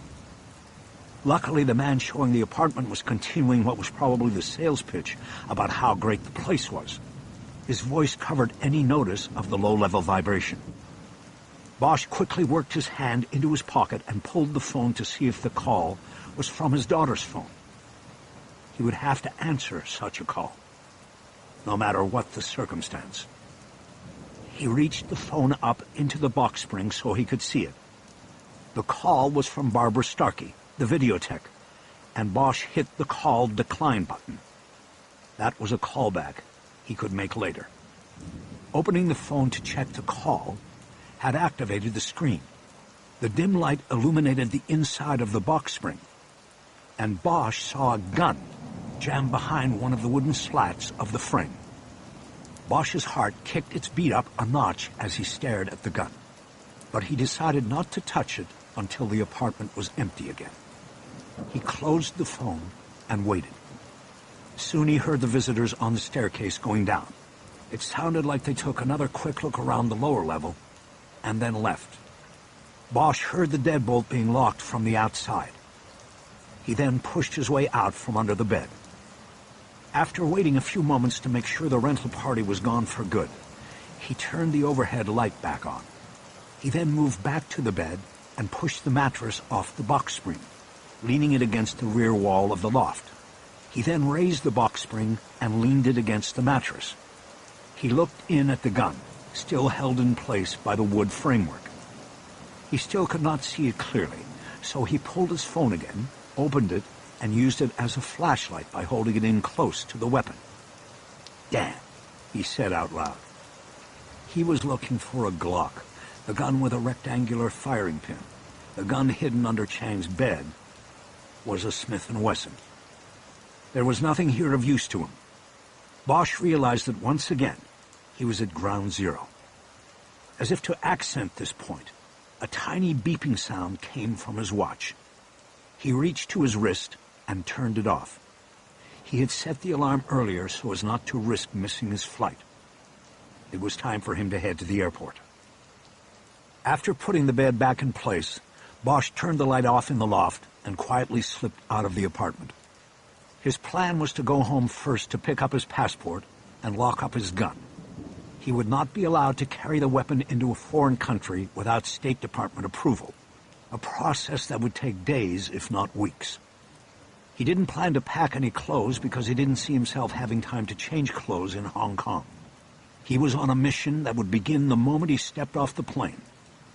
He got on the 10 west from Monterey Park and planned on taking the 101 up through Hollywood to his home.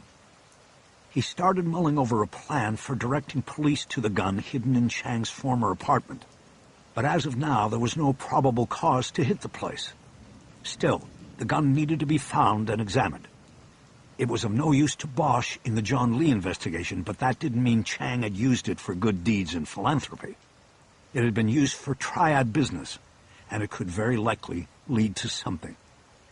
As he was taking the 101 north along the edges of the Civic Center, Bosch remembered the call from Barbara Starkey.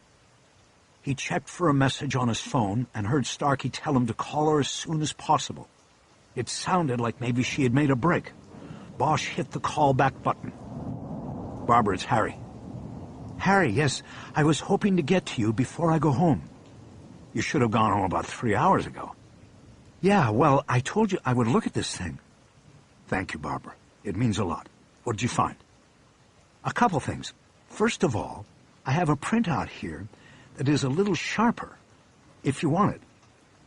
Bosch was disappointed. It sounded like there wasn't much more than what he already had, and she just wanted to let him know there was a clearer picture of the view out the window of the room where his daughter was held.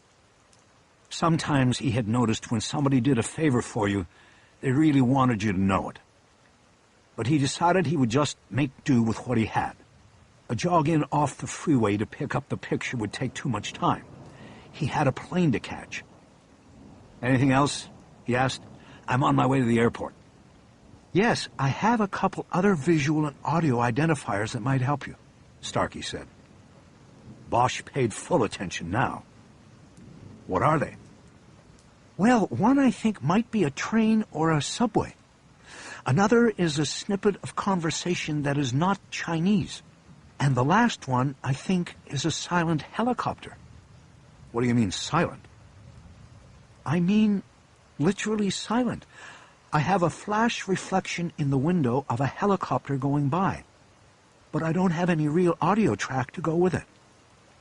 Bosch didn't respond at first. He knew what she was talking about. The whisper jet helicopters that the rich and powerful used to move over and around Hong Kong. He had seen them.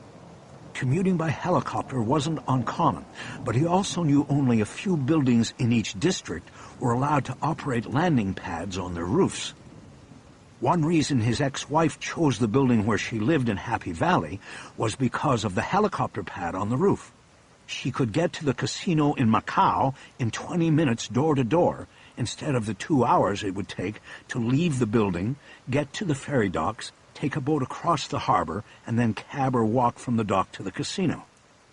"Barbara, I'll be there in 5 minutes," he said. He exited on Los Angeles Street and headed over to Parker Center. Because of the late hour, Bosch had his pick of spaces in the garage behind the old police headquarters. He parked and then quickly crossed the street and entered through the back door.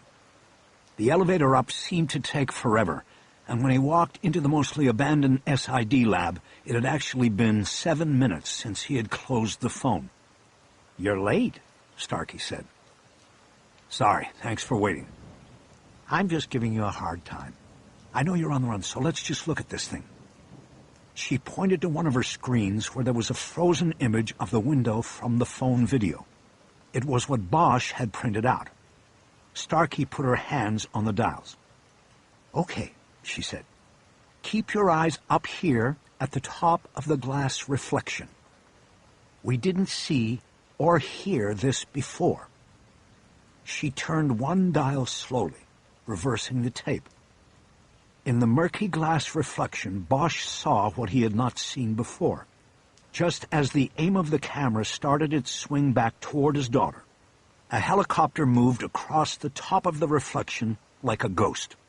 It was a small black craft with some sort of unreadable insignia on its side. Now, here it is in real time. She backed the video up until the camera was focused on Bosch's daughter, and she was kicking at it. Starkey hit a button, and it went by in real time. The camera swung toward the window for a split second and then back. Bosch's eyes registered the window, but never the reflection of the city, let alone a passing helicopter. It was a good find, and Bosch was excited. "The thing is, Harry, to be in that window, that chopper has to be flying pretty low." "So it either just took off or it was landing?" "I think it was ascending. It appears to rise slightly as it crosses the reflection. Nothing you can really see with the eye, but I measured it." Considering the reflection shows right to left what is occurring left to right, it would have taken off from a location on the opposite side of the street from the building this video was taken in. Bosch nodded. Now, when I looked for an audio track, she switched to the other screen, where there was an audiograph showing different isolated streams of audio she had taken from the video. And take out as much of the competing sound as I can, I get this. She played a track with almost a flat line graph, and all Bosch could hear was distant traffic noise that was chopped into waves. "That's rotor wash," she said. "You don't hear the helicopter itself, but it's disrupting the ambient noise. It's like a stealth chopper or something." Bosch nodded. He had moved a step closer. He now knew his daughter was held in a building near one of the few rooftop helicopter pads in Kowloon. "That help?" Starkey asked. "You better believe it." "Good. I also have this." She played another track, and it contained a low hissing sound that reminded Bosch of rushing water. It began, grew louder, and then dissipated. "What is it, water?"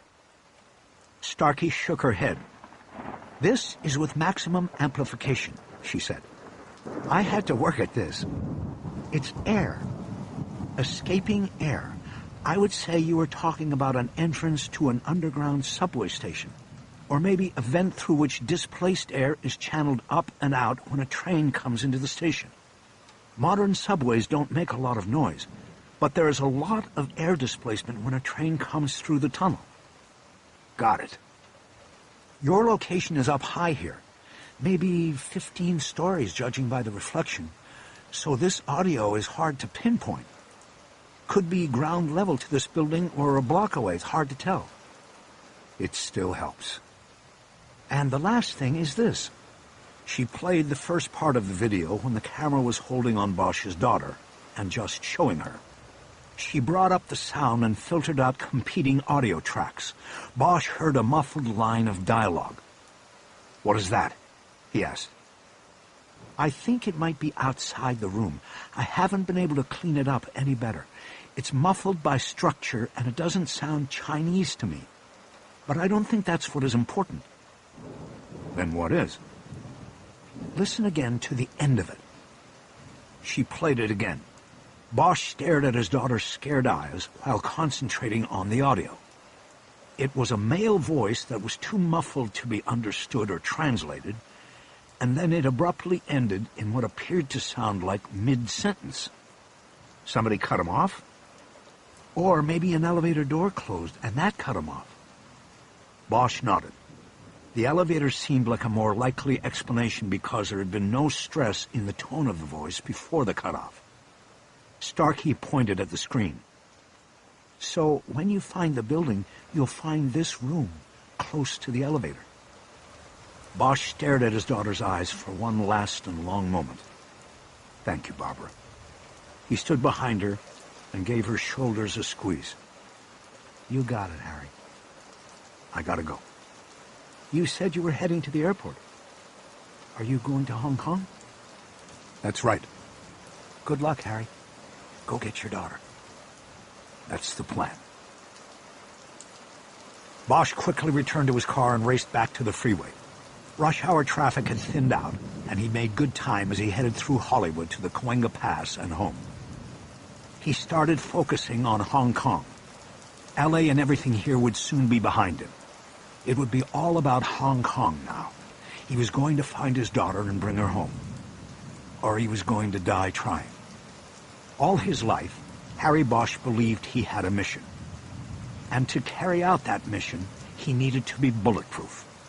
He needed to build himself and his life so that he was invulnerable, so that nothing and no one could ever get to him. All of that changed on the day he was introduced to the daughter he didn't know he had. In that moment, he knew he was both saved and lost. He would be forever connected to the world in the way only a father knew.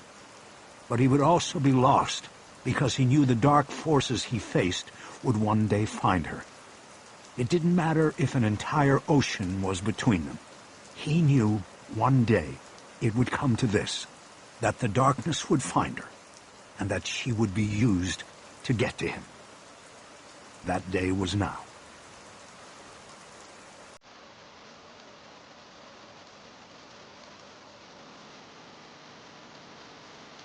Ashet Audio presents 9 Dragons, written by Michael Connelly, read by Len Carey.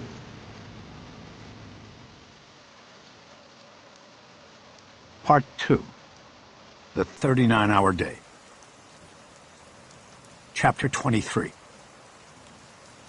Bosch got only fitful sleep on the flight over the Pacific.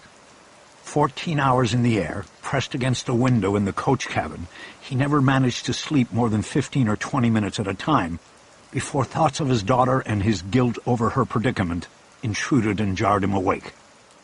By moving too fast to think during the day, he had kept himself ahead of the fear and guilt, the brutal recriminations. He was able to put it all aside because the pursuit was more important than the baggage he was carrying. But on Cathay Pacific Flight 883, he could run no more. He knew he needed to sleep to be rested and ready for the day ahead in Hong Kong. But on the plane, he was cornered and could no longer put his guilt and fear aside. The dread engulfed him. He spent most of the hour sitting in darkness, fists balled tightly and eyes staring blankly, as the jet hurtled through the black toward the place where Madeline was somewhere hidden. It made sleep fleeting, if not altogether impossible. The headwinds over the Pacific were weaker than anticipated, and the plane picked up time on the schedule, landing early at the airport on Lantau Island at 4:55 a.m. Bosch rudely pushed his way around passengers reaching for belongings in overhead bins and made his way to the front of the plane. He carried only a small backpack containing things he thought might help him find and rescue his daughter. It didn't matter that they had landed early. When the jet's door opened, he moved quickly and soon took over the lead of all passengers, heading toward customs and immigration. Fear stabbed at him as he approached the first screening point, a thermoscan designed to identify fever carriers. Bosch was sweating. Had the guilt burning in his conscience manifested itself in fever? Would he be stopped before he had even begun the most important mission of all? He glanced back at the computer screen as he passed by. He saw the images of travelers turn to blue ghosts on the screen. No telltale blooms of red. No fever. At least not yet. At the customs checkpoint, an inspector flipped through his passport and saw the entry and exit stamps from the many trips he had made in the last 6 years. He then checked something on a computer screen Bosch couldn't see. "You have business in Hong Kong, Mr. Bosch?" the inspector asked. He had somehow butchered the single syllable of Bosch's last name, making it sound like Botch. "No," Bosch said. "My daughter lives here and I come to visit her pretty often." He eyed the backpack slung over Bosch's shoulder. "You checked your bags?" "No, I just have this. It's a quick trip." The inspector nodded and looked back at his computer. Bosch knew what was going to happen.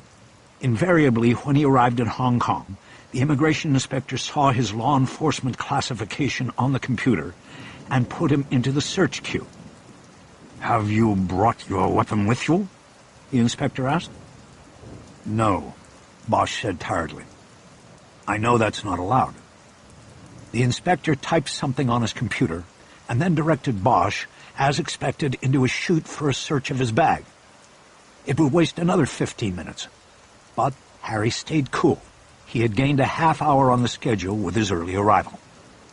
The second inspector carefully went through the backpack and made curious looks at the binoculars and other items, including the envelope stuffed with cash.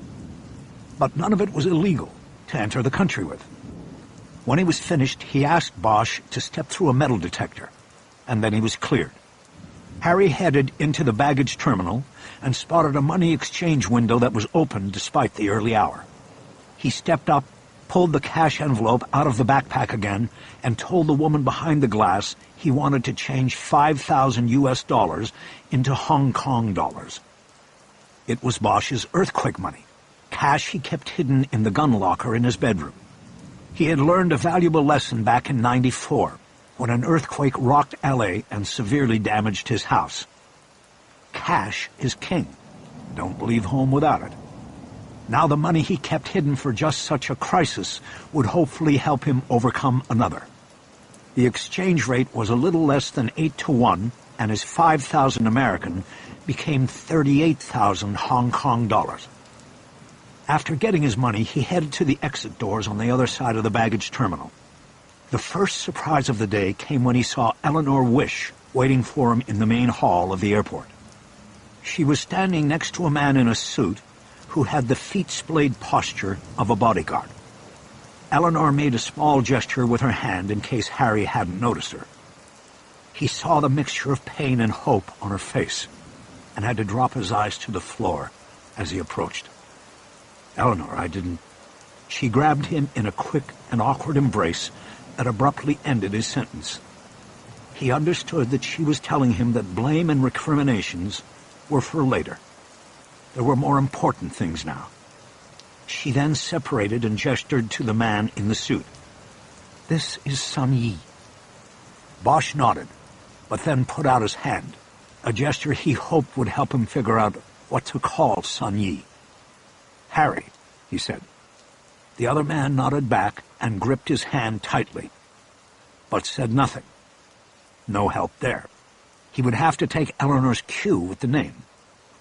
Bosch guessed Sun Yi was in his late 40s, Eleanor's age. He was short but powerfully built. His chest and arms pressed the contours of the silk suit jacket to the limit. He wore sunglasses, although it was still well before dawn. Bosch turned to his ex-wife. "He's driving us?" "He's helping us," she corrected. "He works in security at the casino." Bosch nodded. That was one mystery solved. "Does he speak English?" "Yes, I do," the man answered for himself. Bosch studied him for a moment and then looked at Eleanor and saw in her face a familiar resolve. It was a look he had seen many times when they had been together. She wasn't going to allow an argument on this. This man was part of the package, or Bosch was on his own. Bosch knew that if circumstances dictated it, he could split off and make his way alone through the city. It was what he had anticipated doing anyway. But for now, he was willing to go with Eleanor's plan. "You sure you want to do this, Eleanor? I was planning on working on my own." "She's my daughter, too. Where you go, I go." "Okay, then." They started walking toward the glass doors that would lead them outside. Bosch let Sun Yi take a lead so he could talk privately with his ex-wife. Despite the obvious strain playing clearly on her face, she was just as beautiful as ever to him. She had her hair tied back in a no-nonsense manner. It accented the clean line and determined set of her jaw. No matter how infrequently or what the circumstances, he could never look at her without thinking about the could-have-beens. It was an overworked cliché, but Bosch had always believed that they were meant to be together. Their daughter gave them a lifelong connection, but to Bosch it was not enough. "So tell me what's happening, Eleanor," he said. "I've been in the air for almost 15 hours. What's new on this end?" She nodded. "I spent 4 hours at the mall yesterday. When you called and left a message from the airport, I must have been in security. I either didn't have a signal or just didn't hear the call." "Don't worry about it. What did you find out?" "They have surveillance video that shows her with the brother and sister. Quick and he. It's all from distance. They're not identifiable on it, except for Mad. I'd be able to pick her out anywhere." "Does it show the grab?" "There was no grab.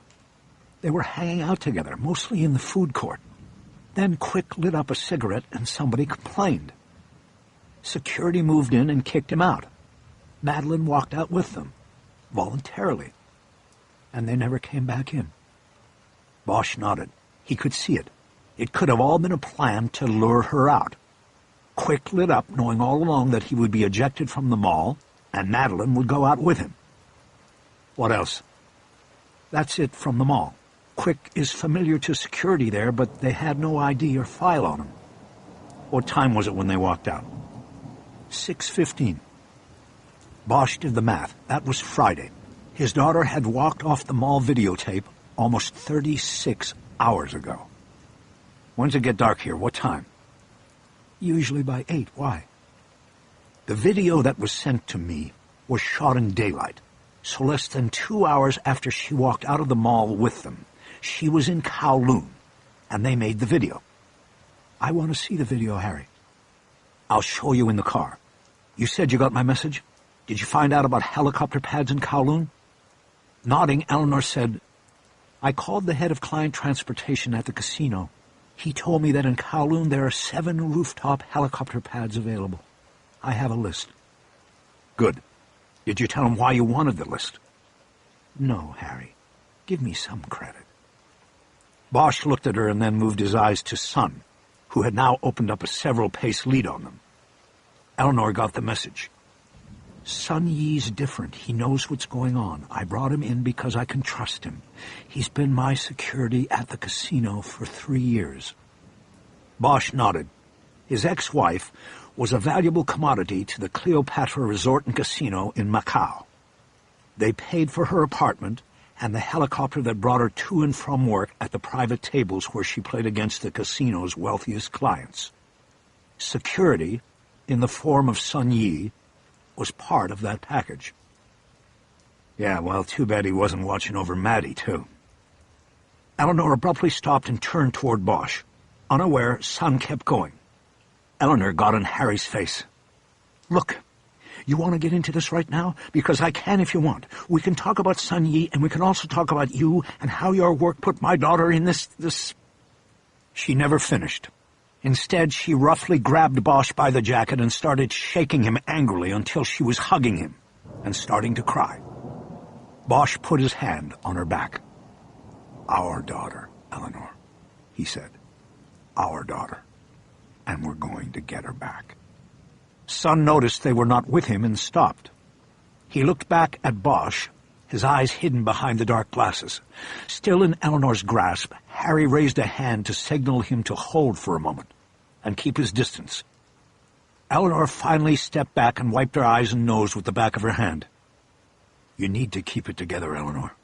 I'm going to need you. Stop saying that, okay? I will keep it together. Where do we start? Did you get the MTR map I asked for? Yes, I've got it. It's in the car. What about the card from Causeway Taxi? Did you check it out?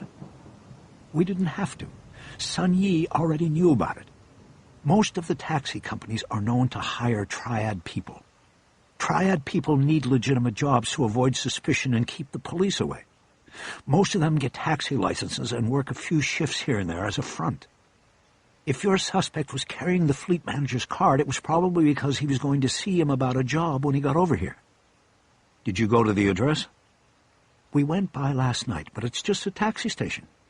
It's where the cars get refueled and serviced, and the drivers are dispatched at the start of a shift. Did you talk to the fleet manager? No, I didn't want to make a move like that without asking you. But you were in the air and I couldn't ask. Besides, it looked to me like a dead end. This was a guy who was probably going to give Chang a job, that's all. That's what he does for the triads. He wouldn't be involved in an abduction. And besides, if he was involved, he wasn't going to talk about it.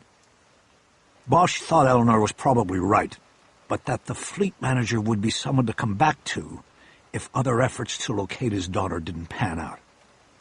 Okay, he said. When's it going to be light out? She turned to look out the huge glass wall that fronted the main hall, as if to judge her answer by the sky. Bosch checked his watch. It was 5:45, and he had already been in Hong Kong nearly an hour. It seemed like the time was already going by too quickly.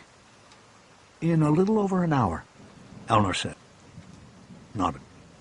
What about the gun, Eleanor? She nodded hesitantly. If you're sure, Sun Yi knows where you can get one. In Wan Chai. Bosch nodded. Of course, that would be the place to get a gun. Wan Chai was where the underside of Hong Kong came to the surface. He had not been there since coming from Vietnam on leave 40 years before. But he knew that some things and places never changed. Okay, let's get to the car. We're losing time. They stepped through the automatic doors, and Bosch was greeted by the warm, wet air. He felt the humidity start to cling to him. "Where are we going first?" Eleanor asked. "Wan Chai?" "No, the peak. We'll start there." Chapter 24. It was known as Victoria Peak during colonial times. Now it was just the peak, a mountaintop that rose behind the Hong Kong skyline and offered stunning vistas across the central district and the harbor of Kowloon. It was a car and funicular tram and was a popular destination with tourists year-round and locals in the summer months when the city below seemed to hold humidity like a sponge holds water. Bosch had been there several times with his daughter, often eating lunch in the observatory's restaurant or the shopping galleria built behind it. Bosch and his ex-wife and her security man made it to the top before dawn broke over the city. The galleria and tourist kiosks were still closed, and the lookout points abandoned. They left Son's Mercedes in the lot by the galleria and walked down the path that edged the side of the mountain. Bosch had his backpack over his shoulder. The air was heavy with humidity. The pathway was wet, and he could tell there had been an overnight shower. Already his shirt was sticking to his back. "What exactly are we doing?" Eleanor asked. The question was the first she had spoken in a long time. On the drive-in from the airport, Bosch had set up the video and handed her his phone. She watched it, and Bosch heard her breathing catch. She then asked to watch it a second time, and silently handed the phone back after. It was a terrible silence that lasted until they were on the path.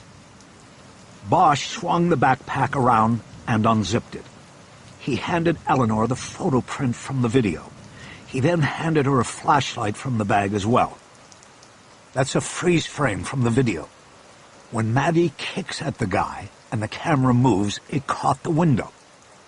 Eleanor turned on the flashlight and studied the print while they walked. Son walked several paces behind them. Bosch continued to explain his plan. "You have to remember that everything in the window is reflected backwards. But you see the goalposts on top of the Bank of China building? I have a magnifying glass here if you want to use it." "Yes, I see it." "Well, between those posts you can see the pagoda down here. I think it's called the Lion Pagoda, or the Lion Lookout. I've been up here with Maddie." "So have I. It's called the Lion Pavilion." "Are you sure it's on here?" "Yeah, you need the glass. Wait till we get up here." The path curved and Bosch saw the pagoda-style structure ahead. It was in a prominent position, offering one of the better views from the peak. Whenever Bosch had been here in the past, it was crowded with tourists and cameras. In the gray light of dawn, it was empty. Bosch stepped through the arched entrance and out to the viewing pavilion. The giant city spread out below him. There were 1 billion lights out there in the receding darkness, and he knew one of them belonged to his daughter. He was going to find it. Eleanor stood next to him and held the printout under the beam of the flashlight. Son took a bodyguard's position behind them. "I don't understand," she said. "You think you can reverse this and pinpoint where she was?" "That's right." "Harry, there are other markers. I just want to narrow it down. Kowloon is a big place." Bosch pulled his binoculars from the backpack. They were powerful magnifiers he used on surveillance assignments. He raised them to his eyes. "What other markers?" It was still too dark. Bosch lowered the binoculars. He would have to wait. He thought maybe they should have gone to Wan Chai to get the gun first. "What other markers, Harry?" Bosch stepped close to her so he could see the photo print and point out the markers Barbara Starkey had told him about, particularly the portion of the backwards sign with the letters O and N. He also told her about the audio track from a nearby subway and reminded her of the helicopter, which was not on the printout. "You add it all up, and I think we can get close," he said. "If I can get close, I'll find her."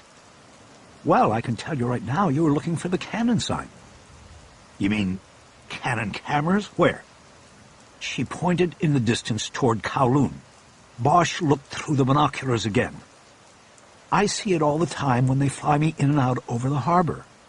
There is a cannon sign on the Kowloon side. It's just the word cannon standing free on top of a building. It rotates.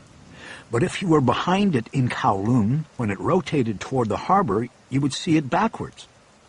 Then in the reflection, it would be corrected. That has to be it. She tapped the ON on the photo print. Yeah, but where? I don't see it anywhere. Let me see. He handed her the binoculars. She spoke as she looked. It's normally lit up, but they probably turn it off a couple of hours before dawn to save energy. A lot of the signs are out now. She lowered the binoculars and looked at her watch. We'll be able to see it in about 15 minutes. Bosch took the binoculars back and started searching for the sign again. I feel like I'm wasting time. Don't worry, the sun's coming up. Thwarted in his efforts, Bosch reluctantly lowered the binoculars and for the next 10 minutes watched the light creep over the mountains and into the basin. The dawn came up pink and gray. The harbor was already busy, as workboats and ferries crisscrossed paths in what looked like some kind of natural choreography. Bosch saw low-lying mist clinging to the towers in central and Wan Chai and across the harbor in Kowloon. He smelled smoke. It smells like L.A. after the riots, he said. Like the city's on fire. It is, in a way, Eleanor said. We're halfway through Yue Lan. Yeah, what's that? The Hungry Ghost Festival. It began last week. It's set to the Chinese calendar. It is said that on the 14th day of the 7th lunar month, the gates of hell open and all the evil ghosts stalk the world. Believers burn offerings to appease their ancestors and ward off the evil spirits. What kind of offerings? Mostly paper money and papier-mâché facsimiles of things like plasma screens and houses and cars. Things the spirits supposedly need on the other side. Sometimes people burn the real things, too. She laughed and then continued. I once saw somebody burning an air conditioner. Sending an air conditioner to an ancestor in hell, I guess. Bosch remembered his daughter talking about this once.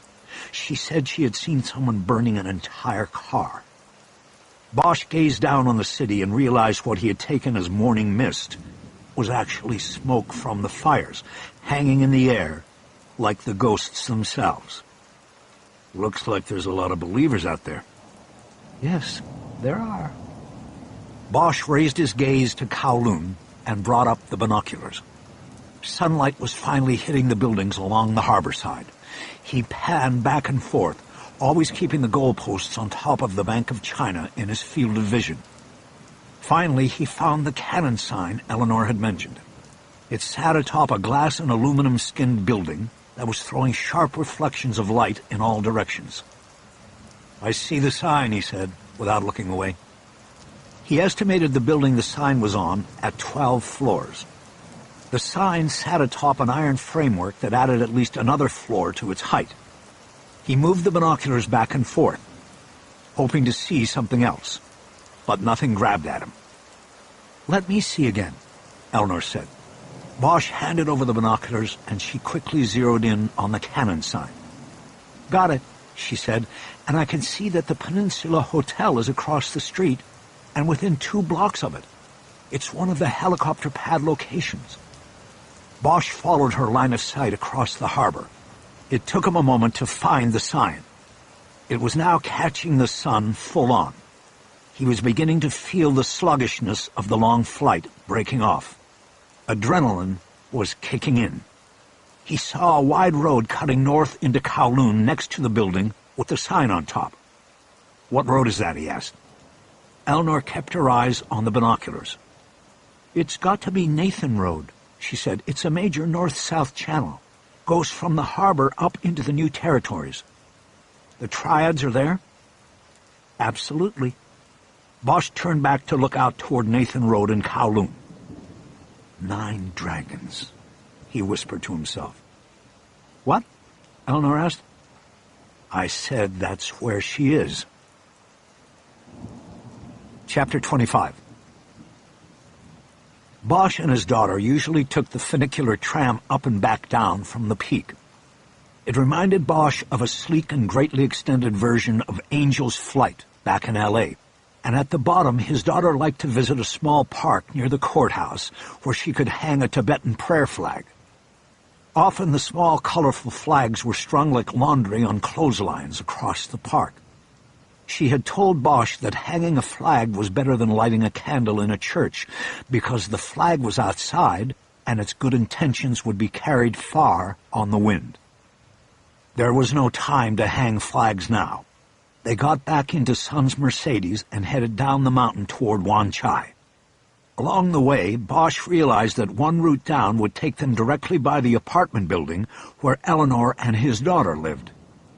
Bosch leaned forward from the back seat. "Eleanor, let's go by your place first." "Why?" "Something I forgot to tell you, to bring. Madeline's passport. Yours too." "Why?" "Because this won't be over when we get her back. I want both of you away from here until it is." "And how long is that?" She had turned to look back at him from the front seat. He could see the accusation in her eyes. He wanted to try to avoid all of that so that the rescue of his daughter was the complete focus. "I don't know how long. Let's just get the passports, just in case there is no time later." Eleanor turned to Sun and spoke sharply in Chinese. He immediately pulled to the side of the road and stopped. There was no traffic coming down the mountain behind them. It was too early for that. She turned fully around in her seat to face Bosch. "We'll stop for the passports," she said evenly. "But if we need to disappear, don't think for a minute we will be going with you." Bosch nodded. The concession that she would be willing to do it was enough for him. "Then maybe you should pack a couple bags and put them in the trunk too." She turned back around without responding. After a moment, Sun looked over at her and spoke in Chinese.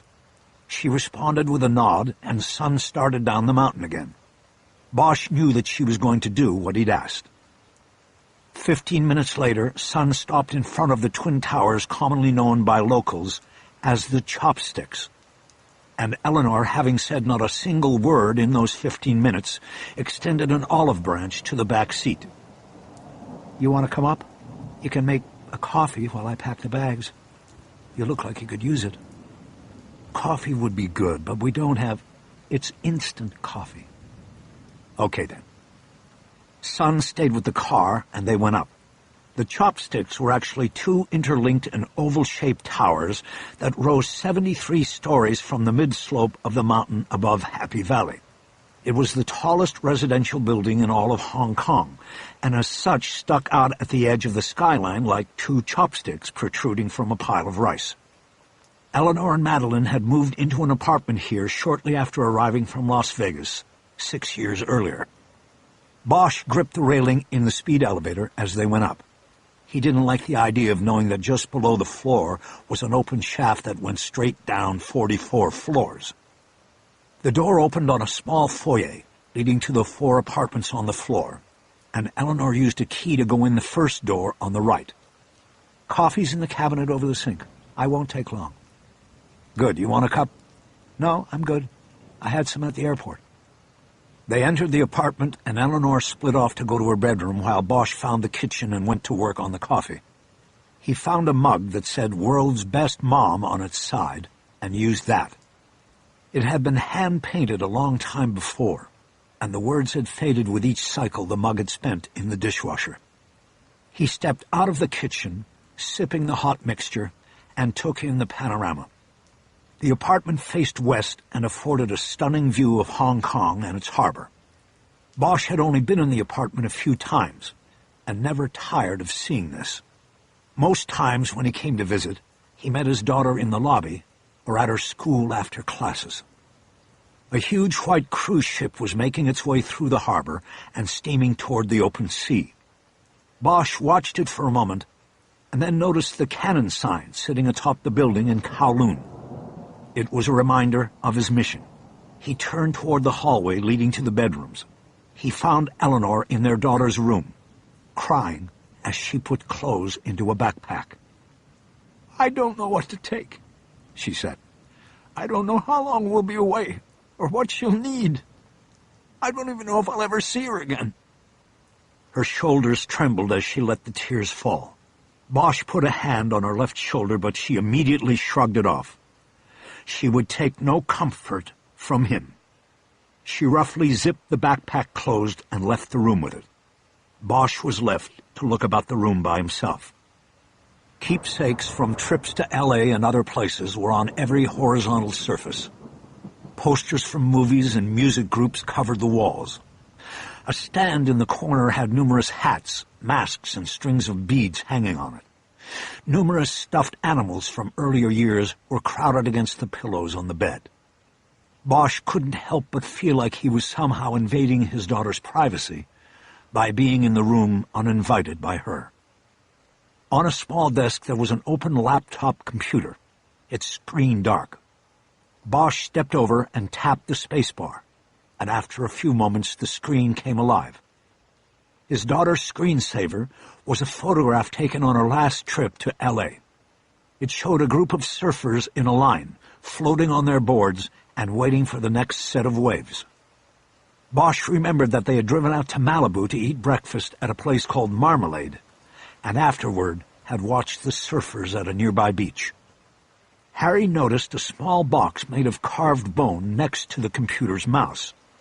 It reminded Bosch of the carved handle of the knife he had found in Chang's suitcase. It looked like something you would keep important things in, like money. He opened it and found that it contained only a small string of carved jade monkeys. See no evil, hear no evil, speak no evil, on red twine. Bosch took it out of the box and held it up to see it better. It was no more than 2 inches long, and there was a small silver ring on the end, so that it could be attached to something. "You ready?" Bosch turned. Eleanor was in the doorway. "I'm ready. What is this, an earring?" Eleanor stepped closer to see it. "No, the kids hook those things on their phones. You can buy them at the Jade Market in Kowloon. So many of them have the same phones, they dress them up to be different." Bosch nodded as he put the jade string back in the bone box. "Are they expensive?" "No, that's cheap jade. They cost about $1 American, and they change them all of the time. Let's go." Bosch took a last look around his daughter's private domain, and on the way out grabbed a pillow and a folded blanket off the bed. Eleanor looked back and saw what he was doing. "She might be tired and want to sleep," Bosch explained. They left the apartment, and in the elevator Bosch held the blanket and pillow under one arm and one of the backpacks in the other. He could smell his daughter's shampoo on the pillow. "You have the passports?" Bosch asked. "Yes, I have them," Eleanor said. "Can I ask you something?" "What?" He acted like he was studying the pattern of ponies on the blanket he was holding. "How far can you trust Sun Yi? I'm not sure we should be with him after we get the gun." Eleanor answered without hesitation. "I told you you don't have to worry about him. I trust him all the way, and he's staying with us. He's staying with me." Bosch nodded. Eleanor looked up at the digital display that showed the floors clicking by. "I trust him completely," she added. "And Maddie does, too." "How does Maddie even—" He stopped. He suddenly understood what she was saying. Sun was the man Madeline had told him about. He and Eleanor were together. "You get it now?" she asked. "Yeah, I get it," he said. "But are you sure Madeline trusts him?" "Yes, I'm sure. If she told you otherwise, then she was just trying to get your sympathy. She's a girl, Harry. She knows how to manipulate. Yes, her life has been disrupted a bit by my relationship with Sun Yi, but he has shown her nothing but kindness and respect. She'll get over it. That is, once we get her back." Sun Yi had the car waiting in the drop-off circle at the front of the building. Harry and Eleanor put the backpacks in the trunk, but Bosch took the pillow and blanket with him into the back seat.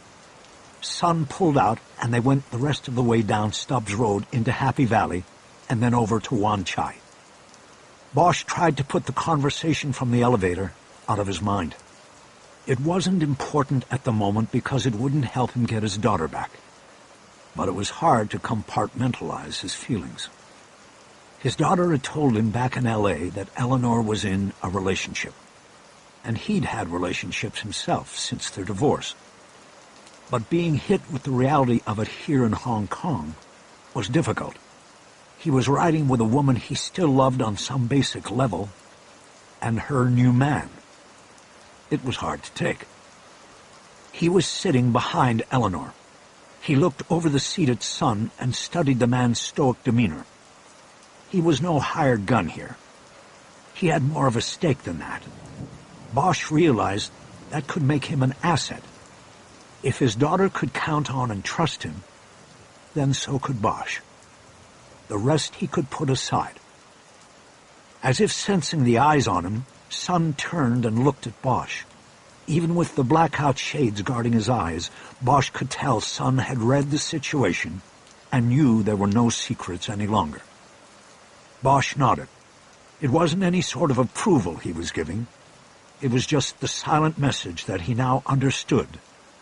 They were all in this together. Chapter 26. Wan Chai was the part of Hong Kong that never slept. The place where anything could happen and anything could be had for the right price. Anything. Bosch knew that if he wanted a laser sight to go with the gun they were going to pick up, he could get it. If he wanted a shooter to go with the setup, he could probably get that too. And this didn't even begin to address the other things like drugs and women that would be available to him in the strip bars and music clubs along Lockhart Road. It was 8:30 and full daylight as they cruised down Lockhart. Many of the clubs were still active, shutters closed against the light, but neon burning brightly up above in the smoky air. The street was wet and steamy. Fragmented reflections of neon splashed across it and over the windshields of the taxis lining the curbs. Bouncers stood on post, and female hawkers sat on stools waving down pedestrians and motorists alike. Men in rumpled suits, their steps slowed by a night of alcohol or drugs, were moving slowly on the pavement. Double parked outside the rows of red taxis, the occasional Rolls-Royce or Mercedes idled, waiting for the money to run out inside and the journey home to finally begin. In front of almost every establishment was an ash can for burning offerings to the hungry ghosts. Many were alive with flames. Bosch saw a woman in a silk robe with a red dragon on the back standing outside a club called Red Dragon. She was showering what looked like real Hong Kong dollars into the flames, leaping from the can in front of her club. She was hedging her bets with the ghosts, Bosch thought. She was going with the real thing. The smell of fire and smoke mixed with an underlying scent of fried foods got into the car despite the windows being up. Then a harsh odor Bosch couldn't identify. Almost like one of the cover-up odors he'd pick up from time to time in the coroner's office, hit him, and he started breathing through his mouth. Eleanor flipped down her visor so she could see him in the makeup mirror. "Gui Lang Go," she said. "What?" "Turtle shell jelly. They make it around here in the mornings. They sell it in the medicine shops." "It's strong." "That's a nice way of putting it. You think the smell's strong. You should actually taste it sometime. It's supposed to be the cure for whatever ails you." "I think I'll pass." In another 2 blocks, the clubs got smaller and seedier from the outside. The neon signage was more garish and usually accompanied by lighted posters containing photographs of the beautiful women supposedly waiting inside. Sun double-parked next to the taxi that was first in line at the intersection. 3 of the corners were occupied by clubs. The 4th was a noodle shop that was open and already crowded. Sun released his seatbelt and opened his door. Bosch did the same. "Harry," Eleanor said. Sun turned back to look at him. "You don't go," he told Bosch. Bosch looked at him. "You sure I have money?" "No money," Sun said. "You wait here." He got out and closed the door. Bosch closed his door and stayed in the car. What's going on? Sun Yi's calling on a friend for the gun. It's not a transaction involving money. Then what does it involve? Favors. Is Sun Yi in a triad? No. He wouldn't have gotten the job in the casino, and I wouldn't be with him. Bosch wasn't so sure about the casino job being off-limits to a triad man. Sometimes the best way to know your enemy is to hire your enemy. Was he in a triad? I don't know. I doubt it. They don't let you just quit. But he's getting the gun from a triad guy, right? I don't know that either. Look, Harry, we are getting the gun you told me you had to have. I didn't think there would be all of these questions. Do you want it or not? Yes, I want it. Then we are doing what needs to be done to get it, and Sun Yi is risking his job and freedom doing it, I might add. Gun laws are very harsh here. I understand.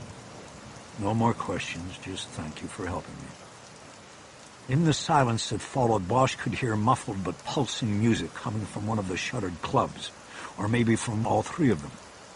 Through the windshield, he saw Sun approach three men in suits that were standing outside a club directly across the intersection. Like with most of the establishments in Wan Chai, the sign out front was in Chinese and English. The place was called the Yellow Door. Sun spoke briefly with the men, and then nonchalantly opened his suit jacket so they could see he was not armed. One of the men did a quick but competent pat-down, and Sun was then allowed to enter through the signature yellow door. They waited for nearly 10 minutes. During that time, Eleanor said almost nothing. Bosch knew she was fearful of their daughter's situation and angry with his questions. But he needed to know more than he knew. Eleanor, don't get upset with me, okay? Let me just say this. We have the element of surprise here. As far as the people who have Maddie know, I'm still in L.A., deciding whether to kick their guy loose or not. So if Sun Yi is going to the triad here to get me a gun, won't he have to tell them where the gun is going and what it might be used for? Won't the guy with the gun then turn around and give the triad guys across the harbor in Kowloon the heads up? You know, like, look who's in town, and oh, by the way, he's coming your way. No, Harry, she said dismissively. That's not how it works. Well, then how does it work? I told you, Sun Yi is calling in a favor. That's it. He doesn't have to provide any information because the guy with the gun owes him the favor. That's how it works, okay? Bosch stared at the club entrance. No sign of Sun. Okay. Another 5 minutes went by silently in the car, and then Bosch saw Sun step back through the yellow door. But instead of heading back to the car, he crossed the street and went into the noodle shop. Bosch tried to track him through the glass windows, but the reflecting neon outside was too strong, and Sun disappeared from sight. Now what, he's getting food? Bosch asked. I doubt it, Eleanor said. He was probably sent over there. Bosch nodded. Precautions. Another 5 minutes went by, and when Sun emerged from the noodle shop, he was carrying a styrofoam to-go carton that was secured closed with 2 rubber bands. He carried it flat, as if to not dishevel the plate of noodles within. He got back to the car and got in. Without a word, he handed the carton over the seat to Bosch. Holding the carton low, Bosch pulled off the rubber bands and opened it as Sun pulled the Mercedes away from the curb. The carton contained a medium-sized pistol made of blue steel. There was nothing else. No backup magazine or extra ammunition. Just the gun and whatever was in it. Bosch dropped the carton to the floor of the car and held the pistol in his left hand. There was no brand name or marking on the bluing, just serial and model numbers. But the 5-point star stamped into the grip told Bosch the weapon was a Black Star pistol manufactured by the government of China. He had seen them on occasion in L.A. They were manufactured by the tens of thousands for the Chinese military, and a growing number ended up being stolen and smuggled across the ocean. A fair number obviously stayed in China and were smuggled into Hong Kong. Bosch held the pistol down between his knees and ejected the magazine. It was double-stacked with 15 9mm parabellum rounds. He thumbed them out and put them into a cup holder in the armrest. He then ejected a 16th round from the chamber and put it in the cup holder with the others. Bosch looked down the sight to focus his aim. He peered into the chamber, looking for any sign of rust, and then studied the firing pin and extractor. He checked the gun's action and trigger several times. The weapon seemed to be functioning properly. He then studied each bullet as he reloaded the magazine, looking for corrosion or any other indication that the ammunition was old or suspect. He found nothing. He firmly pushed the magazine back into place and jacked the first round into the chamber. He then ejected the magazine again, pushed the last bullet into the opening, and once more put the gun back together. He had 16 rounds, and that was it. Happy? Eleanor asked from the front seat. Bosch looked up from the weapon and saw that they were on the down ramp to the Cross Harbor Tunnel. It would take them directly to Kowloon. Not quite. I don't like carrying a gun I've never fired before. For all I know, the pin on this thing could have been filed, and I'll be drawing dead when I need it. Well, there's nothing we can do about that. You just have to trust Sun Yi. Sunday morning traffic was light in the two-lane tunnel. Bosch waited until they passed the low point in the middle and had started up the incline toward the Kowloon side. He'd heard several backfires from taxis along the way. He quickly wrapped his daughter's blanket around the gun and his left hand. He then pulled the pillow over and turned to look out the rear window. There were no cars in sight behind them, because the cars back there had not reached the midpoint of the tunnel. "Whose car is this, anyway?" he asked. "It belongs to the casino," Eleanor said. "I borrowed it. Why?" Bosch lowered the window. He held the pillow up and pressed the muzzle into the padding. He fired twice, the standard double tap he would employ to check the function of a gun. The bullets snapped off the tunnel's tiled walls. Even with the wadding around the gun, the two reports echoed loudly in the car. The car swerved slightly as Sun looked into the back seat, and Eleanor yelled, "What the hell did you do?" Bosch dropped the pillow to the floor and raised the window. The car smelled like burnt gunpowder, but it was quiet again. He unwrapped the blanket and checked the weapon. It had fired easily and without a jam. He was down to 14 bullets and was good to go. "I had to make sure it worked," he said. "You don't carry a gun unless you're sure." "Are you crazy? You could get us arrested before we get a chance to do anything." "If you keep your voice down and Sun Yi stays in his lane, I think we'll be fine." Bosch leaned forward and tucked the weapon into his waistband at the small of his back. Its barrel was hot against his skin. Up ahead he saw light at the end of the tunnel. They would be in Kowloon soon. It was time. Chapter 27. The tunnel delivered them to Tsimchatsui, the central waterside section of Kowloon, and within a few minutes, Sun turned the Mercedes onto Nathan Road. It was a wide four-lane boulevard lined with high-rise buildings as far as Bosch could see. It was a crowded mix of commercial and residential uses. The first 2 floors of every building were dedicated to retail and restaurant space, while the floors rising above were residential or office space. The clutter of video screen and signs in Chinese and English was an intense riot of color and motion. The buildings ranged from dowdy mid-century construction to the slick glass and steel structures of recent prosperity. It was impossible for Bosch to see the top of the corridor from the car.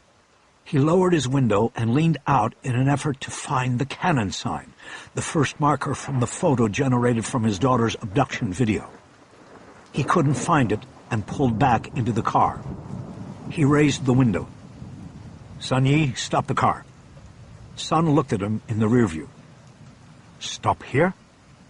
"Yes, here. I can't see. I have to get out." Sun looked at Eleanor for approval, and she nodded. "We'll get out. You find a place to park." Sun pulled to the curb and Bosch jumped out. He'd taken the photo print from his backpack and had it ready. Sun then pulled away, leaving Eleanor and Bosch on the sidewalk. It was now mid-morning, and the streets and sidewalks were crowded with people. Smoke was in the air, and the smell of fire. The hungry ghosts were close.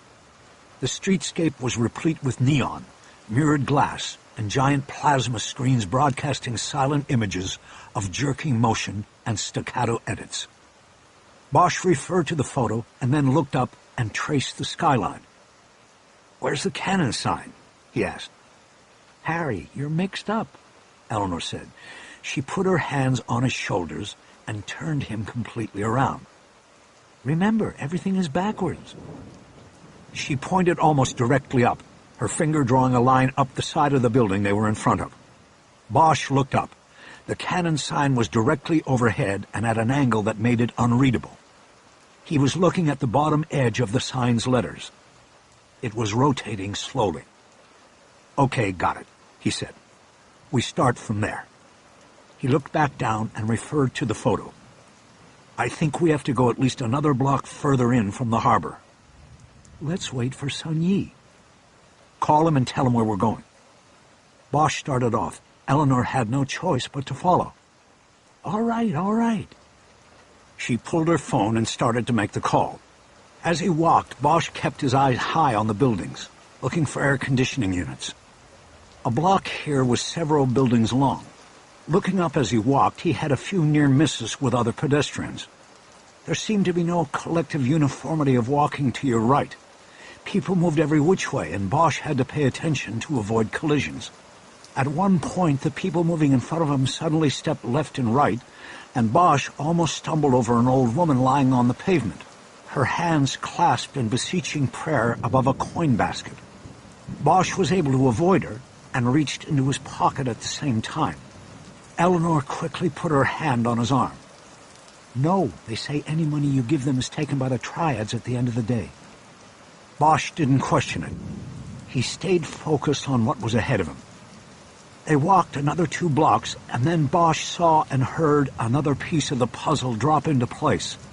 Across the street was an entrance to the Metropolitan Transportation Railway, a glass enclosure leading to the escalators down to the underground subway.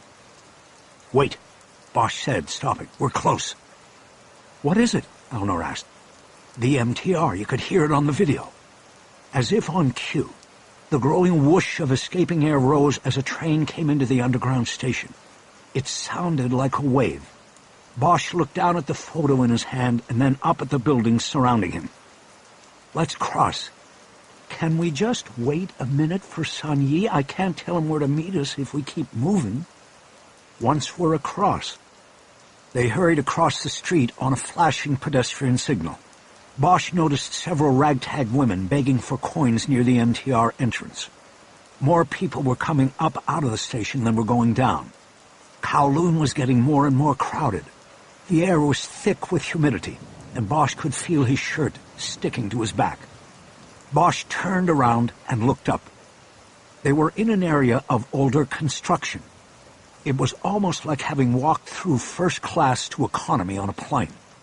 The buildings on this block and heading further in were shorter, in the 20-story range, and in poorer conditions than those in the blocks closer to the harbor. Harry noticed many open windows and many individual air conditioning boxes hanging from windows.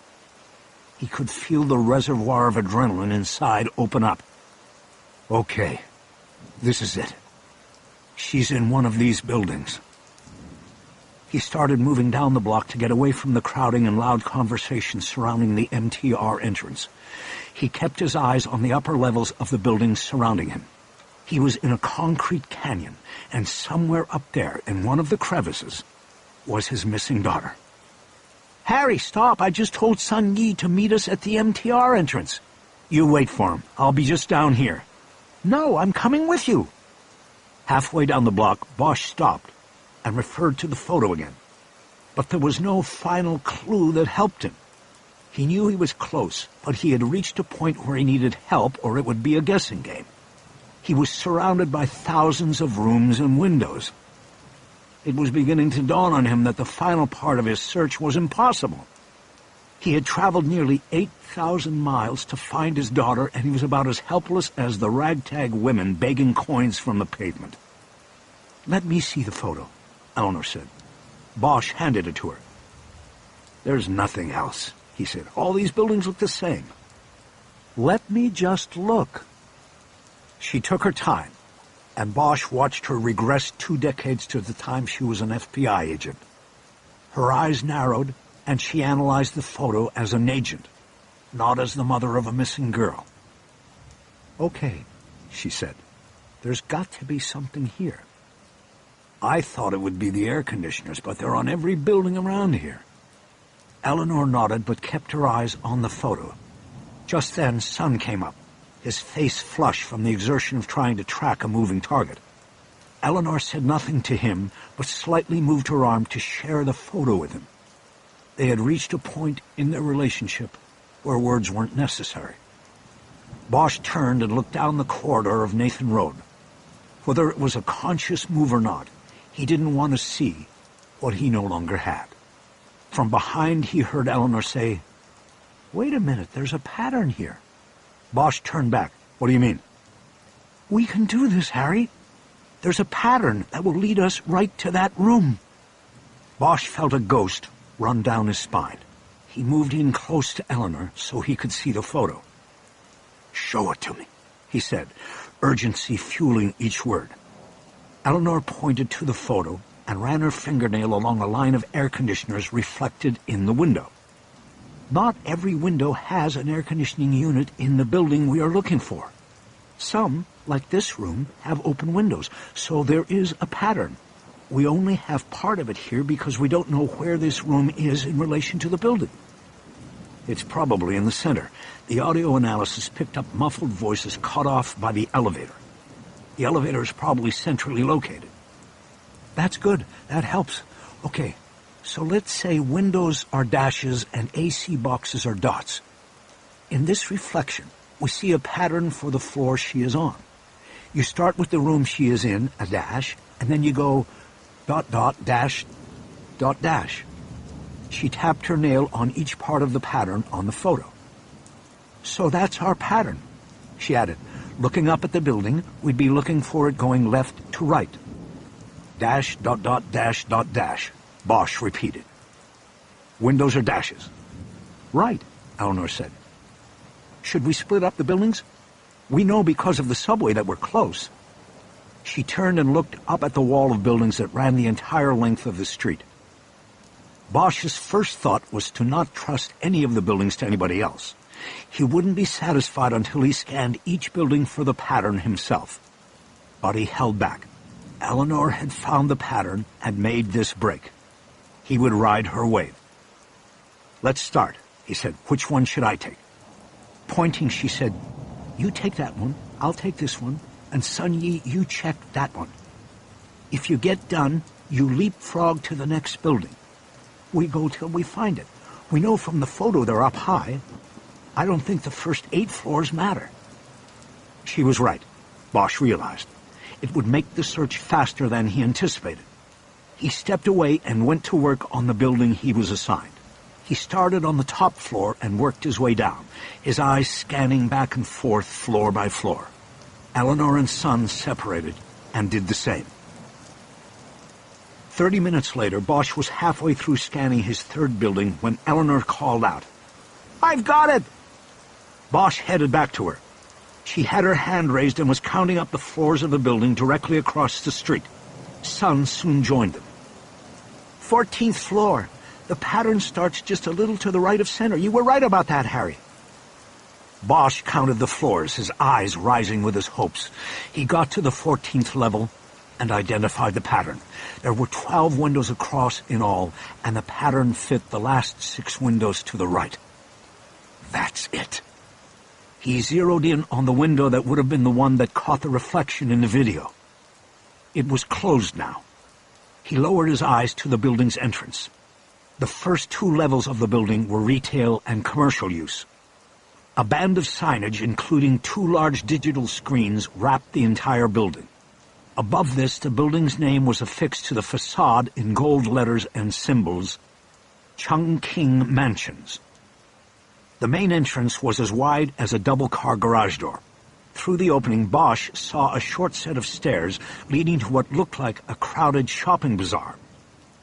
"This is Chungking Mansions," Eleanor said, recognition in her voice. "You know it?" Bosch asked. "I've never been here, but everybody knows about Chungking Mansions." "What is it?" "It's the melting pot. It's the cheapest place in the city to stay, and it's the first stop for every third and fourth world immigrant who comes here. Every couple of months you read about somebody being arrested or shot or stabbed, and this is their address. It's like a postmodern Casablanca, all in one building." "Let's go." Bosch started across the street in the middle of the block, wading into slow-moving traffic, forcing taxis to stop and hoot their horns. "Harry, what are you doing?" Eleanor yelled after him. Bosch didn't answer. He made it across and went up the stairs into Chungking Mansions. It was like stepping onto another planet. Chapter 28. The first thing that hit Bosch as he stepped up into the first level of the Chungking Mansions was the smell. Intense odors of spices and fried food invaded his nostrils as his eyes became accustomed to the dimly lit third world farmers market that spread before him in narrow aisles and warrens. The place was just opening for the day, but was already crowded with shopkeepers and customers. 6-foot-wide shop stalls offered everything from watches and cell phones to newspapers of every language and foods of any taste. There was an edgy, gritty feel to the place that left Bosch casually checking his wake every few steps. He wanted to know who was behind him. He moved to the center where he came to an elevator alcove. There was a line 15 people deep waiting for 2 elevators. Except Bosch noticed that one elevator was open, dark inside, and obviously out of commission. There were 2 security guards at the front of the line checking to make sure everybody going up had a room key, or was with somebody who had a key. Above the door of the one functioning elevator was a video screen that showed its interior. It was crowded to maximum capacity, sardines in a can. Bosch was staring at the screen and wondering how he was going to get up to the 14th floor when Eleanor and Son caught up to him. Eleanor roughly grabbed him by the arm. "Harry, enough with the one-man army. Don't run off like that again." Bosch looked at her. It wasn't anger he saw in her eyes. It was fear. She wanted to be sure she wasn't without him when she faced whatever there was to face on the 14th floor. "I just want to keep moving," Bosch said. "Then move with us, not away from us. Are we going up?" "We need a key to go up." "Then we have to rent a room." "Where do we do that?" "I don't know." Eleanor looked at Son. "We have to go up." That was all she said, but the message was transmitted. He nodded and led them away from the alcove and further into the labyrinth of shop stalls. Soon they came to a row of counters with signs in multiple languages. "You rent the room here," Son said. "There is more than one hotel here." "You mean in the building?" Bosch asked. "More than one?" "Yes, many. You pick from here." He gestured to the signs on the counters, and Bosch realized that what Son was saying was that there were multiple hotels within the building, all of them competing for the business of the cut-rate traveler, some by virtue of the language on their signs targeting travelers from specific countries. "Ask which one has the 14th floor," he said. "There won't be a 14th floor." Bosch realized he was right. 15th, then. Which one has the 15th floor? Son went down the line asking about the 15th floor until he stopped at the 3rd counter and waved Eleanor and Bosch over. "Here." Bosch looked at the man behind the counter. He looked like he had been there for 40 years. His bell-shaped body seemed form-fitted to the stool he sat on. He was smoking a cigarette attached to a 4-inch holder made of carved bone. He didn't like getting smoke in his eyes. "Do you speak English?" Bosch asked. "Yes, I have English," the man said tiredly. "Good, we want a room on the 15th floor." "All of you one room?" "Yes, one room." "No, you can't one room. Only 2 persons." Bosch realized that he meant the maximum occupancy of each room was 2 people. Then give me 2 rooms on 15. You do. The desk man slid a clipboard across the counter. There was a pen attached with a string, and under the clip a thin stack of registration forms. Bosch quickly scribbled his name and address and slid the board back across the counter. ID, passport, the desk man said. Bosch pulled his passport, and the man checked it. He wrote the number down on a piece of scratch paper and handed it back. How much? Bosch asked. How long you stay? 10 minutes. The desk man moved his eyes over all 3 of them as he considered what Bosch's answer meant. Come on, Bosch said impatiently. How much? He reached into his pocket for his cash. 200 America. I don't have American. I have Hong Kong dollars. 2 room, 1,500. Sun stepped forward and put his hand down over Bosch's money. No, too much. He started speaking quickly and authoritatively to the desk man, refusing to let him take advantage of Bosch. But Harry didn't care. He cared about momentum, not the money. He peeled 1,500 off his roll and threw it on the desk. Keys, he demanded. The desk man disengaged from Sun and swiveled around to the double row of cubbyholes behind him. As he selected 2 keys from the slots, Bosch looked at Sun and shrugged. But when the desk man turned back and Bosch put out his hand, he withheld the keys. Key deposit, 1,000. Bosch realized he should have never flashed his roll. He quickly pulled it again, this time holding it below the counter, and peeled off 2 more bills. He slapped them down on the counter. When the man on the stool finally offered the keys, Harry grabbed them out of his hand and started back to the elevator. The room keys were old-fashioned brass keys, attached to red plastic diamond-shaped fobs with Chinese symbols on them and room numbers. They had been given rooms 1503 and 1504. Along the way back to the alcove, Bosch handed one of the keys to Sun. You're with him or me, he said to Eleanor. The line for the elevators had gotten longer. It was now more than 30 men deep, and the overhead video showed that the guards were putting 8 to 10 people on each time, depending on the size of the travelers. The longest 15 minutes of Bosch's life were spent waiting to go up. Eleanor tried to calm his growing impatience and anxiety by engaging in conversation. When we get up there, what's the plan? Bosch shook his head. No plan. We play it like it lays. That's it? What are we going to do, just knock on doors?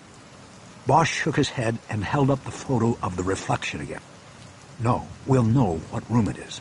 There is 1 window in this room. 1 window per room. We know from this that our window is the 7th down on the side that fronts Nathan Road. When we get up there, we hit the 7th room from the end. Hit? I'm not knocking, Eleanor. The line moved forward, and it was finally their turn. The security guard checked Bosch's key and passed him and Eleanor toward the elevator door, but then put his arm up behind them and stopped Sun. The elevator was at capacity. Harry, wait, Eleanor said. Let's take the next one. Bosch pushed onto the elevator and turned around. He looked at Eleanor and then at Sun. You wait if you want, I'm not waiting.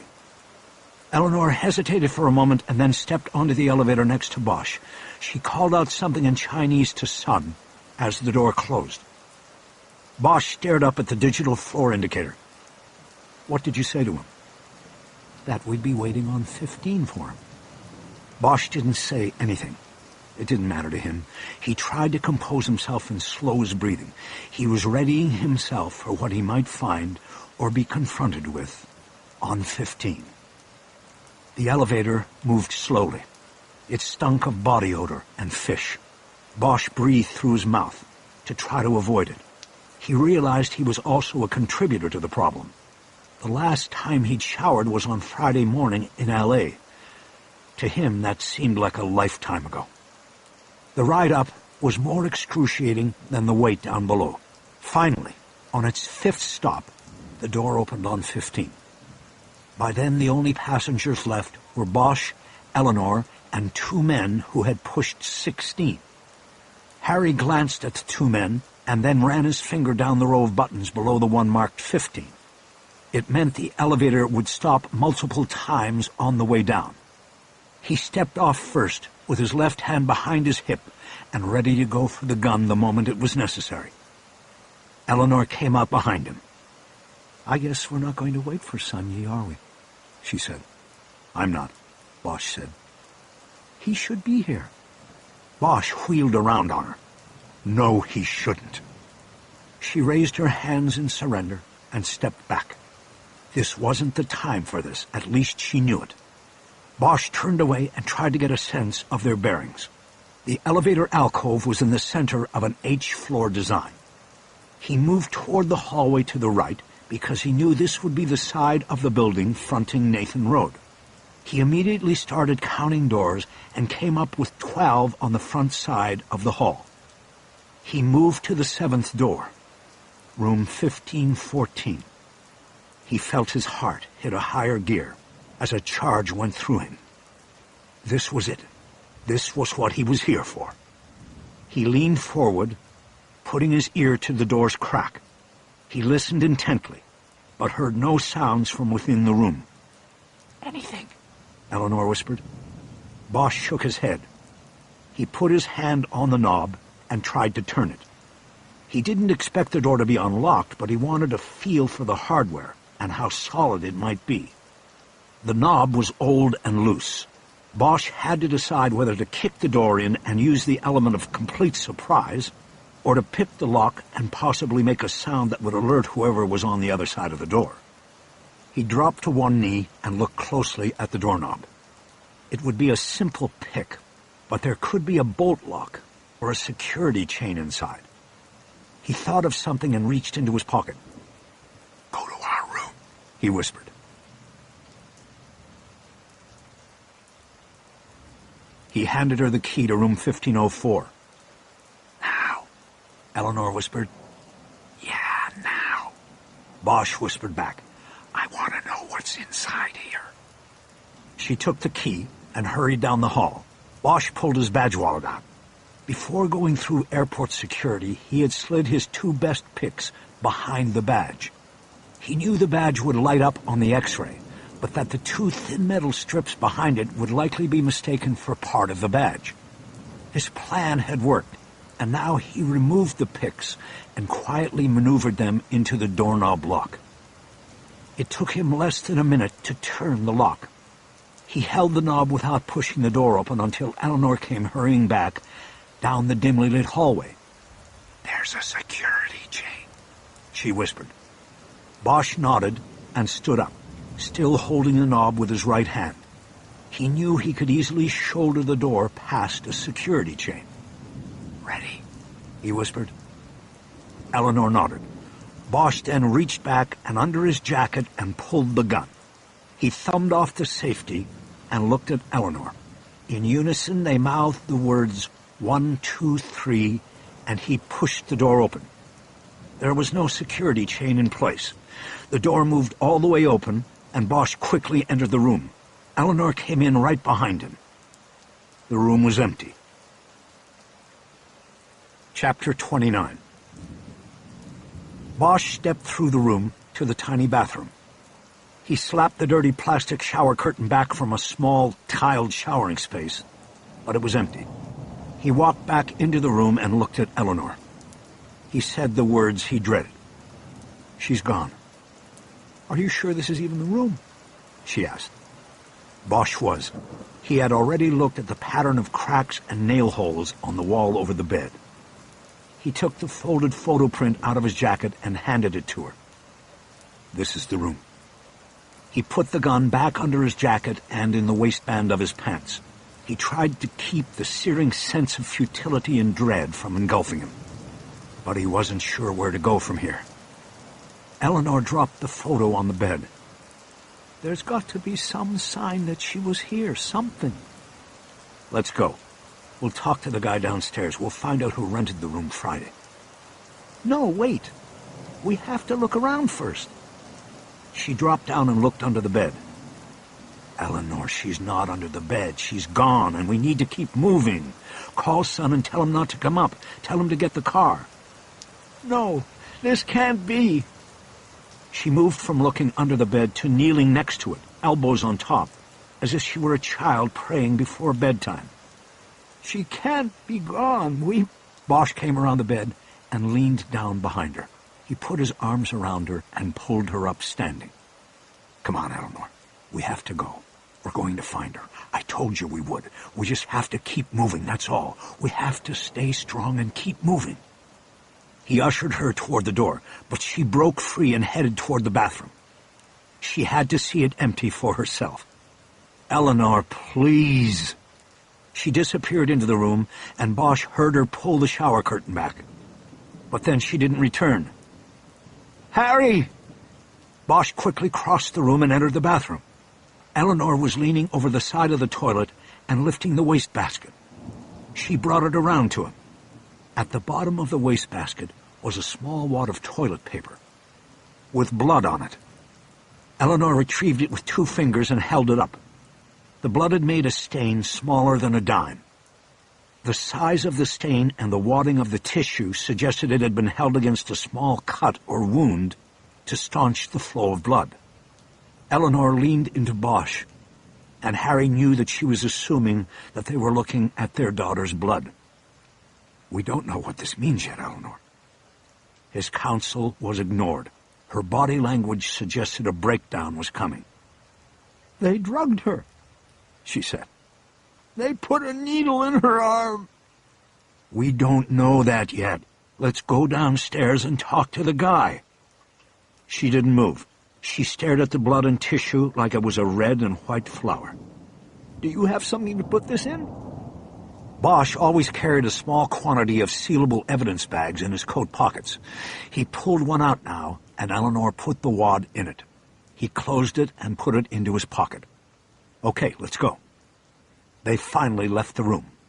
Bosch had one arm around Eleanor's back and was looking at her face as they entered the hall. He half expected her to break free and run back to the room. But then he saw some sort of recognition flare in her eyes as she focused down the hall. Harry? Bosch turned, expecting it to be Son. But it wasn't. 2 men were approaching from the end of the hall. They were walking side by side with purpose. Bosch realized that they were the 2 men who had been the last passengers with them on the elevator going up. They had been going to 16. The moment the men saw Harry and Eleanor enter the hallway, their hands went inside their jackets to their waistbands. Bosch saw one man close his grip and instinctively knew he was pulling a gun. Bosch brought his right arm up to the center of Eleanor's back and shoved her across the hall toward the elevator alcove. At the same time, he brought his left hand up behind his back and grabbed his gun. One of the men yelled something in a language Bosch didn't understand and raised his weapon. Bosch pulled his own gun and brought it around on aim. He opened fire at the same moment shots were fired from one of the men down the hall. Bosch fired repeatedly, at least 10 shots, and continued after he saw both men go down. Holding his aim, he moved forward on them. One was lying on top of the other's legs. One was dead, his eyes staring blankly at the ceiling. The other was still alive and breathing shallowly at the same time he was still trying to pull his gun from his waistband. Bosch looked down and saw that the hammer spur had gotten snagged in the waistband of his pants. He had never gotten the gun out. Bosch reached down and took the man's hand off the weapon and roughly pulled the gun loose. The man dropped his hand to the floor. Bosch slid the gun across the carpet, out of his reach. There were 2 wounds in the man's upper chest. Bosch had gone for body mass, and his aim was true. The man was bleeding out quickly. "Where is she?" Bosch said. "Where is she?" The man made a grunting sound, and blood dripped from his mouth down the side of his face. Bosch knew he would be dead in another minute. Bosch heard a door open down the hallway and then quickly close. He checked, but saw no one. Most people in a place like this wouldn't want to get involved. Still, he knew it wouldn't be long before the police stormed the hotel on the report of a shooting. He turned back to the dying man. "Where is she?" he repeated. "Where's my—" He saw that the man was dead. Shit. Bosch got up and turned to the alcove and Eleanor. They had to have... she was on the floor. Bosch rushed to her and dropped down to the floor. "Eleanor!" He was too late. Her eyes were open and just as blank as the man's in the hallway. "No! No! Please, no! Eleanor!" He couldn't see any wound, but she wasn't breathing, and her eyes were fixed. He shook her by the shoulders and got no response. He put one hand behind her head and opened her mouth with the other. He leaned forward to blow air into her lungs. But then he felt the wound. He pulled his hand out of her hair, and it was covered in blood. He turned her head and saw the wound in the hairline behind her left ear. He realized she had probably been hit as he had pushed her into the alcove. He had pushed her into the shot. "Eleanor," he said quietly. Bosch leaned forward and put his face down on her chest between her breasts. He smelled her familiar fragrance. He heard a loud, awful groan and realized it had come from himself. For 30 seconds, he didn't move. He just held her there. Then he heard the elevator open behind him and finally raised himself up. Son stepped off the elevator. His eyes went from Bosch to Eleanor on the floor. "Eleanor!" He rushed to her side. Bosch realized it was the first time he had heard him say her name. He had pronounced it Eleanor. "She's gone," Bosch said. "I'm sorry." "Who did this?" Bosch started to get up. He spoke in a monotone. "Over there, 2 men fired on us." Son looked into the hallway and saw the 2 men on the ground. Bosch saw the confusion and horror on his face. He then turned back to Eleanor again. "No!" Bosch stepped back into the hall and picked up the gun he had pulled from the man's waistband. Without examining it, he tucked the weapon into his own pants and went back to the alcove. Son was on his knees next to Eleanor's body. He was holding her hand in his. "Sunyi, I'm sorry. They took us by surprise." He waited a moment. Son said nothing and didn't move. "I have to do something here, and then we have to go. I'm sure the police are on their way." He put his hand on Son's shoulder and pulled him back. Bosch knelt next to Eleanor and picked up her right arm. He wrapped her hand around the gun he had gotten from Son. He fired a shot into the wall next to the elevator. He then carefully placed her arm back down on the floor, her hand still holding the gun. "What are you doing?" Son demanded. "Gunshot residue. Is the gun clean, or will it be traced back to whoever gave it to you?" Son didn't respond. "Sunyi, is the gun clean?" "It's clean." "Then let's go. We have to take the stairs. There's nothing we can do for Eleanor now."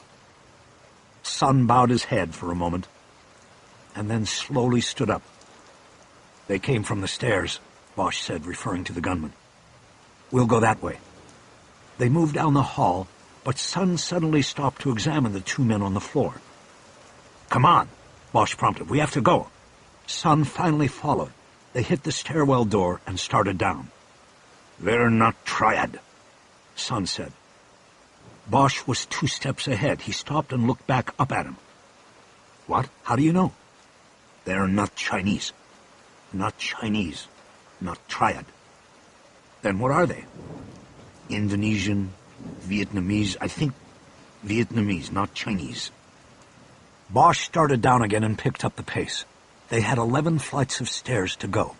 As he moved, he thought about this piece of information from Son and couldn't see how it fit with what was already known.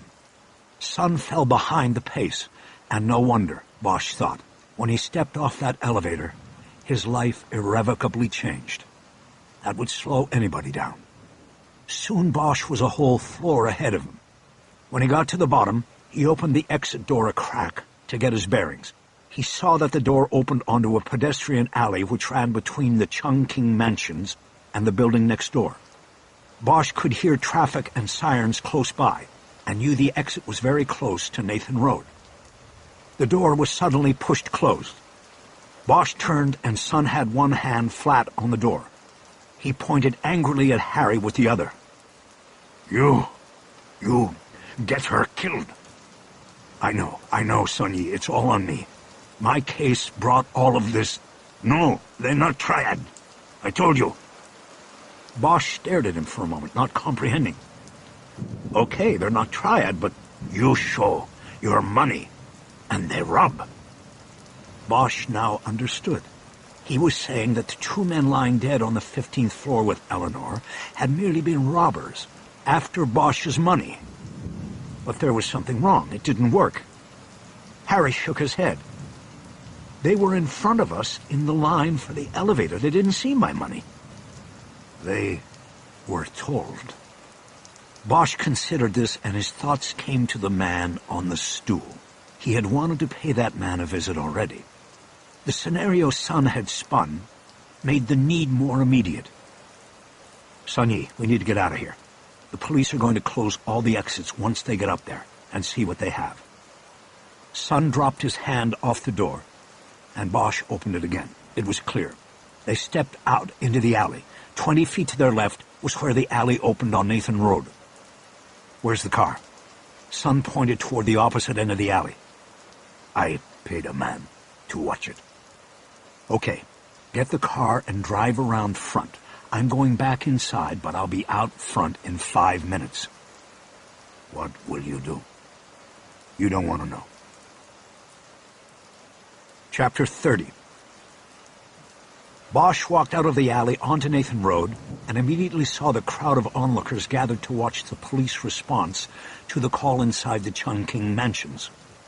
Police and fire rescue vehicles were arriving and stopping, and causing traffic snarls and confusion. Barricades had not yet been set up, as the arriving officers were probably too busy trying to get up to the 15th floor to find out what had happened. Harry was able to join the end of a flow of paramedics carrying a stretcher up the steps and into the first level of the building. The commotion and confusion had drawn many of the shopkeepers and customers into a crowd around the elevator alcove. Someone was barking orders at the crowd in Chinese, but no one seemed to be reacting. Bosch pushed his way through and got to the rear aisle where the hotel desks were. He saw that the diversion had worked in his favor. The aisle was completely empty. When he got to the desk where he had rented the 2 rooms, he saw that a security gate had been pulled halfway down from the ceiling, indicating the desk was closed.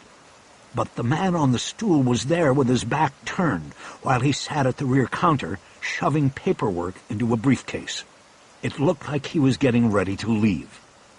Without losing momentum, Bosch jumped up and slid over the counter and under the gate, smashing into the man on the stool and knocking him to the floor. Bosch jumped on top of him and hit him twice in the face with his fist. The man's head was on the concrete floor, and he absorbed the full impact of the punches. "No, please," he managed to spit out between punches. Bosch quickly glanced back over the counter to make sure it was still clear. He then pulled the gun from behind him and pressed the muzzle into the roll of fat below the man's chin. "You got her killed, you motherfucker, and I'm going to kill you." "No, please, sir, please." "You told them, didn't you? You told them I had money." "No, I have not." "Don't fucking lie to me or I'll kill you right now. You told them." The man lifted his head off the floor. "Okay, listen, please. I said nobody to get hurt. You understand? I said nobody to..." Bosch pulled the gun back and brought it back down hard on the man's nose. His head snapped back against the concrete. Bosch pushed the barrel back into his neck. "I don't care what you said. They killed her, you fuck. Do you understand that?" The man was dazed and bleeding, his eyes blinking as he wavered on consciousness. With his right hand, Bosch slapped his cheek. "Stay awake. I want you to see it coming." "Please, no. I am very sorry, sir. Please don't." "Okay, this is what you're going to do. You want to live? Then you tell me who rented room 1514 on Friday. 1514. You tell me right now." "Okay. I tell you. I show you." "Okay, you show me." Bosch pulled his weight back off him. The man was bleeding from the mouth and nose, and Bosch was bleeding from the knuckles of his left hand. He quickly reached up and pulled the security fence all the way down to the counter. "Show me, now." "Okay, it is here." He pointed to the briefcase he had been loading. He reached into it, and Bosch raised the gun and pointed it at his head. "Easy." The man pulled out a stack of room registration forms. Bosch saw his own on top. He reached over and grabbed it off the stack and crumpled it into the pocket of his coat. All the while, he kept his aim on the man. "Friday, room 1514, find it." The man put the stack of forms on the back counter and started going through them. Bosch knew he was taking too much time. The police would come any moment to the hotel desks and find them. It had been at least 15 minutes since the shootings on 15. He saw a shelf under the front counter and put the gun there. If the police caught him with it, he'd go to prison no matter what. Looking at the robber's gun, as he placed it down, prompted the realization that he had left his ex-wife and the mother of his daughter lying dead and alone up there on 15. It put a spear through Bosch's chest. He closed his eyes for a moment to try to push the thought and vision away. "Here it is." Bosch opened his eyes. The man was turning to him from the rear counter. Bosch heard a distinct metal snap. He saw the man's right arm start to swing around and up from his side, and Bosch knew there was a knife before he saw it. In a split-second decision, he chose to block rather than parry the attack. He moved forward and into the man, raising his left forearm to block the knife and driving his right fist toward his attacker's throat. The knife tore through the sleeve of Bosch's jacket, and he felt the blade slice into the inside of his forearm. But that was all the damage he took. His punch to the throat sent the man backward, and he fell over the overturned stool. Bosch dropped on him again, grabbing his knife hand by the wrist and smashing it back repeatedly against the floor until the weapon clattered loose on the concrete. Bosch raised himself up while still holding the man down by the throat. He could feel blood sliding down his arm from the wound. He thought again about Eleanor lying dead up on 15. Her life and everything taken from her before she could even say a word. Before she could see her daughter safe again. Bosch raised his left fist and struck the man viciously in the ribs. He did it again and again, punching body and face until he was sure most of the man's ribs and jaw were broken, and he'd lapsed into unconsciousness. Bosch was winded. He picked up the switchblade and folded it closed and dropped it into his pocket. He moved off of the man's unmoving body and gathered the fallen registration forms. He then got up and shoved them back into the counterman's briefcase and closed it. He leaned over the counter to look out through the security gate. It was still clear in the aisle, though he could now hear announcements made through a bullhorn coming from the elevator alcove. He knew that police procedure would have to be to shut the place down and secure it. He raised the security gate 2 feet and then grabbed the gun off the shelf and put it into his rear waistband. He climbed over the counter with the briefcase and slid out. After checking to make sure he had left no blood on the counter, he lowered the gate and walked away. As he moved, Bosch held his arm up to check the wound through the rip in his coat sleeve. It looked superficial, but it was a bleeder. He pulled his coat sleeve up to bunch it around the wound and absorb the blood. He checked the floor behind him to make sure he wasn't dripping. At the elevator alcove, the police were herding everybody out to the street and into a cordoned-off area where they would be held for questioning about what they might have heard or seen. Bosch knew he couldn't go through the process. He made a U-turn and headed down an aisle toward the other side of the building. He got to an intersection of aisles and caught a glimpse to his left of 2 men hurrying in a direction away from the police activity. Bosch followed, realizing he wasn't the only one in the building who wouldn't want to be questioned by the police. The 2 men disappeared into a narrow passageway between 2 of the now shuttered shops. Bosch followed. The passage led to a staircase down into a basement, where there were rows of storage cages for the shopkeepers above, who had such limited public retail space. Bosch followed the men down one aisle and then turned right. He saw them heading toward a glowing red Chinese symbol over a door and knew it had to be an exit. The men pushed through, and an alarm sounded. They slammed the door behind them. Bosch ran toward the door and pushed through. He found himself in the same pedestrian alley he had been in earlier. He quickly walked out to Nathan Road and looked for Sun and the Mercedes. Headlights flashed from half a block away, and Bosch saw the car waiting in front of the clot of police vehicles parked haphazardly in front of the entrance of Chungking Mansions. Sun pulled away from the curb and cruised up to him. Bosch at first went to the back door, but then realized Eleanor wasn't with them anymore. He got in the front. "You took a long time," Sun said. "Yeah, let's get out of here."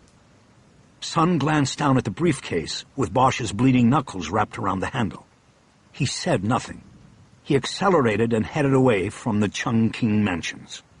Bosch turned in his seat to look back. His eyes rose up the building to the floor where they had left Eleanor.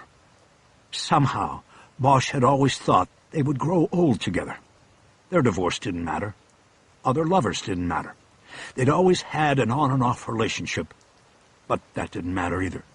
It had always been in the back of his mind that the separations were what were temporary. In the long run, they would be together.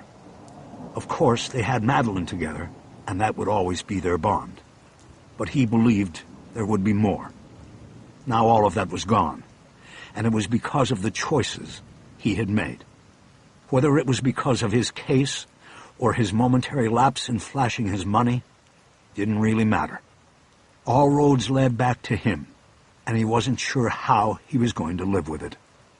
He leaned forward and put his head in his hands. "Sun Yi, I'm sorry. I loved her too." Sun didn't respond for a long time, and when he spoke, he brought Bosch out of the downward spiral and back into focus. "We must find your daughter now. For Eleanor. We will do this." Bosch straightened up and nodded. He then leaned forward and pulled the briefcase onto his lap. "Pull over when you can. You have to look at this stuff." Sun made several turns and put several blocks between them and Chungking Mansions before pulling to a stop against the curb.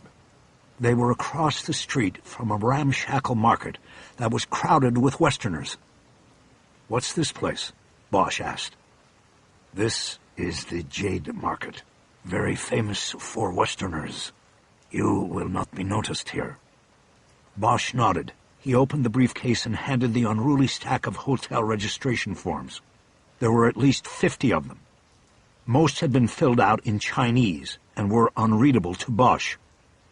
"What do I look for?" Sun asked. "Date and room number. Friday was the 11th.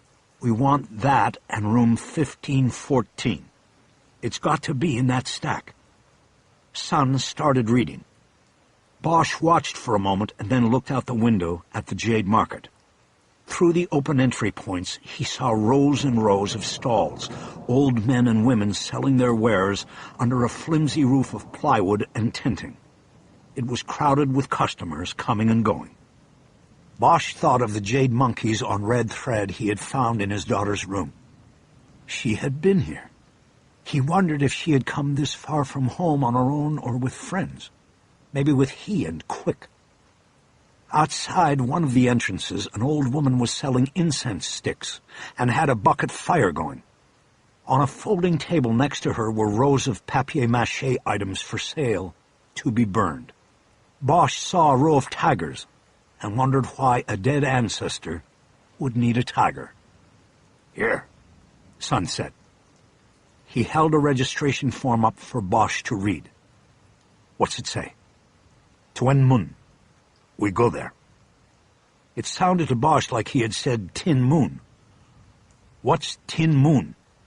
"Tuen Mun. It is in the New Territories. This man lives there." "What's his name?" "Peng Qing Kai." Qing Kai, Bosch thought. An easy jump to an Americanized name to use with girls at the mall might be Quick. Maybe Peng Qing Kai was He's older brother, the boy Madeline had left the mall with Friday. Does the registration have his age or birth date? No, no age. It was a long shot. Bosch had not put his birth date down when he had rented the rooms, and the desk man had only taken his passport number, none of the other particulars of identity. The address is there? Yes.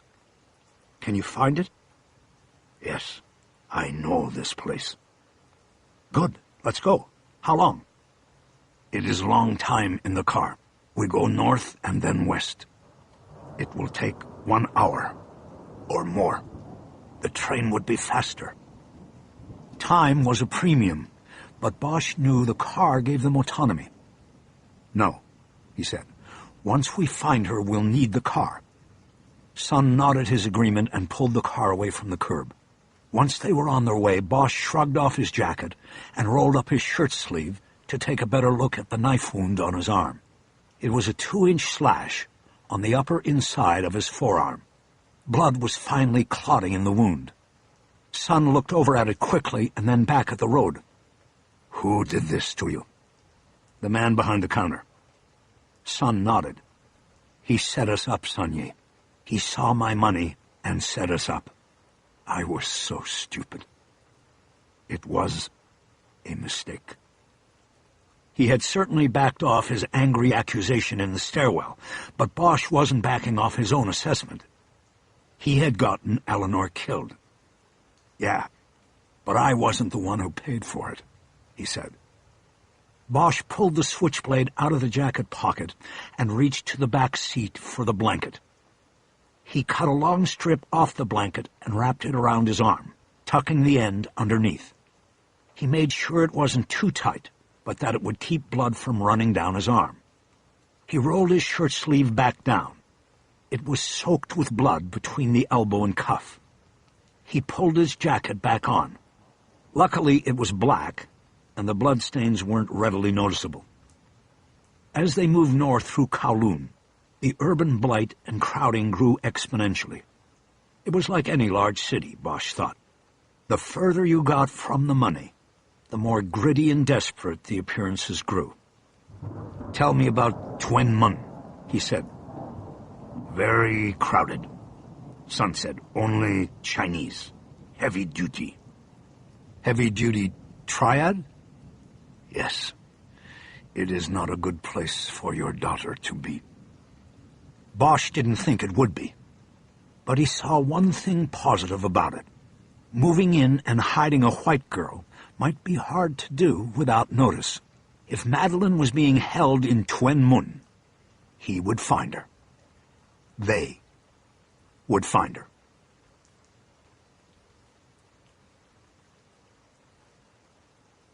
Chapter 31. In the last 5 years, Harry Bosch's only financial contribution to the support of his daughter was to pay for her trips to Los Angeles, give her spending money from time to time, and to write an annual check for $12,000 to cover half her tuition to the exclusive Happy Valley Academy. This last contribution was not the result of any demand by his ex-wife. Eleanor Wish had made a very comfortable living, and never once asked Bosch directly or indirectly through legal channels for $1 of child support. It was Bosch who needed and demanded to be allowed to contribute in some way. Helping to pay for her schooling allowed him, wrongly or rightly, to feel that he played some sort of integral part in his daughter's upbringing. Consequently, he grew to have a paternal involvement in her studies. Whether in person on visits to Hong Kong, or early every Sunday morning for him, on their weekly overseas phone call, Bosch's routine was to discuss Madeline's schoolwork and quiz her about her current assignments. From all of this came an incidental textbook knowledge of Hong Kong history. He therefore knew that the place he was now heading toward, the new territories, were not actually new to Hong Kong. The vast geographic zones surrounding the Kowloon Peninsula had been added by lease to Hong Kong more than a century ago as a buffer against outside invasion of the British colony. When the lease was up and the sovereignty of all of Hong Kong was transferred from the British back to the People's Republic of China in 1997, The new territories remained part of the Special Administrative Region, which allowed Hong Kong to continue to function as one of the world's centers of capitalism and culture, as a unique place in the world where East meets West. The NT was vast and primarily rural, but with government-built population centers that were densely crowded with the poorest and most uneducated citizens of the SAR. Crime was higher and money scarcer. The lure of the triads was strong. Tuen Mun would be one of these places.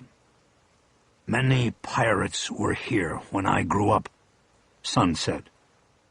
It was the first either he or Bosch had spoken in more than 20 minutes of driving, as each man had lapsed into private thoughts. They were just entering the city on a freeway. Bosch saw row after row of tall residential structures that were so plainly uniform and monolithic that he knew they had to be government-built public housing estates. They were surrounded by rolling hills crowded with smaller homes in older neighborhoods. This was no gleaming skyline. It was drab and depressing, a fishing village turned into a massive vertical housing complex. What do you mean by that? You're from Tuen Mun? I grew up here, yes, until I was the age of 22. Were you in a triad, Sun Yi? Sun didn't answer. He acted like he was too busy engaging the turn signal and making important checks of the mirrors as they exited the freeway. I don't care, you know, Bosch said. I only care about one thing. Sun nodded. We will find her. I know that. They had crossed a river and entered a canyon created by the walls of 40-story buildings, lining both sides of the street. What about the pirates? Bosch asked. Who were they? Smugglers. They came up the river from the South China Sea. They controlled the river. Bosch was wondering if Sun was trying to tell him something by mentioning this. What did they smuggle? Everything. They brought in guns and drugs, people. And what did they take out? Sun nodded as if Bosch had answered a question rather than asked one. What do they smuggle out now? It was a long moment before Sun answered. Electronics, American DVDs, children sometimes, girls and boys. And where do they go? This depends on what they want them for. Some of it is sex, some is organs. Many mainlanders buy boys because they have no sons. Bosch thought of the wad of toilet paper with the blood stain on it. Eleanor had jumped to the conclusion that they had injected Madeline, that they had drugged her to better control her. He now realized that they could have extracted rather than injected, that blood typing would require a withdrawal of blood from a vein with a syringe. The wad could have been a compress to stop the blood after the needle was removed. She would be very valuable, wouldn't she? Yes. Bosch closed his eyes. Everything changed. His daughter's abductors may not be simply holding her until Bosch kicked Chang loose in Los Angeles. They might be preparing to move her, or sell her into a netherworld of dark choices, from which she would never return. He tried to push the possibilities out of the way. He looked out the side window. We have time, he said, knowing full well he was talking to himself and not Sun. Nothing's happened to her yet.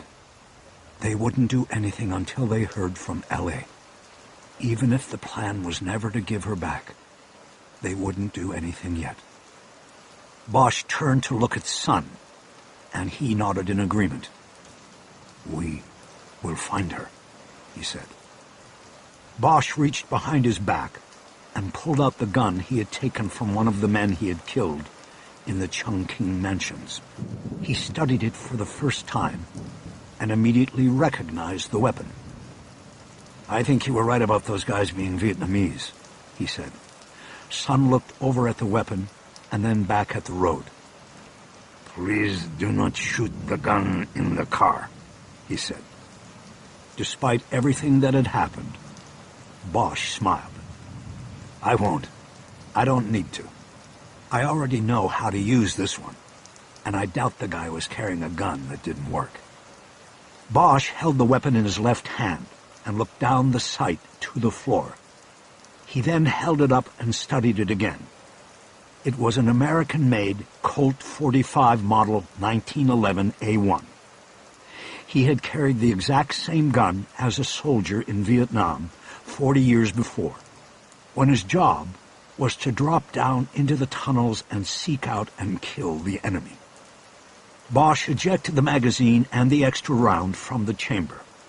He had the maximum 8 rounds. He checked the action several times and then started to reload the gun. He stopped when he noticed something scratched into the side of the magazine. He held it up closely to try to read it. There were initials and numbers hand-etched in the black steel siding of the magazine, but time and use, the loading and reloading of the weapon, had nearly worn them away. Angling the surface for better light, Bosch read JFE SP4 27th. All at once, Bosch remembered the care and protection all tunnel rats had placed on their weapons and ammunition. When all you went down into the black with was your 45, a flashlight, and 4 extra ammo clips, you checked everything twice, and then you checked it again. 1,000 feet into a line was not where you wanted to find you had a weapon jam, wet ammo, or dead batteries. Bosch and his fellow rats marked and hoarded their clips the way surface soldiers guarded their cigarettes and Playboy magazines. He studied the etching closely. Whoever JFE was, he had been a Spec 4 with the 27th Infantry. That meant he could have been a rat. Bosch wondered if the gun he was holding had been left behind in a tunnel somewhere in the Iron Triangle, and whether it had been taken from JFE's cold, dead hand. "We are here," Sun said. Bosch looked up. Sun had stopped in the middle of the street. There was no traffic behind them. He pointed through the windshield at a government apartment tower, so tall that Bosch had to lean down beneath the visor to see its roofline. It had open walkways along the front of every floor, offering views of the front doors and windows of what must have been 300 different dwellings. Laundry hung over the walkway railings at different intervals on almost every floor, turning the drab facade of the building into a colorful mosaic that differentiated it from the duplicate buildings on either side of it. A sign in multiple languages over the tunnel-like entrance at center announced incongruously that the place was called Miami Beach Garden Estates. "The address is on the 6th floor, Sun said after double-checking the Chungking Mansion's registration form. "Park it and we'll go up." Sun nodded and pulled past the building. At the next intersection, he made a U-turn and drove back, pulling to the curb in front of a playground that was surrounded by a 10-foot fence and crowded inside with children and their mothers. Bosch knew he had parked there as an edge against having the car stolen or vandalized while they left it alone. They got out and walked along the fence line until turning left toward the entrance to the building. The tunnel was lined on both sides with mailboxes, most of which had popped locks and small graffiti insignias scrawled on them. The passageway led to a bank of elevators, where 2 women holding the hands of small children waited. They paid no mind to Sun and Bosch. A security guard sat behind a tiny counter, but never looked up from his newspaper. Bosch and Sun followed the women onto the elevator. One of the women inserted a key at the bottom of the control board and then pushed 2 buttons. Before she pulled the key, Sun quickly reached over and hit the 6 button. The first stop was on 6. Sun and Bosch moved down the walkway to the 3rd door on the left side of the building. Bosch noticed that against the railing in front of the door of the next apartment down, was a small altar with an ash can that was still smoking, following a sacrifice to the hungry ghosts. The odor of burnt plastic was in the air. Bosch took a position to the right of the door where Sun had stopped. He swung his arm back underneath his coat and gripped the handgun, but didn't pull it. He felt the clotted blood in the wound on his arm break free with the movement. He was going to start bleeding again. Sun looked at him, and Bosch nodded that he was ready. Sun knocked on the door, and they waited. No one answered. He knocked again, this time louder. They waited again. Bosch glanced out over the playground to the Mercedes and saw that so far it had been left alone. No one answered. Sun finally stepped back away from the door. "What do you wish to do?" Bosch looked down at the smoking ash can 30 feet away. "There's somebody home next door. Let's ask him if they've seen this guy around." Sun led the way and knocked on the next door. This time it was opened. A small woman of about 60 peeked out. Sun nodded and smiled and spoke to her in Chinese. Soon the woman relaxed and opened the door a little bit wider. Sun kept talking, and soon after that she opened it all the way and stood aside so they could enter. As Bosch stepped over the threshold, Sun whispered to him, 500 Hong Kong dollars, I promised her. No problem. It was a small two-room apartment. The first room served as kitchen, dining room, and living room. It was sparely furnished and smelled like hot cooking oil. Bosch peeled $500 bills off his roll without taking it out of his pocket.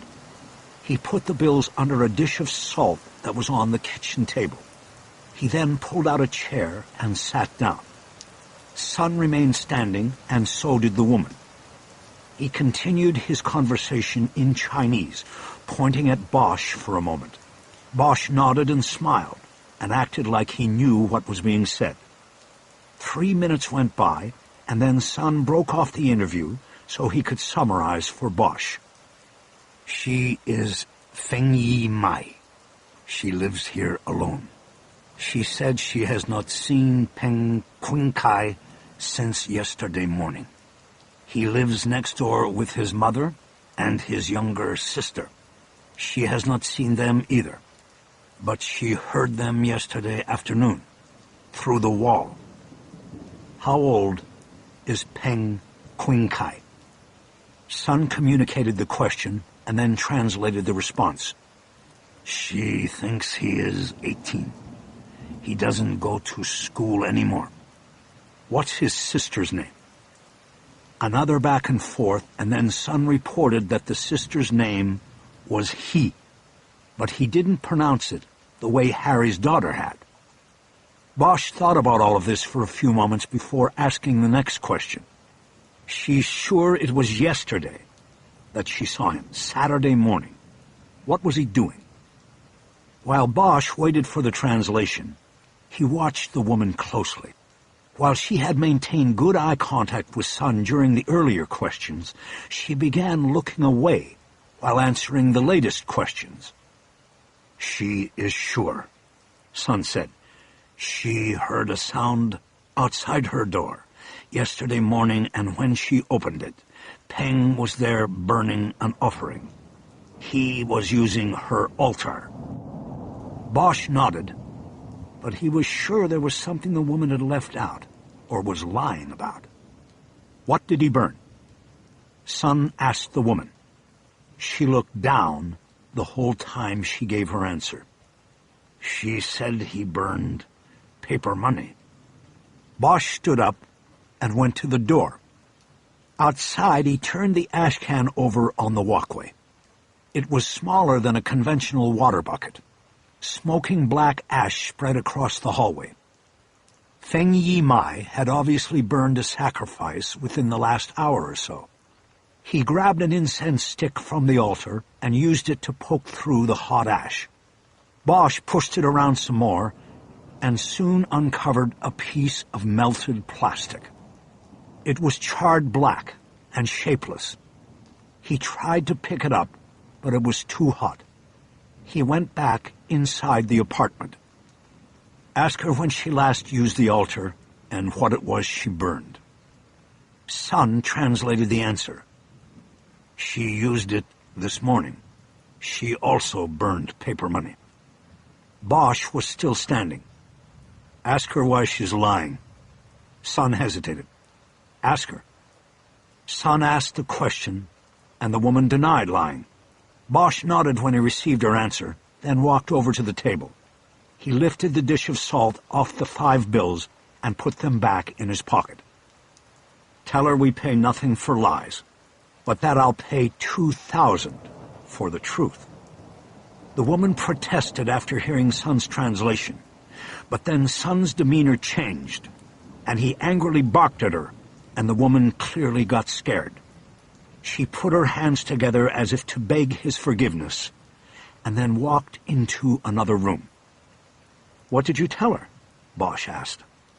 I told her she must tell the truth, or she would lose her apartment. Bosch raised his eyebrows. Son had certainly kicked it up a notch. She believes I am police officer, and you are my supervisor, he added. How'd she get that idea? Bosch asked. Before Son could answer, the woman came back carrying a small cardboard box. She went directly to Bosch and handed it to him, then bowed as she backed away. Harry opened it and found the remains of a melted and burned cell phone. While the woman gave Son an explanation, Bosch pulled his own cell phone and compared it to the burned phone.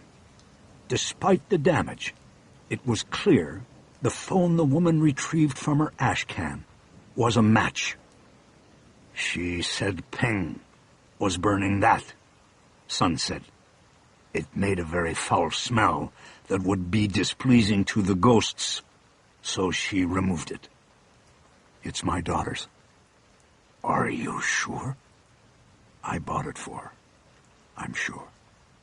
Bosch opened his own phone and went to the photo files. He scrolled through his photos of his daughter until he found one of her in her school uniform. Show her this. See if she's seen her with Peng. Son showed the phone to the woman and asked the question.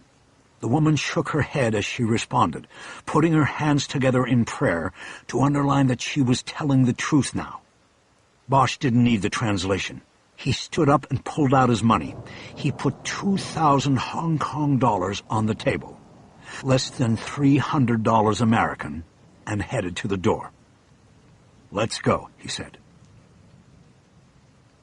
Chapter 32. They knocked on Peng's door once again, but got no answer. Bosch knelt down to untie and retie his shoe. He studied the lock on the doorknob as he did so. What do we do? Son asked, after Bosch stood back up. I have picks. I can open the door. Bosch could see reluctance immediately cloud Son's face, even with the sunglasses. My daughter could be in there, and if she isn't, there might be something that tells us where she is. You stand behind me and block anyone's view. I'll get us in less than a minute. Son looked at the wall of duplicate buildings surrounding them like giants. We watch first, he said. Watch? Bosch asked. Watch what? The door. Peng could come back. He could lead us to Madeline. Bosch looked at his watch. It was noon. I don't think we have time. We can't go static here. What is static? We can't stand still, man. We have to keep moving if we're going to find her. Son turned from the view and looked directly at Bosch. 1 hour. We watch. If we come back to open the door, you don't take the gun. Bosch nodded. He understood. Getting caught breaking and entering was one thing. Getting caught breaking and entering with a gun was about 10 years of something else. Okay, 1 hour. They went down the elevator and out through the tunnel. Along the way, Bosch tapped Son on the arm and asked him which one of the mailboxes had Peng's apartment number on it. Sun found the box, and they saw that the lock had been long punched out. Bosch glanced back through the tunnel to the security guard reading the paper. He opened the mailbox and saw 2 letters. "Looks like nobody got Saturday's mail," Bosch said. "I think Peng and his family have split." They returned to the car, and Sun said he wanted to move it to a less noticeable spot now that they were back in it. He drove up the street, turned around, and then parked by a retainer wall that surrounded the trash bins for the building across the street and down one. They still had a view of the 6th-floor walkway and the door of Peng's apartment. "I think we're wasting our time," Bosch said. "They're not coming back." 1 hour, Harry. Please. Bosch noted it was the first time Sun had called him by his name. It didn't placate him. "You're giving him another hour's lead time, that's all." Bosch pulled the box out of his jacket pocket. He opened it up and looked at the phone. "You watch the place," he said. "I'm going to work on this." The plastic hinges on the phone had melted, and Bosch struggled to open it. Finally, it broke in 2 when he applied too much pressure. The LCD screen was cracked and partially melted. Bosch put that part aside and concentrated on the other half. The battery compartment cover was melted, its seams fused together. He opened his door and leaned out. He struck the phone on the curb 3 times, harder each time, until the impacts finally cracked the seams and the compartment cover fell off. He pulled back in and closed the door. The phone's battery appeared to be intact, but again the deformed plastic made it difficult to remove. This time he pulled his badge case and removed one of his picks. He used it to pry the battery out. Beneath it was the cradle for the phone's memory card. It was empty. Shit. Bosch threw the phone down into the footwell. Another dead end. He looked at his watch. It had only been 20 minutes since he had agreed to give Sun the hour. But Bosch couldn't remain still. All of his instincts told him he had to go into that apartment. His daughter could be in there. "Sorry, Sun-Yi," he said. "You can wait here, but I can't. I'm going in."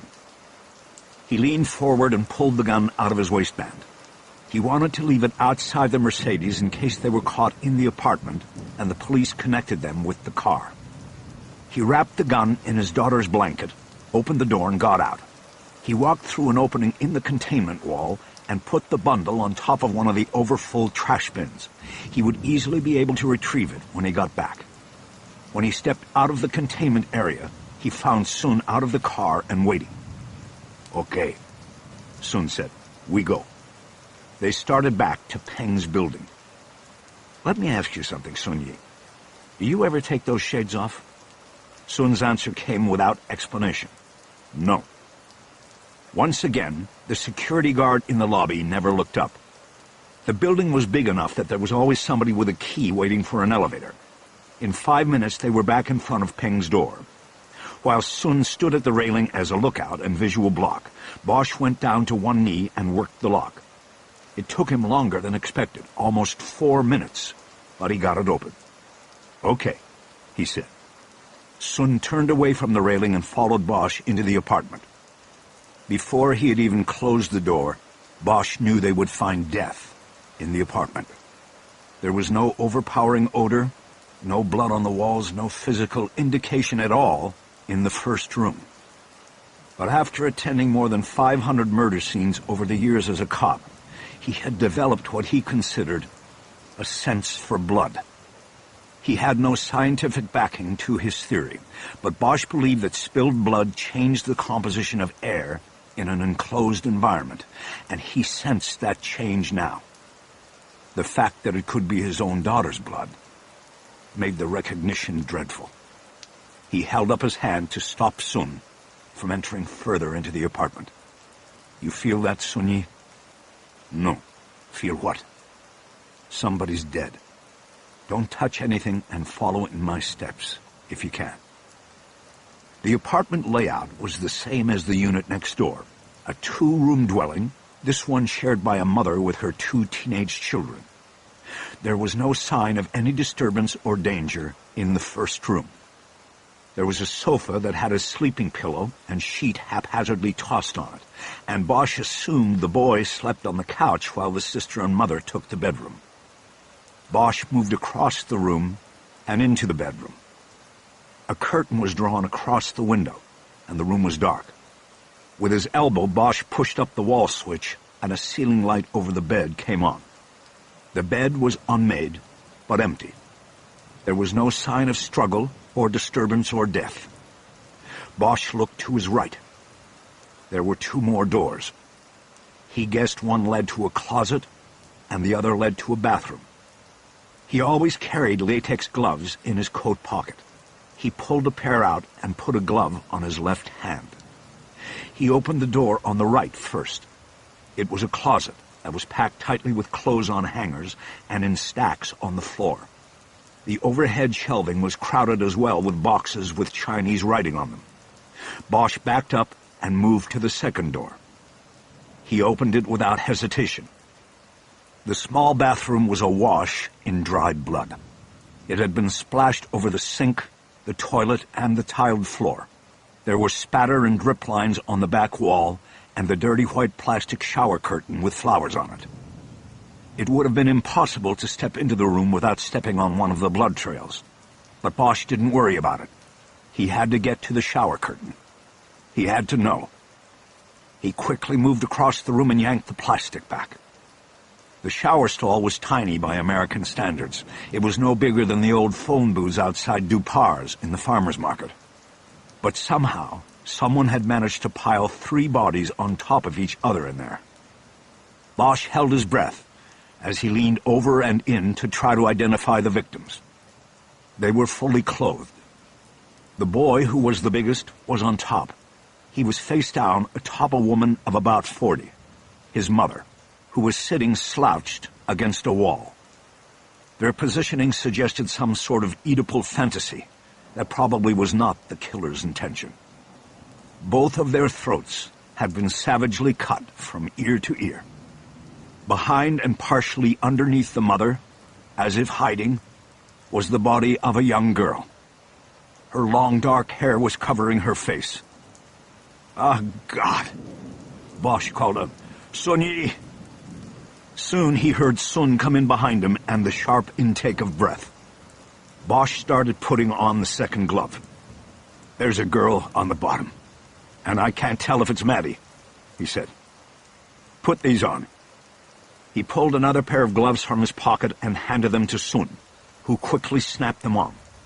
Together they pulled the body of the dead boy out of the shower stall and lowered it to the floor beneath the sink.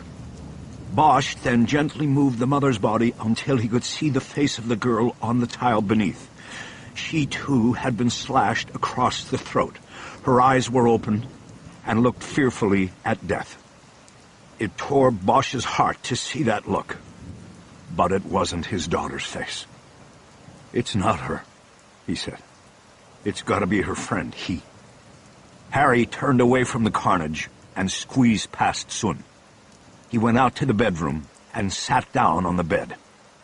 He heard a bumping sound from the bathroom and guessed that Sun was putting the bodies back as they had found them. Bosch exhaled loudly and leaned forward, arms folded across his chest. He was thinking about the girl's frightened eyes. He almost fell forward off the bed. "What happened here?" he asked in a whisper. Sun stepped out of the bathroom and adopted his bodyguard's stance. He said nothing. Harry noticed that there was blood on his gloved hands. Bosch stood up and looked around the room, as if it might hold some explanation for the scene in the bathroom.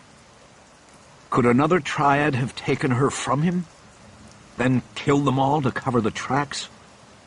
Sun shook his head. That would have started a war. But the boy is not triad. What? How do you know that?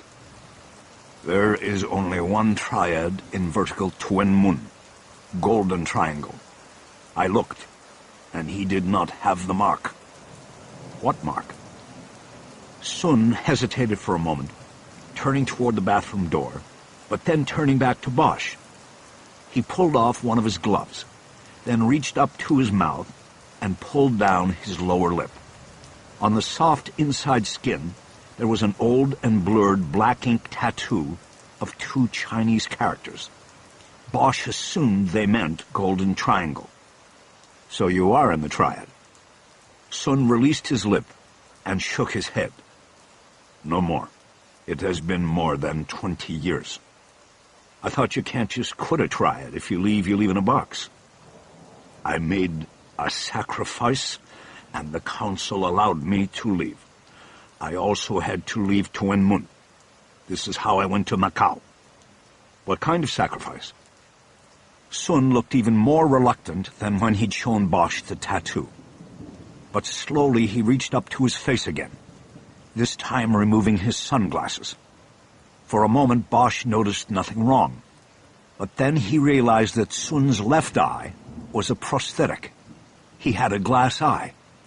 There was a slightly noticeable scar hooking down from the outside corner. You had to give up a fucking eye to quit the triad? I do not regret my decision. He put his sunglasses back on. Between Sun's revelations and the horror scene in the bathroom, Bosch was beginning to feel like he was in some sort of medieval painting. He reminded himself that his daughter wasn't in the bathroom, that she was still alive and out there somewhere. Okay, he said. I don't know what happened here or why, but we have to stay on the trail. There's got to be something in this apartment that will tell us where Maddie is. We've got to find it, and we're running out of time. Bosch reached into his pocket, but it was empty. I'm out of gloves, so be careful what you touch. And we probably have blood on the bottom of our shoes. No sense in transferring it around the place. Bosch took off his shoes and cleaned the blood off them in the sink in the kitchenette. Sun did the same thing. The men then searched the apartment, beginning in the bedroom and working their way toward the front door. They found nothing that was useful until they got to the small kitchen, and Bosch noticed that, like the apartment next door, there was a dish of salt on the table. Only the salt was piled higher on this plate, and Bosch could see finger trails left by someone who had built the granules into a mound. He ran his own fingers through the pile and displaced a small square of black plastic that had been buried in salt. Bosch immediately recognized it as the memory card from a cell phone. Got something. Sun turned from a kitchen drawer he had been looking through. Bosch held up the memory card. He was sure it was the card missing from his daughter's cell phone. It was in the salt. Maybe he hid it just as they came. Bosch looked at the tiny plastic card. There was a reason Peng Qingkai removed it before burning his daughter's phone. There was a reason he had then tried to hide it. Bosch wanted to go to work on those reasons right away, but decided that extending their stay in an apartment with 3 bodies in the shower was not the smart move. Let's get out of here, he said. Bosch moved to the window next to the door and looked down through the curtain to the street before giving the all-clear sign. Sun opened the door, and they quickly exited. Bosch pulled the door closed before stripping off his gloves. He glanced behind him as he stepped away and saw that the old woman next door was on the walkway, kneeling in front of her altar and burning another sacrifice to the ghosts. Bosch did a double take when he saw that she was using one of the candles to light one of the real $100 bills he had given her. Bosch turned and moved down the walkway in the opposite direction. He knew he was in a world beyond his understanding. He only had to understand his mission to find his daughter. Nothing else mattered. Chapter 33. Bosch retrieved the gun but left the blanket behind. As soon as he was back in the car, he took out his phone. It was an exact duplicate of his daughter's that he'd bought as part of a package deal. He opened the rear compartment and removed the battery and memory card. He then slid the card from his daughter's phone into the cradle. He replaced the battery, closed the compartment, and switched the phone on. While they waited for the phone to boot, Sun pulled the car away from the curb and they headed away from the building where the family had been massacred. "Where are we going?" Harry asked. "To the river. There is a park. We go there until we know where we are going." In other words, there was no plan yet. The memory card was the plan. "That stuff you told me about the pirates when you were a kid, That was the triad, wasn't it? After a moment, Sun nodded once. Is that what you did, smuggle people in and out? No, my job was different. He said nothing else, and Bosch decided not to press it. The phone was ready. He quickly went to the call records. There were none. The page was blank. There's nothing on here. No record of any calls. He went to the email file and again found the screen empty. Nothing transferred with the card, he said, agitation growing in his voice. This is common, Sun said calmly. Only permanent files go on the memory card. Look to see if there are any videos or photos. Using the little ball roller in the middle of his phone's keyboard, Bosch went to the video icon and selected it. The video file was empty. No videos, he said. It began to dawn on Bosch that Peng may have pulled the card from Madeline's phone because he believed it held a record of all uses of the phone. But it didn't. The last best lead was looking like a bust. He clicked on the photo icon, and here he found a list of stored JPEG photos. I've got photos. One by one, he started opening the photos. But the only shots that seemed recent were the photos of John Lee's lungs and ankle tattoos that Bosch had sent her. The rest were photos of Madeline's friends and from school trips. They were not specifically dated, but did not appear to be in any way related to her abduction.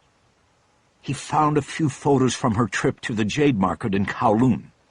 She had taken photos of small jade sculptures, of couples in Kama Sutra positions of sexual intercourse. Bosch wrote these off as teenage curiosity, photos that would be sure to provide uneasy giggles among the girls at school. Nothing, he reported to Sun. He kept trying, moving across the screen and clicking on icon after icon in hopes of finding a hidden message. Finally, he found that Madeline's phone book was also on the card and had been transferred to his phone.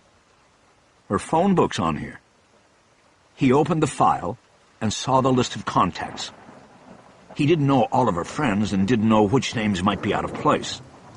Many were simply listed by nicknames. He clicked on the listing for Dad and got a screen that had his own cell and home numbers, but nothing else. Nothing that shouldn't be there. He went back to the list and moved on, finally finding what he thought he might be looking for when he got to the T's. There was a listing for Tuen Mun that contained only a phone number. Sun had pulled into a long, thin park that ran along the river and under one of the bridges. Bosch held the phone out to him. I found a number. It was listed under Tuen Mun, the only number not listed under a name. Why would she have this number? Bosch thought for a moment, trying to put it together. I don't know, he said. Sun took the phone and studied the screen. This is a cell number. How do you know? It begins with a 9. This is a cell designation in Hong Kong. Okay, so what do we do with it? It's labeled Tuen Mun. It might belong to the guy who has my daughter. Sun stared out the windshield at the river, trying to come up with an answer and a plan. We could text him, he said. Maybe he will respond to us. Bosch nodded. Yeah, try to deke him. Maybe we get a location from him. What is deke? Decoy him, fake him out, act like we know him, and set up a meet. He gives us his location. Sun pondered this while continuing to watch the river.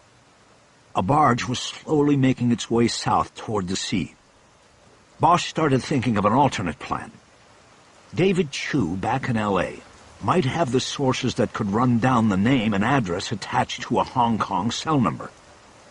He may recognize that number and know it is a deke. Sun finally said, "We should use my phone." You sure? Bosch asked.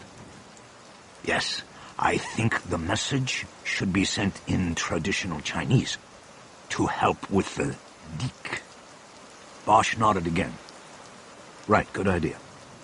Sun pulled his cell phone out and asked for the number Bosch had found. He opened up a text field, but then hesitated. What do I say? Well, we need to put some urgency into it. Make it seem like he has to respond, and then has to meet. They talked about it back and forth for a few minutes and finally came up with a text that was simple and direct. Sun translated and sent it. The message said, "We have a problem with the girl. Where can we meet?" "Okay, we wait," Bosch said. He had decided not to bring Chu into this unless he had to. Bosch checked his watch. It was 1 p.m. He had been on the ground in Hong Kong for 8 hours, and he was no closer to his daughter than when he had been 35,000 feet over the Pacific. In that time, he had lost Eleanor Wish forever, and now was playing a waiting game that would allow thoughts of guilt and loss to enter his imagination, with nothing to deflect them. He glanced over at the phone in Sun's hand, hoping for a quick return to the message. It didn't come. Minutes of silence went by, as slow as the boats on the river. Bosch tried to concentrate his thoughts on Peng Qing Kai and how the abduction of Bosch's daughter had gone down. There were things that didn't make sense to him without having all the information, but there was still a chronology and a chain of events that he could put together. And as he did so, he knew that everything led back to his own actions. This all comes back to me, Sun Yi. I made the mistake that allowed all of this to happen. Harry, there is no reason to... No, wait. Just hear me out. You need to know all of this because you might see something I don't. Sun said nothing, and Bosch continued. It all starts with me. I was working a case with a triad suspect in L.A.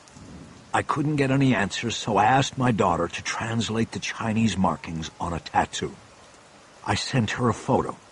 I told her it was a triad case, and she couldn't show the tattoo or talk about it with anybody. But that was my mistake. Telling that to a 13-year-old was like announcing it to the world, her world. She'd been hanging out with Peng and his sister. They were from the other side of the tracks. She probably wanted to impress them. She told them about the tattoo and the case, and that's where this all started. He looked over at Sun but couldn't read his face. "What tracks?" he asked. "Never mind, it's just an expression. They weren't from Happy Valley, that's all that means. And like you said, Peng wasn't a part of any triad in Tuen Mun. But maybe he knew people, maybe he wanted to get in.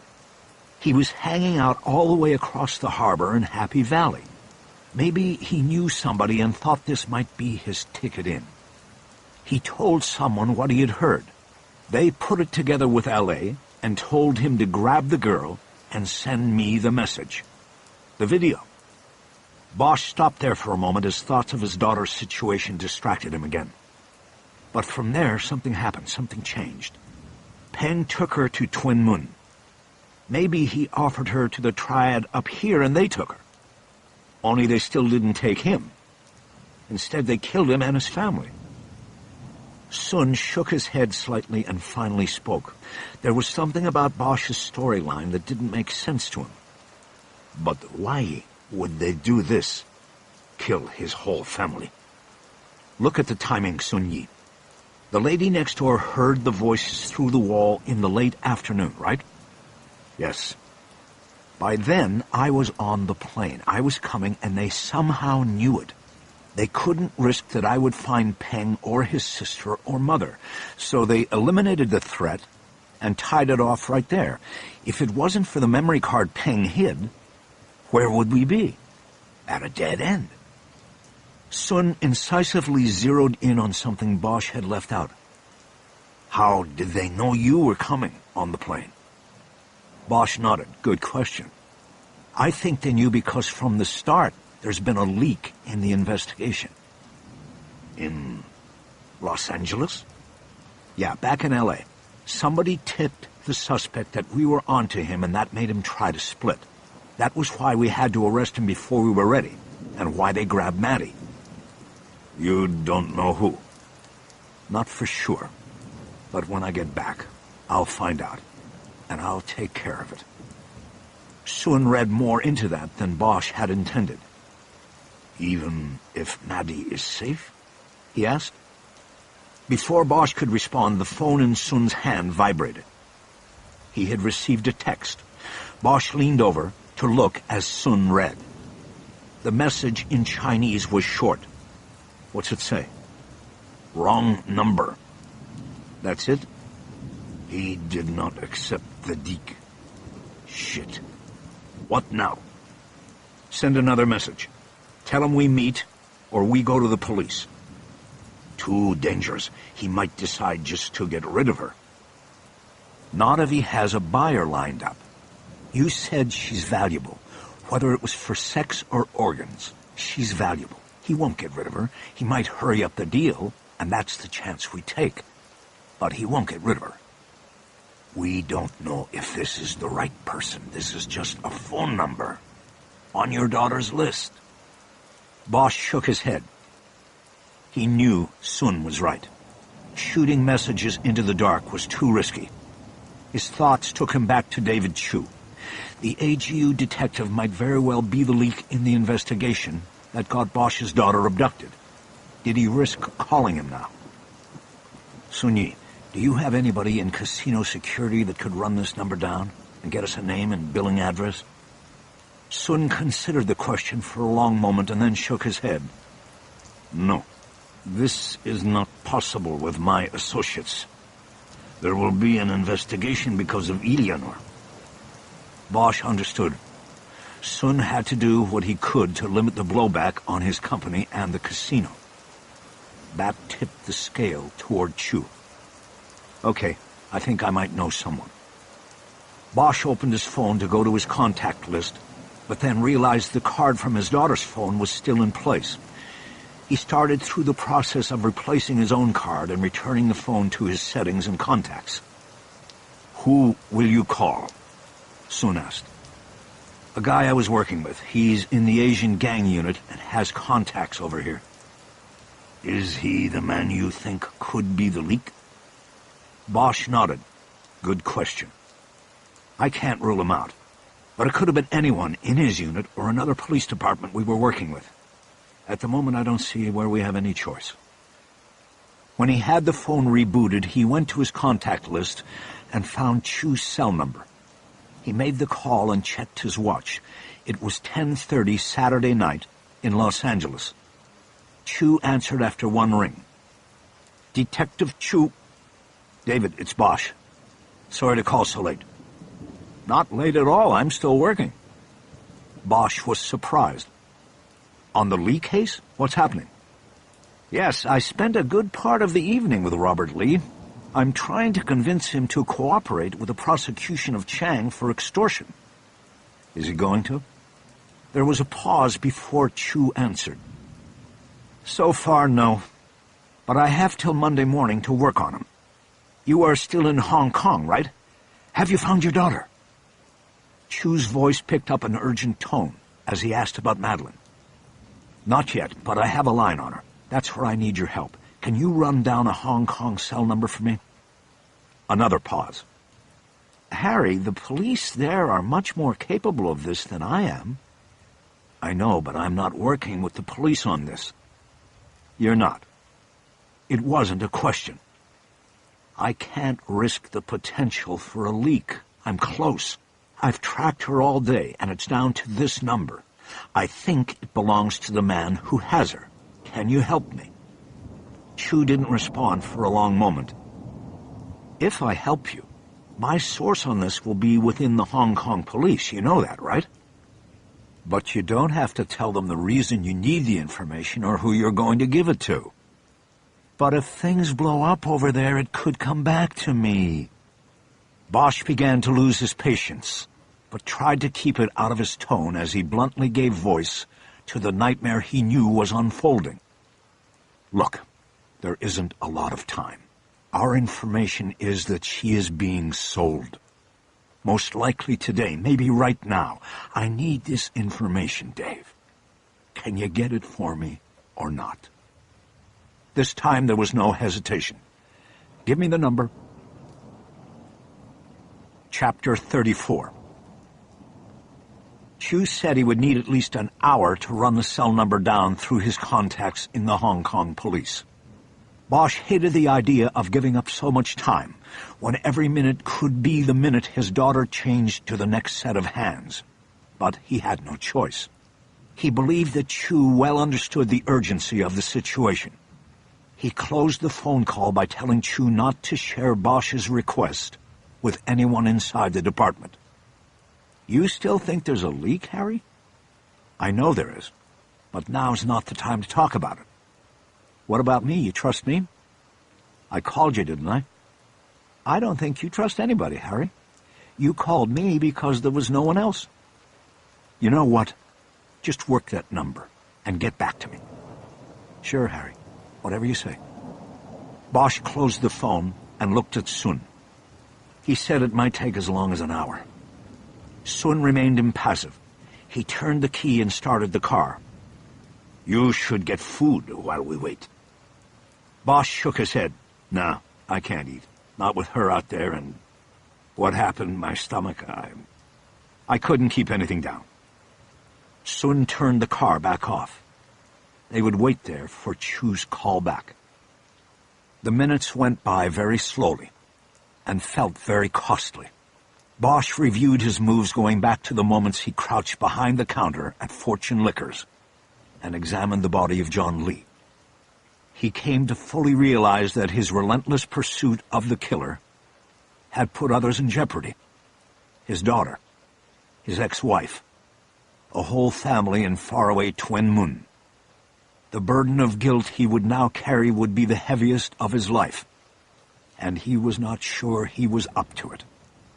For the first time, he put if into the equation of his life. If he got his daughter back, he would find a way to redeem himself. If he never saw her again, there could be no redemption. All things would end. These realizations made him physically shudder, and he turned and opened the car door. I'm going to take a walk. He stepped out and closed the door before Sun could ask him a question. There was a path that went along the river, and he started walking it. He had his head down, his mind on dark thoughts, and he did not notice the people who passed him on the path, or the boats that moved swiftly by him on the river. Eventually, Bosch realized he wasn't helping himself or his daughter by dwelling on things he could not control. He tried to shake off the dark shroud that was coming down on him and focus on something useful. The question about the memory card from his daughter's phone was still open and bothersome. Why had Madeline stored the cell number marked Tuen Mun on her phone? After grinding the question down, he finally saw an answer that had escaped him earlier. Madeline had been abducted. Therefore, her phone would have been taken away from her. So it was probably her abductor, not Madeline, who had stored the number on her phone. This conclusion led to a cascade of possibilities. Peng had taken the video and sent it to Bosch, so he was in possession of the phone. He could have very well been using it rather than his own phone to complete the abduction and set up the exchange of Madeline for whatever he had bartered her for. He probably saved the number to the card, either because he was using it a lot in the negotiations, or he simply wanted to leave a trail just in case something happened. And this would be why he hid the card in the salt, so somebody would find it. Bosch turned around to take his new conclusion back to Sun.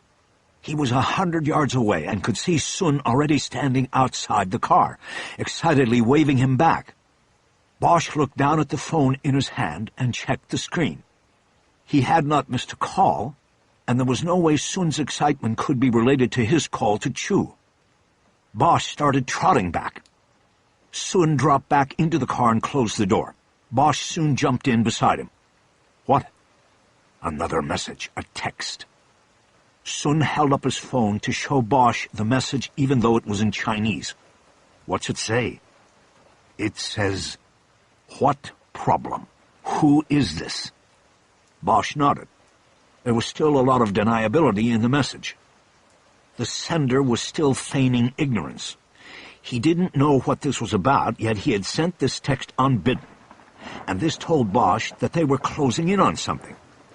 "How do we respond?" Sun asked. Bosch didn't answer. He was thinking. Sun's phone started to vibrate. He looked at the screen. "This is a call. It's him. The number." "Don't answer," Bosch said quickly. "That could blow it. We can always call back. Just see if he leaves a message first." The phone stopped vibrating and they waited. Bosch tried to think of the next move to make in this very delicate and deadly game. After a while, Sun shook his head. "No message. It would have alerted me by now." "What's your outgoing message say? Do you give your name on it?" "No, no name. I used the robot." That was good. A generic outgoing message. The caller was probably hoping to pick up a name, or a voice, or some other sort of intel. Okay, send him back a text. Say no talking on phones or text because it's not safe. Say you want to meet in person. That's it? They ask what the problem is? I don't answer? No, not yet. String it along. The longer we keep this going, the more time we give Maddie. You see? Sun nodded once. Yes, I see. He typed in the message Bosch had suggested and sent it. Now, we wait again, he said. Bosch didn't need the reminder, but something told him the wait would not be long. The deke was working, and they had someone on the other end of the text on the hook. He had no sooner come to this conclusion than another text came in on Sun's phone. He wants to meet, Sun said, looking at the screen. 4 o'clock at Gio. What's that? A restaurant at the Gold Coast, very famous. It will be very crowded on a Sunday afternoon. How far is the Gold Coast? Almost an hour's drive from here. Bosch had to consider that the person they were dealing with was playing them, sending them an hour out of the way. He checked his watch. It had been almost an hour since he had talked to Chu. Before committing to the Gold Coast meeting, he first needed to check on what Chu had come up with. As Sun started the car and headed out of the park, Bosch called Chu's number again. Detective Chu? It's Bosch. It's been an hour. Not quite, but I'm still waiting. I made the call and haven't heard back. Did you talk to somebody? No, I left a message with my guy over there. I guess because it's so late, he might not... It's not late, Chu. It's late there, not here. Did you make the call or not? Harry, please, I made the call. I just got mixed up. It's late here. It's Sunday over there. I think maybe because it's Sunday. He isn't as tied to his phone as he normally is. But I made the call, and I will call you as soon as I have something. Yeah, well, it might be too late by then. Bosch closed the phone. He was sorry he had trusted Chu in the first place. Nothing, he said to Sun. They got to the Gold Coast in 45 minutes. It was a resort on the western edge of the new territories that catered to travelers from the mainland, as well as Hong Kong and the rest of the world. A tall, gleaming hotel rose above Castle Peak Bay, and open-air restaurants crowded the promenade that edged the harbor. The Geo was wisely chosen by the text contact. It was sandwiched between two similar open-air restaurants, and all three were heavily crowded. An arts and crafts show on the promenade doubled the number of people in the area, and the places from which an observer could hide from view. It would make identifying someone who didn't want to be identified extremely hard to do. In accordance with the plan Bosch and Sun hatched on the drive, Bosch was dropped at the entrance to the Gold Coast. The two men synchronized their watches, and then Sun drove on. As he walked through the hotel, Bosch stopped in the gift shop and bought sunglasses and a baseball-style hat with the hotel's golden emblem on it. He also bought a map and a throwaway camera. By 4:10, Bosch had made his way to the entrance of a restaurant called Yellow Flower, which was next to and afforded a full view of the seating area of Gio. The plan was simple. They wanted to identify the owner of the phone number Bosch had found in his daughter's contact list and follow him when he left Gio.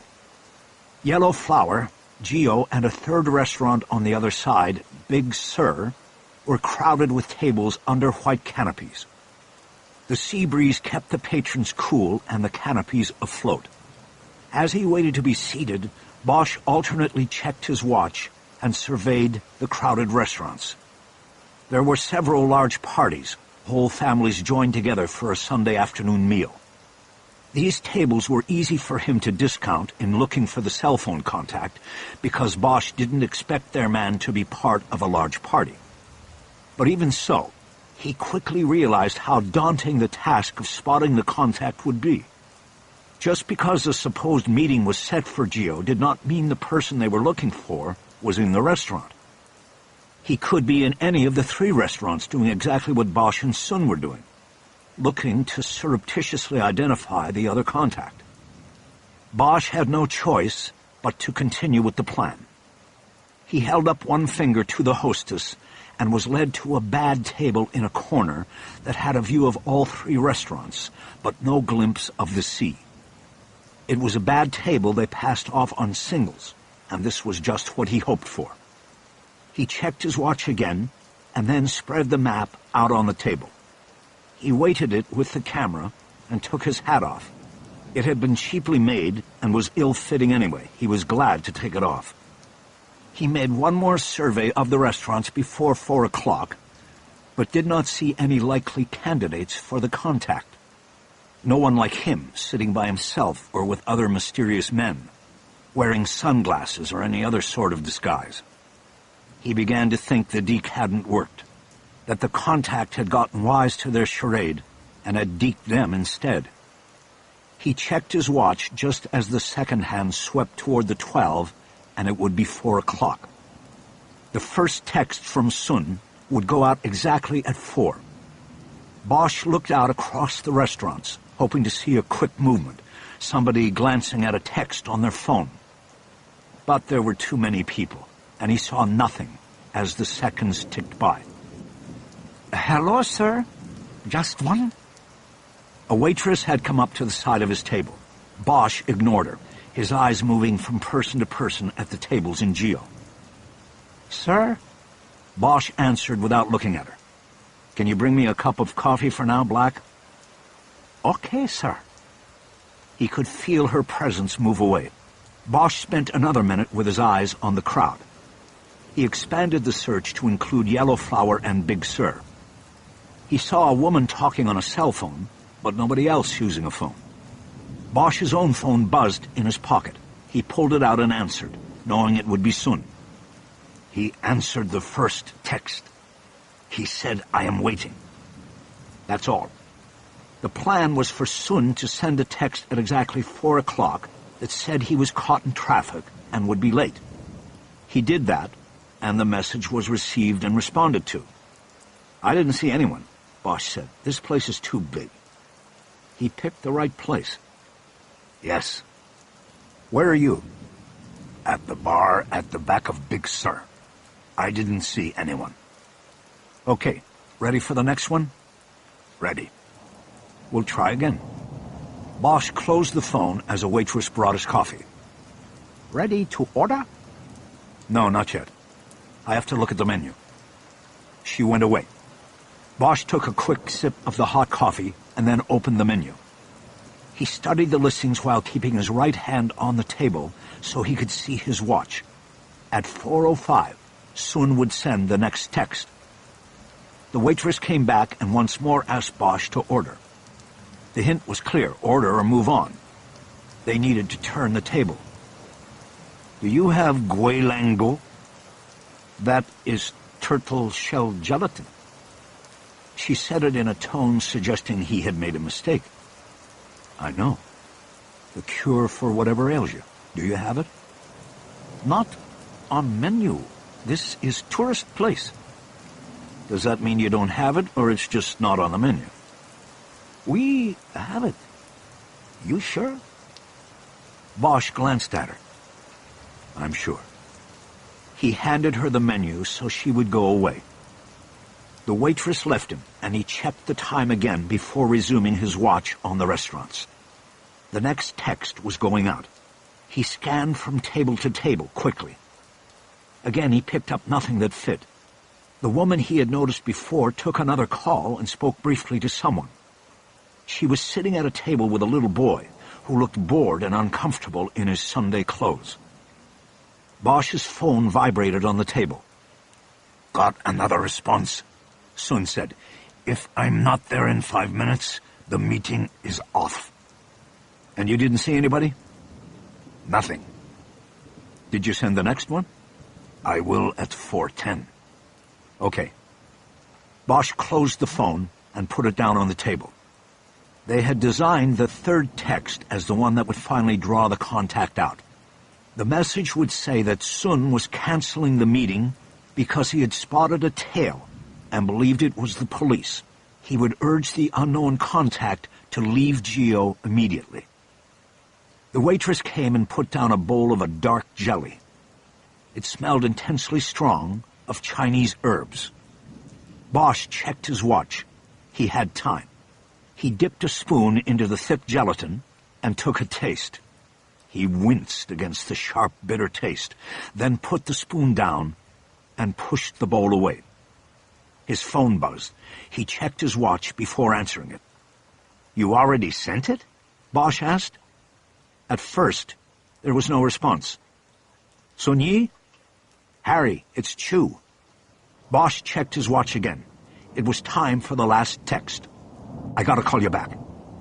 He closed the phone and once more looked out across the tables of 3 restaurants, hoping for the needle in the haystack moment that would reveal the contact. Somebody reading a text, maybe typing a response. Nothing came. He saw no one pull a phone and glance at the screen. There were too many people to cover at the same time, and the futility of the plan began to open a hollow in his chest. His eyes moved to the table where the woman and boy had sat, and he saw that they were gone. He swept the restaurant and saw them leaving. The woman was moving fast, dragging the boy by the hand. In her other hand, she carried her cell phone. Bosch opened his phone and punched in a call to Sun. He answered immediately. The woman and the boy, they're coming your way. I think it might be her. She got the text? No, I think she was sent to make the contact. The texts went off-site. We have to follow the woman. Where's the car? Out front. Bosch stood up, put $300 bills down on the table, and headed toward the exit. Chapter 35. Sun was already in the car waiting out front of Yellow Flower. As Bosch was opening the door, he heard a voice calling from behind him. Sir, sir! He turned, and it was the waitress coming after him, holding out his hat and the map. She had also brought the change from his tab. You forgot these, sir. Bosch grabbed the items and said thanks. He pushed the change back toward her. You keep that, he said. I told you would not like turtle jelly, she said.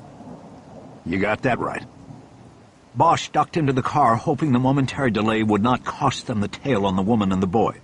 Sun immediately pulled away from the restaurant and into traffic. He pointed through the windshield. They are in the white Mercedes, he said. The car he pointed at was a block and a half ahead, moving in light traffic. Is she driving? Bosch asked. No, she and the boy got into a waiting car. A man was driving. Okay, you got them? I need to make a call. I have them. As Sun followed the white Mercedes, Bosch called Chu back.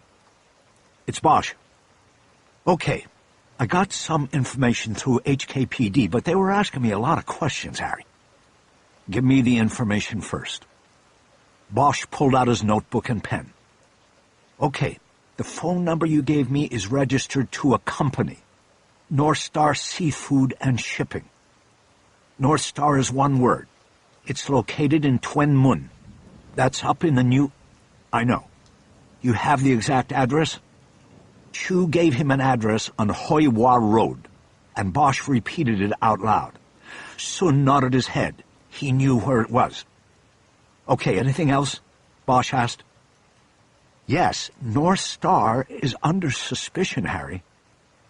What's that mean? Suspicion of what? I couldn't get anything specific, just of illegal shipping and trade practices. Like human trafficking? It could be. Like I said, I could not get specific information, just questions about why I was tracing the number. What did you tell them? That it was a blind trace. The number was found on a piece of paper in a homicide investigation. I said I didn't know the connection. That's good. Is there any name associated with this phone number? Not directly to the number, no, but the man who owns North Star Seafood and Shipping is Dennis Ho. He is 45 years old, and that's all I could get without making it seem like I was working something specific. Does it help? It helps, thanks. Bosch ended the call and then updated Sun on what he knew. Have you heard of Dennis Ho? He asked. Sun shook his head. Never.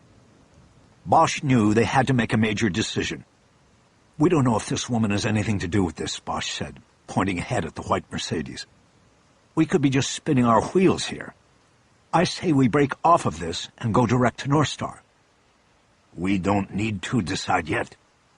Why not? I don't want to waste time on this. Sun nodded in the direction of the white Mercedes. It was about 200 yards ahead. We are already heading toward the waterfront. They may be going there. Bosch nodded. Both angles of investigation were still in play. How's your gas? Bosch asked. Diesel, Sun replied, and we are fine. For the next half hour, they edged the coastline on Castle Peak Road, staying a good distance behind the Mercedes, but always keeping it in sight. They drove without speaking to each other. They had reached a point where they knew time was short, and there was nothing else to say. Either the Mercedes or North Star would lead them to Maddie Bosch, or it was likely they would never see her again. As the vertical buildup of housing estates in central Tuen Mun appeared ahead, Bosch saw the turn signal on the Mercedes engage. The car was turning left, away from the waterfront. They're turning, he warned. That's a problem, Sun said. The industrial waterfront is ahead. They are turning toward residential neighborhoods.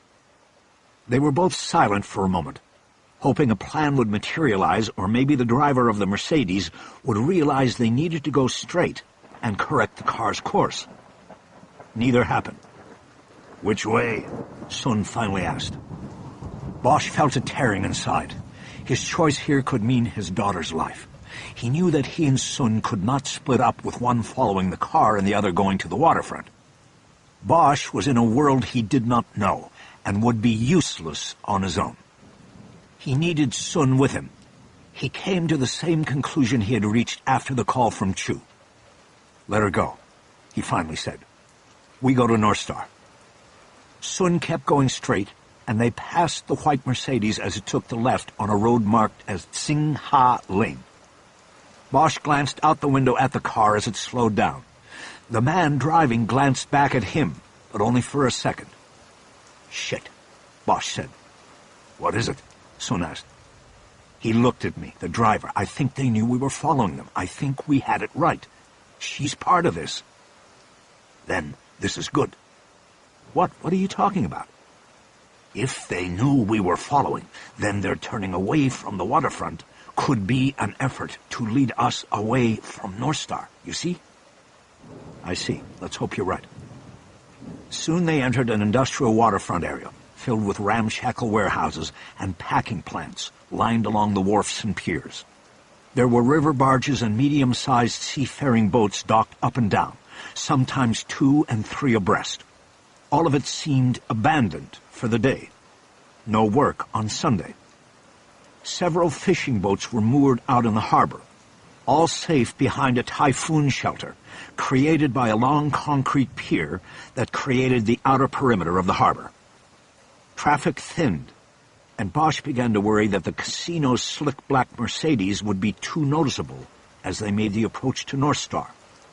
Sun must have been thinking the same thing. He pulled into the parking lot of a closed food shop and stopped the car. We are very close, he said. I think we leave the car here. I agree, Bosch said. They got out and walked the rest of the way in, staying close to the warehouse facades and scanning in all directions for forward spotters. Sun led the way, and Bosch stayed close behind him. North Star Seafood and Shipping was located on Wharf 7. A large green warehouse, with Chinese and English printing on its side, fronted the dockside, and a pier extended out into the bay beyond it. 4 75-foot net boats with black hulls and green pilot houses were tied up on either side of the pier. Docked at the end was a bigger boat, with a large crane jutting skyward. From his viewpoint at the corner of a warehouse on Wharf 6, Bosch could see no activity. The loading bay doors of the North Star warehouse were all rolled down, and the docks and boats looked buttoned up for the weekend. Bosch was beginning to think he had made a terrible mistake in not keeping the tail on the white Mercedes. Then Sun tapped his shoulder and pointed down the length of the pier to the crane boat at the end. His aim was high, and Bosch followed it to the crane.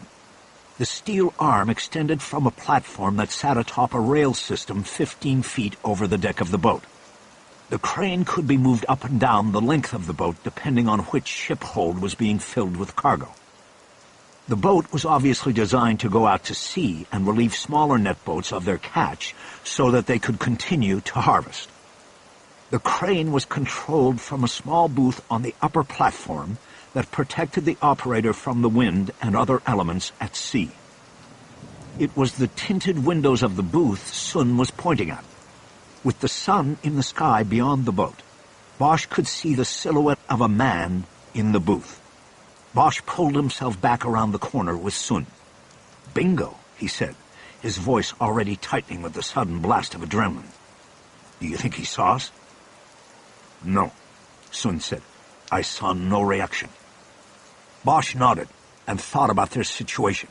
He now believed with complete conviction that his daughter was somewhere on that boat. But getting to the boat without the lookout spotting them seemed impossible.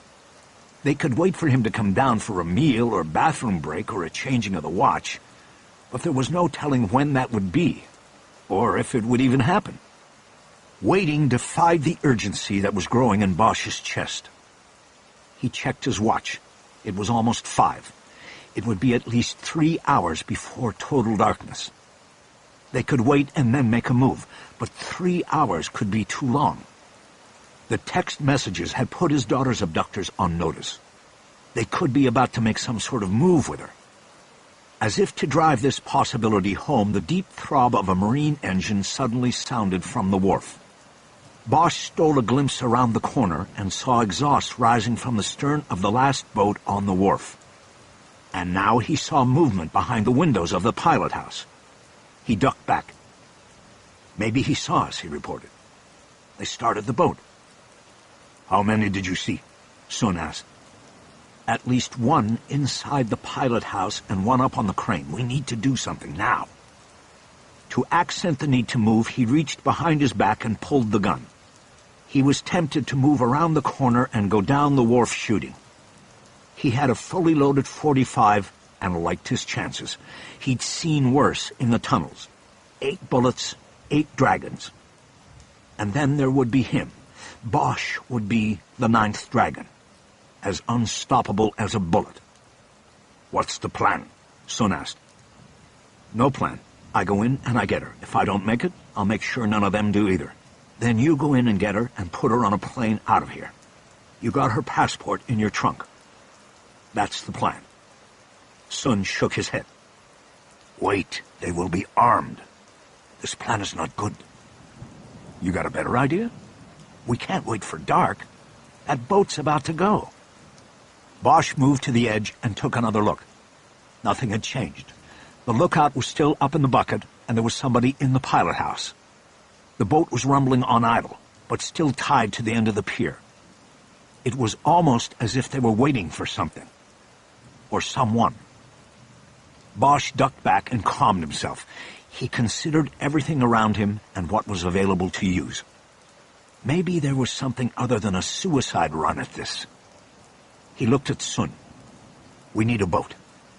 "A boat?" "A small boat. We can't go down the pier without being seen. They'll be watching for it. But with a small boat, we could create a distraction on the other side. Enough for somebody to go down the pier. Sun moved past Bosch and looked around the corner. He surveyed the end of the pier and then ducked back. Yes, a boat could work. You want me to get the boat? Yeah, I've got the gun and I'm going down the pier to get my daughter. Sun nodded. He reached into his pocket and pulled out the car keys. Take the keys. When you have your daughter, you drive away. Don't worry about me. Bosch shook his head and pulled out his phone. We'll get someplace nearby but safe, and then I'll call you. We'll wait for you. Sun nodded. Good luck, Harry. He turned to go. And good luck to you, Bosch said. After Sun left, Bosch kept his back against the front wall of the warehouse and prepared to wait. He had no idea how Sun would commandeer a boat, but he trusted that somehow he would, and then would create the distraction that would allow Bosch to make his move. He also thought about finally making the call to the Hong Kong police, now that he had located his daughter. But quickly discarded that idea as well. Police swarming the pier was no guarantee of his daughter's safety. He'd stick with the plan. He turned to look around the corner of the warehouse and make another check of activities on the North Star boat when he saw a car approaching from the south. He noted the familiar styling of the front grille of a Mercedes. The car was white. Bosch slid down the wall to make himself less noticeable. Nets hung to dry from the rigging of two boats between him and the approaching car also gave him camouflage. He watched as the car slowed and turned onto Wharf 7 and then headed down the pier toward the crane boat. It was the car they had followed from the Gold Coast. He caught a glimpse of the driver and identified him as the same man who had returned his look earlier. Bosch did some quick computing and concluded that the man behind the wheel was the man whose phone number had been placed by Peng in the contact list on his daughter's phone. He had sent the woman and child, probably his wife and son, inside Geo as decoys that would help him identify the person who had been texting him. Spooked by the last message sent by Sun, he had driven them home or to some other safe spot, dropped them, and then driven to Wharf 7 where Bosch's daughter was being held. It was a lot to string together considering the few known facts he had, but Bosch believed he was on target and that something was about to happen that wasn't part of the Mercedes man's original plan. He was deviating, hurrying things up, or moving the merchandise, or doing something worse, getting rid of the merchandise. The Mercedes stopped in front of the crane boat. The driver jumped out and quickly moved across a gangway onto the boat. He yelled something to the man up in the booth, but did not break stride as he quickly headed to the pilot house. For a moment there was no further movement. Then Bosch saw the man step out of the crane booth and start climbing down from the platform. After reaching the deck, he followed the Mercedes man into the pilot house. Bosch knew that they had just committed a strategic error that gave him a momentary advantage. This was his chance to move down the pier unseen. He pulled his phone again and called Sun. The phone rang and then went to message. Sun, where are you? The Mercedes man is here and they left the boat unguarded. Never mind the distraction. Just get back here and be ready to drive. I'm going in. Bosch pocketed the phone and stood up. He checked the crane boat one last time and then bolted from cover. He crossed the wharf to the pier and began moving toward the end. He held the gun in a two-handed grip, up and ready. Chapter 36. Stacks of empty crates on the pier afforded Bosch partial cover, but the last 20 yards to the gangway of the crane boat were wide open and exposed. He picked up his speed and quickly covered the distance, ducking at the last moment behind the Mercedes idling next to the gangway. Bosch noted the distinctive sound and smell of the diesel engine. He peeked over the line of the trunk and saw no reaction to his moves coming from the boat. He jumped from cover, moved quickly and quietly across the gangway, and then picked his way between 6-foot-wide hatch covers on the deck. He finally slowed his pace as he reached the pilot house. He pressed himself against the wall, next to the door.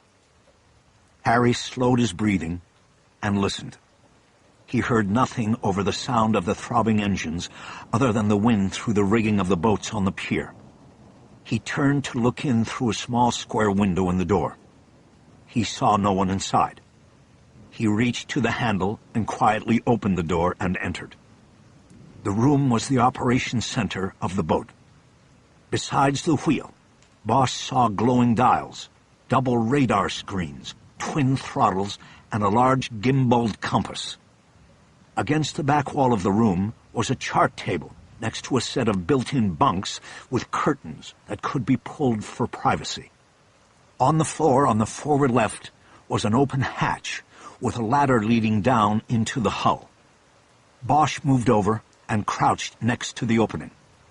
He heard voices down below, but the language spoken was Chinese. He tried to separate them and count how many men were down there, but the echo effect of the hull made this impossible. He knew at minimum there were 3 men in the hull. He did not hear his daughter's voice, but he knew she was down there too. Bosch moved to the boat's control center. There were a variety of dials and switches, but all were marked in Chinese. Finally, he zeroed in on 2 side-by-side switches with red dime lights above them. He turned one switch off and immediately heard the hum of the engines decrease by half. He had killed an engine. He waited 5 seconds and turned the other switch, killing the second engine. He then moved to the rear corner of the room and onto the lower bunk. He pulled the curtain closed halfway and crouched and waited. He knew he would be in a blind spot for anyone coming up the ladder from the hull. He returned his gun to his belt and took the switchblade out of his coat pocket. He quietly opened the blade. Soon he heard running steps from below. This told him the meeting of the men below was in the forward section of the hull. He counted only one set of approaching steps. That would make it easier. A man began to rise through the hatch, his back to the bunks and his eyes on the control center.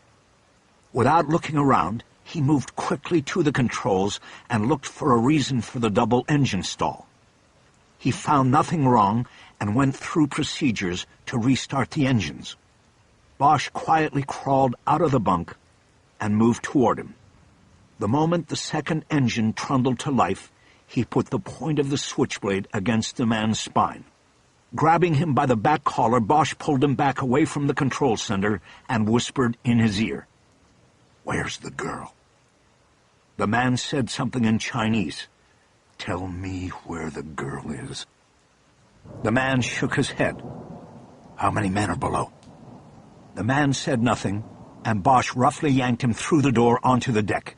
He moved him over to the rail and bent him over the side. The water was 12 feet below. "Can you swim, asshole? Where's the girl?" "No speak," the man managed to say. "No speak."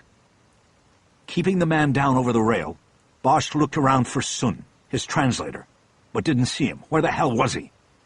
The momentary distraction allowed the man to make a move. He swung an elbow backwards into Bosch's ribs.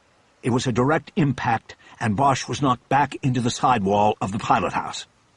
The man then spun around and raised his hands to attack. Bosch prepared to cover, but it was the man's foot that came up first, kicking Bosch's wrist and knocking the knife into the air. The man didn't bother tracking the flight of the knife. He quickly waded into Bosch with both fists, striking with short, powerful impacts to the midsection. Bosch felt the air explode out of his lungs just as another kick came up and hit him below the chin. Bosch went down. He tried to shake off the impact, but his eyesight started to close into tunnel vision. His attacker calmly stepped away, and Bosch heard the switchblade scrape on the deck as he picked it up. Struggling for consciousness, Bosch reached behind his back for the gun. As the attacker approached, he spoke in clear English. "Can you swim, asshole?" Bosch pulled the gun from behind his back and fired twice, the first shot only ticking the man's shoulder as he narrowed his aim, and the second catching him in the center left of the chest. He went down with a look of surprise on his face. Harry slowly pulled himself up onto his hands and knees. He saw a line of blood and saliva dripping from his mouth to the deck. Using the wall of the pilot house, he started to get to his feet. He knew he had to move quickly.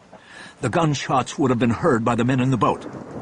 Just as he got to his feet, a riot of gunfire erupted from the direction of the bow. Bullets zinged over his head and ricocheted off the steel wall of the pilot house. Bosch ducked around the corner and behind the pilot house. He came up and found a line of sight through the windows of the structure. He saw a man on the bow advancing toward the stern with pistols in each hand. Behind him was the open hatch through which he had climbed out of the front hold.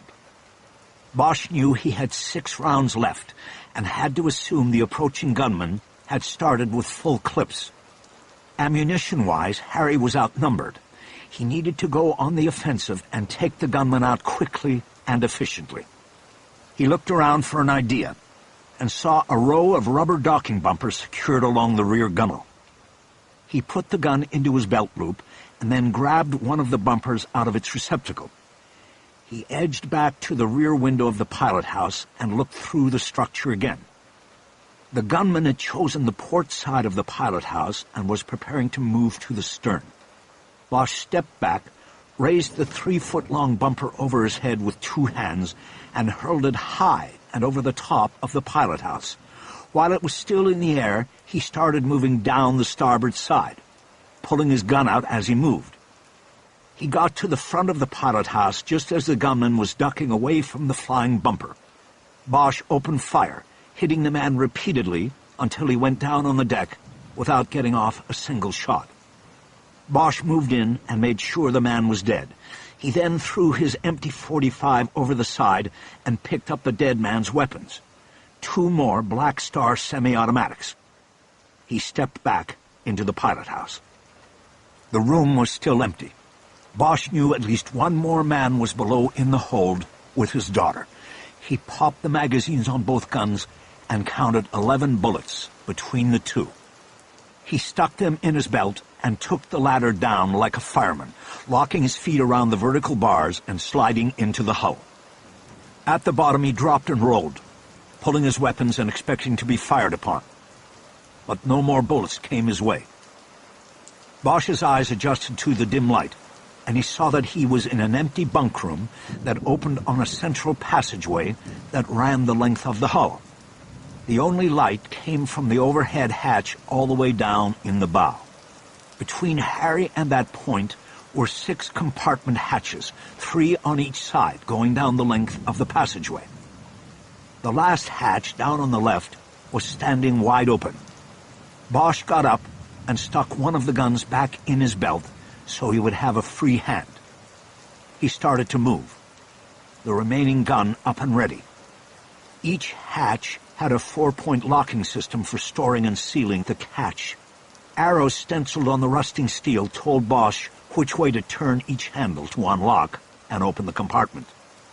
He moved down the passageway, checking the compartments one by one, finding each empty, but obviously not used recently to haul fish. Steel-walled and windowless, each chamber was filled with a ground layer of detritus of cereal and other food boxes and empty gallon water containers. Empty wooden crates overflowed with other trash, fish nets, refashioned as hammocks, hung on hooks bolted to the walls. There was a putrid smell in each compartment that had nothing to do with the catch the vessel once hauled. This boat carried human cargo. What bothered Bosch most were the cereal boxes. They were all the same brand, and smiling from the front of the package was a cartoon panda bear standing on the brim of a bowl that held a treasure of rice puffs sparkling with sugar. It was cereal for kids. The last stop in the passageway was the open hatch. Bosch crouched low and moved into the compartment in one fluid stride. It, too, was empty, but it was different. There was no trash here. A battery-powered light hung from a wire attached to a hook on the ceiling. There was an upturned shipping crate stacked with unopened cereal boxes, packs of noodles, and gallon jugs of water. Bosch looked for any indication that his daughter had been kept in the room, but there was no sign of her. Bosch heard the hinges on the hatch behind him screech loudly. He turned just as the hatch banged shut.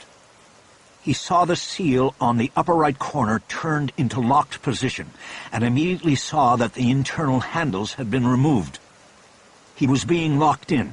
He pulled the second gun and aimed both weapons at the hatch, waiting for the next lock to turn. It was the lower right.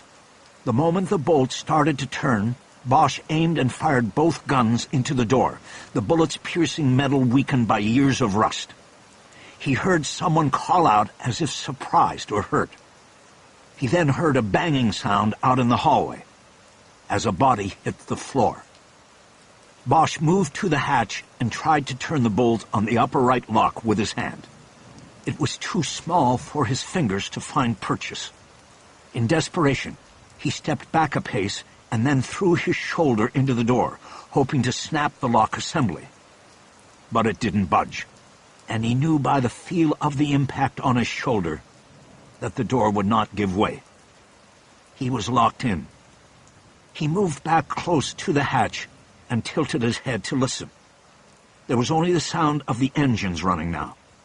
He banged the heel of one of the guns loudly on the metal hatch. "Maddie?" he called out. "Maddie? Are you here?" There was no response. He banged again on the hatch, this time even louder. "Give me a sign, baby. If you're here, make some noise." Again, there was no response.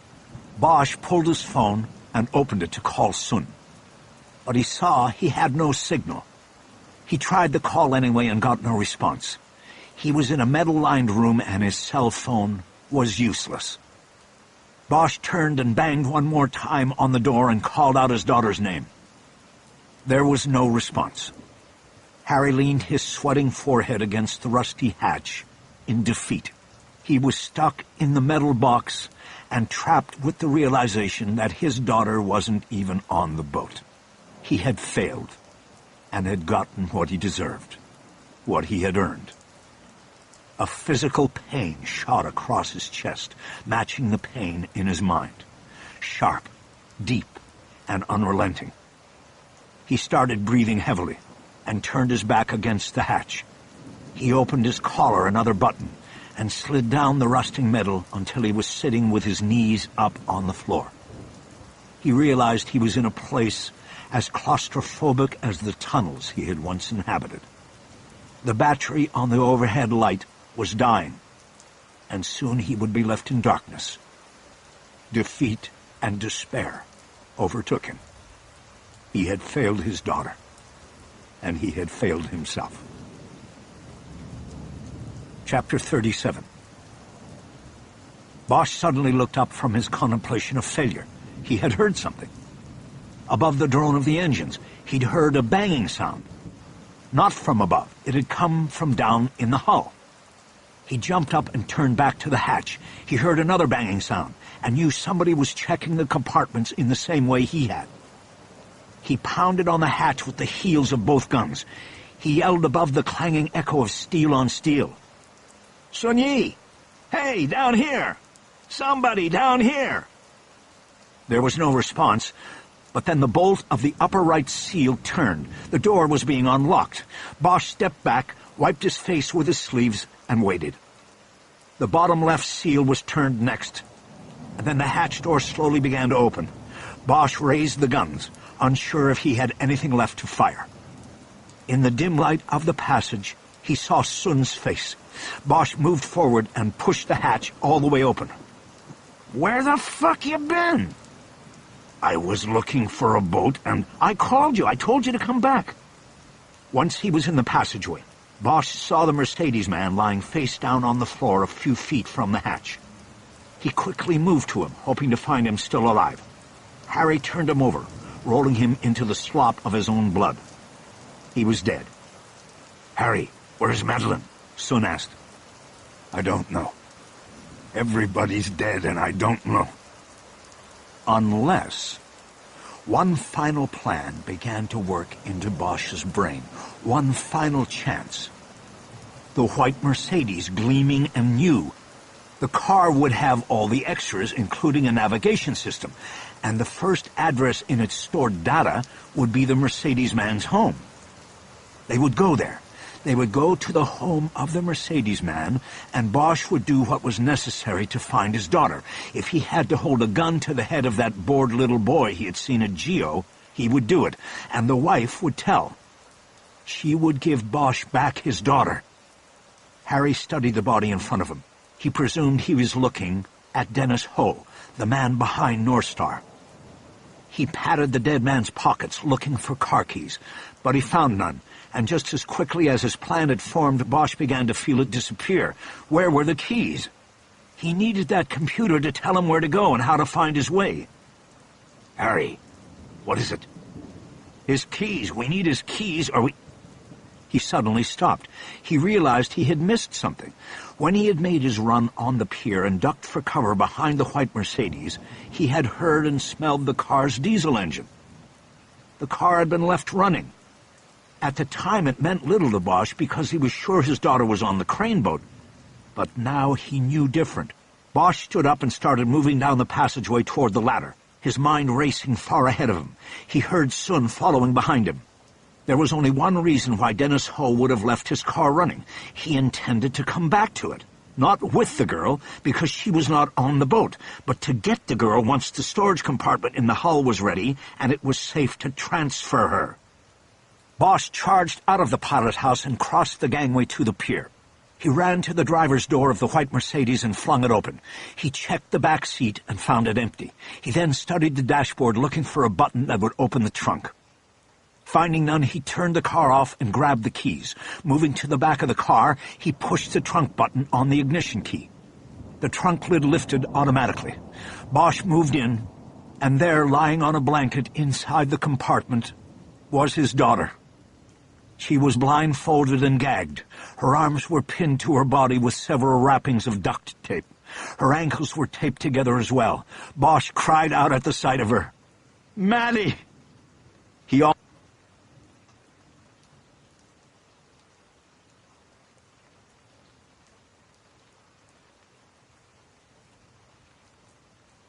eyes and started blinking. "You're safe now, Maddie. You're safe." As the gag came loose, the girl let out a shriek that pierced her father's heart and would stay with him always. It was at once an exorcism of fear, a cry for help, and the sound of relief and even joy. "Daddy!" She started to cry as Bosch reached in and lifted her out of the trunk. Sun was suddenly there and helping. "It's going to be okay now," Bosch said. "It will all be okay." They stood the young girl up, and then Bosch used the teeth of one of the keys to start cutting through the tape. He noticed that Madeline was still wearing her school uniform. The moment her arms and hands were free, she grabbed Bosch around the neck and squeezed with all her life. "I knew you would come," she said between gasping sobs. Bosch didn't know if he had ever heard words that meant more to him. He held her just as tightly in his own arms. He turned his face down to whisper in her ear. "Maddie." "What, Dad?" "Are you hurt, Maddie? I mean, physically hurt? If they hurt you, we need to get you to..." "No, I'm not hurt." He pushed back from her and put his hands on her shoulders as he studied her eyes. "You sure? You can tell me." "I'm sure, Dad. I'm fine." "Okay, then we need to go." He turned to Sun. "Can you get us to the airport?" "No problem." "Then let's go." Bosch put his arm around his daughter, and they started to follow Sun off the pier. She held on to him the whole way, and it wasn't until they got to the car that she seemed to acknowledge the meaning of Sun's presence, and asked the question Harry had been dreading. "Dad?" "What, Maddie?" "Where's Mom?" Chapter 38. Bosch didn't answer her question directly. He simply told his daughter that her mother could not be with them at the moment, but had packed a bag for her and that they needed to get to the airport to leave Hong Kong. Sun said nothing and picked up his pace, moving in front of them and removing himself from the discussion. The explanation seemingly bought Harry some time to consider how and when he would give the answer that would alter the rest of his daughter's life. When they got to the black Mercedes, he put her in the back seat before going to the trunk to grab the backpack. He didn't want her to see the bag Eleanor had packed for herself. He got in the front passenger seat and handed the backpack to her. He told her to make sure her passport was in the bag and to change out of her school uniform. He then checked his watch and gave Sun a nod. "Let's go. We've got a plane to catch." Sun started driving, proceeding out of the waterfront area at a brisk but not attention-getting pace. "Is there a ferry or train you can drop us at that will get us there direct?" Bosch asked. "No. They closed the ferry route and you would have to switch trains. It would be better if I take you." "I wish to." "Okay, Sun-Yi." They drove for a few minutes in silence. Bosch wanted to turn and talk to his daughter, putting his eyes on her to make sure she was okay. "Maddie, are you changed?" She didn't answer. "Maddie?" Bosch turned and glanced back at her. She had changed clothes. She was leaning against the door behind Sun, staring out through the window while hugging her pillow to her chest. There were tears on her cheeks. It did not appear that she had noticed the bullet hole through the pillow. "Maddie, you all right?" Without answering or looking away from the window, she said, "She's dead, isn't she?" "What?" Bosch knew exactly who and what she was talking about, but was trying to stretch time, put off as long as possible the inevitable. "I'm not stupid, you know. You're here. Sun-Yi's here. She should be here. She would be here, but something's happened to her." Bosch felt an invisible punch hit him square in the chest. Madeline was hugging the backpack in front of her, and still looking out the window, with tear-filled eyes. "Maddie, I'm sorry. I wanted to tell you, but this wasn't the right time." "When is the right time?" Bosch nodded. "You're right. Never." He reached back and put his hand on her knee, but she immediately pushed it away. It was the first sign of the blame he would always carry. "I'm so sorry. I don't know what I can say. When I landed this morning, your mother was there at the airport waiting for me, with Sun-Yi. She only wanted one thing, Maddie, to get you home safe. She didn't care about anything else, including herself." Madeline put her hands over her eyes. "It's all my fault." Bosch shook his head even though she wasn't looking at him. "Maddie, no. Listen to me. Don't ever say that. Don't even think that. It's not your fault. It's my fault. Everything here is my fault." She didn't respond. She hugged the backpack closer and kept her eyes on the roadside as it passed by in a blur. An hour later, they were at the drop-off curb at the airport. Bosch helped his daughter out of the Mercedes and then turned to Sun. They had said little in the car, but now it was time to say goodbye, and Bosch knew his daughter could not have been rescued without Sun's help. "Sun-Yi, thank you for saving my daughter. You saved her. Nothing could stop you, Harry Bosch. What will you do? The police will come to you about Eleanor, if not everything else. I will handle these things and make no mention of you. This is my promise. No matter what happens, I will leave you and your daughter out of it." Bosch nodded. "Good luck," he said. "Good luck to you, too." Bosch shook his hand and then stepped back. After another awkward pause, Madeline stepped forward and hugged Sun. Bosch saw the look on his face, even behind the disguise of the sunglasses. No matter their differences, Bosch knew Sun had found some sort of resolve in Madeline's rescue. Maybe it allowed him to find refuge in himself. "I am so sorry," Madeline said. Sun stepped back and broke the embrace. "You go on now," he said. "You have a happy life." They left him standing there and headed into the main terminal through the glass doors. Bosch and his daughter found the first-class window at Cathay Pacific, and Harry bought 2 tickets on the 11:40 p.m. flight to Los Angeles. He got a refund for his intended flight the next morning, but still had to use 2 credit cards to cover the overall cost. But he didn't care. He knew that first-class passengers were accorded special status that moved them quickly through security checks and first onto planes. Airport and airline staff and security were less likely to concern themselves with first-class travelers, even if they were a disheveled man with blood on his jacket and a 13-year-old girl who couldn't seem to keep tears off her cheeks. Bosch also understood that his daughter had been left traumatized by the last 60 hours of her life, and while he couldn't begin to know how to care for her in this regard, he instinctively felt that any added comfort couldn't hurt.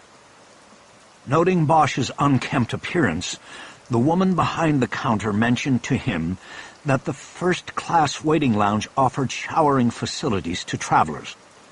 Bosch thanked her for the tip, took their boarding passes, and then followed a first-class hostess to security. As expected, they breezed through the checkpoint on the power of their first-class tickets. They had 3 hours to kill, and though the previously mentioned shower facility was tempting, Bosch decided that food might be more of a pressing need. He couldn't remember when and what he had last eaten, and he assumed his daughter had been equally deprived of nourishment. "You hungry, Mads?" "Not really." "They fed you?" "No, I couldn't eat anyway." "When did you last eat something?" She had to think. "I had a piece of pizza at the mall on Friday before—" "Okay, we've got to eat then." They took an escalator up to an area where there was a variety of restaurants overlooking the duty-free shopping mecca. Bosch chose a sit-down restaurant in the center of the concourse that had good views of the shopping level. His daughter ordered chicken fingers, and Bosch ordered a steak and French fries. "You should never order a steak at an airport," Madeline said. "Why's that?" "You won't get good quality." Bosch nodded. It seemed like the first time she had said something more than 1 or 2 words in length since they had said goodbye to Sun. Harry had been watching her slowly collapse inward as the release of fear that followed her escape wore off, and the reality of what she'd been through and what had happened to her mother sank in. Bosch had feared she might be going into some form of shock. Her statement about the quality of steak at an airport was a non sequitur that seemed to back this up. "Well, I guess I'll find out." She then jumped the conversation to a new place. "So, am I going to live in L.A. with you now?" "I think so." He studied her face for a reaction. It remained unchanged, blank stare over cheeks streaked with dried tears and sadness. "I want you to," Bosch said. "And last time you were over you said you wanted to stay." "But not like this." "I know." "Will I ever go back to get my things and say goodbye to my friends?" Bosch thought for a moment before responding. "I don't think so," he finally said. "I might be able to get your things sent, but you're probably going to have to email your friends, I guess, or call them." "At least I'll be able to say goodbye." Bosch nodded and was silent, noting the obvious reference to her lost mother. She soon spoke again, her mind like a balloon caught in the wind, touching down here and there on unpredictable currents. "Are we, wanted by the police here?" Bosch looked around to see if anyone sitting nearby had heard the question, then leaned forward to answer. "I don't know," he said quietly. "We could be. I could be. But I don't want to find out here. It will be better to deal with all of this from L.A." After a pause, she asked another question, and this one hit Bosch between the numbers. "Dad, did you kill those men that had me? I heard a lot of shooting." Bosch thought about how he should answer. As a cop, as a father, but didn't take too long. Let's just say that they got what they deserved, and that whatever happened was brought on by their own actions, okay? Okay. When the food came, they stopped talking and ate ravenously. Bosch had chosen the restaurant, the table, and his seat so that he had a good view of the shopping area and the security gate beyond. As he ate, he kept a vigilant watch for any unusual activity involving the airport's security staff. Any movement of multiple personnel or search activity would cause him concern. He had no idea if he was even on any police radar yet, but he had cut a deadly path across Hong Kong and had to remain alert to it catching up to him. "Are you going to finish your French fries?" Maddie asked. Bosch turned his plate so she could reach the fries. "Have at it." When she reached across the table, her sleeve pulled back, and Bosch saw the bandage in the crook of her elbow. He thought of the blood-stained tissue Eleanor had found in the wastebasket in the room at Chungking Mansions. Bosch pointed at her arm. "Maddie, how did you get that? Did they take your blood?" She put her other hand over the wound as if that could stop all consideration of it. "Do we have to talk about this now?" "Can you just tell me one thing?" "Yes. Quick took my blood." "I was going to ask something else. Where were you before you were put in the trunk and taken to the boat?" "I don't know, some kind of hospital place, like a doctor's office. I was locked in a room the whole time." "Please, Dad. I don't want to talk about it, not now." "Okay, sweetheart. We'll talk about it when you want." After the meal, they headed down to the shopping area. Bosch bought a complete set of new clothes in a men's store and a pair of jogging shoes and arm sweatbands in a sports shop. Maddie declined the offer of new clothing and said she'd stick with what was in her backpack.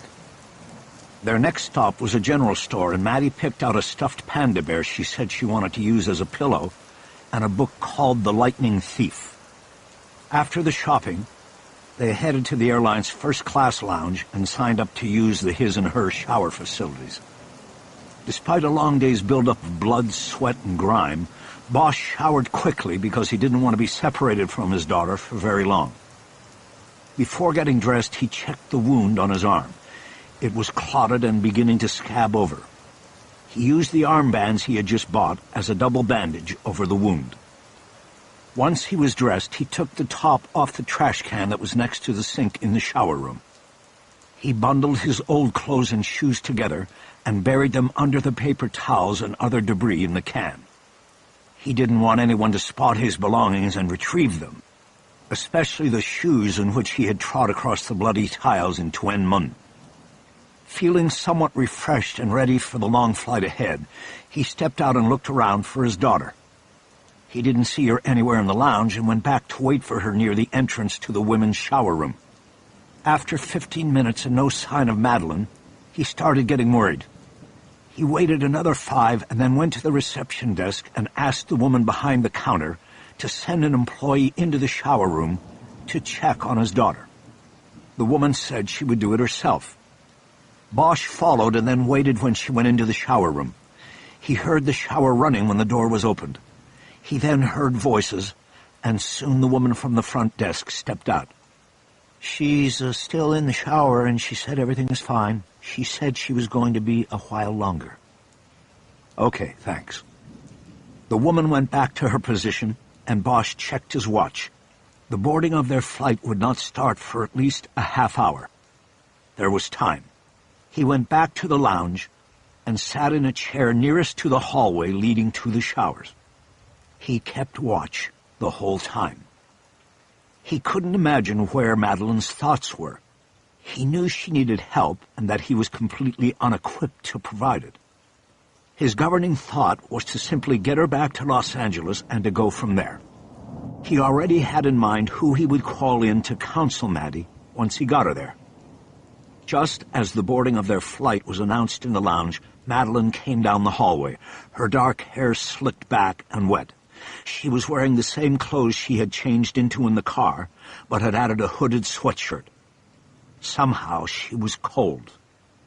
"Are you all right?" Bosch asked. She didn't answer.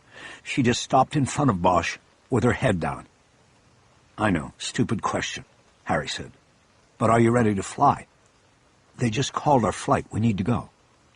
"I'm ready. I just wanted a long hot shower." "I understand." They left the lounge and made their way to the gate, and while approaching, Bosch saw no more than the usual gathering of security. Their tickets were taken, their passports checked, and they were allowed to board. The plane was a large double-decker, with the cockpit on the upper level and the first-class cabin right below in the nose of the craft. A flight attendant informed them that they were the only ones flying first class, and that they could pick their seats. They took the 2 seats in the front row, and it felt like they had the plane to themselves. Bosch wasn't planning on taking his eyes off his daughter until they were in Los Angeles. As the loading of the plane neared completion, the pilot came on the speaker and announced that they would spend 13 hours in the air. That was shorter than the flight over because the winds would be with them. However, they would be flying back against the grain of time. They would land in Los Angeles at 9:30 Sunday night, 2 hours before they had taken off in Hong Kong. Bosch did the math and knew that it would add up to a 39-hour day before it was over. The longest day of his life. Eventually, the big plane was cleared for an on-time takeoff, and it trundled down the runway, picked up speed, and climbed loudly into the dark sky. Bosch breathed a little easier as he looked out the window and saw the lights of Hong Kong disappear below the clouds. He hoped never to be back again. His daughter reached across the space between their seats and grabbed his hand. He looked over and held her eyes. She had started to cry again. Bosch squeezed her hand and nodded. "It's going to be all right, Maddie." She nodded back and held on. After the plane leveled off, the flight attendant came around and offered them food and drink, but both Bosch and his daughter declined. Madeline watched a movie about teenage vampires and then folded her seat down flat, one of the perks of first class, and went to sleep. Soon she was soundly asleep, and he envisioned some sort of internal healing process taking place. The armies of sleep charging through her brain and attacking the bad memories. He bent down and kissed her lightly on the cheek. As the seconds, minutes, and hours moved backwards, he watched her sleep and wished for the impossible, that time would move backwards far enough for him to begin the whole day again. That was the fantasy. The reality was that his life was now almost as significantly altered as hers was. She was with him now, and he knew that no matter what he had done or caused to happen until this point in his life, she would be his ticket to redemption. If he could protect and serve her, he had the chance to make up for everything, for all of it. His plan was to keep watch on her through the night. But his exhaustion eventually defeated him, and he closed his eyes as well. Soon he dreamed of a place by a river. There was an outdoor table with a white tablecloth ruffled by the wind. He sat across the table from both Eleanor and Madeline, and they smiled at him. It was a dream of a place that had never been and would never be. Part 3. To Protect and Serve. Chapter 39. The last hurdle was Customs and Immigration in Los Angeles. The agent at the entry booth swiped their passports and was ready to routinely stamp them when something on the computer caught his eye. Bosch held his breath. "Mr. Bosch, you were in Hong Kong for less than a day?" "That's right, I didn't even need to pack a bag. I just went to pick up my daughter." The agent nodded as though he understood and had seen it before. He stamped the passports. He looked at Madeline and said, Welcome to L.A., young lady. Thank you, she said. It was almost midnight by the time they got to the house on Woodrow Wilson Drive. Bosch carried the backpack into the guest room, and his daughter followed. She was familiar with the room, having used it on several visits. Now that you'll be living here full-time, we can fix up this room any way we want, Bosch said. I know you had a lot of posters and stuff back in Hong Kong. You can do whatever you want here. There were 2 cardboard boxes stacked in the corner that contained old case files Bosch had copied. I'll get these out of here, he said. He moved them one at a time into his bedroom. He continued to talk to her as he moved up and down the hall. I know you don't have a private bathroom, but the guest bathroom in the hall is all yours. I don't get many guests here anyway. After moving the boxes, Bosch sat down on the bed and looked at his daughter. She was still standing in the middle of the room.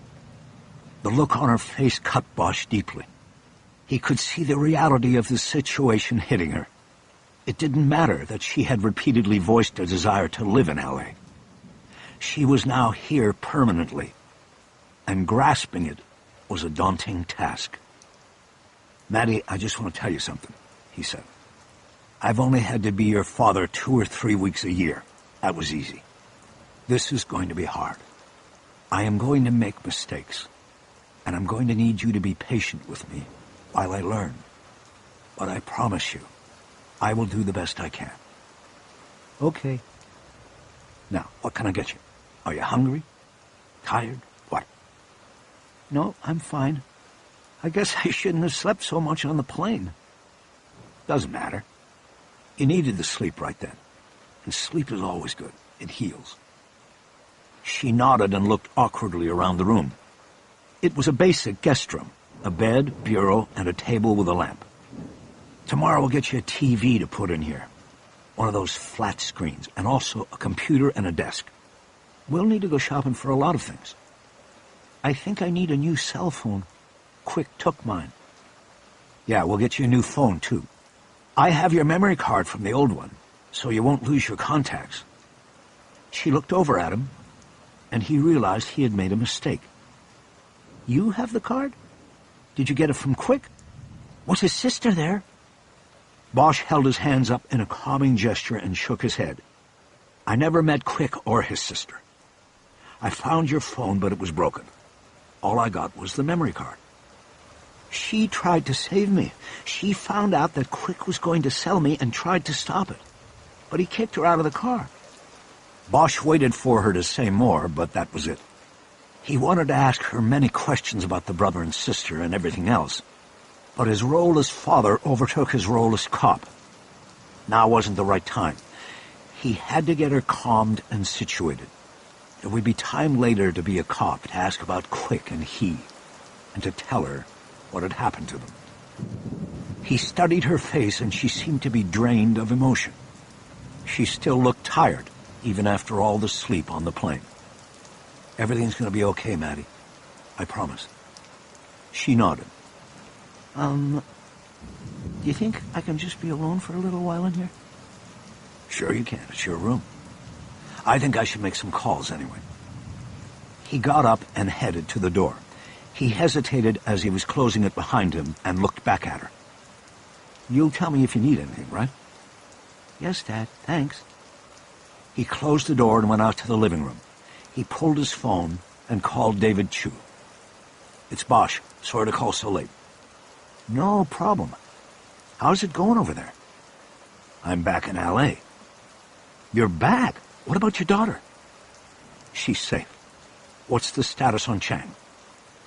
There was a hesitation before Chu answered. He didn't want to be the messenger. Well, he walks in the morning. We don't have anything to file on him. What about the extortion? I took a last run at Lee and Lamb today. They won't file a formal complaint. They're too scared of the triad. Lee said somebody called already and threatened him. Bosch thought for a moment about the threatening call he had received on Friday. He assumed it was the same caller. So Chang walks out of the DDC in the morning and heads to the airport, he said. He gets on a plane, and we never see him again. Looks like we lost this one, Harry. Bosch shook his head. his rage boiling over.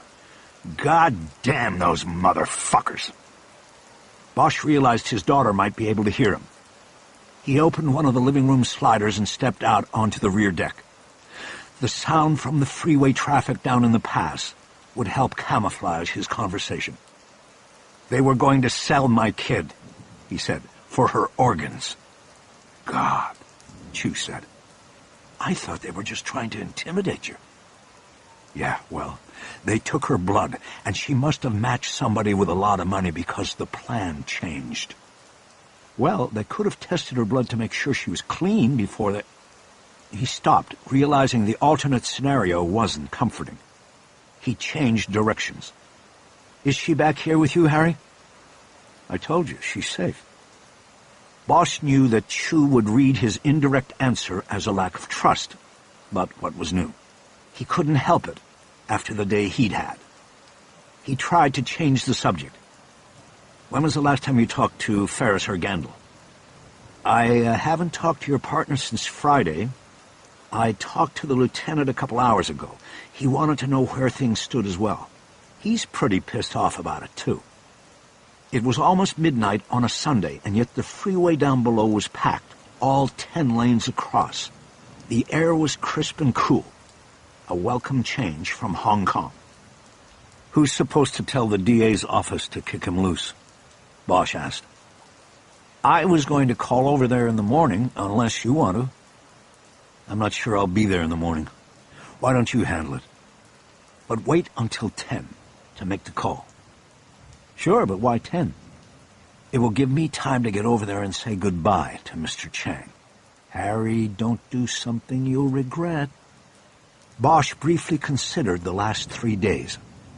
It's too late for that. Bosch ended the call with Chu and stood against the railing looking out at the night. There was certainly something safe about being home, but he couldn't help but think about what had been lost and left behind. It was like the hungry ghosts of Hong Kong had followed him across the Pacific. "Dad?" He turned. His daughter stood in the open doorway. "Hey, baby. Are you all right?" "Sure, why?" She stepped out onto the deck and stood next to him at the rail. "It sounded like you were mad when you were on the phone." "It's about the case. It's not going well." "I'm sorry." "Not your fault. But listen, in the morning, I have to take a quick run downtown. I'll make some calls and see if I can get somebody to watch you while I'm gone. And then when I get back, we'll go to the store like I was saying before, okay?" "You mean like a babysitter?" "No, I mean, yeah, I guess so." "Dad, I haven't had a babysitter or a nanny since I was like 12. "Yeah, well, that was only a year ago." "I think I will be all right by myself. I mean, Mama's been letting me go to the mall after school by myself." Bosch noted her use of the present tense. He also was tempted to tell her that the plan to allow her to go to the mall by herself didn't work out so well, but he was smart enough to save that for another time. The bottom line was that he had to consider her safety ahead of everything else. Could the forces that grabbed her in Hong Kong find her all the way over here, in his home?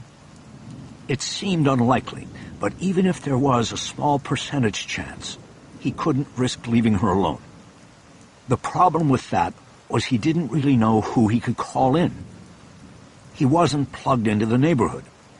He was the resident cop who got called when there was a problem, but otherwise he had never socialized with people on his street, or anyone for that matter other than cops. He didn't know who would be safe and any different than a complete stranger chosen from the child sitter ads in the phone book. Bosch was at a loss, and it was beginning to dawn on him that he had no business raising his own daughter. "Maddie, listen. This is one of those times where I said you were going to have to be patient with me. I don't want you left alone, not yet. You can stay in your room if you want. You'll probably still be asleep because of jet lag, but I want an adult in the house with you, somebody I can trust." "Whatever." Thinking about being the resident cop in the neighborhood suddenly pushed another idea into his brain. "Okay, I'll tell you what. If you don't want a sitter, then I have another idea. There's a school down at the bottom of the hill. It's a public middle school.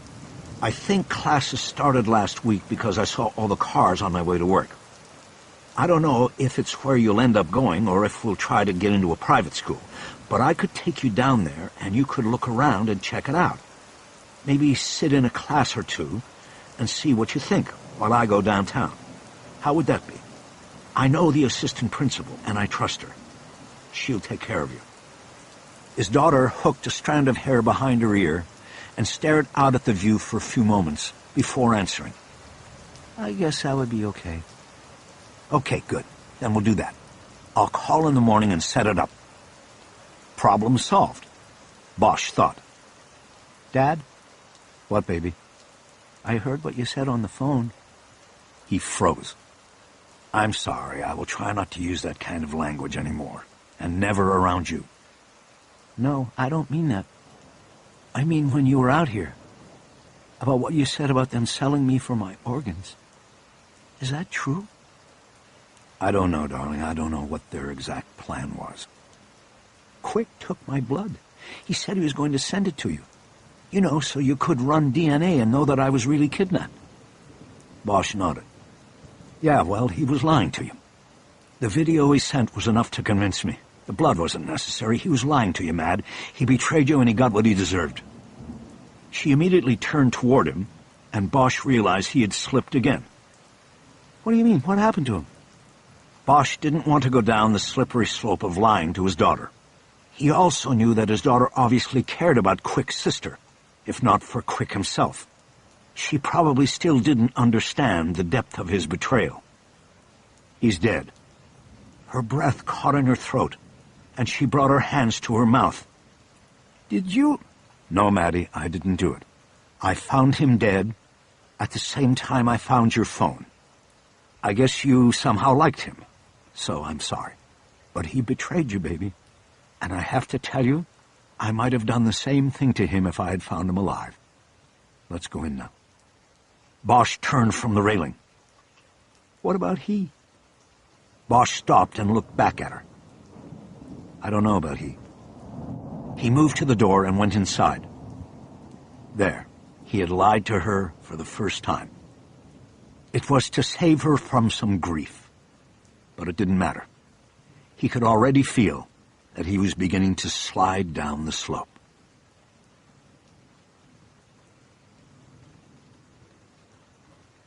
Chapter 40. At 11 a.m. Monday, Bosch was waiting outside the downtown detention center for the release of Bojing Chang. He wasn't sure what he was going to do or say to the murderer when he stepped through the door as a free man, but he knew he couldn't let the moment pass. If Chang's arrest had been the trigger that had resulted in all that had happened in Hong Kong, including the death of Eleanor Wish, then Bosch would not be able to live with himself if he didn't confront the man when he had the chance. His phone buzzed in his pocket, and he was tempted not to answer it and risk missing Chang, but he saw on the screen that it was Lieutenant Gandil calling. He took the call. I hear you're back. Yeah, I was going to call you. You got your daughter? Yeah, she's safe. Where? Bosch hesitated, but not for too long. She's with me. And her mother?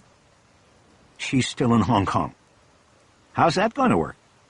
She'll live with me. For a while, at least. What happened back there? Anything I need to worry about? Bosch wasn't sure what to tell him. He decided to put it off. I'm hoping there's no blowback, but you never know. I'll let you know what I hear. Are you coming in? Not today. I need to take a couple of days to get my daughter situated and in school and stuff. I want to get her some counseling. Is this white time or vacay days? I need to put it down. Comp time was called white time in the LAPD, after the blank white form on which supervisors kept track of it. Doesn't matter. I think I have the white time. Then I'll go with that. Are you okay, Harry? I'm fine. I guess Chu told you about Chang getting kicked? Yeah, he told me. His prick lawyer was already here this morning to pick up his suitcase. I'm sorry, Harry. There's nothing we could do. The case isn't there, and those two wimps up in the valley won't help us hold him on the extortion. I know. Didn't help that your partner stayed home all weekend. Claimed he was sick. Yeah, well... Bosch had reached the end of his patience with Ferris. But that was between him and his partner. He wouldn't discuss it with Gandil yet. The door to the release office opened, and Bosch saw an Asian man in a suit step out carrying a briefcase. It wasn't Chang. The man held the door with his body and waved up the street to a waiting car. Bosch knew this was it. The man in the suit was a well-known defense attorney named Anthony Wing. Lieutenant, I gotta go. Can I call you back? Just call me when you decide how many days you're taking and when I can put you back on the schedule. Meantime, I'll find something for Ferris to do.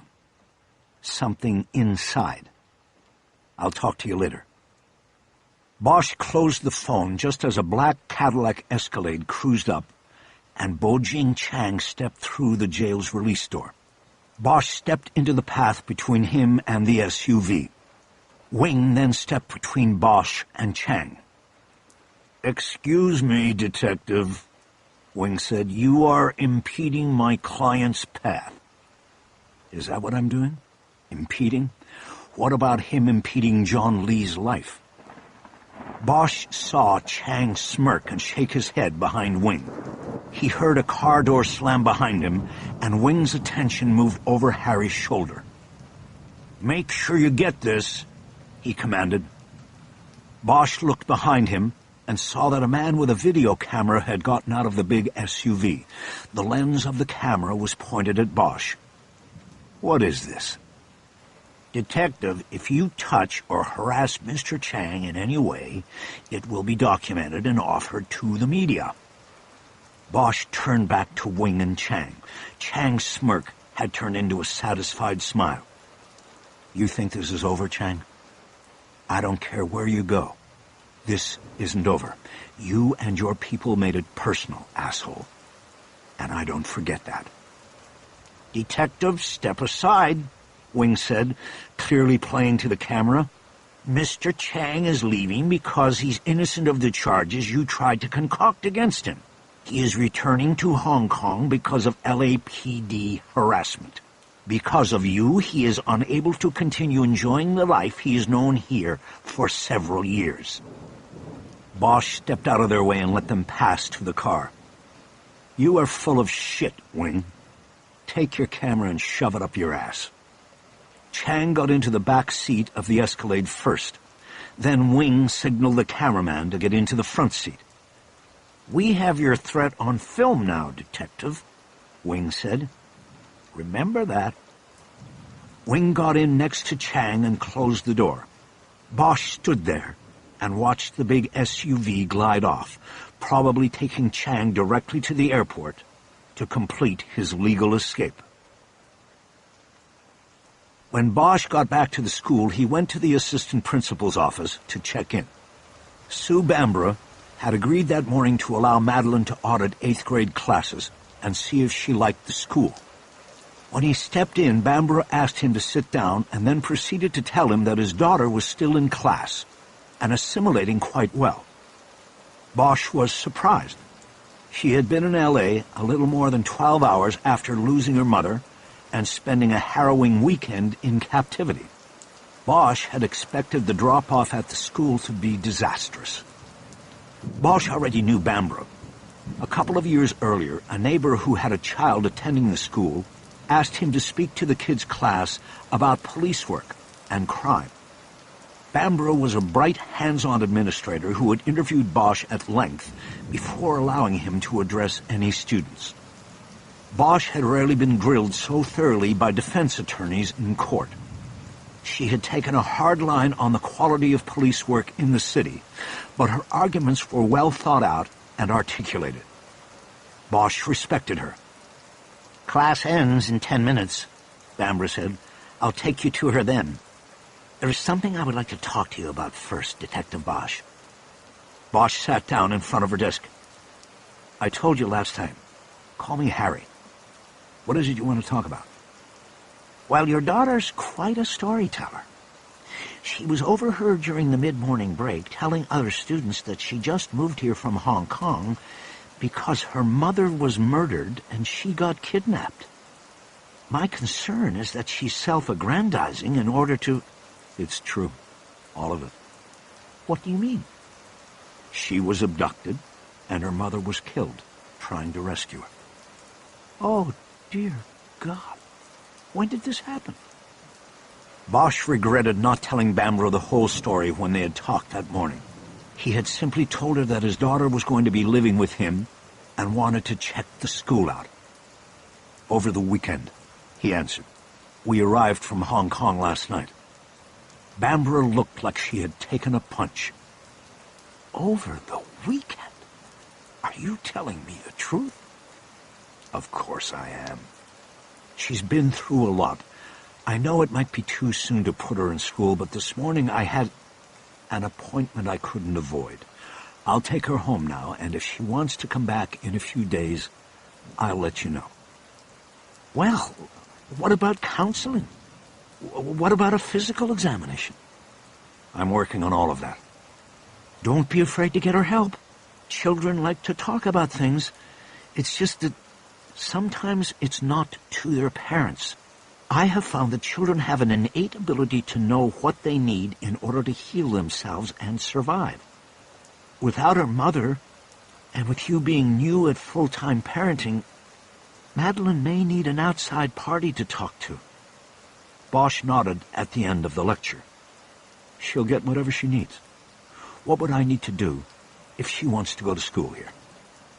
Just call me. You're in the district, and we have the space. There'll be some minor paperwork for enrollment, and we'll have to get her transcript from Hong Kong. You'll need her birth certificate, and that's about it. Bosch realized that his daughter's birth certificate was probably back in the apartment in Hong Kong. I don't have her birth certificate. I'll have to apply for one. I think she was born in Las Vegas. You think? I didn't meet her until she was already 4. At the time, she lived with her mother in Las Vegas, and I just assumed she was born there. I can ask her. Bambro looked even more puzzled. I have her passport, Bosch offered. It'll say where she was born on there. I just haven't looked at it. Well, we can make do with that until you get the birth certificate. I think the important thing now is to take care of your daughter psychologically. This is a terrible trauma for her. You need to get her talking to a counselor. Don't worry, I will. A chime sounded the change of classes, and Bambro stood up. They left the office and walked down a main hallway. The campus was long and narrow because it was built on the hillside. Bosch saw Bambro still trying to absorb the idea of what Madeline had just been through and survived. She's a strong kid, he offered. She'll have to be after an experience like that. Bosch wanted to change the subject. What classes has she been in?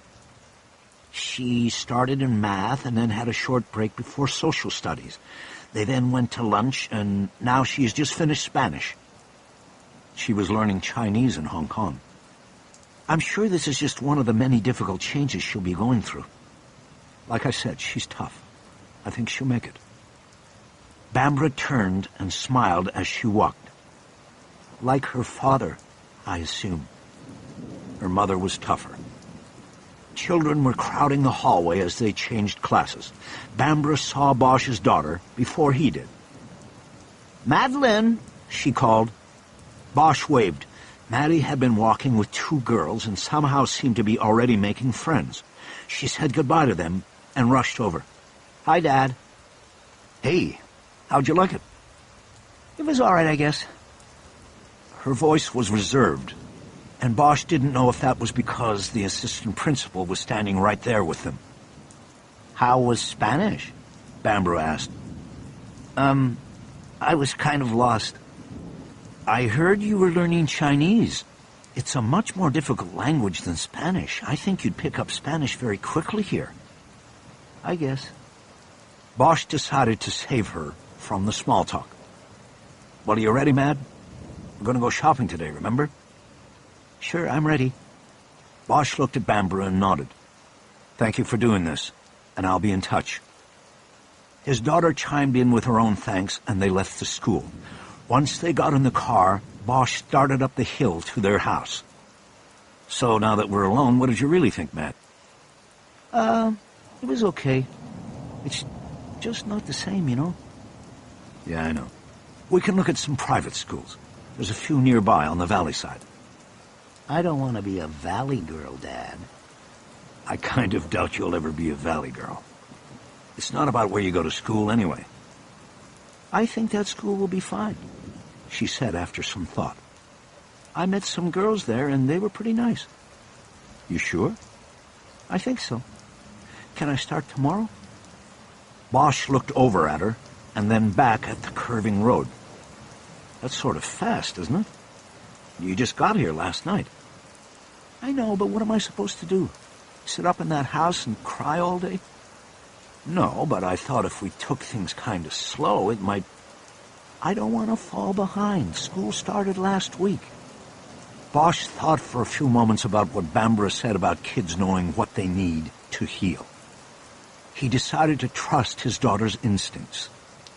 Okay, if you feel it's right, I'll call Mrs. Bambara back and tell her you want to enroll. By the way, you were born in Las Vegas, right? You mean you don't know? Yeah, I know. I just wanted to make sure because I have to apply for a copy of your birth certificate. For the school. She didn't respond. Bosch pulled into the carport next to the house. So Vegas, right?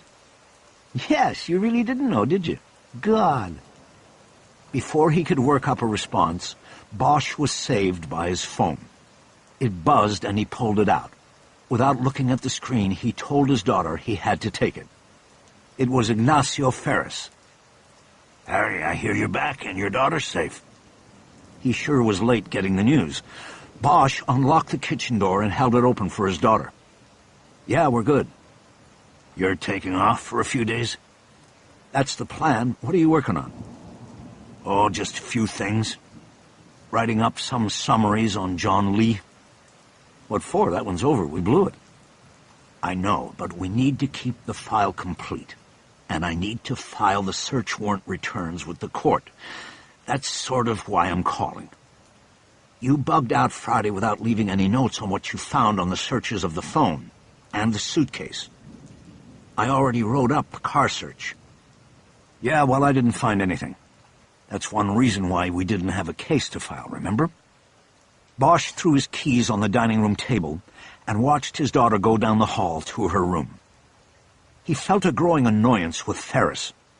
At one point he had embraced the idea of mentoring the young detective and teaching him the mission. But he was now finally accepting the reality that Ferris would never recover from being wounded in the line of duty. Physically, yes. Mentally, no. He would never be the full package again. He would be a paper pusher. So, put down 0 returns? Ferris asked. Bosch momentarily thought of the business card from the taxi service in Hong Kong. He still had it in his wallet, but it had been a dead end and wasn't worth putting into the search warrant return that had to go back to the judge. Yeah, 0 returns. There was nothing. And nothing on the phone? Bosch suddenly realized something, but also knew in the same instant that it was probably too late. Nothing on the phone, but did you guys go to the company for the records? Chang may have wiped all call records off his phone, but he wouldn't have been able to touch the records kept by his cellular service carrier. There was a pause before Ferris answered. No, I thought... You had the phone, Harry. I thought you contacted the phone company. I didn't because I was heading to Hong Kong. All phone companies had established protocols for receiving and accepting search warrants. It usually amounted to faxing the signed search warrant to the Legal Affairs Office. It was a simple thing to do, but it had fallen through the cracks. Now Chang had been kicked loose and was probably long gone. God damn it, Bosch said. You should have been on that, Ignacio. Me? You had the phone, Harry. I thought you did it. I had the phone, but you were on point with the warrants. You should have checked it off before you left Friday. That's bullshit, man. You're going to blame me for this? I'm blaming us both. Yeah, I could have done it, but you should have made sure it was done. You didn't because you left early, and you let it slide. You've been letting the whole job slide, partner. There. He had said it. And you are full of shit, partner.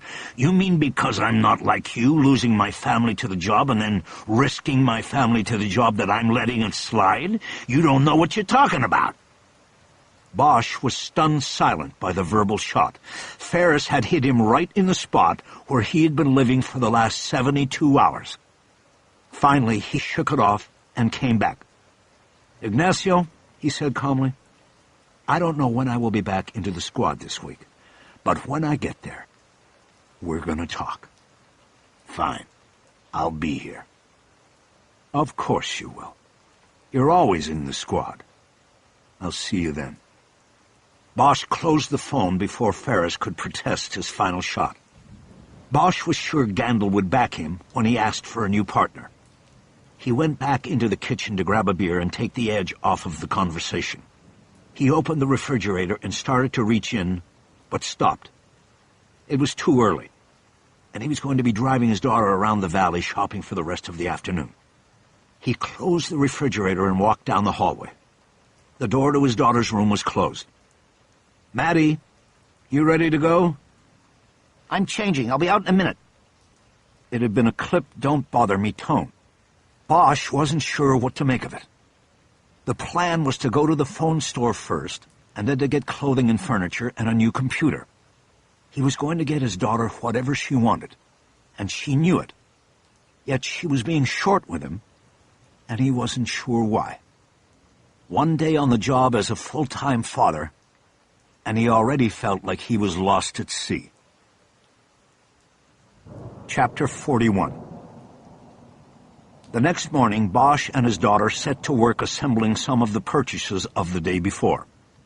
Maddie was not in school yet because her enrollment would take an additional day to wind through public school bureaucracy, a delay Bosch welcomed because it gave them more time together. First in line for assembly was the computer desk and chair they had bought at the IKEA store in Burbank.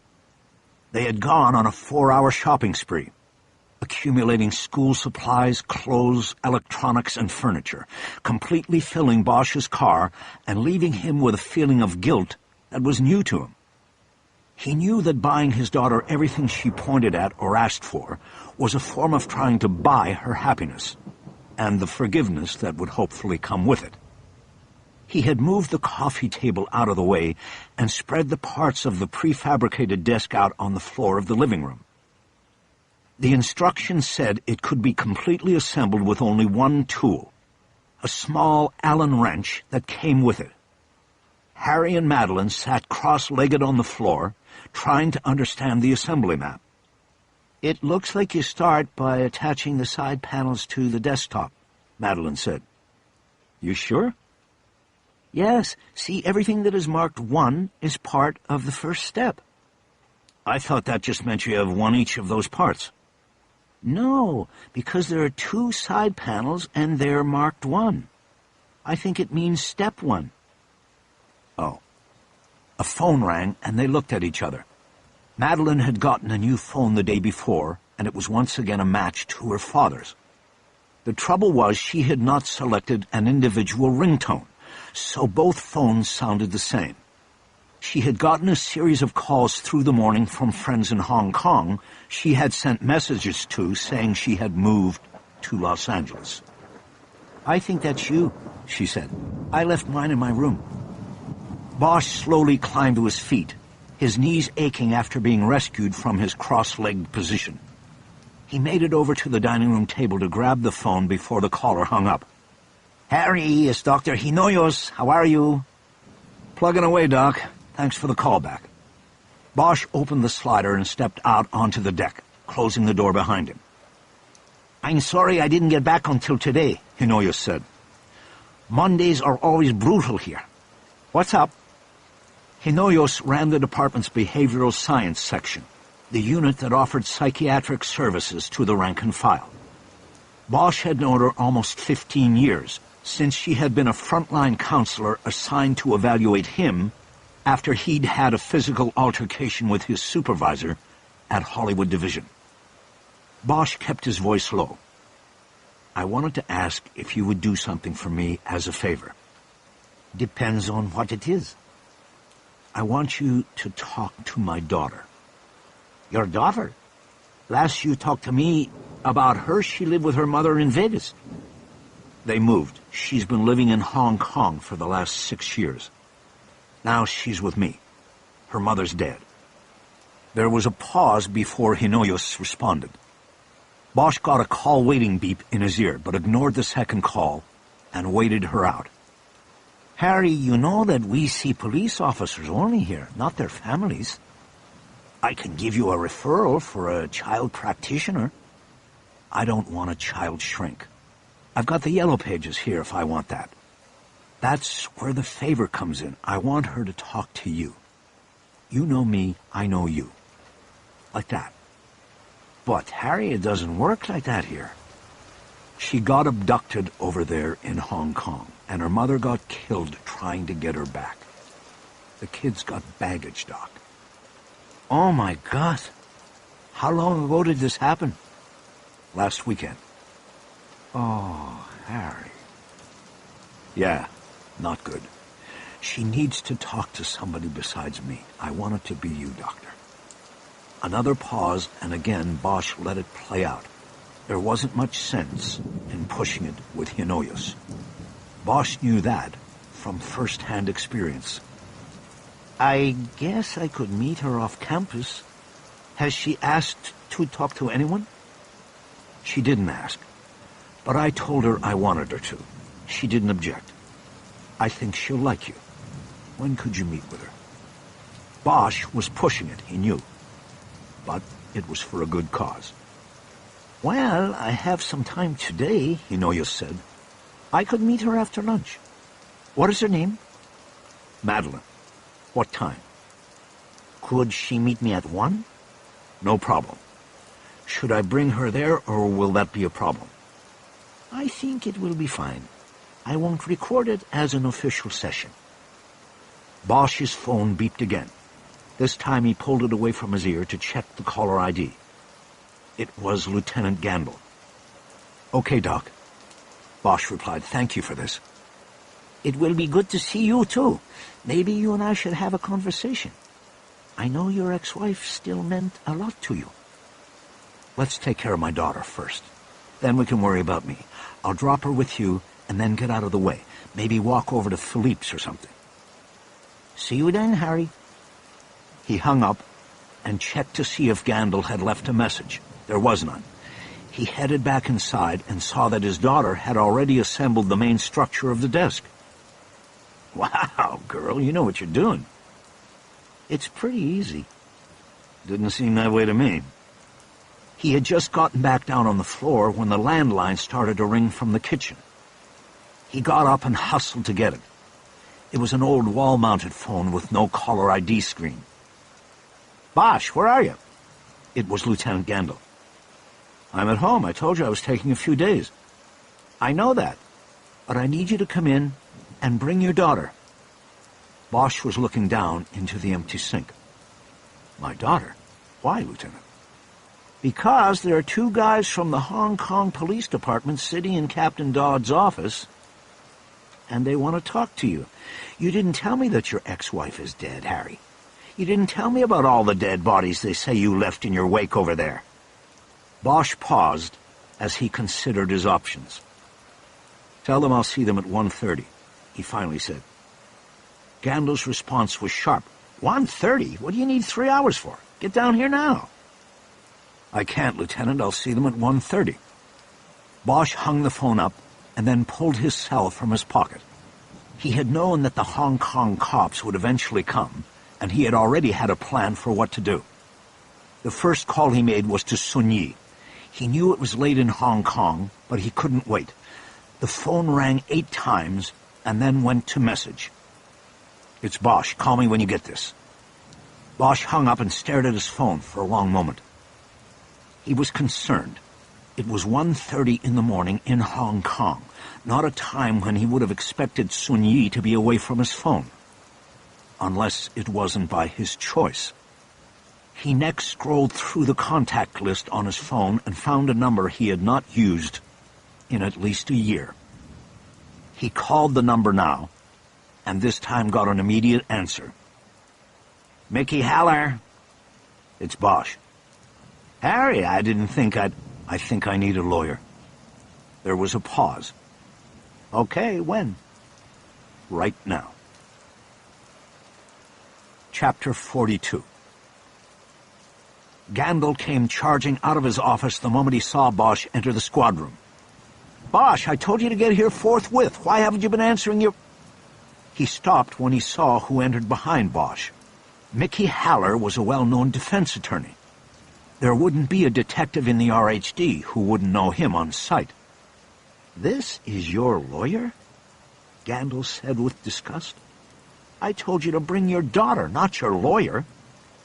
"Lieutenant," Bosch said, "let's get something straight from the start. My daughter is not part of this equation. Mr. Haller is here to advise me and help me explain to the men from Hong Kong that I committed no crimes while I was in their city. Now, do you want to introduce me to them, or should I do it myself?" Gandil hesitated and then relented. "This way." Gandil led them to the conference room off Captain Dodd's office. Waiting there were the two men from Hong Kong. They stood up upon Bosch's arrival and handed him business cards. Alfred Lowe and Clifford Wu. They both were from HKPD's Triad Bureau. Bosch introduced Haller and handed the cards to him. "Do we need a translator, gentlemen?" Haller asked. "That is not necessary," Wu said. "Well, that's a start," Haller said. "Why don't we sit down and hash this big old thing around?" Everyone, including Gandil, took seats around the conference table. Haller spoke first. "Let me start things off here by saying my client, Detective Bosch, is not waiving any of his constitutionally guaranteed rights at this time. We are on American soil here, and that means he doesn't have to speak to you, gentlemen. However, he is also a detective, and he knows what you two men are up against on a daily basis. Against my advice, he is willing to talk to you. So the way we will work this is that you can ask him questions, and he'll try to answer them if I think he should. There will be no recording of this session, but you can take notes if you like. We hope to end this conversation with you two fellows leaving with a greater understanding of the events of this past weekend in Hong Kong.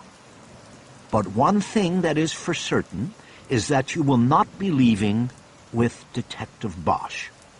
His cooperation in this matter ends when this meeting ends."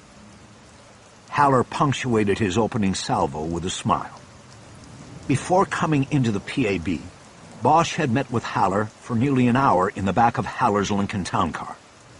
They were parked at the dog park near Franklin Canyon and were able to watch Harry's daughter walk the park and pet the sociable dogs while they talked. After they were finished, they took Maddie to her meeting with Dr. Hinoyos and then drove over to the PAB. They were not operating in complete agreement, but had forged a strategy. A quick internet search on Haller's laptop had even provided some backup material. They had come in ready to make Bosch's case to the men from Hong Kong. Being a detective, Bosch was walking a thin line. He wanted his colleagues from across the Pacific to know what had happened, but he wasn't going to put himself, his daughter, or Sun Yi in jeopardy. He believed that all his actions in Hong Kong were justified. He told Haller he had been in kill-or-be-killed situations initiated by others, and that included his encounter with the hotel manager at Chungking Mansions. In each case, he had emerged victorious. There was no crime in that, not in his book. Lo took out a pen and notebook, and Wu asked the first question, revealing that he was the lead man. First, we would ask, why did you go to Hong Kong on such short trip? Bosch shrugged like the answer was obvious. To get my daughter and bring her back here. On Saturday morning, your former wife, she reported the daughter missing to police, Wu said. Bosch stared at him for a long moment. Is that a question? Was she missing? My understanding is that she was indeed missing, but on Saturday morning I was 35,000 feet over the Pacific. I can't speak to what my ex-wife was doing then. We believe your daughter was taken by someone named Peng Qing Kai. Do you know him? Never met him. Peng is dead, Lo said. Bosch nodded. That doesn't make me unhappy. Mr. Peng's neighbor, Mrs. Feng Yi Mai, she recalls speaking with you at her home Sunday, Wu said. You and Mr. Sun Yi. Yes, we knocked on her door. She wasn't much help. Why is this? I guess because she didn't know anything. She didn't know where Peng was. Wu leaned forward, his body language easy to read. He thought he was zeroing in on Bosch. Did you go to Peng's apartment? We knocked on the door, but nobody answered. After a while, we left. Wu leaned back, disappointed. You acknowledged that you were with Sun Yi? He asked. Sure, I was with him. How do you know this man? Through my ex-wife.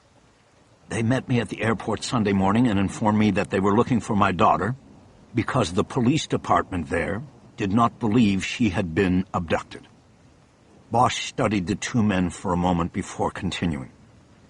You see, your police department dropped the ball. I hope you will include that in your reports, because if I'm dragged into this, I certainly will.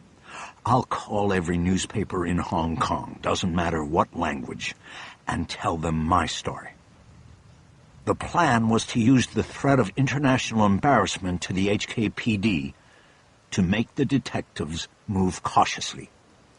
Are you aware, Wu said, that your ex-wife Eleanor Wish died of gunshot wound to the head on 15th floor of Chongqing Mansions, Kowloon? Yes, I am aware of that. Were you present when this happened? Bosch looked at Haller, and the attorney nodded. I was there. I saw it happen. Can you tell us how? We were looking for our daughter. We didn't find her. We were in the hallway about to leave, and two men started to fire at us. Eleanor was hit, and she got killed. And the two men were hit, too. It was self-defense. Wu leaned forward. Who shot these men? I think you know that. You tell us, please. Bosch thought of the gun he put into Eleanor's dead hand. He was about to tell the lie when Haller leaned forward. I don't think I'm going to allow Detective Bosch to get into who shot who theories, he said. I am sure your fine police department has tremendous forensic capabilities and has already been able to determine through firearm and ballistic analysis the answer to that question. Wu moved on. Was Sun Yi on the 15th floor? Not at that time. Can you give us more detail? About the shooting? No. But I can tell you something about the room where they had held my daughter. We found tissue with blood on it. They had drawn her blood. Bosch studied them to see if they reacted to this information. They showed nothing. There was a file on the table in front of the men from Hong Kong. Wu opened it and took out a document with a paper clip on it. He slid it across the table to Bosch. This is statement from Sun Yi. It has been translated into English. Please read and acknowledge for accuracy.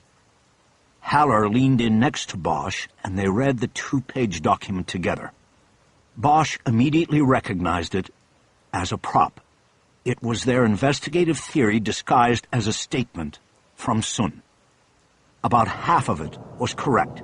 The rest was assumption based on interviews and evidence. It attributed the murders of the Peng family to Bosch and Yi. Harry knew they were either trying to bluff him into telling what really happened, or they had arrested Sun and forced him to sign his name to the story they preferred, namely that Bosch had been responsible for a bloody rampage across Hong Kong. It would be the best way to explain 9 violent deaths on one Sunday. The American did it. But Bosch remembered what Sun had said to him at the airport. "I will handle these things and make no mention of you. This is my promise. No matter what happens, I will leave you and your daughter out of it." "Gentlemen," Haller said, completing his read of the document first, "this document is total bullshit." Bosch finished. He slid the document back across the table. It hit Wu in the chest. No, Wu said quickly. "This is very real. This is signed by Sun Yi." "Maybe if you held a gun to his head. Is that how you do it over there in Hong Kong?" "Detective Bosch," Wu exclaimed, "you will come to Hong Kong and answer these charges." "I'm not going anywhere near Hong Kong ever again." "You have killed many people. You have used firearms. You placed your daughter above all Chinese citizens, and they were blood-typing her," Bosch said angrily. "They took her blood. You know when they do that? When they're trying to match organs." He paused and watched the growing discomfort on Wu's face. He didn't care about Lo. Wu was the power, and if Bosch got to him, he would be safe. Haller had been right. In the back of the Lincoln, he had set the subtle strategy for the interview. Rather than focus on defending Bosch's actions as self-defense, make it clear to the men from Hong Kong what would be brought to the international media stage should they pursue any sort of case against Bosch. Now was the time to make that move, and Haller took over and calmly moved in for the kill. "Gentlemen, you can hang on to your signed statement there," he said, a seemingly permanent smile playing on his face. "Let me summarize the facts that are supported by the actual evidence. A 13-year-old American girl was abducted in your city. Her mother dutifully called the police to report this crime. The police declined to investigate the crime, and then—" "The girl had run away before," Lo interjected. "There was no reason—" Haller held up a finger to cut him off. "Doesn't matter," he said, now a tone of contained outrage in his voice, and the smile gone. "Your department was told an American girl was missing and chose, for whatever reason, to ignore the report. This forced the girl's mother to look for her daughter herself, and the first thing she did was to call in the girl's father from Los Angeles." Haller gestured to Bosch. "Detective Bosch arrived, and together with his ex-wife and a friend of the family, Mr. Sun Yi, they began the search that the Hong Kong police had determined they would not be involved in. On their own, what they found was evidence that she had been kidnapped for her organs. This American girl, they were going to sell her for her organs." His outrage was growing, and Bosch believed it was not an act. For a few moments, Haller let it float over the table like a thundercloud before continuing. "Now, as you gentlemen know, people got killed. My client isn't going to get into the details with you about all of that. Suffice it to say that left alone in Hong Kong without any help from the government and police, this mother and father trying to find their daughter encountered some very bad people, and there were kill-or-be-killed situations. There was provocation." Bosch saw the 2 Hong Kong detectives physically lean back as Haller shouted the last word. He then continued in a calm and well-modulated courtroom voice. "Now, we know you want to know what happened, and you have reports that need to be filled out and supervisors that need to be informed. But you have to seriously ask yourself, is this the proper course to take?" Another pause. "Whatever happened in Hong Kong, occurred because your department failed this young American girl and this family. And if you are now going to sit back and analyze what actions Detective Bosch took because your department failed to act properly, if you are looking for a scapegoat to take back with you to Hong Kong, then you won't find one here. We won't be cooperating. However, I do have someone here you will be able to talk to about all of this. We can start with him. Haller pulled a business card out of his shirt pocket and slid it across the table to them. Wu picked it up and studied it. Haller had shown it to Bosch earlier. It was the business card of a reporter from the Los Angeles Times. Jock Me Kivoy? Low read. He has information about this? That's Jack McAvoy. And he has no information now. But he would be very interested in a story like this. This was all part of the plan. Haller bluffing. The truth was, and Bosch knew, that McAvoy had been laid off by the Times 6 months earlier. Haller had dug the old card out of a stack of business cards he kept wrapped in a rubber band in his Lincoln. That's where it will start, Haller said calmly. And I think it will make a great story. 13-year-old American girl kidnapped in China for her organs, and the police do nothing. Her parents are forced into action, and the mother is killed trying to save her daughter. From there it will go international, for sure. Every paper, every news channel in the world will want a part of this story. They'll make a Hollywood movie out of it, and Oliver Stone will direct it. Haller now opened his own file that he had carried into the meeting. It contained the news stories he had printed in the car following his internet search. He slid a set of printouts across the table to Wu and Lo. They moved closer together to share. And finally, what you have there is a package of news articles I will be providing Mr. McAvoy and any other journalist who makes an inquiry of me or Detective Bosch. These articles document the recent growth of the black market in human organs in China. The waiting list in China is said to be the longest in the world, with some reports of as many as 1 million people waiting for an organ at any given time.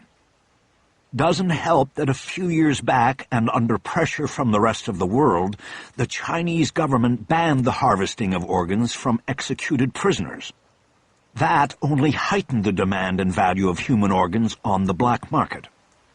I am sure you will be able to see from those stories from very credible newspapers, including the Beijing Review, where Mr. McAvoy will be going with his story. It's up to you now to decide if that is what you want to happen here. Wu turned so he could whisper in rapid-fire Chinese directly into Lo's ear. "No need to whisper, gentlemen," Haller said. "We can't understand you." Wu straightened himself. "We would like to make private telephone call before continuing the interview," he said. "To Hong Kong?" Gandil asked. "It's going on 3 in the morning there." "This does not matter," Wu said. "I must make the call, please."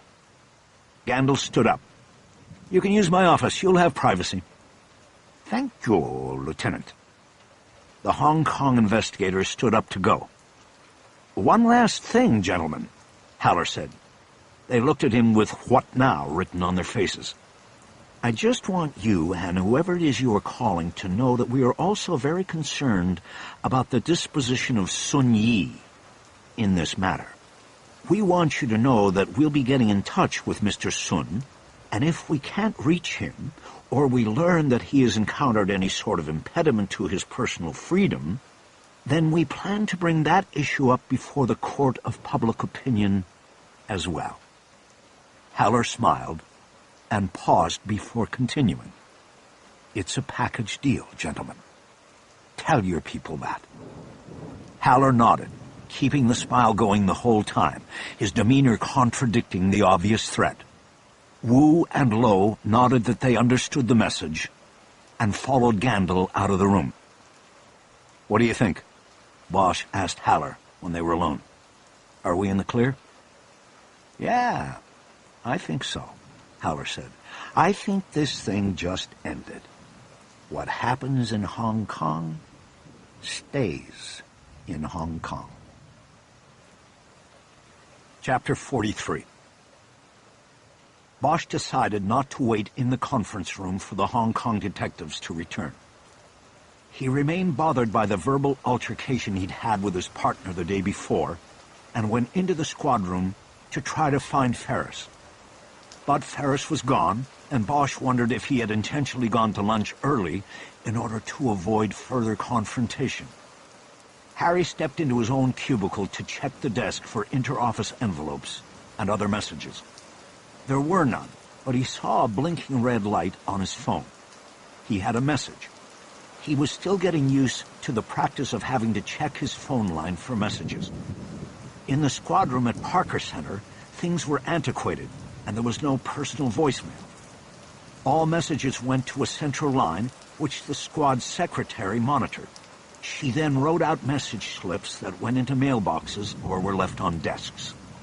If the call was urgent, the secretary personally tracked the detective down by pager or cell phone.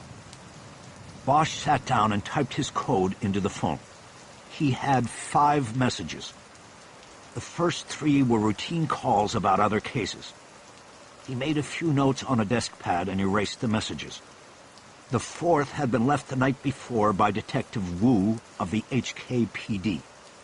He had just landed and checked into a hotel and wanted to set up an interview. Bosch erased it. The 5th message was from Terry Sopp in Leighton Prince.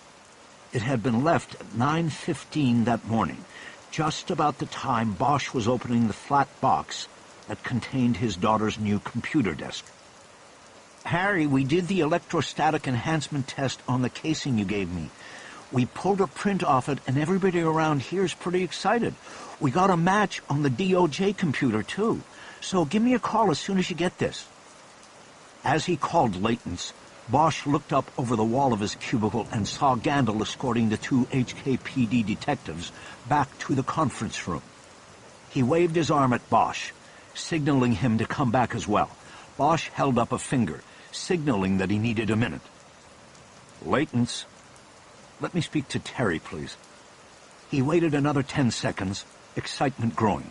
Bo Jing Chang might have been kicked loose and may already be back in Hong Kong for all Bosch knew. But if his fingerprint was on the casing of one of the bullets that killed John Lee, then that was a game-changer. It was direct evidence linking him to the murder. They could charge him and seek an extradition warrant. "This is Terry. It's Harry Bosch. I just got your message. I was wondering where you were. We got a match on your casing." "That's wonderful. Bo Jing Chang?" "I'm in the lab. Let me go to my desk. It was a Chinese name, but not the one on the print card you gave me. Let me put you on hold." She was gone, and Bosch felt a fissure suddenly form in his assumptions of the case. "Harry, are you coming?" He looked up and out of the cubicle. Gandil had called from the door of the conference room. Bosch pointed to the phone and shook his head. Not satisfied, Gandil stepped out of the conference room and came over to Bosch's cubicle. "Look, they're folding on this," he said urgently. "You need to get in there and finish it off." "My lawyer can handle it. I just got the call." "What call?" "The one that changes." "Harry?" It was Sopp back on the line. Bosch covered the mouthpiece. "I have to take this," he said to Gandil. Then, dropping his hand and speaking into the phone, he said, "Terry, give me the name." Gandil shook his head and went back toward the conference room.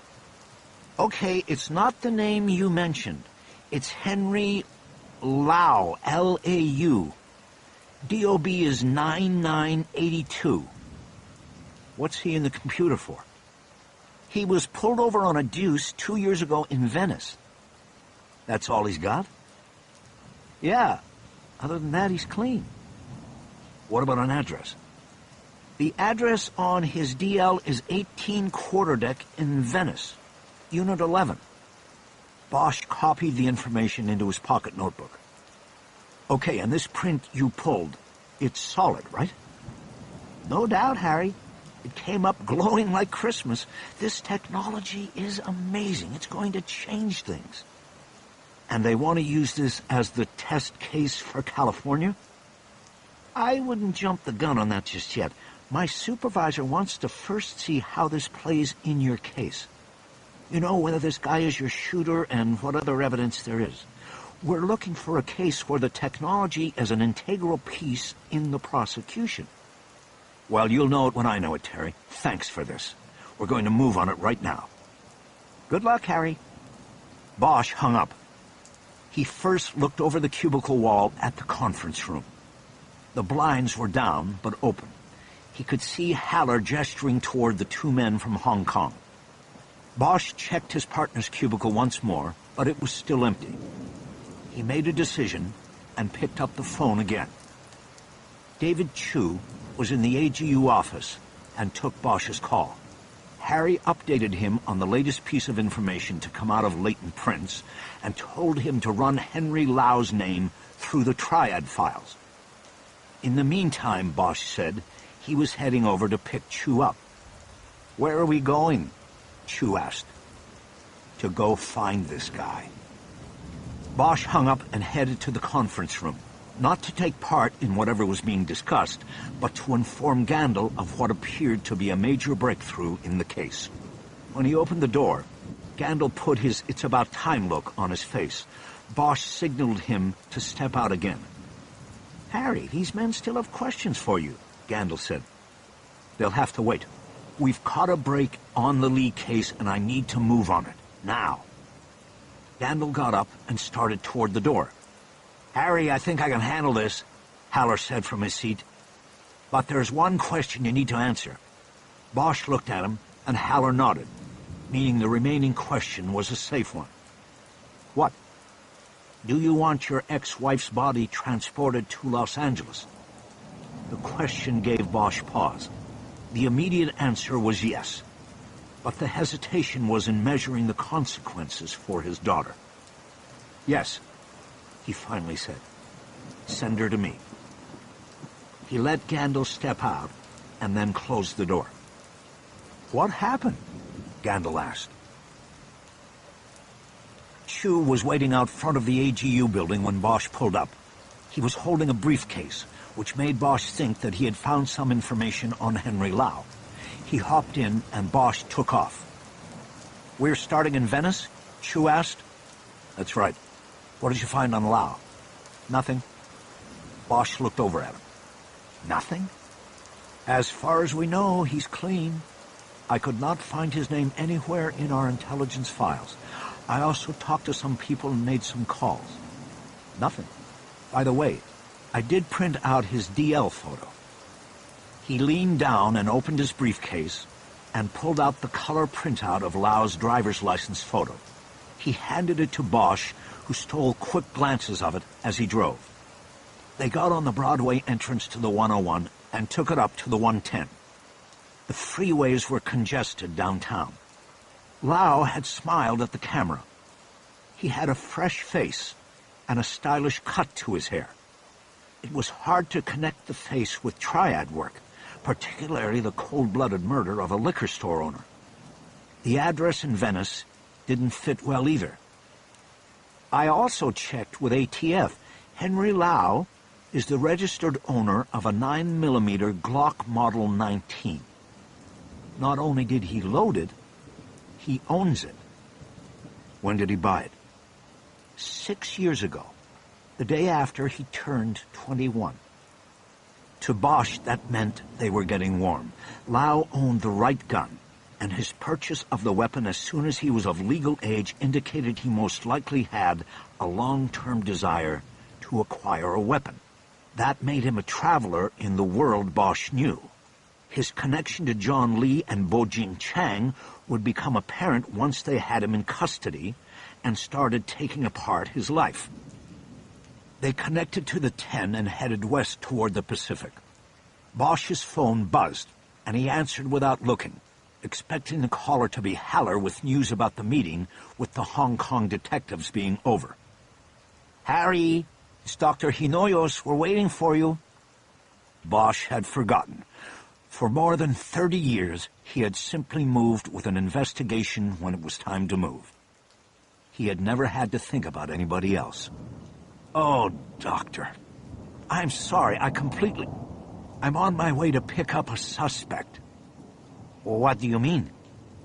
"We got a break and I had to... Is there any way that Maddie could stay with you a little while longer?" "Well, I suppose she could stay here. I really just have administrative work the rest of the day. Are you sure this is what you want to do?" "Look, I know this is bad. It looks bad. She just got here and I left her with you and forgot.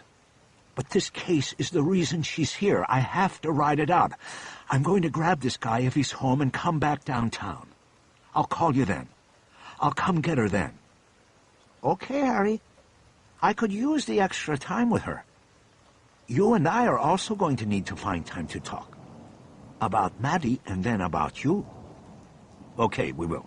Is she there? Can I speak to her?" "Hold on." After a few moments, Maddie got on the line. "Dad?" With one word, she imparted all of the messages: surprise, disappointment, disbelief, terrible letdown. "I know, baby, I'm sorry. Something's come up and I need to go with it. Go with Dr. Hinoyos, and I will be there as fast as I can." "All right." A double helping of disappointment. Bosch feared it would not be the last time. "Okay, Mad. I love you." He closed the phone and put it away. "I don't want to talk about it," he said before Chu could ask a question. "Okay," Chu said. The traffic opened up, and they made it into Venice in less than a half hour. Along the way, Bosch took another call, this one the expected one from Haller. He told Harry that the Hong Kong police would bother him no further. "That's it then? They'll be in touch about your ex-wife's body, but that's it. They're dropping any inquiry into your part in this." "Thank you, Mickey." "All in a day's work." "Send me the bill." "No, we're even, Harry. Instead of billing you, why don't you let my daughter meet your daughter? They're almost the same age, you know." Bosch hesitated.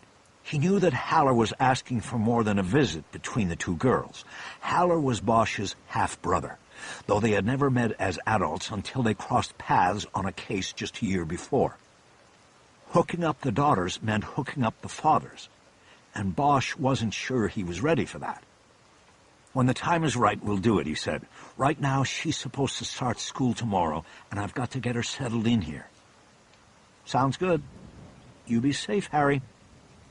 Bosch closed the phone and concentrated on finding Henry Lau's residence. The streets that comprised the neighborhoods at the south end of Venice were gridded in alphabetical order, and Quarterdeck was one of the last before the Inlet and Marina del Rey. Venice was a bohemian community with uptown prices. The building where Lau resided was one of the newer glass and stucco structures that were slowly crowding out the little weekend bungalows that once lined the beach. Bosch parked in an alley off Speedway, and they walked back. The building was a condominium complex, and there were signs out front advertising 2 units for sale. But the signs didn't say which units were available.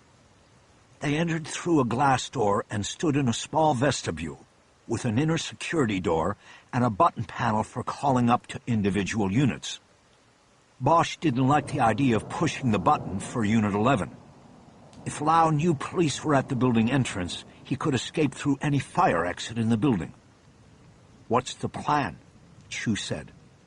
Bosch started pushing the buttons for the other units. They waited, and finally a woman answered one of the calls. "Yes?" "Los Angeles Police, ma'am," Bosch said. "Can we speak with you?" "Speak to me about what?" Bosch shook his head. There was a time when he would not have been questioned. The door would have been immediately opened. "It's about a homicide investigation, ma'am. Can you open the door?" There was a long pause, and Bosch wanted to buzzer again, but he realized he was not sure which one of the buttons he had pushed was the one she had responded to. "Can you hold your badges to the camera, please?" the woman said. Bosch had not realized there was a camera and looked around. "Here." Chu pointed to a small aperture located at the top of the panel. They held up their badges, and soon the inner door buzzed. Bosch pulled it open. "I don't even know what unit she was in," Bosch said. The door led to a common area that was open to the sky. There was a small lap pool in the center, and the building's 12 townhomes all had entrances here, 4 each on the north and south sides, and 2 each on the east and west. 11 was on the west side, which meant the unit had windows facing the ocean. Bosch approached the door to number 11 and knocked on it and got no answer. The door to number 12 opened, and a woman stood there. "I thought you said you wanted to speak to me," she said.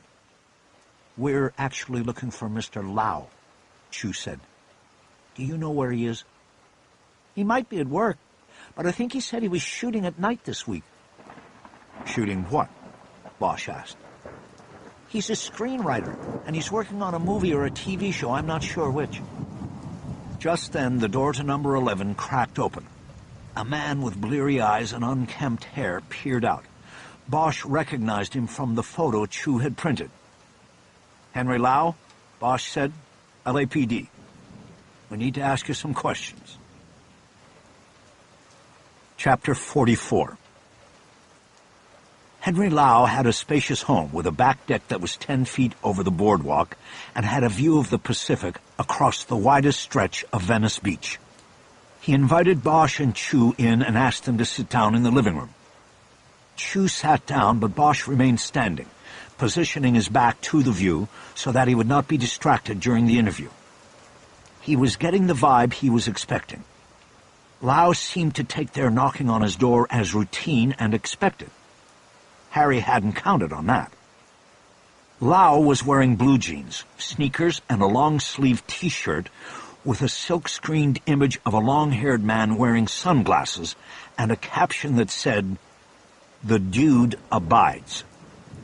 If he had been sleeping, he had slept in his clothes.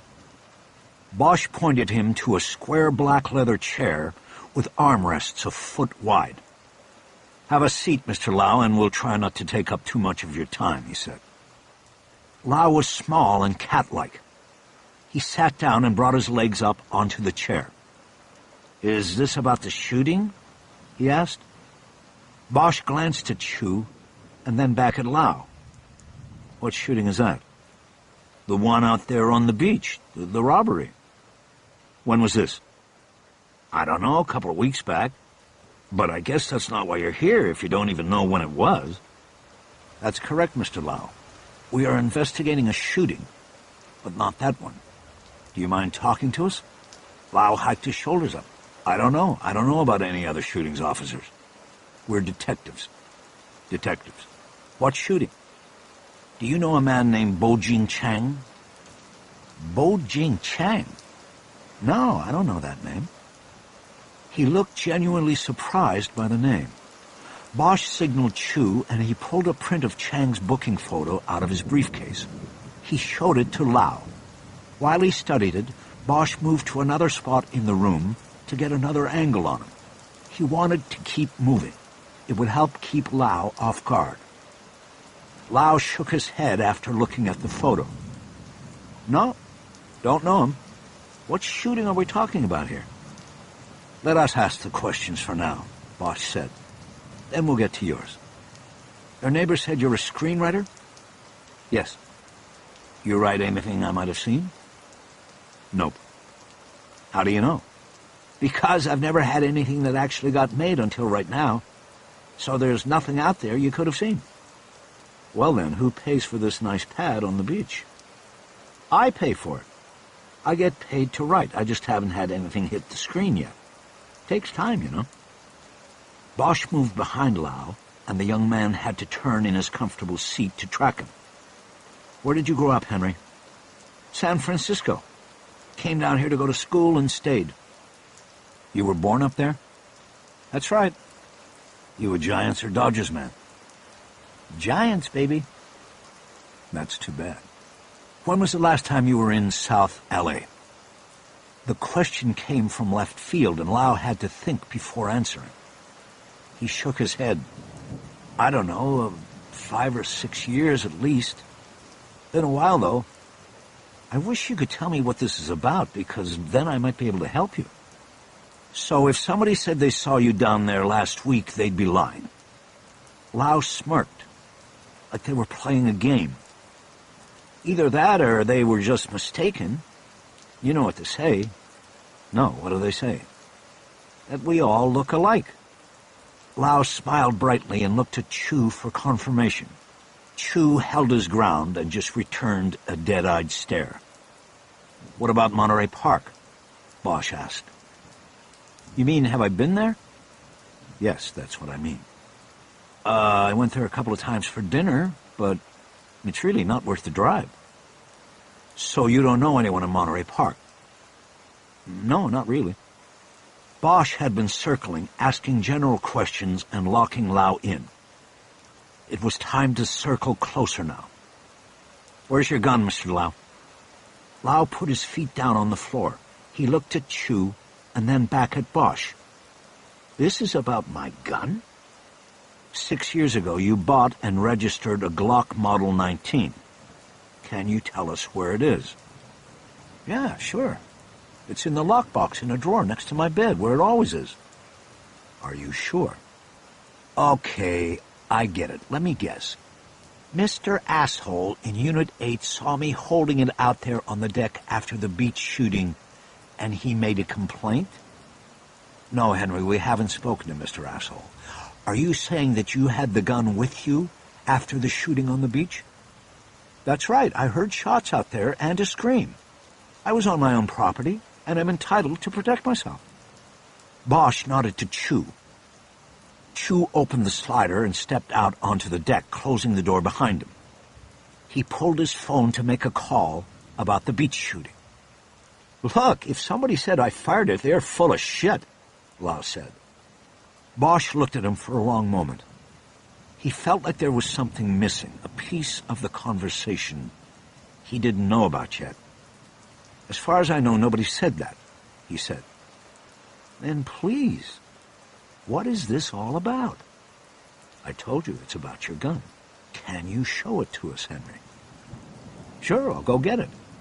He sprung up from the chair and headed toward the stairs. Henry, Bosch said, hold it there. We're going to go with you. Lau looked back from the stairs. Suit yourself. Let's get this over with. Bosch turned back to the deck. Chu was coming back through the door. They followed Lau up the stairs and then down a hallway which cut back to the rear of the unit. Framed photographs, movie posters, and diplomas lined both sides. They passed an open door to a bedroom that was used as a writing office, and then entered the master bedroom, a grand room with 12-foot ceilings and 10-foot windows looking out over the beach. I called Pacific Division, Chu said to Bosch. The shooting was on the night of the 1st. They have 2 suspects in custody on it. Bosch flipped back through the calendar in his mind.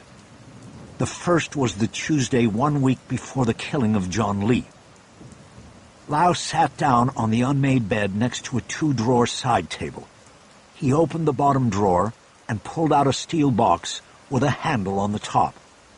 Hold it right there, Bosch said. Lau put the box on the bed and stood up, hands up. Hey, I wasn't going to do anything, man. You asked to see it. Why don't you let my partner open the box? Bosch said. Suit yourself, Detective. Bosch pulled a pair of latex gloves from his coat pocket and handed them to Chu. He then stepped over to Lau so that he was within an arm's reach if necessary. Why'd you buy the gun, Henry? Because I was living in a complete shithole at the time, and the bangers were all over the place. But it's funny, I paid $1 million fucking for this place, and they're still right out there on the beach shooting the place up. Chu snapped the second glove on and looked at Lau. Do you give us permission to open this box? he asked. Sure, go ahead. I don't know what this is about, but why the hell not? Just open it. The key is on a little hook on the back side of the table. Chu reached behind the bed table and found the key. He then used it to open the box. A black felt gun bag sat on some folded papers and envelopes. There was a passport and a box of bullets as well. Chu carefully lifted the bag out and opened it, producing a black steel semi-automatic pistol. He turned it and examined it. One box of Corbon 9mm bullets, one Glock Model 19. I think this is it, Harry.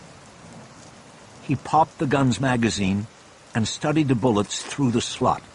He then ejected the round from the chamber. Fully loaded and ready to go. Lau took a step toward the door, but Bosch immediately put his hand on his chest to stop him, and then backed him against the wall. Look, Lau said. I don't know what this is about, but you people are freaking me out here. What the fuck is going on? Bosch kept his hand on his chest. Just tell me about the gun, Henry. You had it the night of the 1st. Has it been out of your possession at any time since then? No, Right there is where I keep it. Where were you last Tuesday? 3 o'clock in the afternoon. Last week I was here. I think I was here working. We didn't start shooting until Thursday. You work here alone? Yes, I work alone. Writing is a solitary pursuit. No. Wait. Last Tuesday I was at Paramount all day. We had a read-through of the script with the cast. I was over there all afternoon. And there will be people who will vouch for you? At least a dozen. Matthew fucking McConaughey will vouch for me. He was there. He's playing the lead. Bosch made a jump then, hitting Lau with a change-up and hoping to keep him off balance. It was amazing what fell out of people's pockets when they were being knocked back and forth by seemingly unrelated questions. Are you associated with a triad, Henry? Lau burst out laughing. What? What the fuck are you? Look, I'm out of here. He slapped Bosch's hand away and pushed off the wall in the direction of the door again. It was a move Harry was ready for. He grabbed Lau by the arm and spun him around. He clipped his ankle with a kick and threw him face down on the bed. He then moved in, kneeling on his back while he cuffed him. This is fucking crazy, Lau yelled. You can't do this! Calm down, Henry, just calm down, Bosch said. We're going to go downtown and straighten all of this out. But I've got a movie. I have to be on the set in 3 hours. Fuck the movies, Henry. This is real life, and we're going downtown. Bosch pulled him up off the bed and pointed him toward the door. Dave, you got all of that secured? Got it. Then lead the way. Chu left the room carrying the metal box containing the Glock. Bosch followed, keeping Lau in front of him and keeping one hand on the chain between the cuffs. They moved down the hall, but when they got to the top of the stairs, Bosch pulled the cuffs like the reins on a horse and stopped. Wait a minute. Back up here. He walked Lau backward to the middle of the hall. Something had caught Bosch's eye as they had passed it, but it didn't register until they got to the stairs. Now he looked at the framed diploma from the University of Southern California. Lau had graduated with a liberal arts degree in 2004. You went to SC? Bosch asked. Yeah, the film school. Why? Both the school and graduation year matched the diploma Bosch had seen in the back office at Fortune Fine Foods and Liquor. And then there was the Chinese connection as well. Bosch knew that a lot of kids went to school at USC, and several thousands graduated every year, many of them of Chinese descent. But he had never trusted in coincidences. Did you know a guy at SC named Robert Lee, spelled L-I? Lau nodded. Yeah, I know him. He was my roommate. Bosch felt things suddenly begin to crash together with an undeniable force. What about Eugene Lamb? Did you know him? Lau nodded again. I still do. He was my roommate back then, too. Where? Like I told you, a shithole down in Gangland, near the campus. Bosch knew that USC was an oasis of fine and expensive education, surrounded by hard-scrabble neighborhoods where personal safety would be an issue. A few years back, a football player on the practice field had even been hit with a stray round from a nearby gang shooting. Is that why you bought the gun? For protection down there? Exactly. Chu had realized he had lost them and came hurrying back up the stairs and down the hallway. "Harry, what's up?" Bosch held up his free hand to signal Chu to hang back and be quiet. He spoke to Lau again. "And those guys knew you bought the gun 6 years ago?" "We went together. They helped me pick it out. Why are you—" "You said you're still friends. You stay in touch?" "Yeah, but what's this got to do with—" "When was the last time you saw one of them?" "I saw them both last week. We play poker almost every week." Bosch glanced over at Chu. The case had just broken wide open. "Where, Henry? Where do you play?" "Most of the time right here. Robert still lives with his parents, and Hugh has a tiny place in the valley. I mean, come on, I've got the beach here." "What day did you play last week?" "It was Wednesday." "You sure?" "Yeah, because I remember it was the night before my shoot was going to start, and I didn't really want to play, but they showed up, and we played for a little bit. It was a short night." "And the time before that, when was that?" "The week before, Wednesday or Thursday, I can't remember." "But it was after the shooting on the beach." Lau shrugged. "Yeah, pretty sure. Why?" "What about the key to the box? Would one of them have known where the key was?" "What did they do?" "Just answer the question, Henry." "Yeah, they knew. They used to like to get the gun out sometimes and play around with it." Bosch pulled his keys out and uncuffed Lau. The screenwriter turned and started to massage his wrists. "I always wondered what that felt like," he said, "so I could write about it. The last time I was too drunk to remember." He finally looked up and saw Bosch's intense stare. "What's going on?" Bosch put a hand on his shoulder and turned him toward the stairs. "Let's go back down to the living room and talk, Henry. I think there is a lot you can tell us." Chapter 45. They waited for Eugene Lamb in the alley behind Fortune Fine Foods and Liquor. There was a small employee lot squeezed between a row of trash bins and the stacks of baled cardboard. It was Thursday, 2 days after they had visited Henry Lau, and the case had come together. They had used the time to work on evidence gathering and testing, and to prepare a strategy. Bosch had also used the time to enroll his daughter in the school at the bottom of the hill. She had started classes that morning. They believed Eugene Lamb was the shooter, but was also the weaker of the two suspects. They would bring him in first, then Robert Lee second.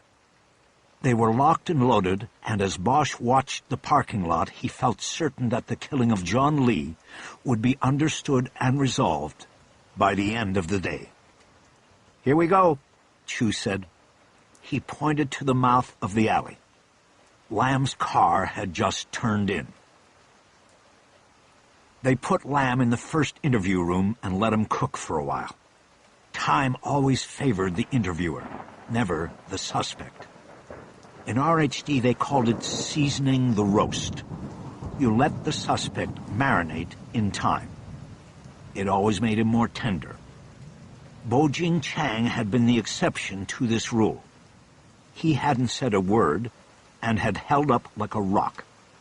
Innocence gave you that resolve, and that was something Lamb didn't have. An hour later, after conferring with a prosecutor from the district attorney's office, Bosch entered the room carrying a cardboard box containing the case evidence and sat down across the table from Lamb. The suspect looked up with scared eyes. They always did after a period of isolation. What was just an hour on the outside was an eternity inside. Bosch put the box down on the floor, then folded his arms on the table. "Eugene, I'm here to explain the facts of life to you, he said. So listen closely to what I tell you. You have a big choice to make here. The fact of the matter is that you are going to prison. There is no doubt about that. But what you are going to decide here in the next few minutes is how long you go for. It can be until you are a very old man, or until they stick the needle in your arm and put you down like a dog. Or you can leave yourself a chance at getting your freedom back one day. You're a very young man, Eugene. I hope you make the right choice. He paused and waited, but Lamb didn't react. It's sort of funny. I've been doing this a long time, and I've sat across a table like this with a lot of men who have killed. I can't say they were all bad or evil men. Some had reasons, and some were manipulated. They got led down the path. Lamb shook his head in a show of bravado. I told you people, I want a lawyer. I know my rights. You can't ask me any questions once I ask for a lawyer. Bosch nodded in agreement. Yeah, you're right about that, Eugene. Absolutely right. Once you've invoked your rights, we can't question you. Not allowed. But see, that's why I'm not asking you anything here. I'm just telling you how it is going to be. I'm telling you that you have a choice to make here. Silence is certainly a choice. But if you choose silence, you'll never see the outside world again. Lamb shook his head and looked down at the table. Please, leave me alone. Maybe it would help you if I summarized things and gave you a clearer picture of where you're at here. You see, I am perfectly willing to share with you, man. I'll show you my whole hand, because you know what? It's a royal flush. You play poker, right? You know that's the hand that can't be beat. And that's what I've got here. A royal fucking flush. Bosch paused. He could see curiosity in Lamb's eyes. He couldn't help but wonder what they had on him. We know you did the dirty work on this thing, Eugene. You went into that store and you shot Mr. Lee dead in cold blood. But we're pretty sure it wasn't your idea. It was Robert who sent you in there to kill his father. And he's the one we want. I've got a deputy district attorney sitting in the other room, and he's ready to make you a deal. 15 to life if you give us Robert. You'll do the 15 for sure, but after that you get a shot at freedom. You convince a parole board you were just a victim, that you got manipulated by a master, and you walk free. It could happen. But if you go the other way, you roll the dice. If you lose, you're done. You're talking about dying in prison in 50 years, if the jury doesn't decide to stick the needle in your arm first. Lamb quietly said, I want a lawyer. Bosch nodded and responded with resignation in his voice. Okay, man. That's your choice.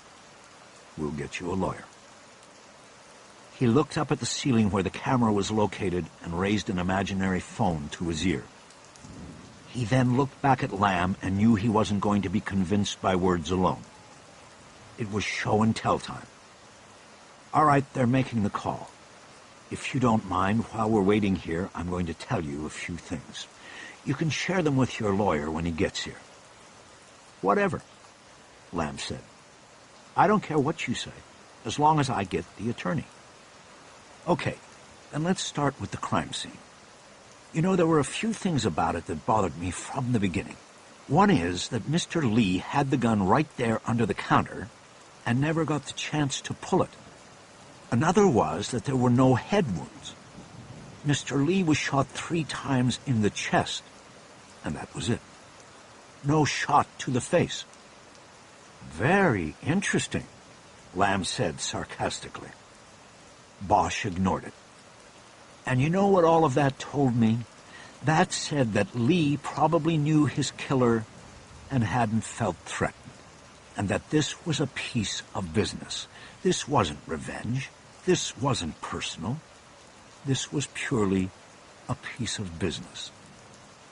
Bosch reached down to the box and removed the lid. He reached in for the plastic evidence bag that held the bullet casing taken from the victim's throat. He tossed it on the table in front of Lamb. There it is, Eugene. You remember looking for that? Coming around the counter, moving the body, wondering what the fuck happened to that casing? Well, there it is. There's the one mistake that brought it all down on you. He paused while Lamb stared at the casing, fear permanently lodging in his eyes. You never leave a soldier behind. Isn't that the shooter's rule? But you did, man. You left that soldier behind, and it brought us right to your door. Bosch picked up the bag and held it up between them. There was a fingerprint on the casing, Eugene. We raised it with something called electrostatic enhancement. EE, for short. It's a new science for us. And the print we got belonged to your old roommate, Henry Lau. Yeah, it led us to Henry, and he was very cooperative. He told us the last time he fired and then reloaded his gun was at a range about 8 months ago. His fingerprint was sitting on that shell all that time. Harry reached down to the box and removed Henry Lau's gun, still in its black felt bag. He took it out of the bag and put the weapon down on the table. We went to Henry, and he gave us the weapon. We had it checked out by ballistics yesterday, and sure enough, it's our murder weapon, all right. This is the gun that killed John Lee at Fortune Liquors on September 8th. The problem was that Henry Lau has a solid alibi for the time of the shooting. He was in a room with 13 other people. He's even got Matthew McConaughey as an alibi witness. And then on top of that, he told us he hadn't given his gun out to anybody to borrow.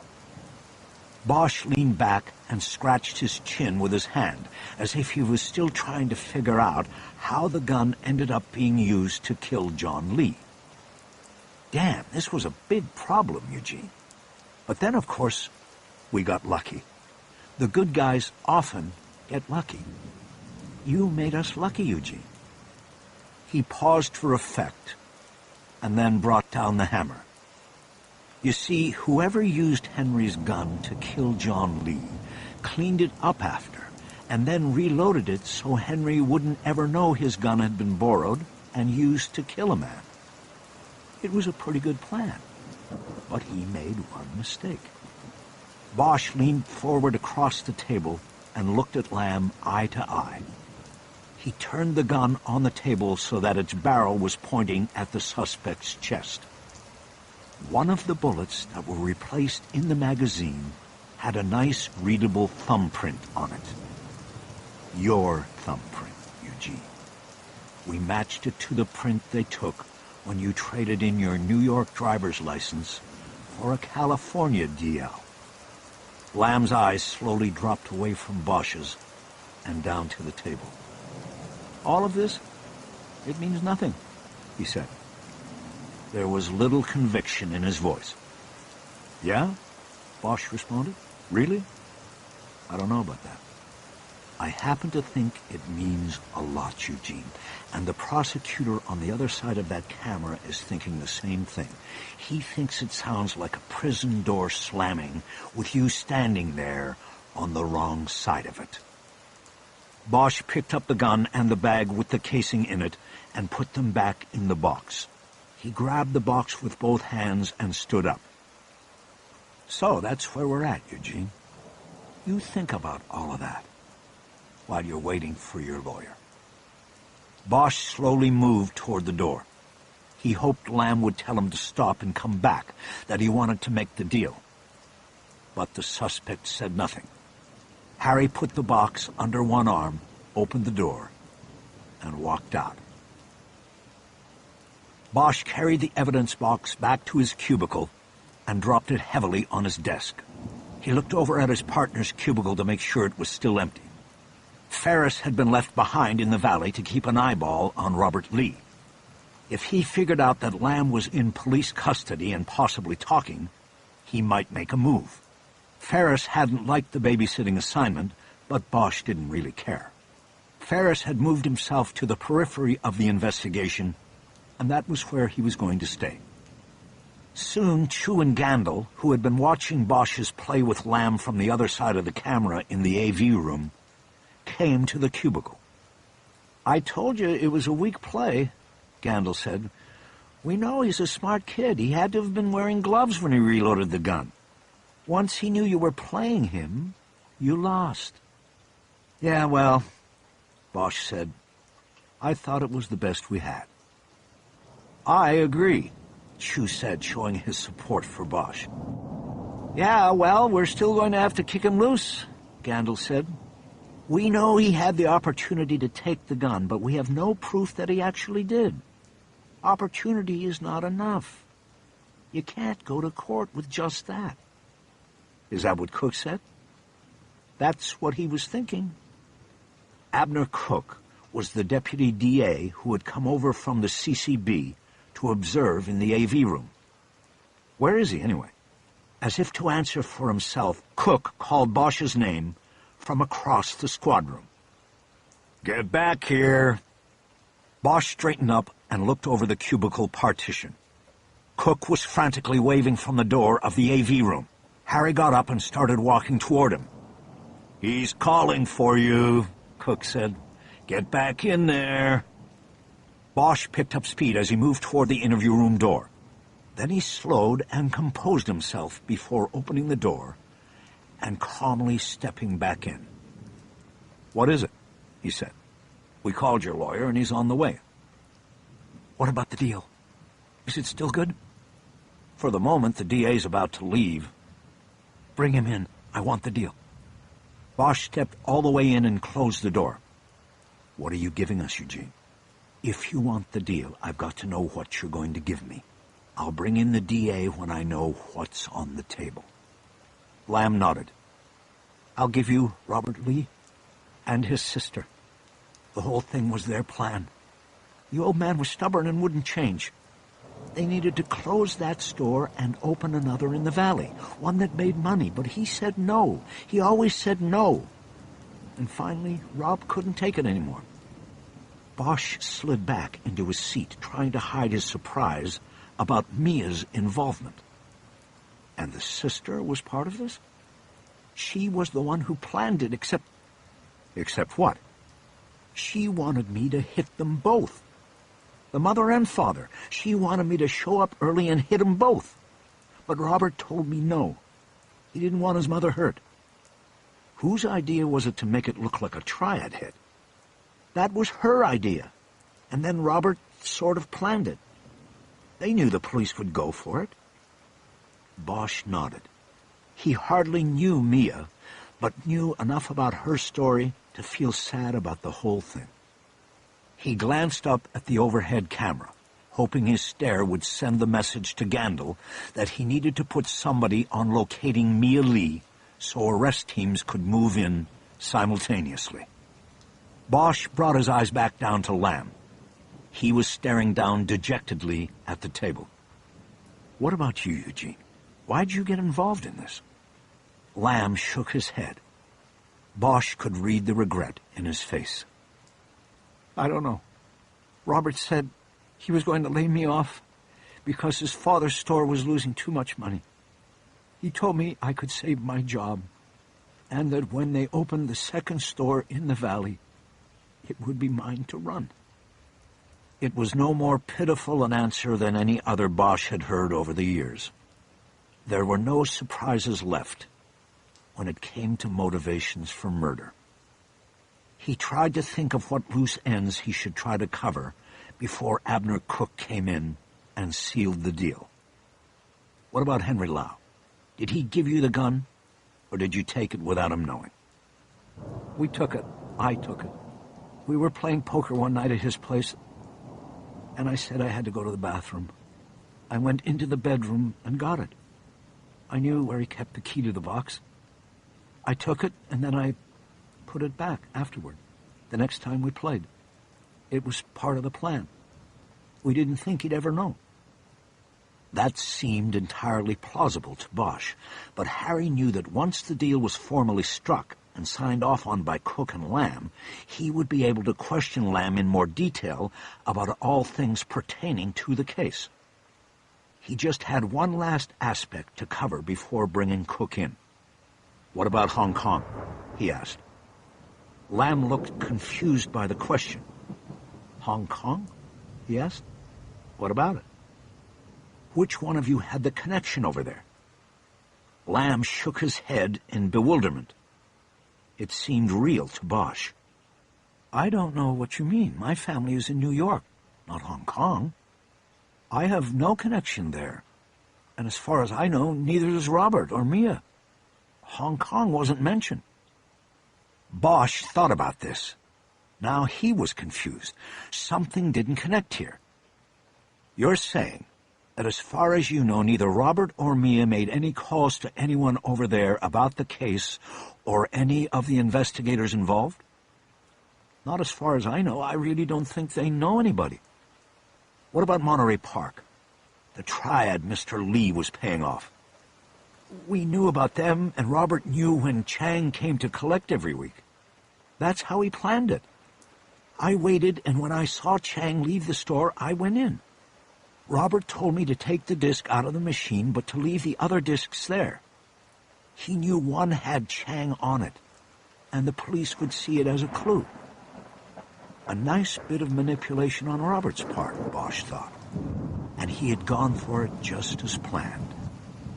"What did you two tell Chang when he came to the store the other night?" "That was part of the plan, too. Robert knew he would come to collect from him." He looked down and away from Bosch's eyes. He seemed embarrassed. "So what did you say to him?" Bosch prompted. "Robert told him that the police had shown us his photo, and that they told us that he committed the murder. He told him the police were looking for him and would arrest him. We thought that would make him run. He would leave town and it would look like he had done the crime. If he went back to China and disappeared, it would help us." Bosch stared at Lamb as the meaning and ramification of the statement slowly sank into the dark blood in his heart. He had been totally manipulated every step of the way. "Who called me?" he asked. "Who called and told me to back off the case?" Lamb slowly nodded. "That was me," he said. "Robert wrote a script for me, and I made that call from a payphone downtown. I'm sorry, Detective Bosch. I didn't want to scare you, but I had to do what Robert told me to do." Bosch nodded. He was sorry, too, but not for the same reasons. Chapter 46. An hour later, Bosch and Cook emerged from the interview room with a full confession and agreement of cooperation from Eugene Lamb. Cook said he would be filing charges immediately against the young killer, as well as Robert and Mia Lee. Cook said there was more than enough evidence to proceed with arrests of the sister and brother. Bosch gathered with Chu, Gandil, and 4 other detectives in the conference room to discuss the arrest procedures. Ferris was still watching Robert Lee, but Gandil said that a detective sent to the Lee home in the Wilshire district had reported back that the family car was gone, and there appeared to be no one home. "Do we wait for Mia to show up, or do we take Robert down now before he starts wondering about Lamb?" Gandil asked. "I think we've got to move," Bosch said. "He already has to be wondering where Lamb is. If he starts getting suspicious, he might run." Gandil looked around the room for objections. There were none. "Okay, then, let's mount up," he said. "We take down Robert in the store, and then we go find Mia. I want these people booked before the end of the day. Harry, check with your partner and confirm Robert's location. Tell him we're on the way. I'll ride up with you and Chu." It was unusual for the lieutenant to want to leave the office, but the case had transcended routine. He apparently wanted to be there when it was closed by arrest. Everybody stood up and started to file out of the conference room. Bosch and Gandil lagged behind. Harry pulled his phone and hit a speed dial button for Ferris. At last check-in, he was still in his car watching Fortune Fine Foods and Liquor from across the street. You know what I still don't get, Harry? Gandil asked. No, what don't you get? Who took your daughter? Lamb claims he doesn't know anything about it, and at this point he has no reason to lie. Do you still think it was Chang's people? Even though we know now he was clear on the killing? The call was answered before Bosch could respond to Gandil. Ferris. It's me, Bosch said. Where's Lee? He held a finger up to Gandil, holding him while he took the call. He's in the store, Ferris said. You know, we need to talk, Harry. Bosch could tell by the tension in his partner's voice that it wasn't Robert Lee who Ferris wanted to talk about. Sitting there in his car alone all morning, something was festering in his brain. We'll talk later. Right now we have to move. We turned Lamb. He gave us everything. Robert and his sister. She was part of this. Is she in the store? Not that I saw. She dropped off the mother, but then she drove off. When was this? About an hour ago. Tired of waiting and needing to get ready to join the arrest teams, Gandil headed off toward his office, and Bosch was left thinking that he was safe for the time being from having to answer the lieutenant's question. Now he just had to deal with Ferris. "Okay, sit tight," he said, "and let me know if anything changes." You know what, Harry?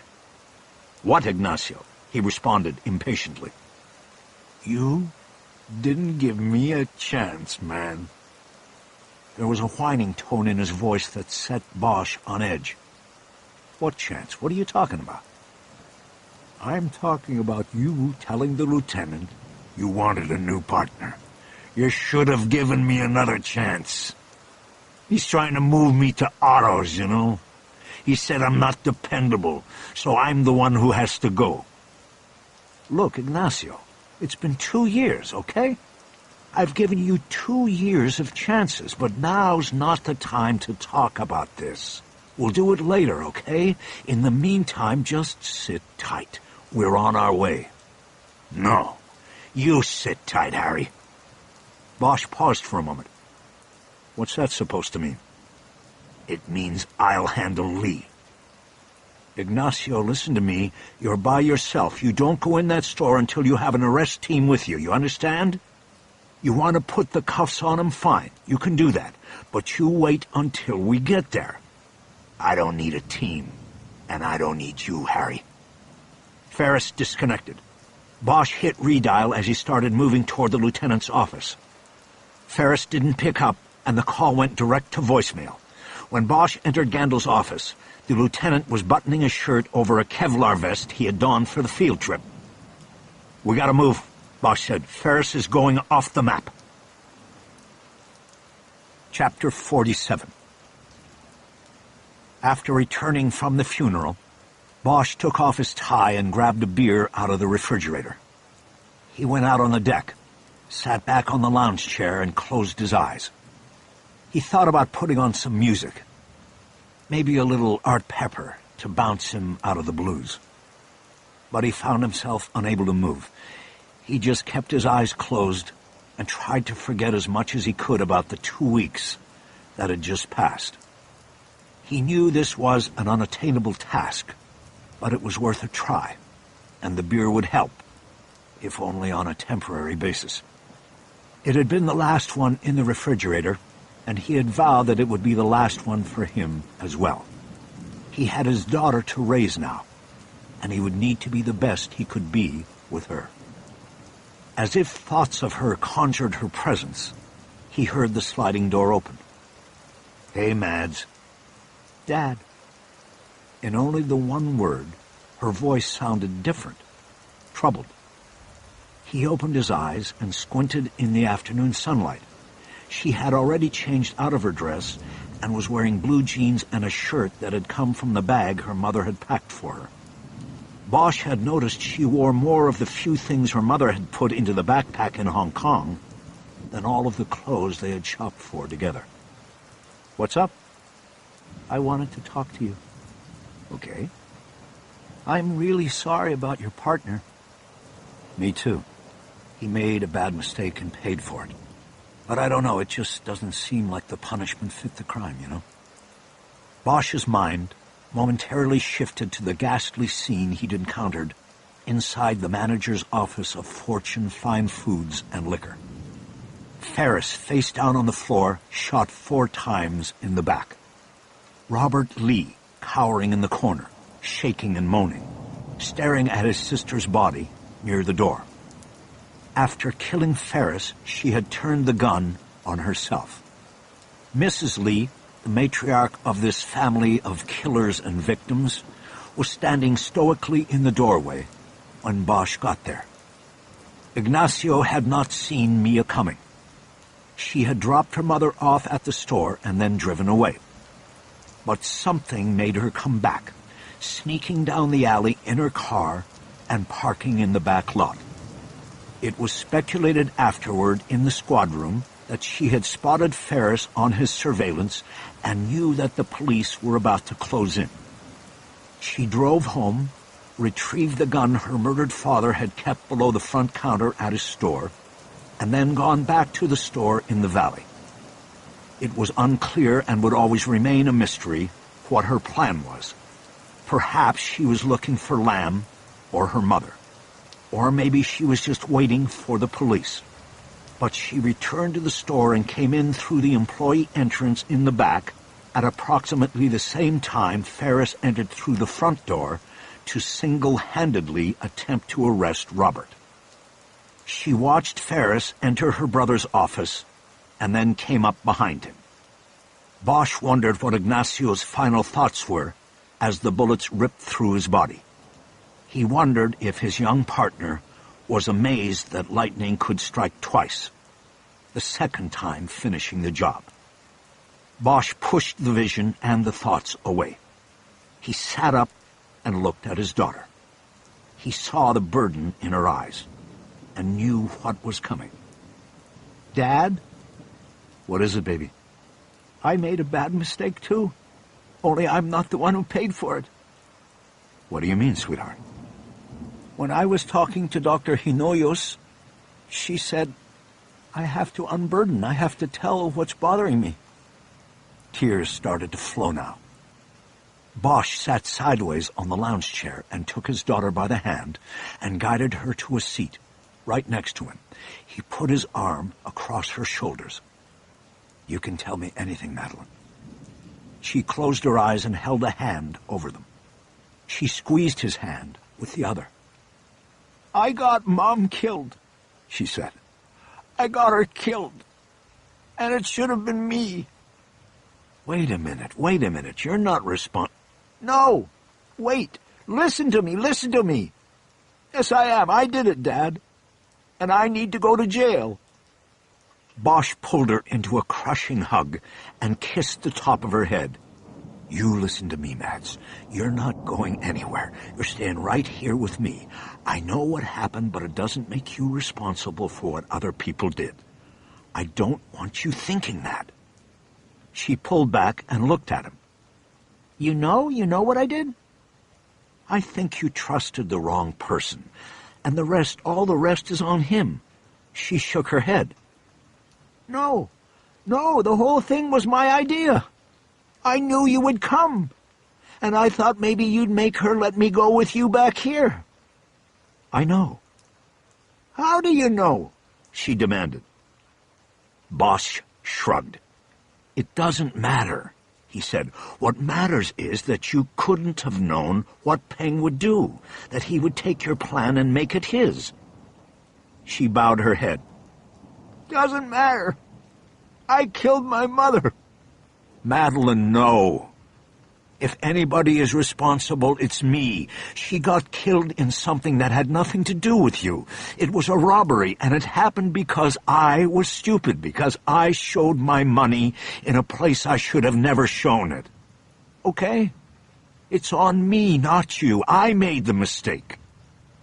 She could not be calmed or consoled. She shook her head violently, and the force threw tears into Bosch's face. "You wouldn't have even been there, Dad. If we didn't send that video, I did that. I knew what it would do. That you would be on the very next plane. I was going to escape before you landed. You would get there and everything would be all right, but you would tell Mom it wasn't safe for me there, and you would take me back with you. Bosch just nodded. He had put roughly the same scenario together a few days before, when he realized Bojin Chang had nothing to do with the murder of John Lee. But now Mom is dead, and they're dead, and everybody's dead, and it's all my fault. Bosch grabbed her by the shoulders and turned her in toward him. How much of this did you tell Dr. Hinoyos? None. Okay. I wanted to tell you first. You have to take me to jail now. Bosch pulled her into another hug and held her head against his chest. No, baby. You're staying here with me. He gently caressed her hair and spoke calmly. We all make mistakes. Everybody. Sometimes, like with my partner, you make a mistake and you can't make up for it. You don't get the chance. But sometimes you do. We can make up for our mistakes here. Both of us. Her tears had slowed. He heard her sniffle. He thought maybe that this was why she had come to him. For a way out. We can maybe do some good and make up for the things we did wrong. We'll make up for everything. How? She said in a small voice. I'll show you the way, baby. I'll show you, and you'll see that we can make up for this. Bosch nodded to himself. He hugged his daughter tightly and wished he never had to let her go.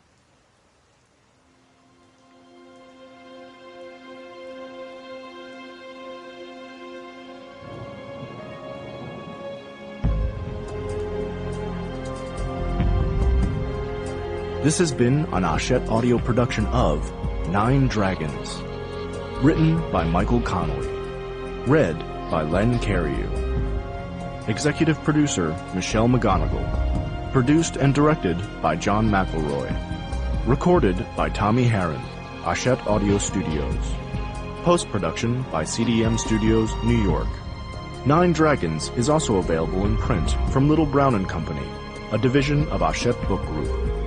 Text copyright 2009 by Hieronymus Incorporated. Audio production copyright and published 2009 by Hachette Audio. All rights reserved. Except as permitted under the U.S. Copyright Act of 1976, no part of this publication may be reproduced, distributed, or transmitted in any form or by any means, or stored in a database or retrieval system without the prior written permission of the publisher. This audiobook is a work of fiction.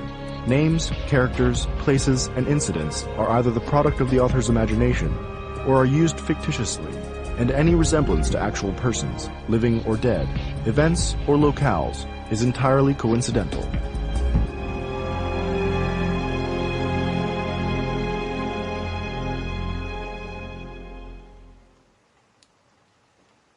This audio program is presented by Audible.com. Audible. Audio that speaks to you wherever you are.